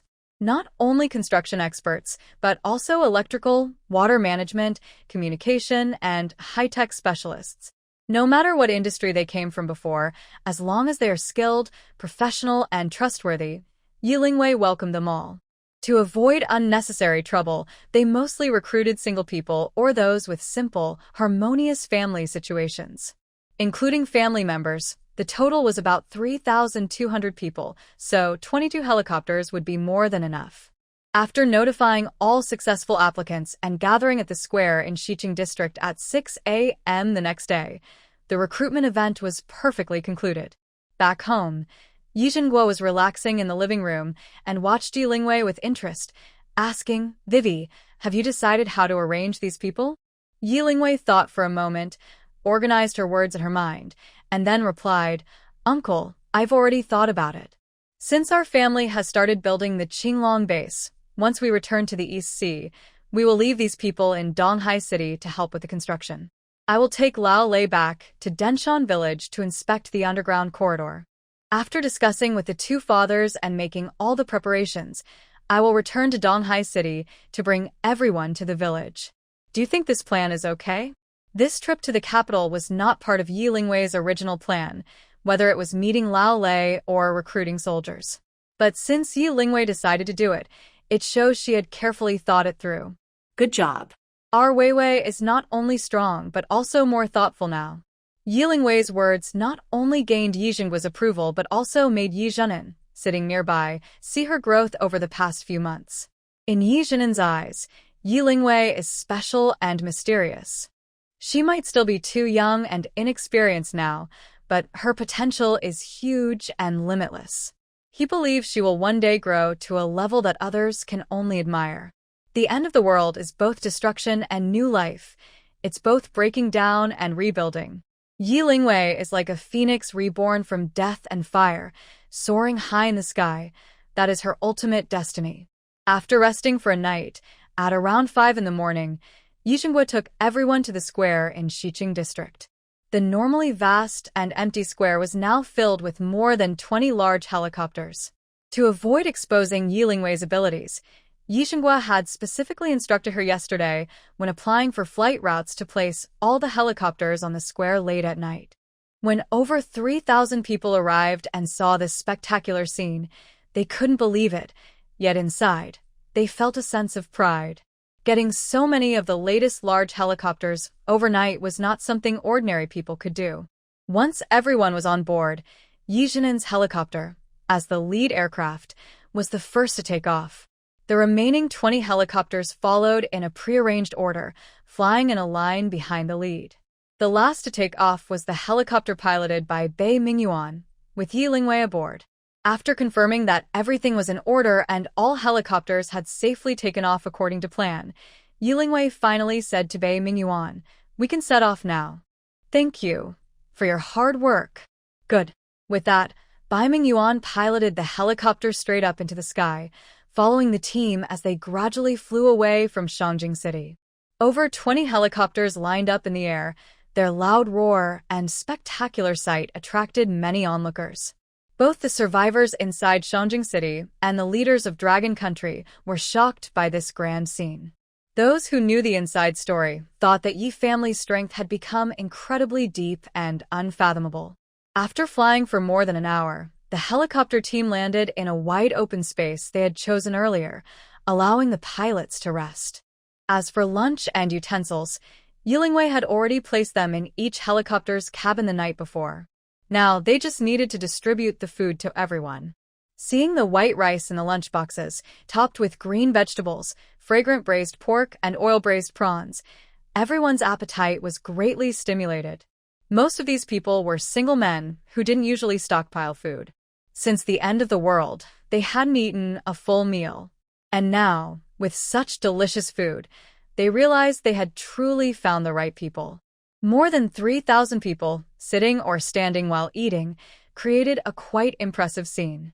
Half an hour later, everyone, full and happy, began chatting with those around them. Their familiarity was very different from the nervousness they felt in the morning. After a short rest, the helicopter team took off again, heading toward Donghai City. Finally, before dusk fell, they arrived at Donghai City. Although Yi Lingwei had left Donghai City less than 10 days ago, she noticed that the city had changed greatly. Thanks to the combined efforts of Yi family and several other clans, the zombie threat in Donghai City was mostly eliminated. Many survivors were now fully engaged in rebuilding the city. The city was bustling with voices, and everywhere you could hear the roar of machinery. More precisely, they were working on building the Qinglong base. Dad, it's been a week already. I wonder how Weiwei is doing? Inside the command center of Qinglong base, Yi Zhenmin, looking tired, spoke to the busy old man. Don't worry, Weiwei is very capable. She'll be fine. Although we didn't use many weapons to eliminate the Su family, the consumption of weapons in clearing zombies was very high. The supply of weapons for the Yi family is almost running out. Additionally, the survivors in Donghai City are paid with work, and their 3 daily meals consume a huge amount of food. Although we send many small teams every day to gather supplies, this small replenishment is hardly enough compared to the consumption. Whenever the old man talks about these issues, he feels overwhelmed. Maybe it's just age catching up, and he can't accept getting older. It would be great if the eldest son, Yi Zhenghua, were here. He could just give up his work and go live in the village with his granddaughter.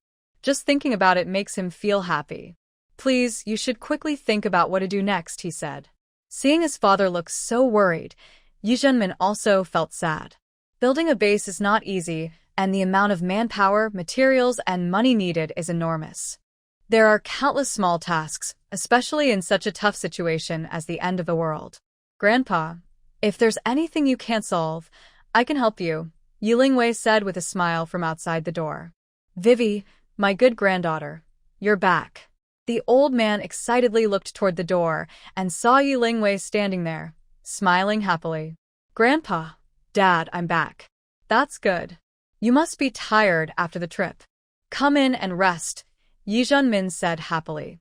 Not yet. Look, I brought someone back, Yi Lingwei said, stepping aside. Behind her, Yi Zhenghua stepped into the house. He quickly approached the old man, with slightly red eyes and an excited expression, and said, Dad, I'm back. Making you worry about me. I am a bad son, he added. Seeing Yi Zhenghua standing there the old man's eyes warmed up, but he didn't say anything. He just patted Yi Zhenghua's shoulder firmly.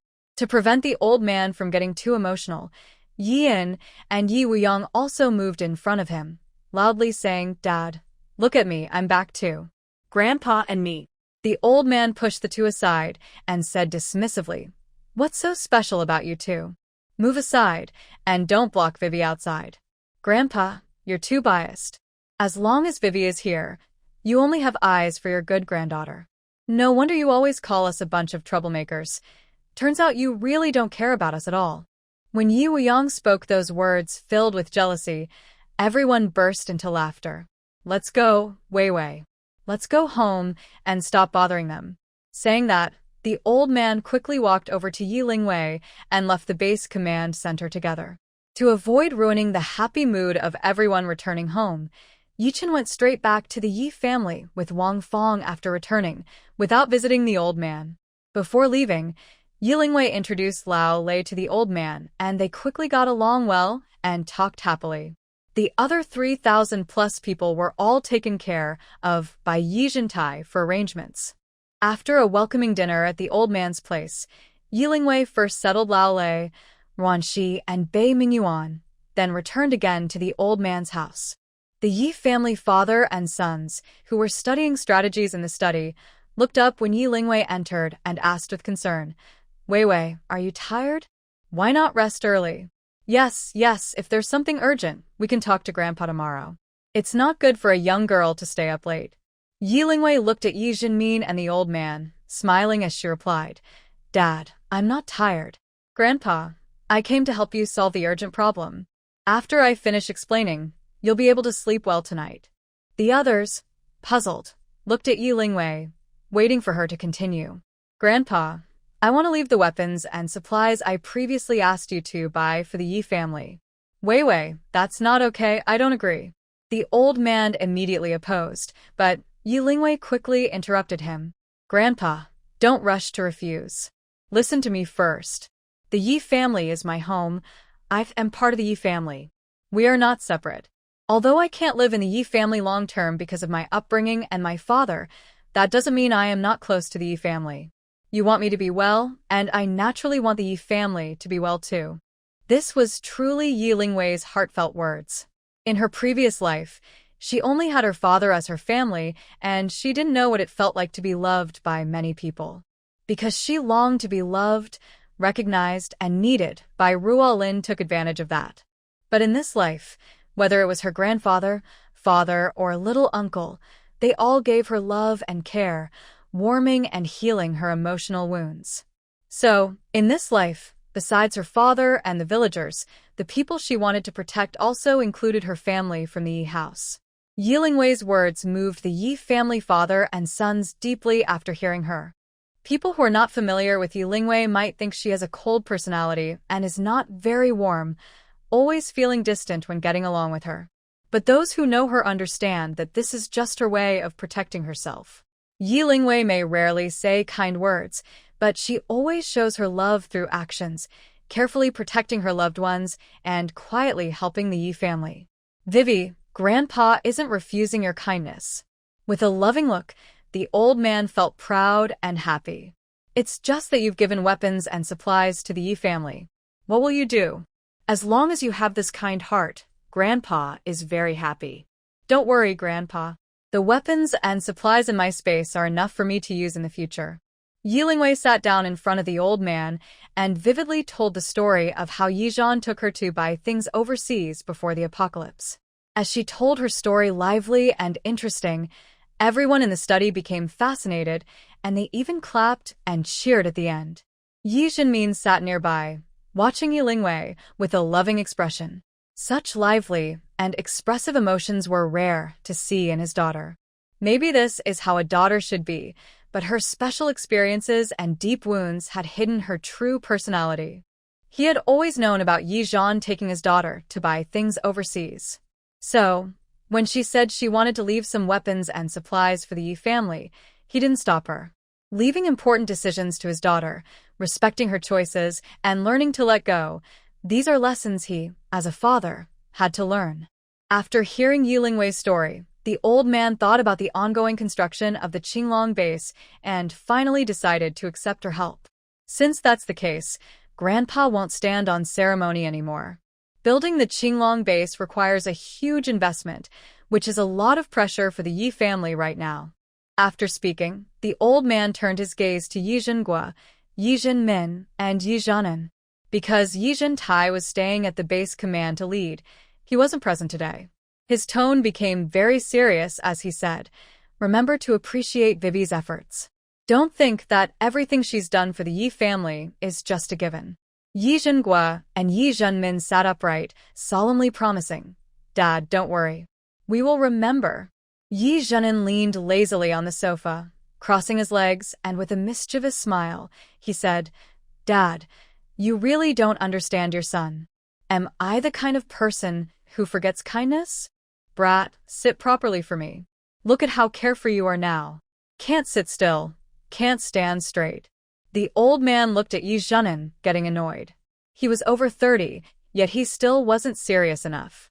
His bloom was almost over, and he still didn't have a girlfriend. Truly disappointing. "Grandpa, let's forget about little uncle. I have something good to show you." Yi Lingwei's words eased Yi Zhenin's worries, or else the old man would have nagged for at least half an hour. The old man's attention was immediately drawn, full of curiosity, and he asked, Wei, what good thing do you have? Hurry up and show Grandpa." Not only the old man but also Yi Zhenghua and Yi Zhenin looked at Yi Lingwei with interest. Only Yi Zhenmin remained calm, probably because he guessed what Yi Lingwei was about to show. When he first saw it, he was shocked too. He thought he was hallucinating and couldn't believe his eyes. Now, he really wanted to see how shocked the old man and the others would be. At this moment, Yi Lingwei stood up and took a few steps back. Then, suddenly, a long, over 1 meter tall corn cob appeared out of nowhere in her arms. She placed the corn on the ground, then took out 2 more stalks, 1/2 meter long wheat and rice stalks, big soybeans and sesame plants as tall as small trees, peanuts as big as radishes, potatoes and sweet potatoes the size of a basketball, and apples as big as a basketball, and a giant watermelon that 2 adults could hug around. Every time Yi Lingwei showed an item, the old man, Yi Zhenghua, and Yi Zhenin all opened their mouths wider. Their shock and disbelief in their eyes were more exaggerated than in a sci-fi movie. Until the entire study was filled with these items, Yi Lingwei stopped. When humans are overwhelmed with shock, silence might be the most genuine reaction. At this moment, the old man, Yi Zhenghua, and Yi Zhenin were in exactly that state. "Zhenin, you're drooling." It was only when Yi Zhenmin's teasing broke the strange silence in the room. "Ah, really?"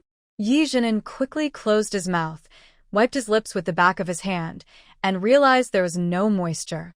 He had been tricked by Yi Zhenmin. The old man and Yi Zhenghua also gradually recovered from their surprise. After they closed their mouths, for some reason, they felt their cheeks a little sore. If Yi Zhenmin knew, he would definitely say, "Open your mouth as wide as possible and hold it for 20 minutes. No matter who you are, your cheeks will get sore." Not bothering to argue with Yi Zhenmin, Yi Zhen suddenly shot up from the sofa like an arrow.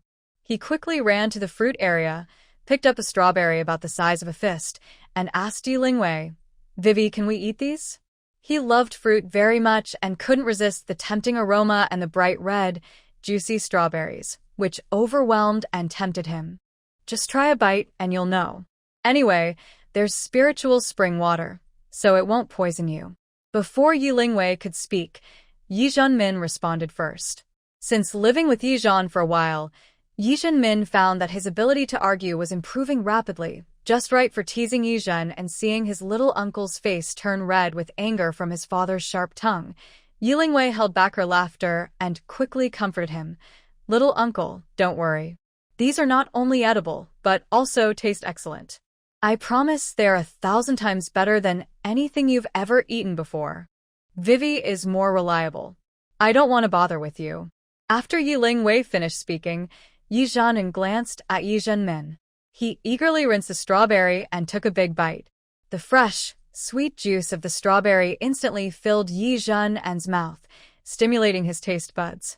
He looked enchanted and couldn't help but praise, "Delicious, so delicious." The old man and Yi Zhenghua also stood up one after another and went to the grain storage area. They looked at the corn kernels, about the size of grapes, full and shiny, with a smooth, jade-like texture. Even though the old man had already held an entire ear of corn in his arms, he could truly feel its weight. But he still thought everything was too unreal. "Dad, if we steam this corn, how many days would I have to eat it?" After finishing the strawberry, Yi Zhen saw the old man carefully examining the corn like a treasure and couldn't help but ask out of curiosity. The old man, deeply absorbed in his reading, didn't look up and casually scolded, "Eat, eat, eat. I think you spend all day just playing and only know how to eat." "That's right. The things Vivi brought out are either grains or fruits. If not for eating, what else could they be used for?" Yi Zhenin nonchalantly shrugged and walked over to Yi Lingwei, smiling happily as he extended his hand and said, "Great niece, could you bring me 2 strawberries? I haven't had enough yet." "Okay." Yi Lingwei responded and took a basket of fresh strawberries from her space, handing it to Yi Zhenin. Holding the full basket of strawberries, Yi Zhenin grinned and said to Yi Lingwei, "Vivi is always so kind to me, really thoughtful." After saying that, he happily ran to wash the strawberries at the sink. Yi Zhenghua looked at the soybean plant in front of him, which was twice his height, covered densely with pods. He peeled one open and saw the beans inside, full and round, arranged neatly like a row of ping-pong balls inside the pod, bright yellow and very appealing. Even the seasoned old man and Yi Jinghua had never been so amazed before, not even when Yi Lingwei showed rare medicinal herbs earlier, though that shock was not as intense as today. After all, medicinal herbs are not needed by everyone, but grains are eaten by everyone and are indispensable. Seeing the old man still holding tightly onto the corn, Yi Lingwei kindly reminded, "Grandpa, maybe you should put the corn down first. Holding it like that is pretty tiring." "Oh, okay, I'll listen to you." The old man carefully placed the corn on the ground and then went to examine other grains. Seeing this, Yi Lingwei exchanged a smile with Yi Jinmin and sat back on the sofa, patiently waiting. She waited nearly an hour. Finally, the old man and Yi Jinghua finished their inspection, while Yi Jinan was already half lying on the sofa, rubbing his stomach and saying, "Ouch, ouch. Can't you eat a little less? Look at you, so useless." The old man came over, clearly annoyed with Yi Jinan, and casually pushed him aside. "Move aside. Don't disturb me talking to Vivi." Yezenguo ignoret Yezenan entrele. No matter how much the old man complained, his heart's favorites were Yi Lingwei and his younger brother Yi Jinan. As the eldest son of the Yi family, he had been expected to meet high standards since childhood, always demanding himself strictly. Though he was favored by his father, there was less warmth between father and son than there should have been.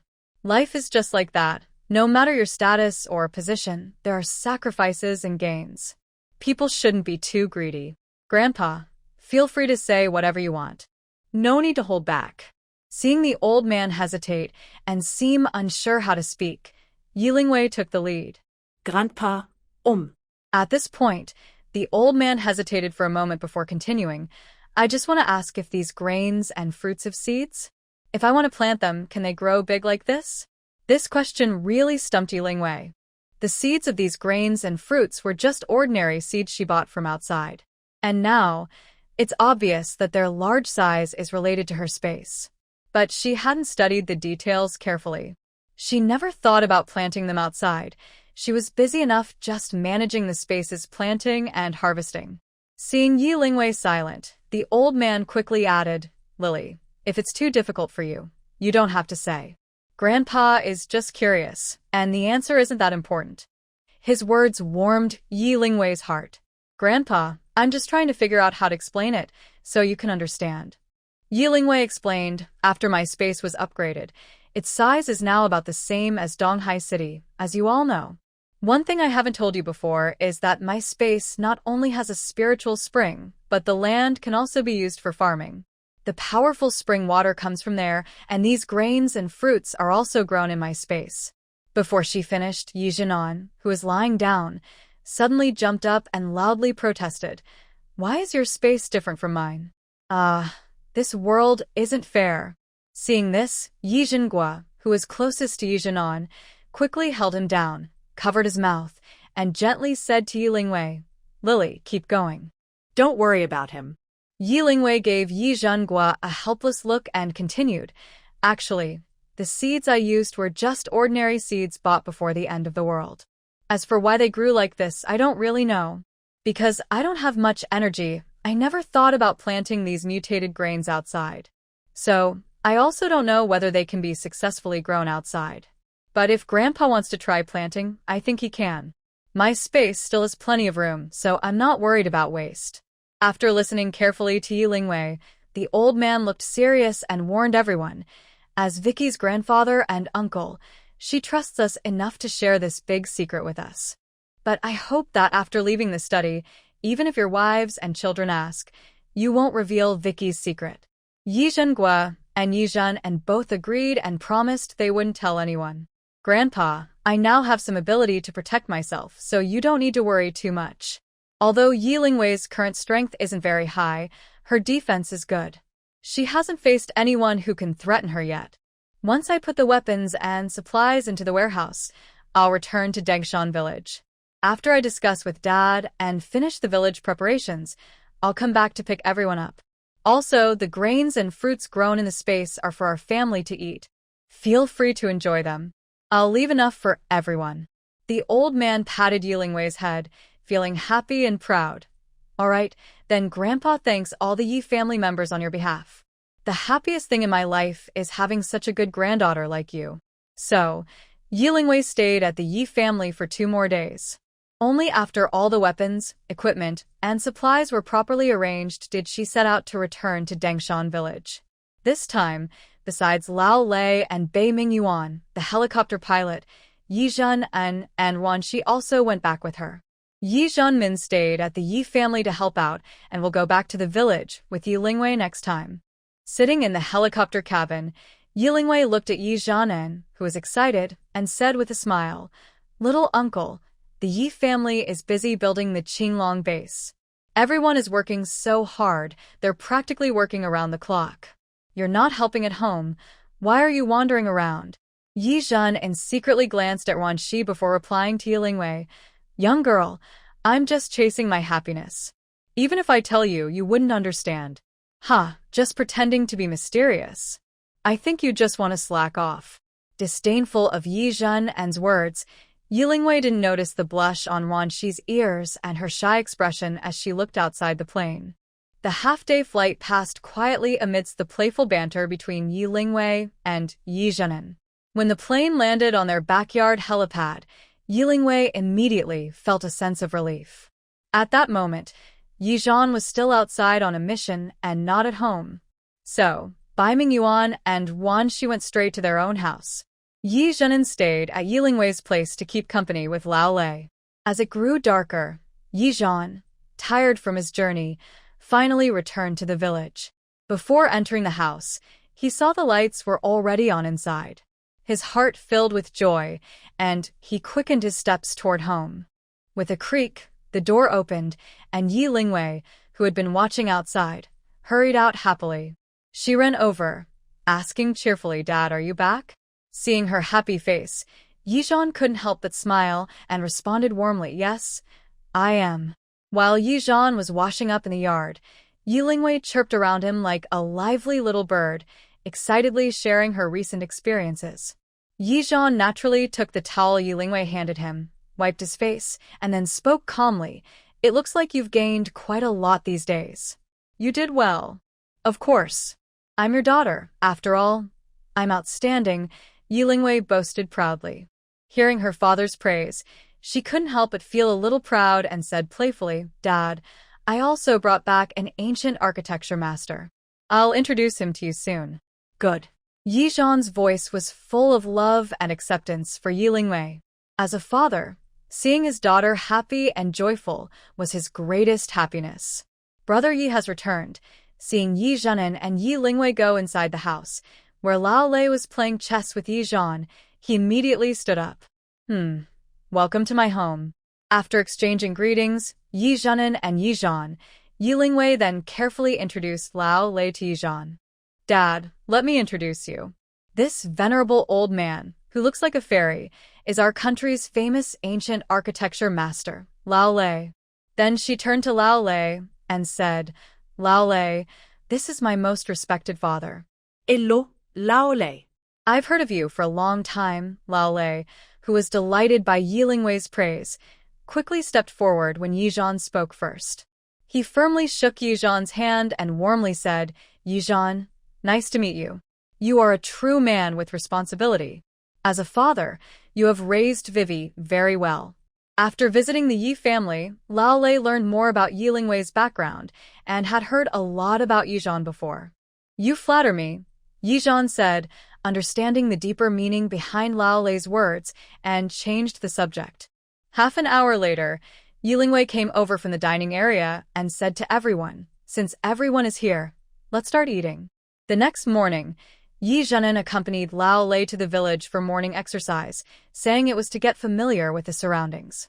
Yi Lingwei then told Yi Zhen about her plan to build an ancient city in the underground corridor at the back of the mountain, as a place for her and her 2 fathers to retire.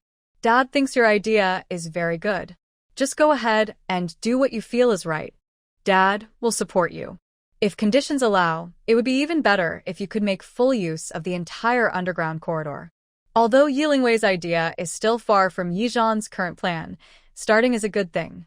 Some paths don't reveal their end from the beginning, Some things don't show their final outcome right away. Some people aren't destined from the start to be ordinary or great. Paths are walked step by step. Things are done bit by bit. People grow day by day. As a father, Yizhan hopes to be Yi Lingwei's protector, not just her guide. He will watch her grow from weakness to strength, improving herself through failures and setbacks. He believes that even without his advice, Yi Lingwei will eventually reach heights admired by others and take on her rightful responsibilities. After all, his time with her is limited, and she must walk her own path in the future. "Dad, you really think too highly of me," she said. "Using the entire underground corridor is a huge project. Let's wait until Lao Lei has done a site inspection before making any decisions." The area is over 400,000 square kilometers, more than 60 times the size of Donghai City. Just thinking about it makes Yi Lingwei feel overwhelmed, not to mention building it. The Qinglong base is built on existing structures in Donghai City, with some simple renovations, which is already a huge project. But the underground corridor under the 10,000 mountains is completely empty. Everything has to start from scratch. If we try to build and develop everything, it's obviously going to be extremely difficult. Even if she has enough building materials in her space, the number of specialized workers and construction crews needed would be astronomical. Yi Lingwei shook her head, quickly dismissing this crazy idea, and then continued. "Dad, let's talk about opening an underground tunnel." Yi Lingwei explained to her father the plan to build a tunnel between the Yi family and mountaineering village, including the suggestion from Yi Zhenmin to connect the tunnel with an underground corridor. "Xiao Wei, based on your experience from the last life, right now, in the first year of the apocalypse, the abilities of zombies and various natural and man-made disasters are the mildest they've been. And during this time, it seems like Blue Star is giving survivors a chance to breathe. As time goes on, it will become harder to connect between major bases and cities. Especially on land, transportation is almost completely paralyzed." Yizhan didn't give an immediate answer to Old Ye's plan. Instead, he and Yi Lingwei reviewed some situations from the last life.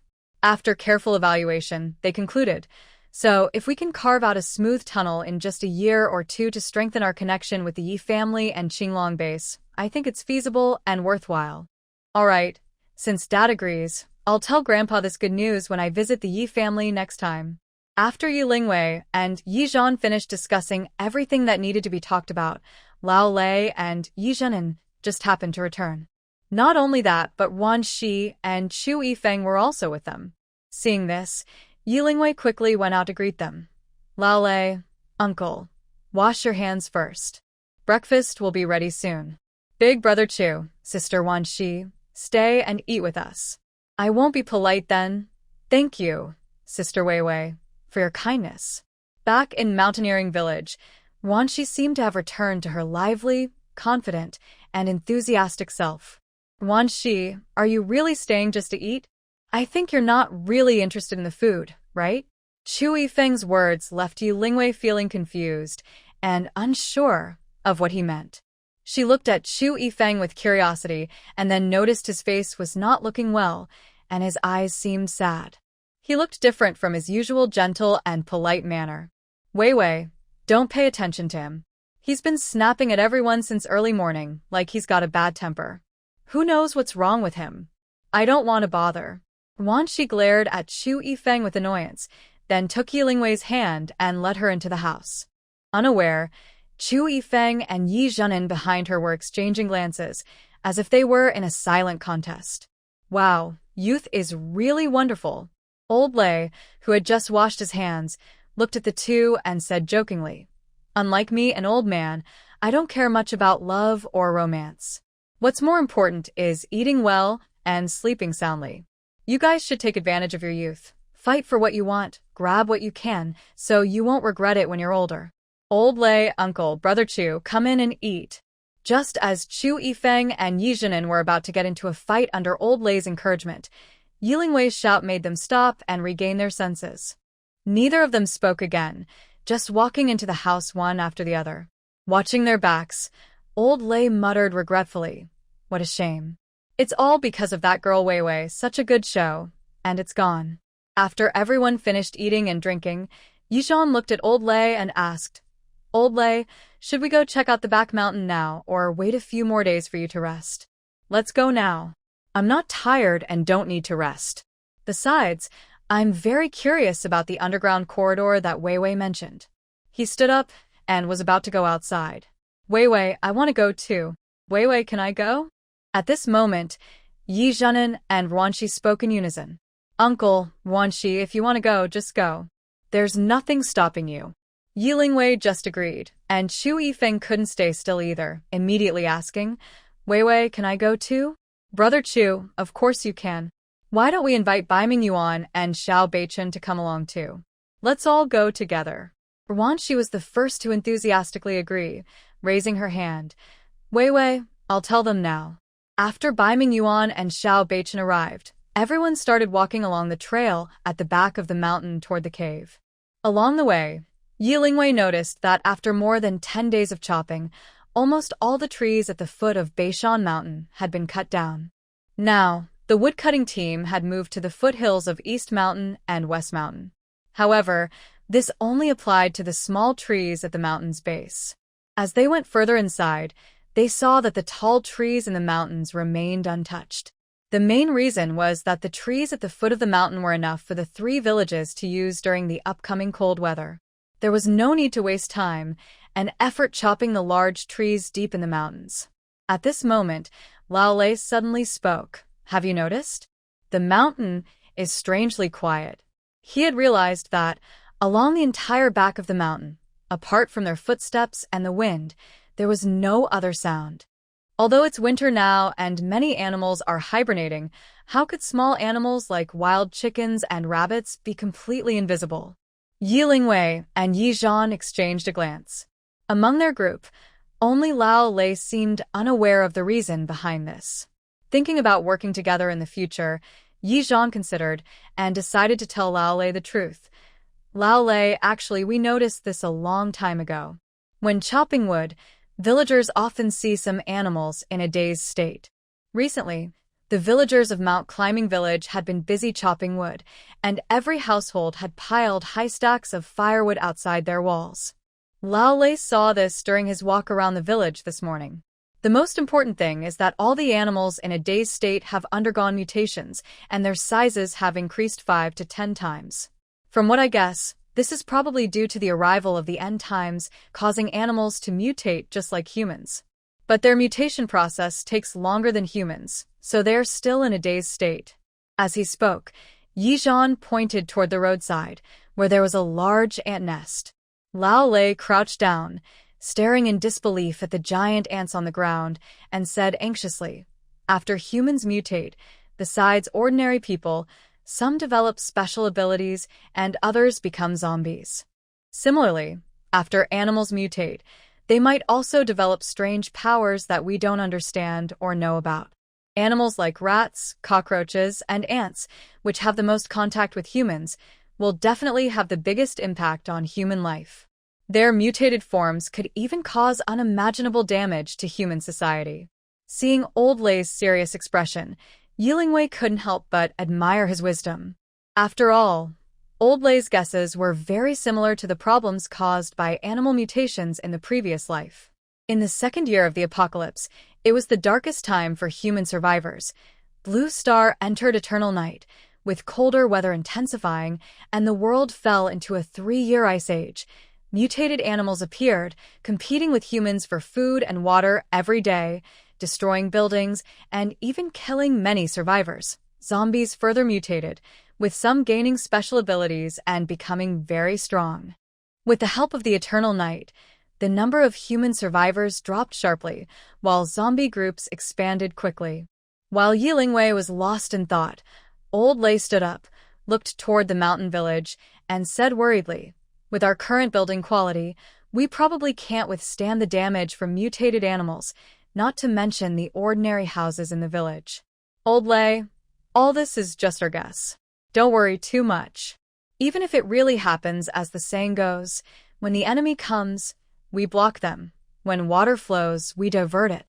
We will find ways to deal with it.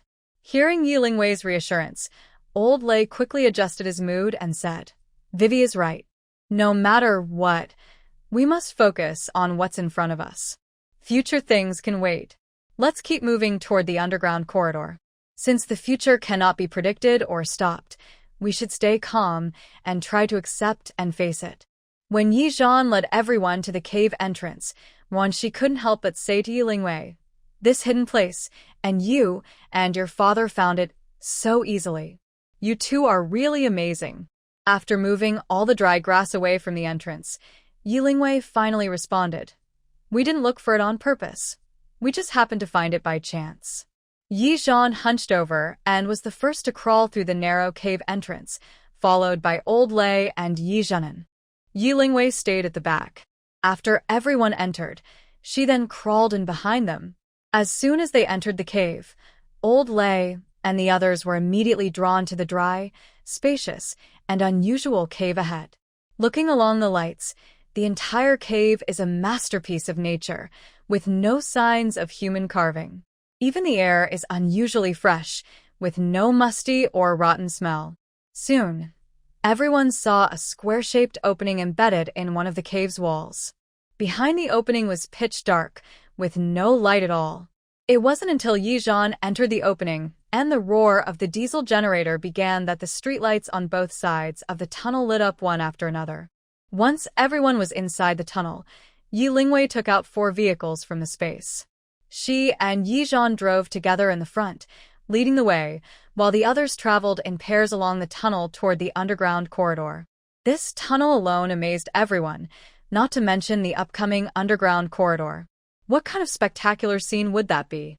More than half an hour later, when the group stood at the tunnel's exit, looking at the huge underground cave illuminated by lights, they were all stunned.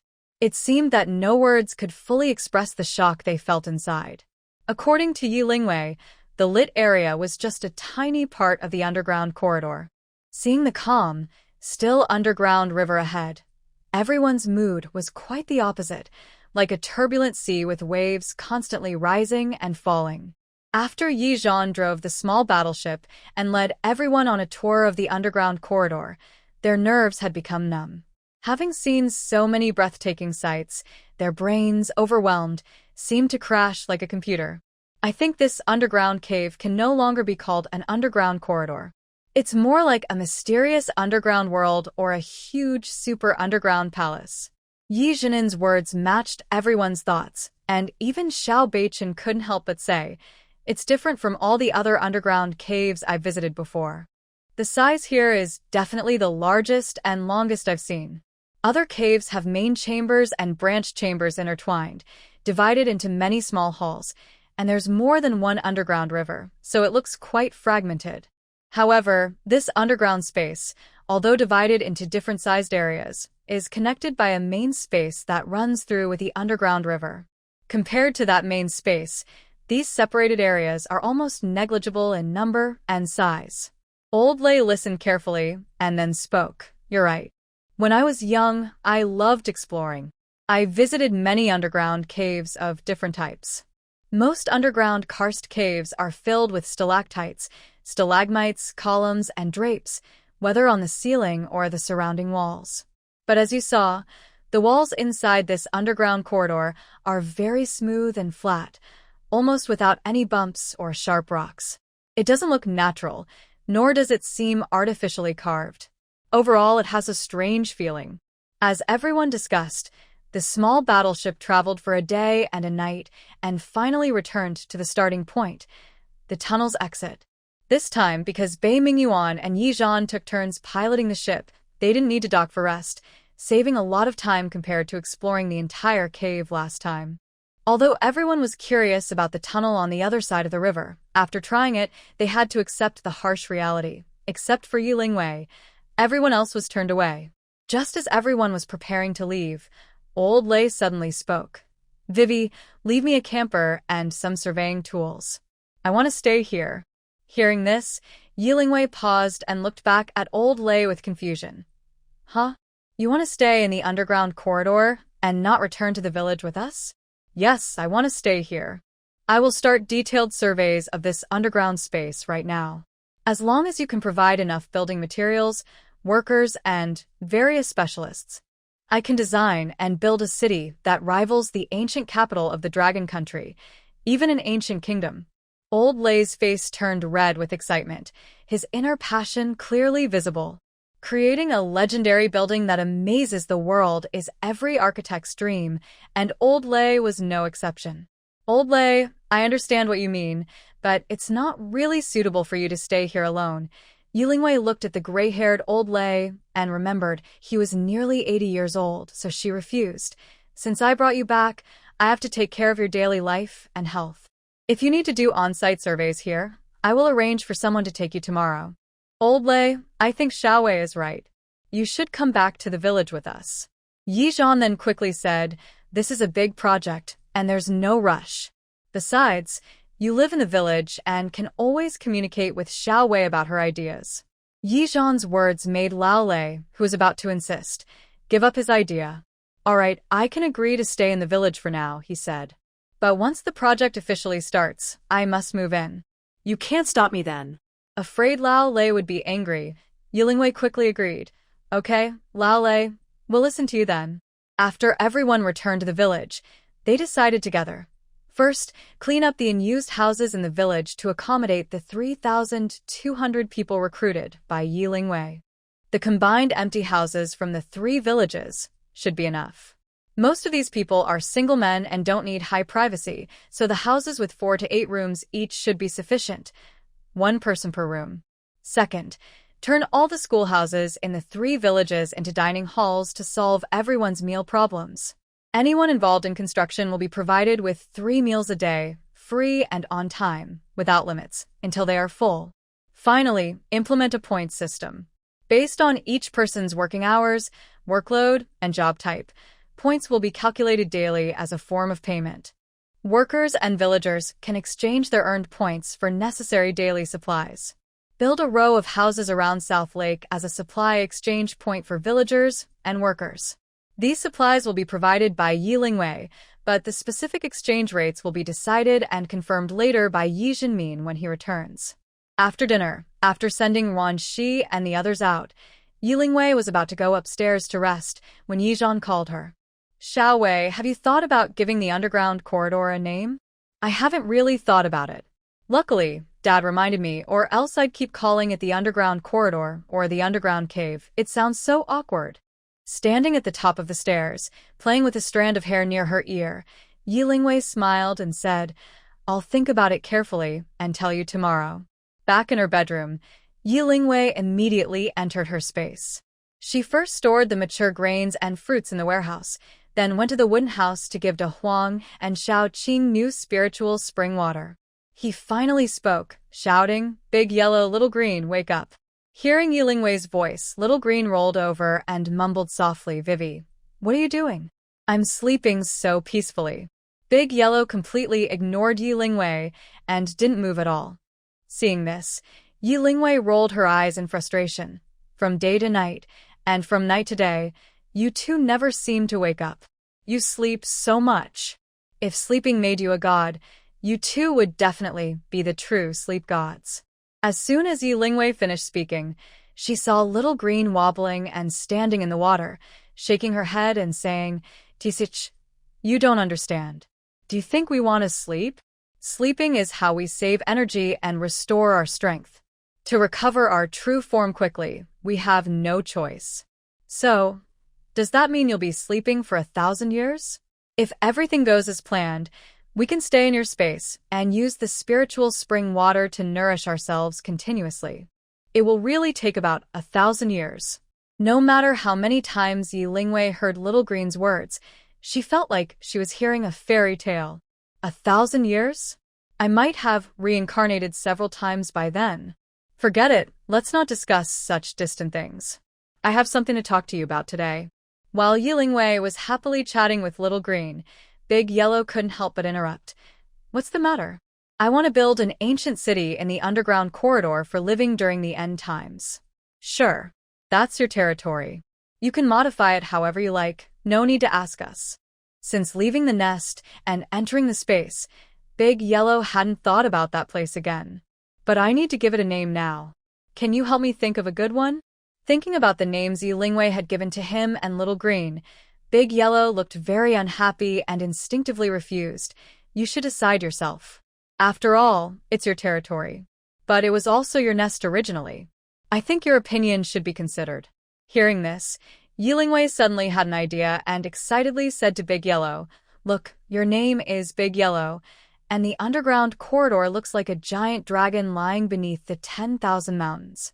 How about calling it Yellow Dragon Underground City? It matches the ancient city I want to build.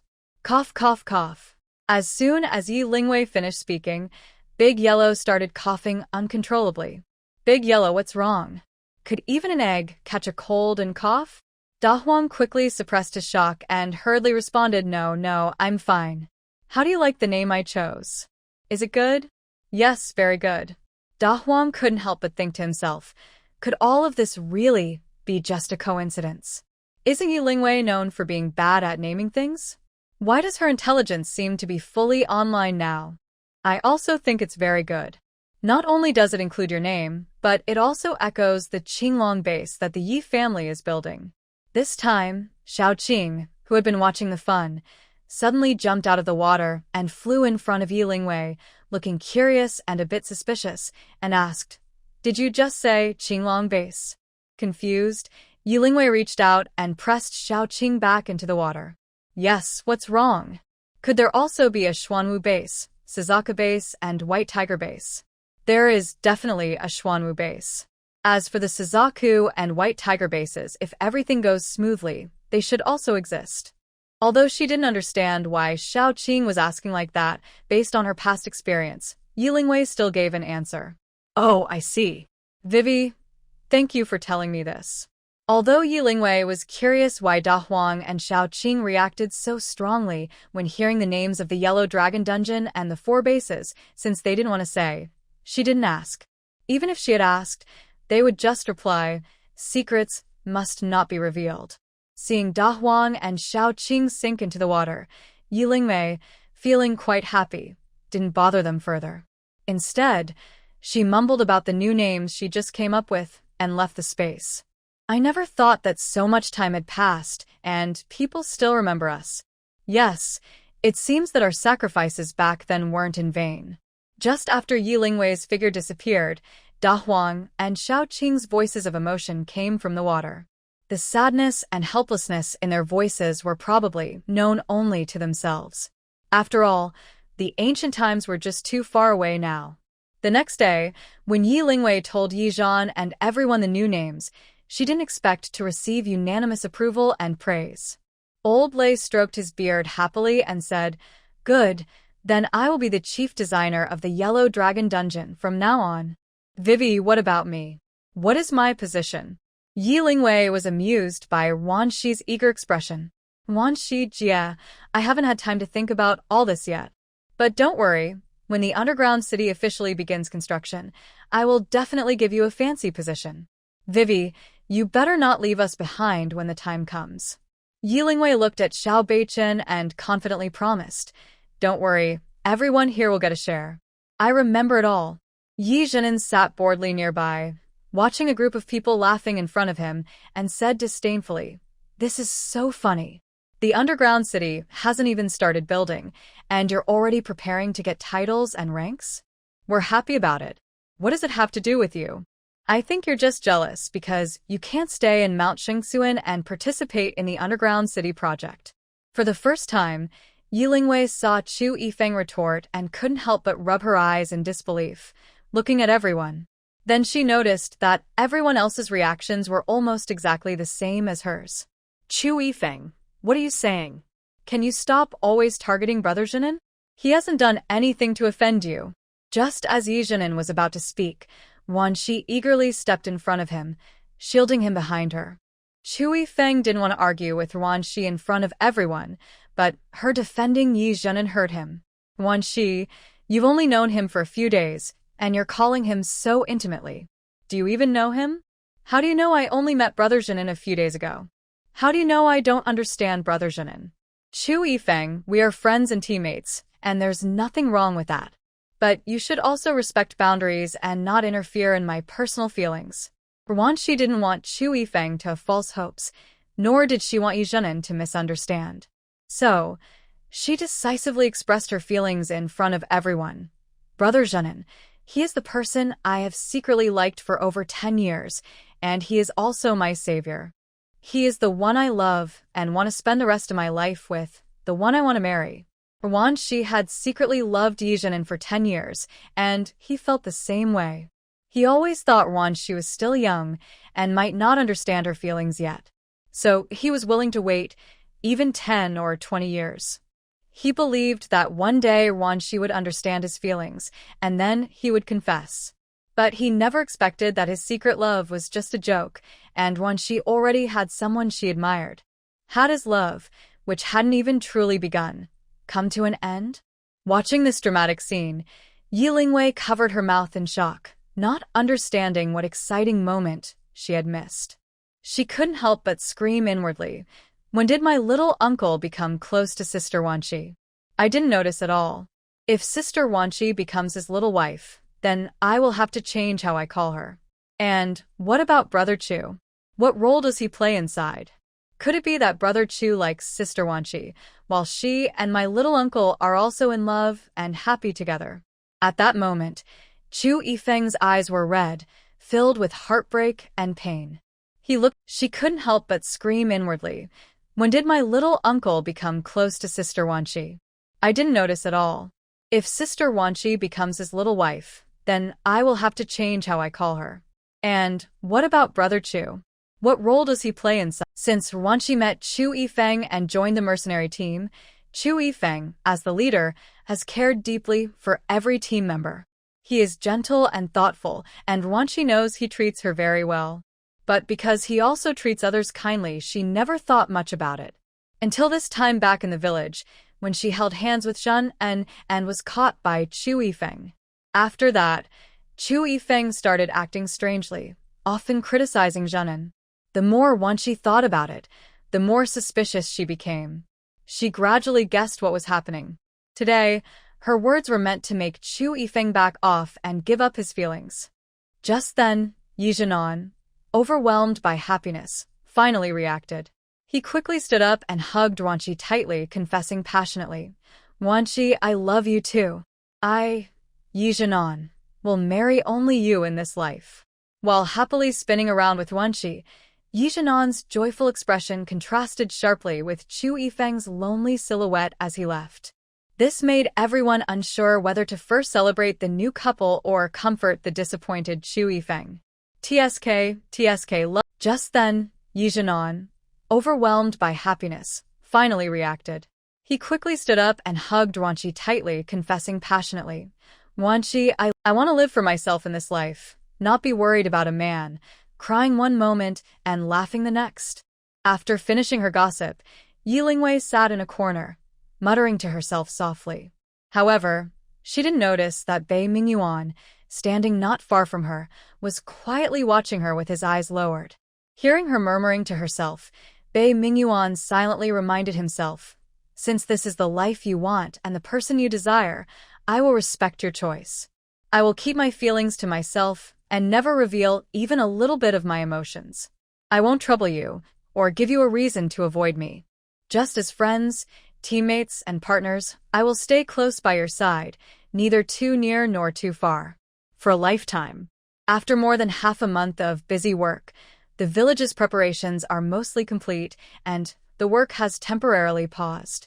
Yi Lingwei focused on 5 aspects: eating, dressing, living, using, and traveling. The 3 village chiefs are responsible for employees' 3 daily meals. The village elementary school has been successfully converted into a dining hall, and staff for cooking have been confirmed. Since Qian Fugue is no longer the head of the second village, Qian Baoyin temporarily takes over as village chief. Employees will receive 8 sets of work clothes each year, 2 sets per quarter. To make employees feel at home, the village has repainted all unused houses and prepared bedding and other items. Daily necessities are also essential. Each employee gets a big gift pack. However, each item is only 1 set, and once used up, it must be exchanged with points. For travel, there's no need to worry. Employees usually walk around the village.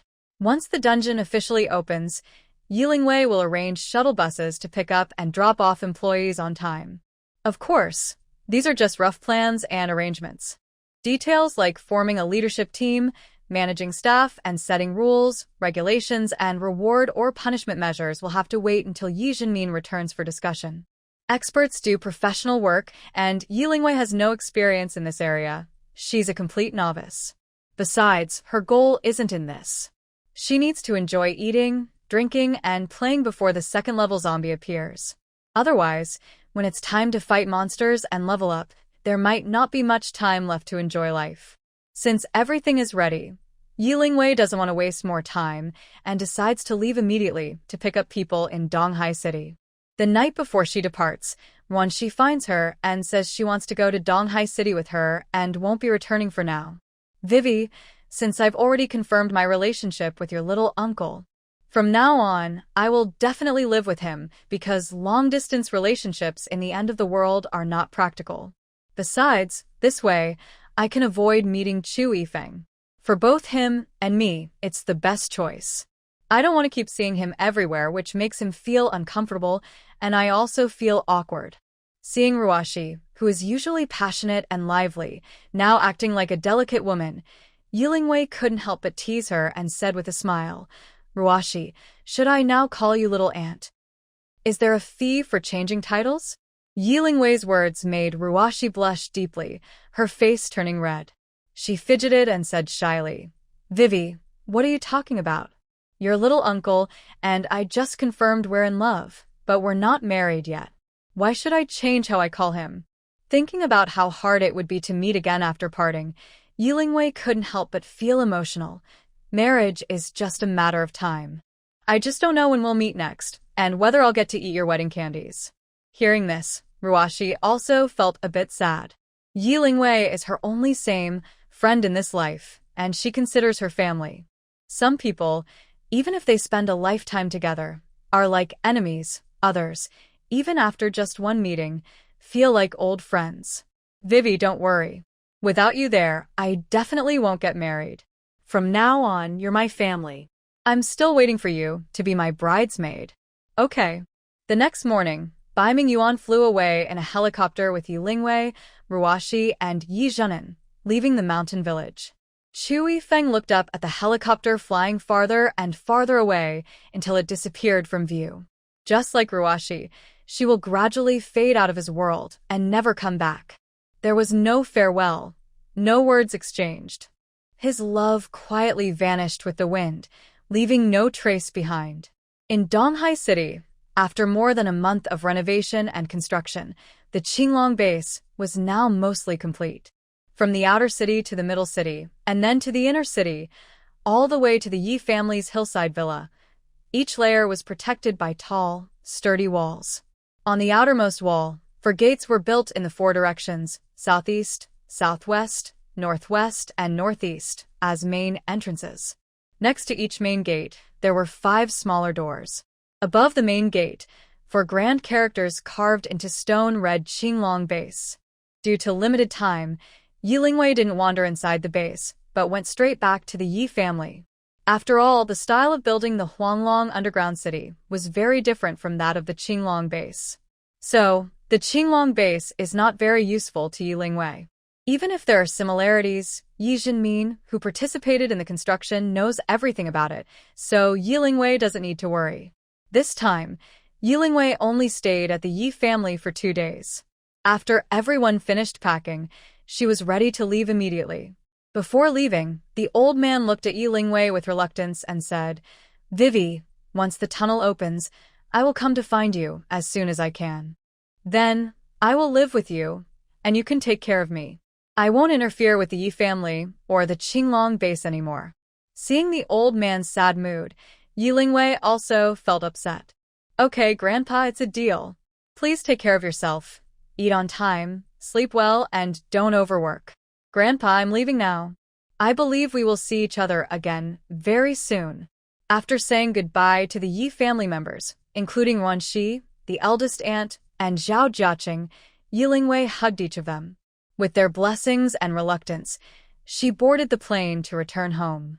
Sitting on the plane, Yi Lingwei watched the Donghai base disappear from her sight. She felt a strange sadness in her heart. Reunion and happiness in the end of the world are rare and precious, but goodbyes and sadness are much more common. She didn't know when they would meet again. Today's farewell is for a better reunion tomorrow. During the days when they can't see each other, they should secretly work hard. Strive to grow into tall trees so that one day, when they meet again, they can shelter each other from the wind and rain. When the helicopter fleet arrived over Mountaineer Village, the villagers all looked up excitedly, jumping and cheering, filled with pride and joy. After more than 3,000 people got off the planes, they lined up in their assigned groups. Then, designated staff came to welcome and settle them. They thought that coming to this remote village would be a big psychological shock, and everyone was prepared for hardships. But unexpectedly, as soon as they entered, they saw new houses, bedding, and complete sets of daily necessities.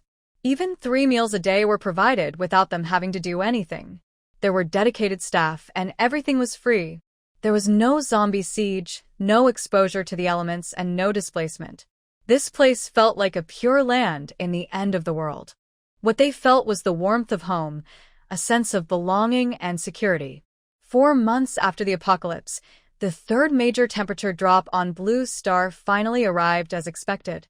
Heavy snow fell from the sky, and overnight, the temperature dropped sharply from around -10 degrees Celsius to -60 degrees Celsius. Fortunately, the people in Mountaineering Village were prepared. The warm Kong beds kept them safe through the first night of extreme cold. Meanwhile, at the Xuanwu base in Shanjing, 2 leaders looked out the window at the snow-covered world and sighed. Thanks to Yi Zhengguo's warning otherwise, tonight we would know how many survivors might have been lost to this sudden cold snap. Yes, Yi Zhenggua did well, and the Yi family is strong too. At the Qinglong base, the Yi family head looked at the outdoor thermometer with a serious face and called the base command center. "Hello, Dad. Are you still awake so late?" When the call connected, Yi Zhengguo's voice came through, along with the busy noises of many staff working around him. "How's everything on your side? Have you sent out the cold warning notices?" Dad, don't worry. The cold alert was issued a week ago. Are all the warm measures in place? The old man asked more than 10 questions, making sure everything was correct before hanging up. At that moment, the outside temperature had already dropped to -50 degrees Celsius and was still falling. Fortunately, Vivi's prophecy warned us, or even if the Yi family could survive, they would be severely weakened. And the number of survivors in Donghai City who froze or were injured is probably even harder to estimate. Yi Lingwei, who is often mentioned by the old man, was sleeping soundly because she was too tired. Since the start of the underground city project in Huanglong, there had been countless tasks to handle. They say starting is the hardest part, especially for such a large project. The initial preparations and staff arrangements took a lot of time and effort to coordinate. Because of this, Yi Lingwei had to get involved in many complicated matters every day. Her peaceful life she initially imagined was now worlds apart from the busy reality. Fortunately, the busy period had ended, and everything was now on track. From now on, they just needed to follow the plan and continue construction. The next morning, the villagers in Mountaineering Village walked to the dining hall in small groups, chatting casually. I didn't expect the city lord to be right. Overnight, the temperature dropped sharply. Luckily, I filled the stove with firewood last night, so the bed was warm. Otherwise, I might have frozen to death. What do you think? The reason why someone so young can build a city and become its leader is because they truly have skills. Exactly. Even though many of us have special abilities, have you ever seen anyone who can make countless supplies and building materials appear out of nowhere like the city leader can? Seeing a group of young men discussing eagerly, an older person who looked like a leader also spoke. If it weren't for the warm clothes the city leader gave us to fight the cold, we probably couldn't even leave the house now. In the end, we rely on the city leader. The stronger her abilities, the better our lives will be. Being protected by the city leader in this end-of-the-world situation and living peacefully is a blessing for us. After he finished speaking, everyone couldn't help but agree. Yes, you're right. That's true. It makes sense. At the dining hall, everyone was enjoying delicious steamed buns and hot porridge, and they felt even more that what was said made sense. After breakfast, the work buses were already waiting at the door. Soon, one after another, the buses left the three villages heading toward the tunnel in the back mountain. To keep things hidden and make transportation easier, Yilingwei decided to carve a tunnel from the foot of a mountain behind one village directly to the cave. Workers no longer needed to go up and down the mountain every day. They could just take the bus to the underground city of Huanglong. Now, the underground city was brightly lit and bustling with activity. The cold weather outside didn't affect the underground city at all. Based on over a month of observation, the temperature inside the city stayed around 26 degrees Celsius, with hardly any fluctuations. Old Lei was in a temporary command room, passionately discussing construction plans with engineers from different fields. Thanks to the healing water from the spiritual spring, Old Lei's health and mental state had greatly improved. Although no one mentioned it, Old Lei knew that this opportunity was brought to him by Yilingwei. So, he poured all his heart and effort into designing and building the Huanglong underground city. It wouldn't be an exaggeration to say he dedicated himself completely. On the construction site, besides the 3,000 workers recruited, there were also villagers and special ability users from the three villages. With the ongoing heavy snowstorm, soon the mountains will be blocked by snow, making it impossible for anyone to leave. Therefore, from the very beginning of the dungeon's construction, the villagers stopped going out to search for supplies. After all, earning points near their homes is easier than risking adventures outside. Counting the workers, there are about 5,000 people involved. Managing and coordinating such a large group is not easy. Fortunately, Yi Jinmin is in charge. He handles personnel matters and is fully responsible for the project's finances and cash flow. Yi Zhan oversees supervision and security, as well as counting and distributing worker points. Several team leaders, along with 20 squad leaders, patrol the site daily to maintain order. They praise and reward hardworking employees, while punishing and notifying those who cause trouble or fight. Thanks to everyone's teamwork, the construction of Huanglong Underground City is progressing quickly. About a week before the snowstorm ends, the first city has nearly finished building. During the 8 months of continuous snow, except for the Xuanwu Base, Qinglong Base, and Huanglong Underground City, other human survivors in Dragon Country have been struggling hard. Because of volcanic ash pollution, the falling snow is no longer white but gray and black. Although everyone knows the snow is harmful, survivors with no food or water have no choice but to eat snow to survive and drink snow water to quench their thirst. Fortunately, the initial completion of the 2 main bases gives these people hope and spiritual support. News of the base's progress attracts survivors from all directions. Even some families and forces in Western and Southern Dragon Country are beginning to move, inspired by the influence of the Xuanwu and Qinglong bases.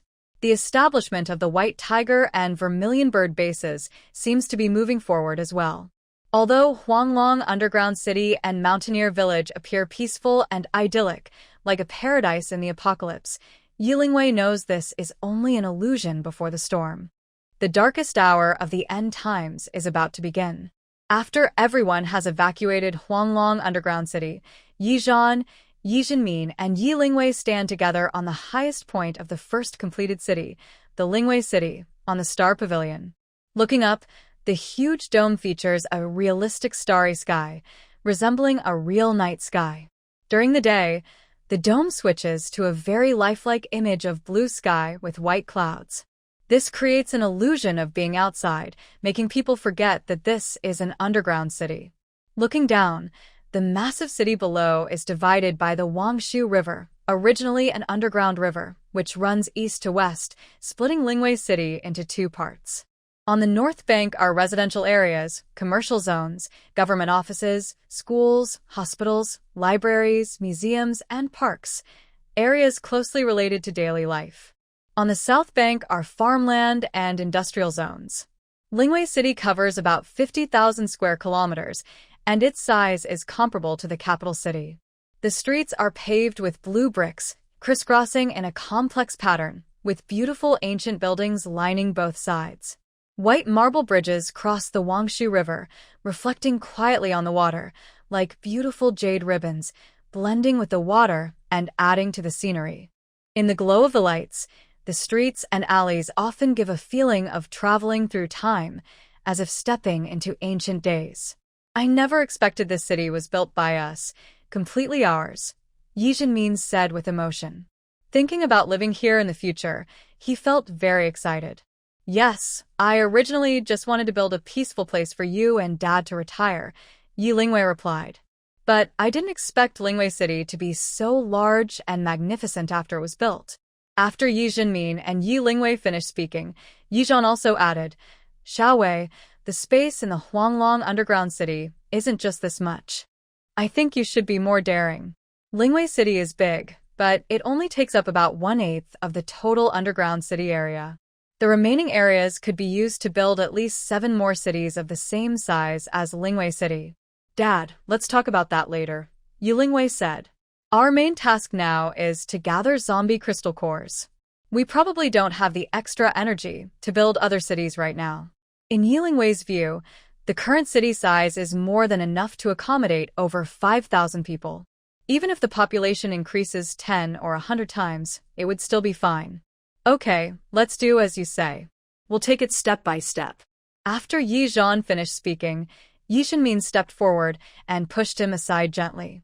He then softly said to Yi Lingwei, Wei, don't listen to your dad. I think he's just bored. Please look at this notice I wrote. Does it meet your needs? Is there anything different from what you mentioned? Okay, that, Yi Lingwei replied. She took the notice and read it carefully. Notice from the Yellow Dragon Underground City. All residents of Mountaineering Village are asked to move into Lingwei City within the next 2 days. As the first group contributing to the underground city's construction, each household will be rewarded with a house that has a courtyard. If you want a larger or better located house, you can buy it with points at half price. Starting tomorrow, the underground city will officially end its employment relationships with everyone.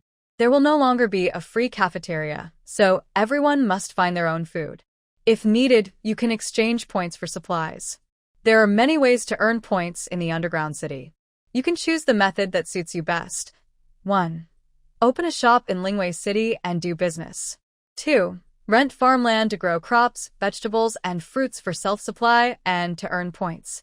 3. Lingwei City will set up various jobs and recruit skilled workers. Interested people can apply and receive monthly pay. These are the usual ways to earn points, similar to before the apocalypse. The pay is low but safe, suitable for ordinary people without special abilities. For those with special abilities, there is a quick way to earn many points. Kill mutated zombies and exchange zombie crystal cores for points. Details about the crystal cores and exchange rates will be announced later. Finally, moving into the underground city is voluntary and not mandatory. The special rewards are only available within the next 2 days and will expire afterward. If you decide to move in, you must follow the city's rules. No fighting or causing trouble inside the city. Anyone caught will be expelled immediately. Anyone who kills others will be shot on the spot without trial. All rules are printed in a manual, one for each person. Please read carefully and follow them strictly. After reading the notice, Yi Lingwei looked up at Yi Zhan and asked, Dad, have you read this notice? Yi Zhan replied, According to your father, the content above was written based on your opinions. I think it's quite good. The end of the apocalypse has just begun. No one knows when it will end or if it will end at all. So, we can't fight alone all the time. Forming alliances and sticking together is necessary. The sooner we build our own power, the better. Yi Zhan looked into the distance with a deep gaze. There was an undeveloped area, and his low voice came from his mouth. Vivi, I think your dad is right. Actually, Yi Jinmin could guess some of Yi Zhan's thoughts, but he didn't want to pressure Yi Lingwei too much before, so he hadn't said anything. Even if you want to live peacefully, without fighting or competing, and turn this place into a peaceful haven in the apocalypse. But have you thought about what might happen if others with bad intentions find out about this place and your special abilities? Do you think they would just ignore this tempting target? especially in the later stages of the apocalypse, when supplies outside are almost exhausted. Even some major forces might not let this go, and they definitely wouldn't let you go. What will you do then? Just to be safe, even if they can't hurt you directly. As the saying goes, a toad jumping on your foot is annoying even if it doesn't bite. They will always be around you. You can't kill them all, and they can't be completely driven away. What will you do? You can't just hide in your space forever, right? The series of questions posed by Yi Jinmin made Yi Lingwei momentarily unsure how to answer. She silently reflected in her mind, wondering if she had good solutions or the ability to overcome these difficulties. After careful consideration, Yi Lingwei no longer argued with Yi Zhan and Yi Jinmin. Perhaps at first, she just wanted to protect the villagers within her abilities. Even just now, Yi Lingwei thought she was providing shelter and exchangeable supplies for these people. These supplies not only ensured the normal operation of Lingwei City, but also helped her speed up collecting zombie crystal cores. To Yi Lingwei, her relationship with these people was more like a mutual dependence, an equal partnership. But over time, not only the villagers but also the over 3,000 recruits gradually developed a sense of attachment to her. If the underground city is truly under attack one day, even if she can't win, she can retreat safely. But what about her two fathers? Can she really protect them alone? And the more than 5,000 people in the underground city, can she truly ignore their lives and deaths? The answer is clearly no. It is said that with great power comes great responsibility. At this moment, Yi Lingwei truly understands this. Since she can't escape and can't stay passive, she must fight. From now on, she will build her own force, sweep through the end times, and fight for a place for the Yellow Dragon underground city. Determined, Yi Lingwei looks firmly at Yi Zhan and Yi Jinmin and declares loudly, "Dad, Father, I've decided to follow your advice and build a force entirely under our control, starting with these 5,000 people. Later, I will use supplies as leverage to attract more ability users and talents to join the underground city. Expand the city's size and strengthen its power." Good. Dad supports you. For Yi Zhan, seeing Yi Lingwei finally take this brave step makes him very happy. Once everyone is settled, I will train and guide all the ability users uniformly. After 7 days, when the eternal night begins, that will be our time to hunt. As for Yi Jinmin, he doesn't want to hear about or understand Yi Zhan's ambitions. He just wants to know what he should do in the future. Vivi, what about me? Can I go out with you to fight zombies? Seeing Yi Jinmin's expectant face, Yi Lingwei hesitates before speaking. Dad, you. If you really want to go out with me, it's not impossible. I will definitely protect you. Don't make things difficult for me, Vivi. Do you even know your own level? Can you fight? Can you beat the zombies? Are you sure you won't hold me back? Just stay in the underground city, manage everything here, and take care of the family. At this point, not only Yi Jinmin but even Yi Lingwei feels that Dad's words are too harsh. Alright, Yi Zhan, you can do it. Just so you're capable, huh?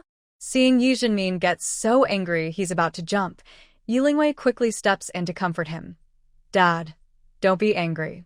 Dad, he's just worried about you getting hurt. That's why he's saying this. Please don't take it to heart. Yi Lingwei pulls Yi Jinmin aside and continues softly. Dad, I think you are the most important. If you weren't stationed in the underground city, how could Dad and I safely go fight zombies? Otherwise, someone might steal our home. Anyone can fight zombies, but managing such a large city is not easy for everyone. Hearing Yi Lingwei say this, Yi Jinmin's face quickly brightened and he asked with a smile, Vivi, do you really think that way? Of course, I do. I am only the nominal city lord and don't do much else. If it weren't for your help, I wouldn't even have a place to cry. Feeling entrusted with an important task, Yi Jinmin immediately pounded his chest and promised, Vivi, don't worry. Dad will definitely help you guard the underground city and manage Lingwei City well, so you don't have to worry. Then I want to thank Dad first. Although she knew Yi Lingwei understood she shouldn't stop Yi Jinmin from going out to fight, because in the end of the world, only strong power can bring safety. But she couldn't help but worry, afraid that Yi Jinmin might get hurt or have an accident. Compared to Yi Zhan, Whether in terms of the type of supernatural ability or fighting strength, Yi Zhenmin was indeed much weaker. Just wait a little longer. She believed that with more time, she could come up with a perfect plan to improve her father's fighting ability while ensuring his safety. 7 days passed in the blink of an eye. When the heavy snow stopped, humans hadn't even had time to cheer before they realized that the expected daytime didn't arrive as scheduled. Except for the Yellow Dragon Underground City, Blue Dragon Base, and Black Tortoise Base, survivors in other parts of Dragon Country didn't understand what this moment meant. Since the end of the world, a whole year had passed, and they had never seen the sun. So, during the first few days of the eternal night, everyone thought it was temporary. They didn't realize that the zombies hiding in the darkness had mutated again, successfully upgrading to level 2 zombies. At the same time, animals living in the city and wild animals buried in the snow also gradually woke up from their coma. Ah! A brief scream from a man suddenly came from a dilapidated house in Lingyun town. Hearing the sound, his companion, dressed in bulky clothes, slowly walked over from the next room, muttering, "Why are you shouting? Are you trying to attract zombies?" Although the zombies in the town had already been eliminated, the fear they left behind still lingered. The man who heard no response kicked open the door. He vaguely saw a huge dark shape in the darkness, eating something by the bed. The man lit a lighter in his hand.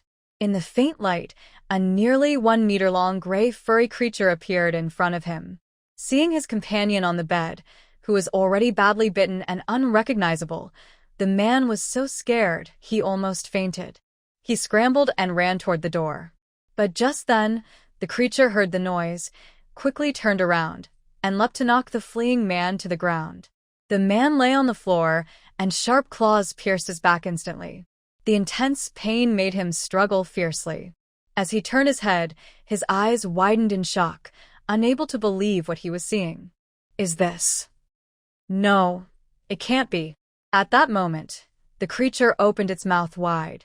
Its sharp teeth bit through the man's neck in an instant, and blood sprayed out everywhere.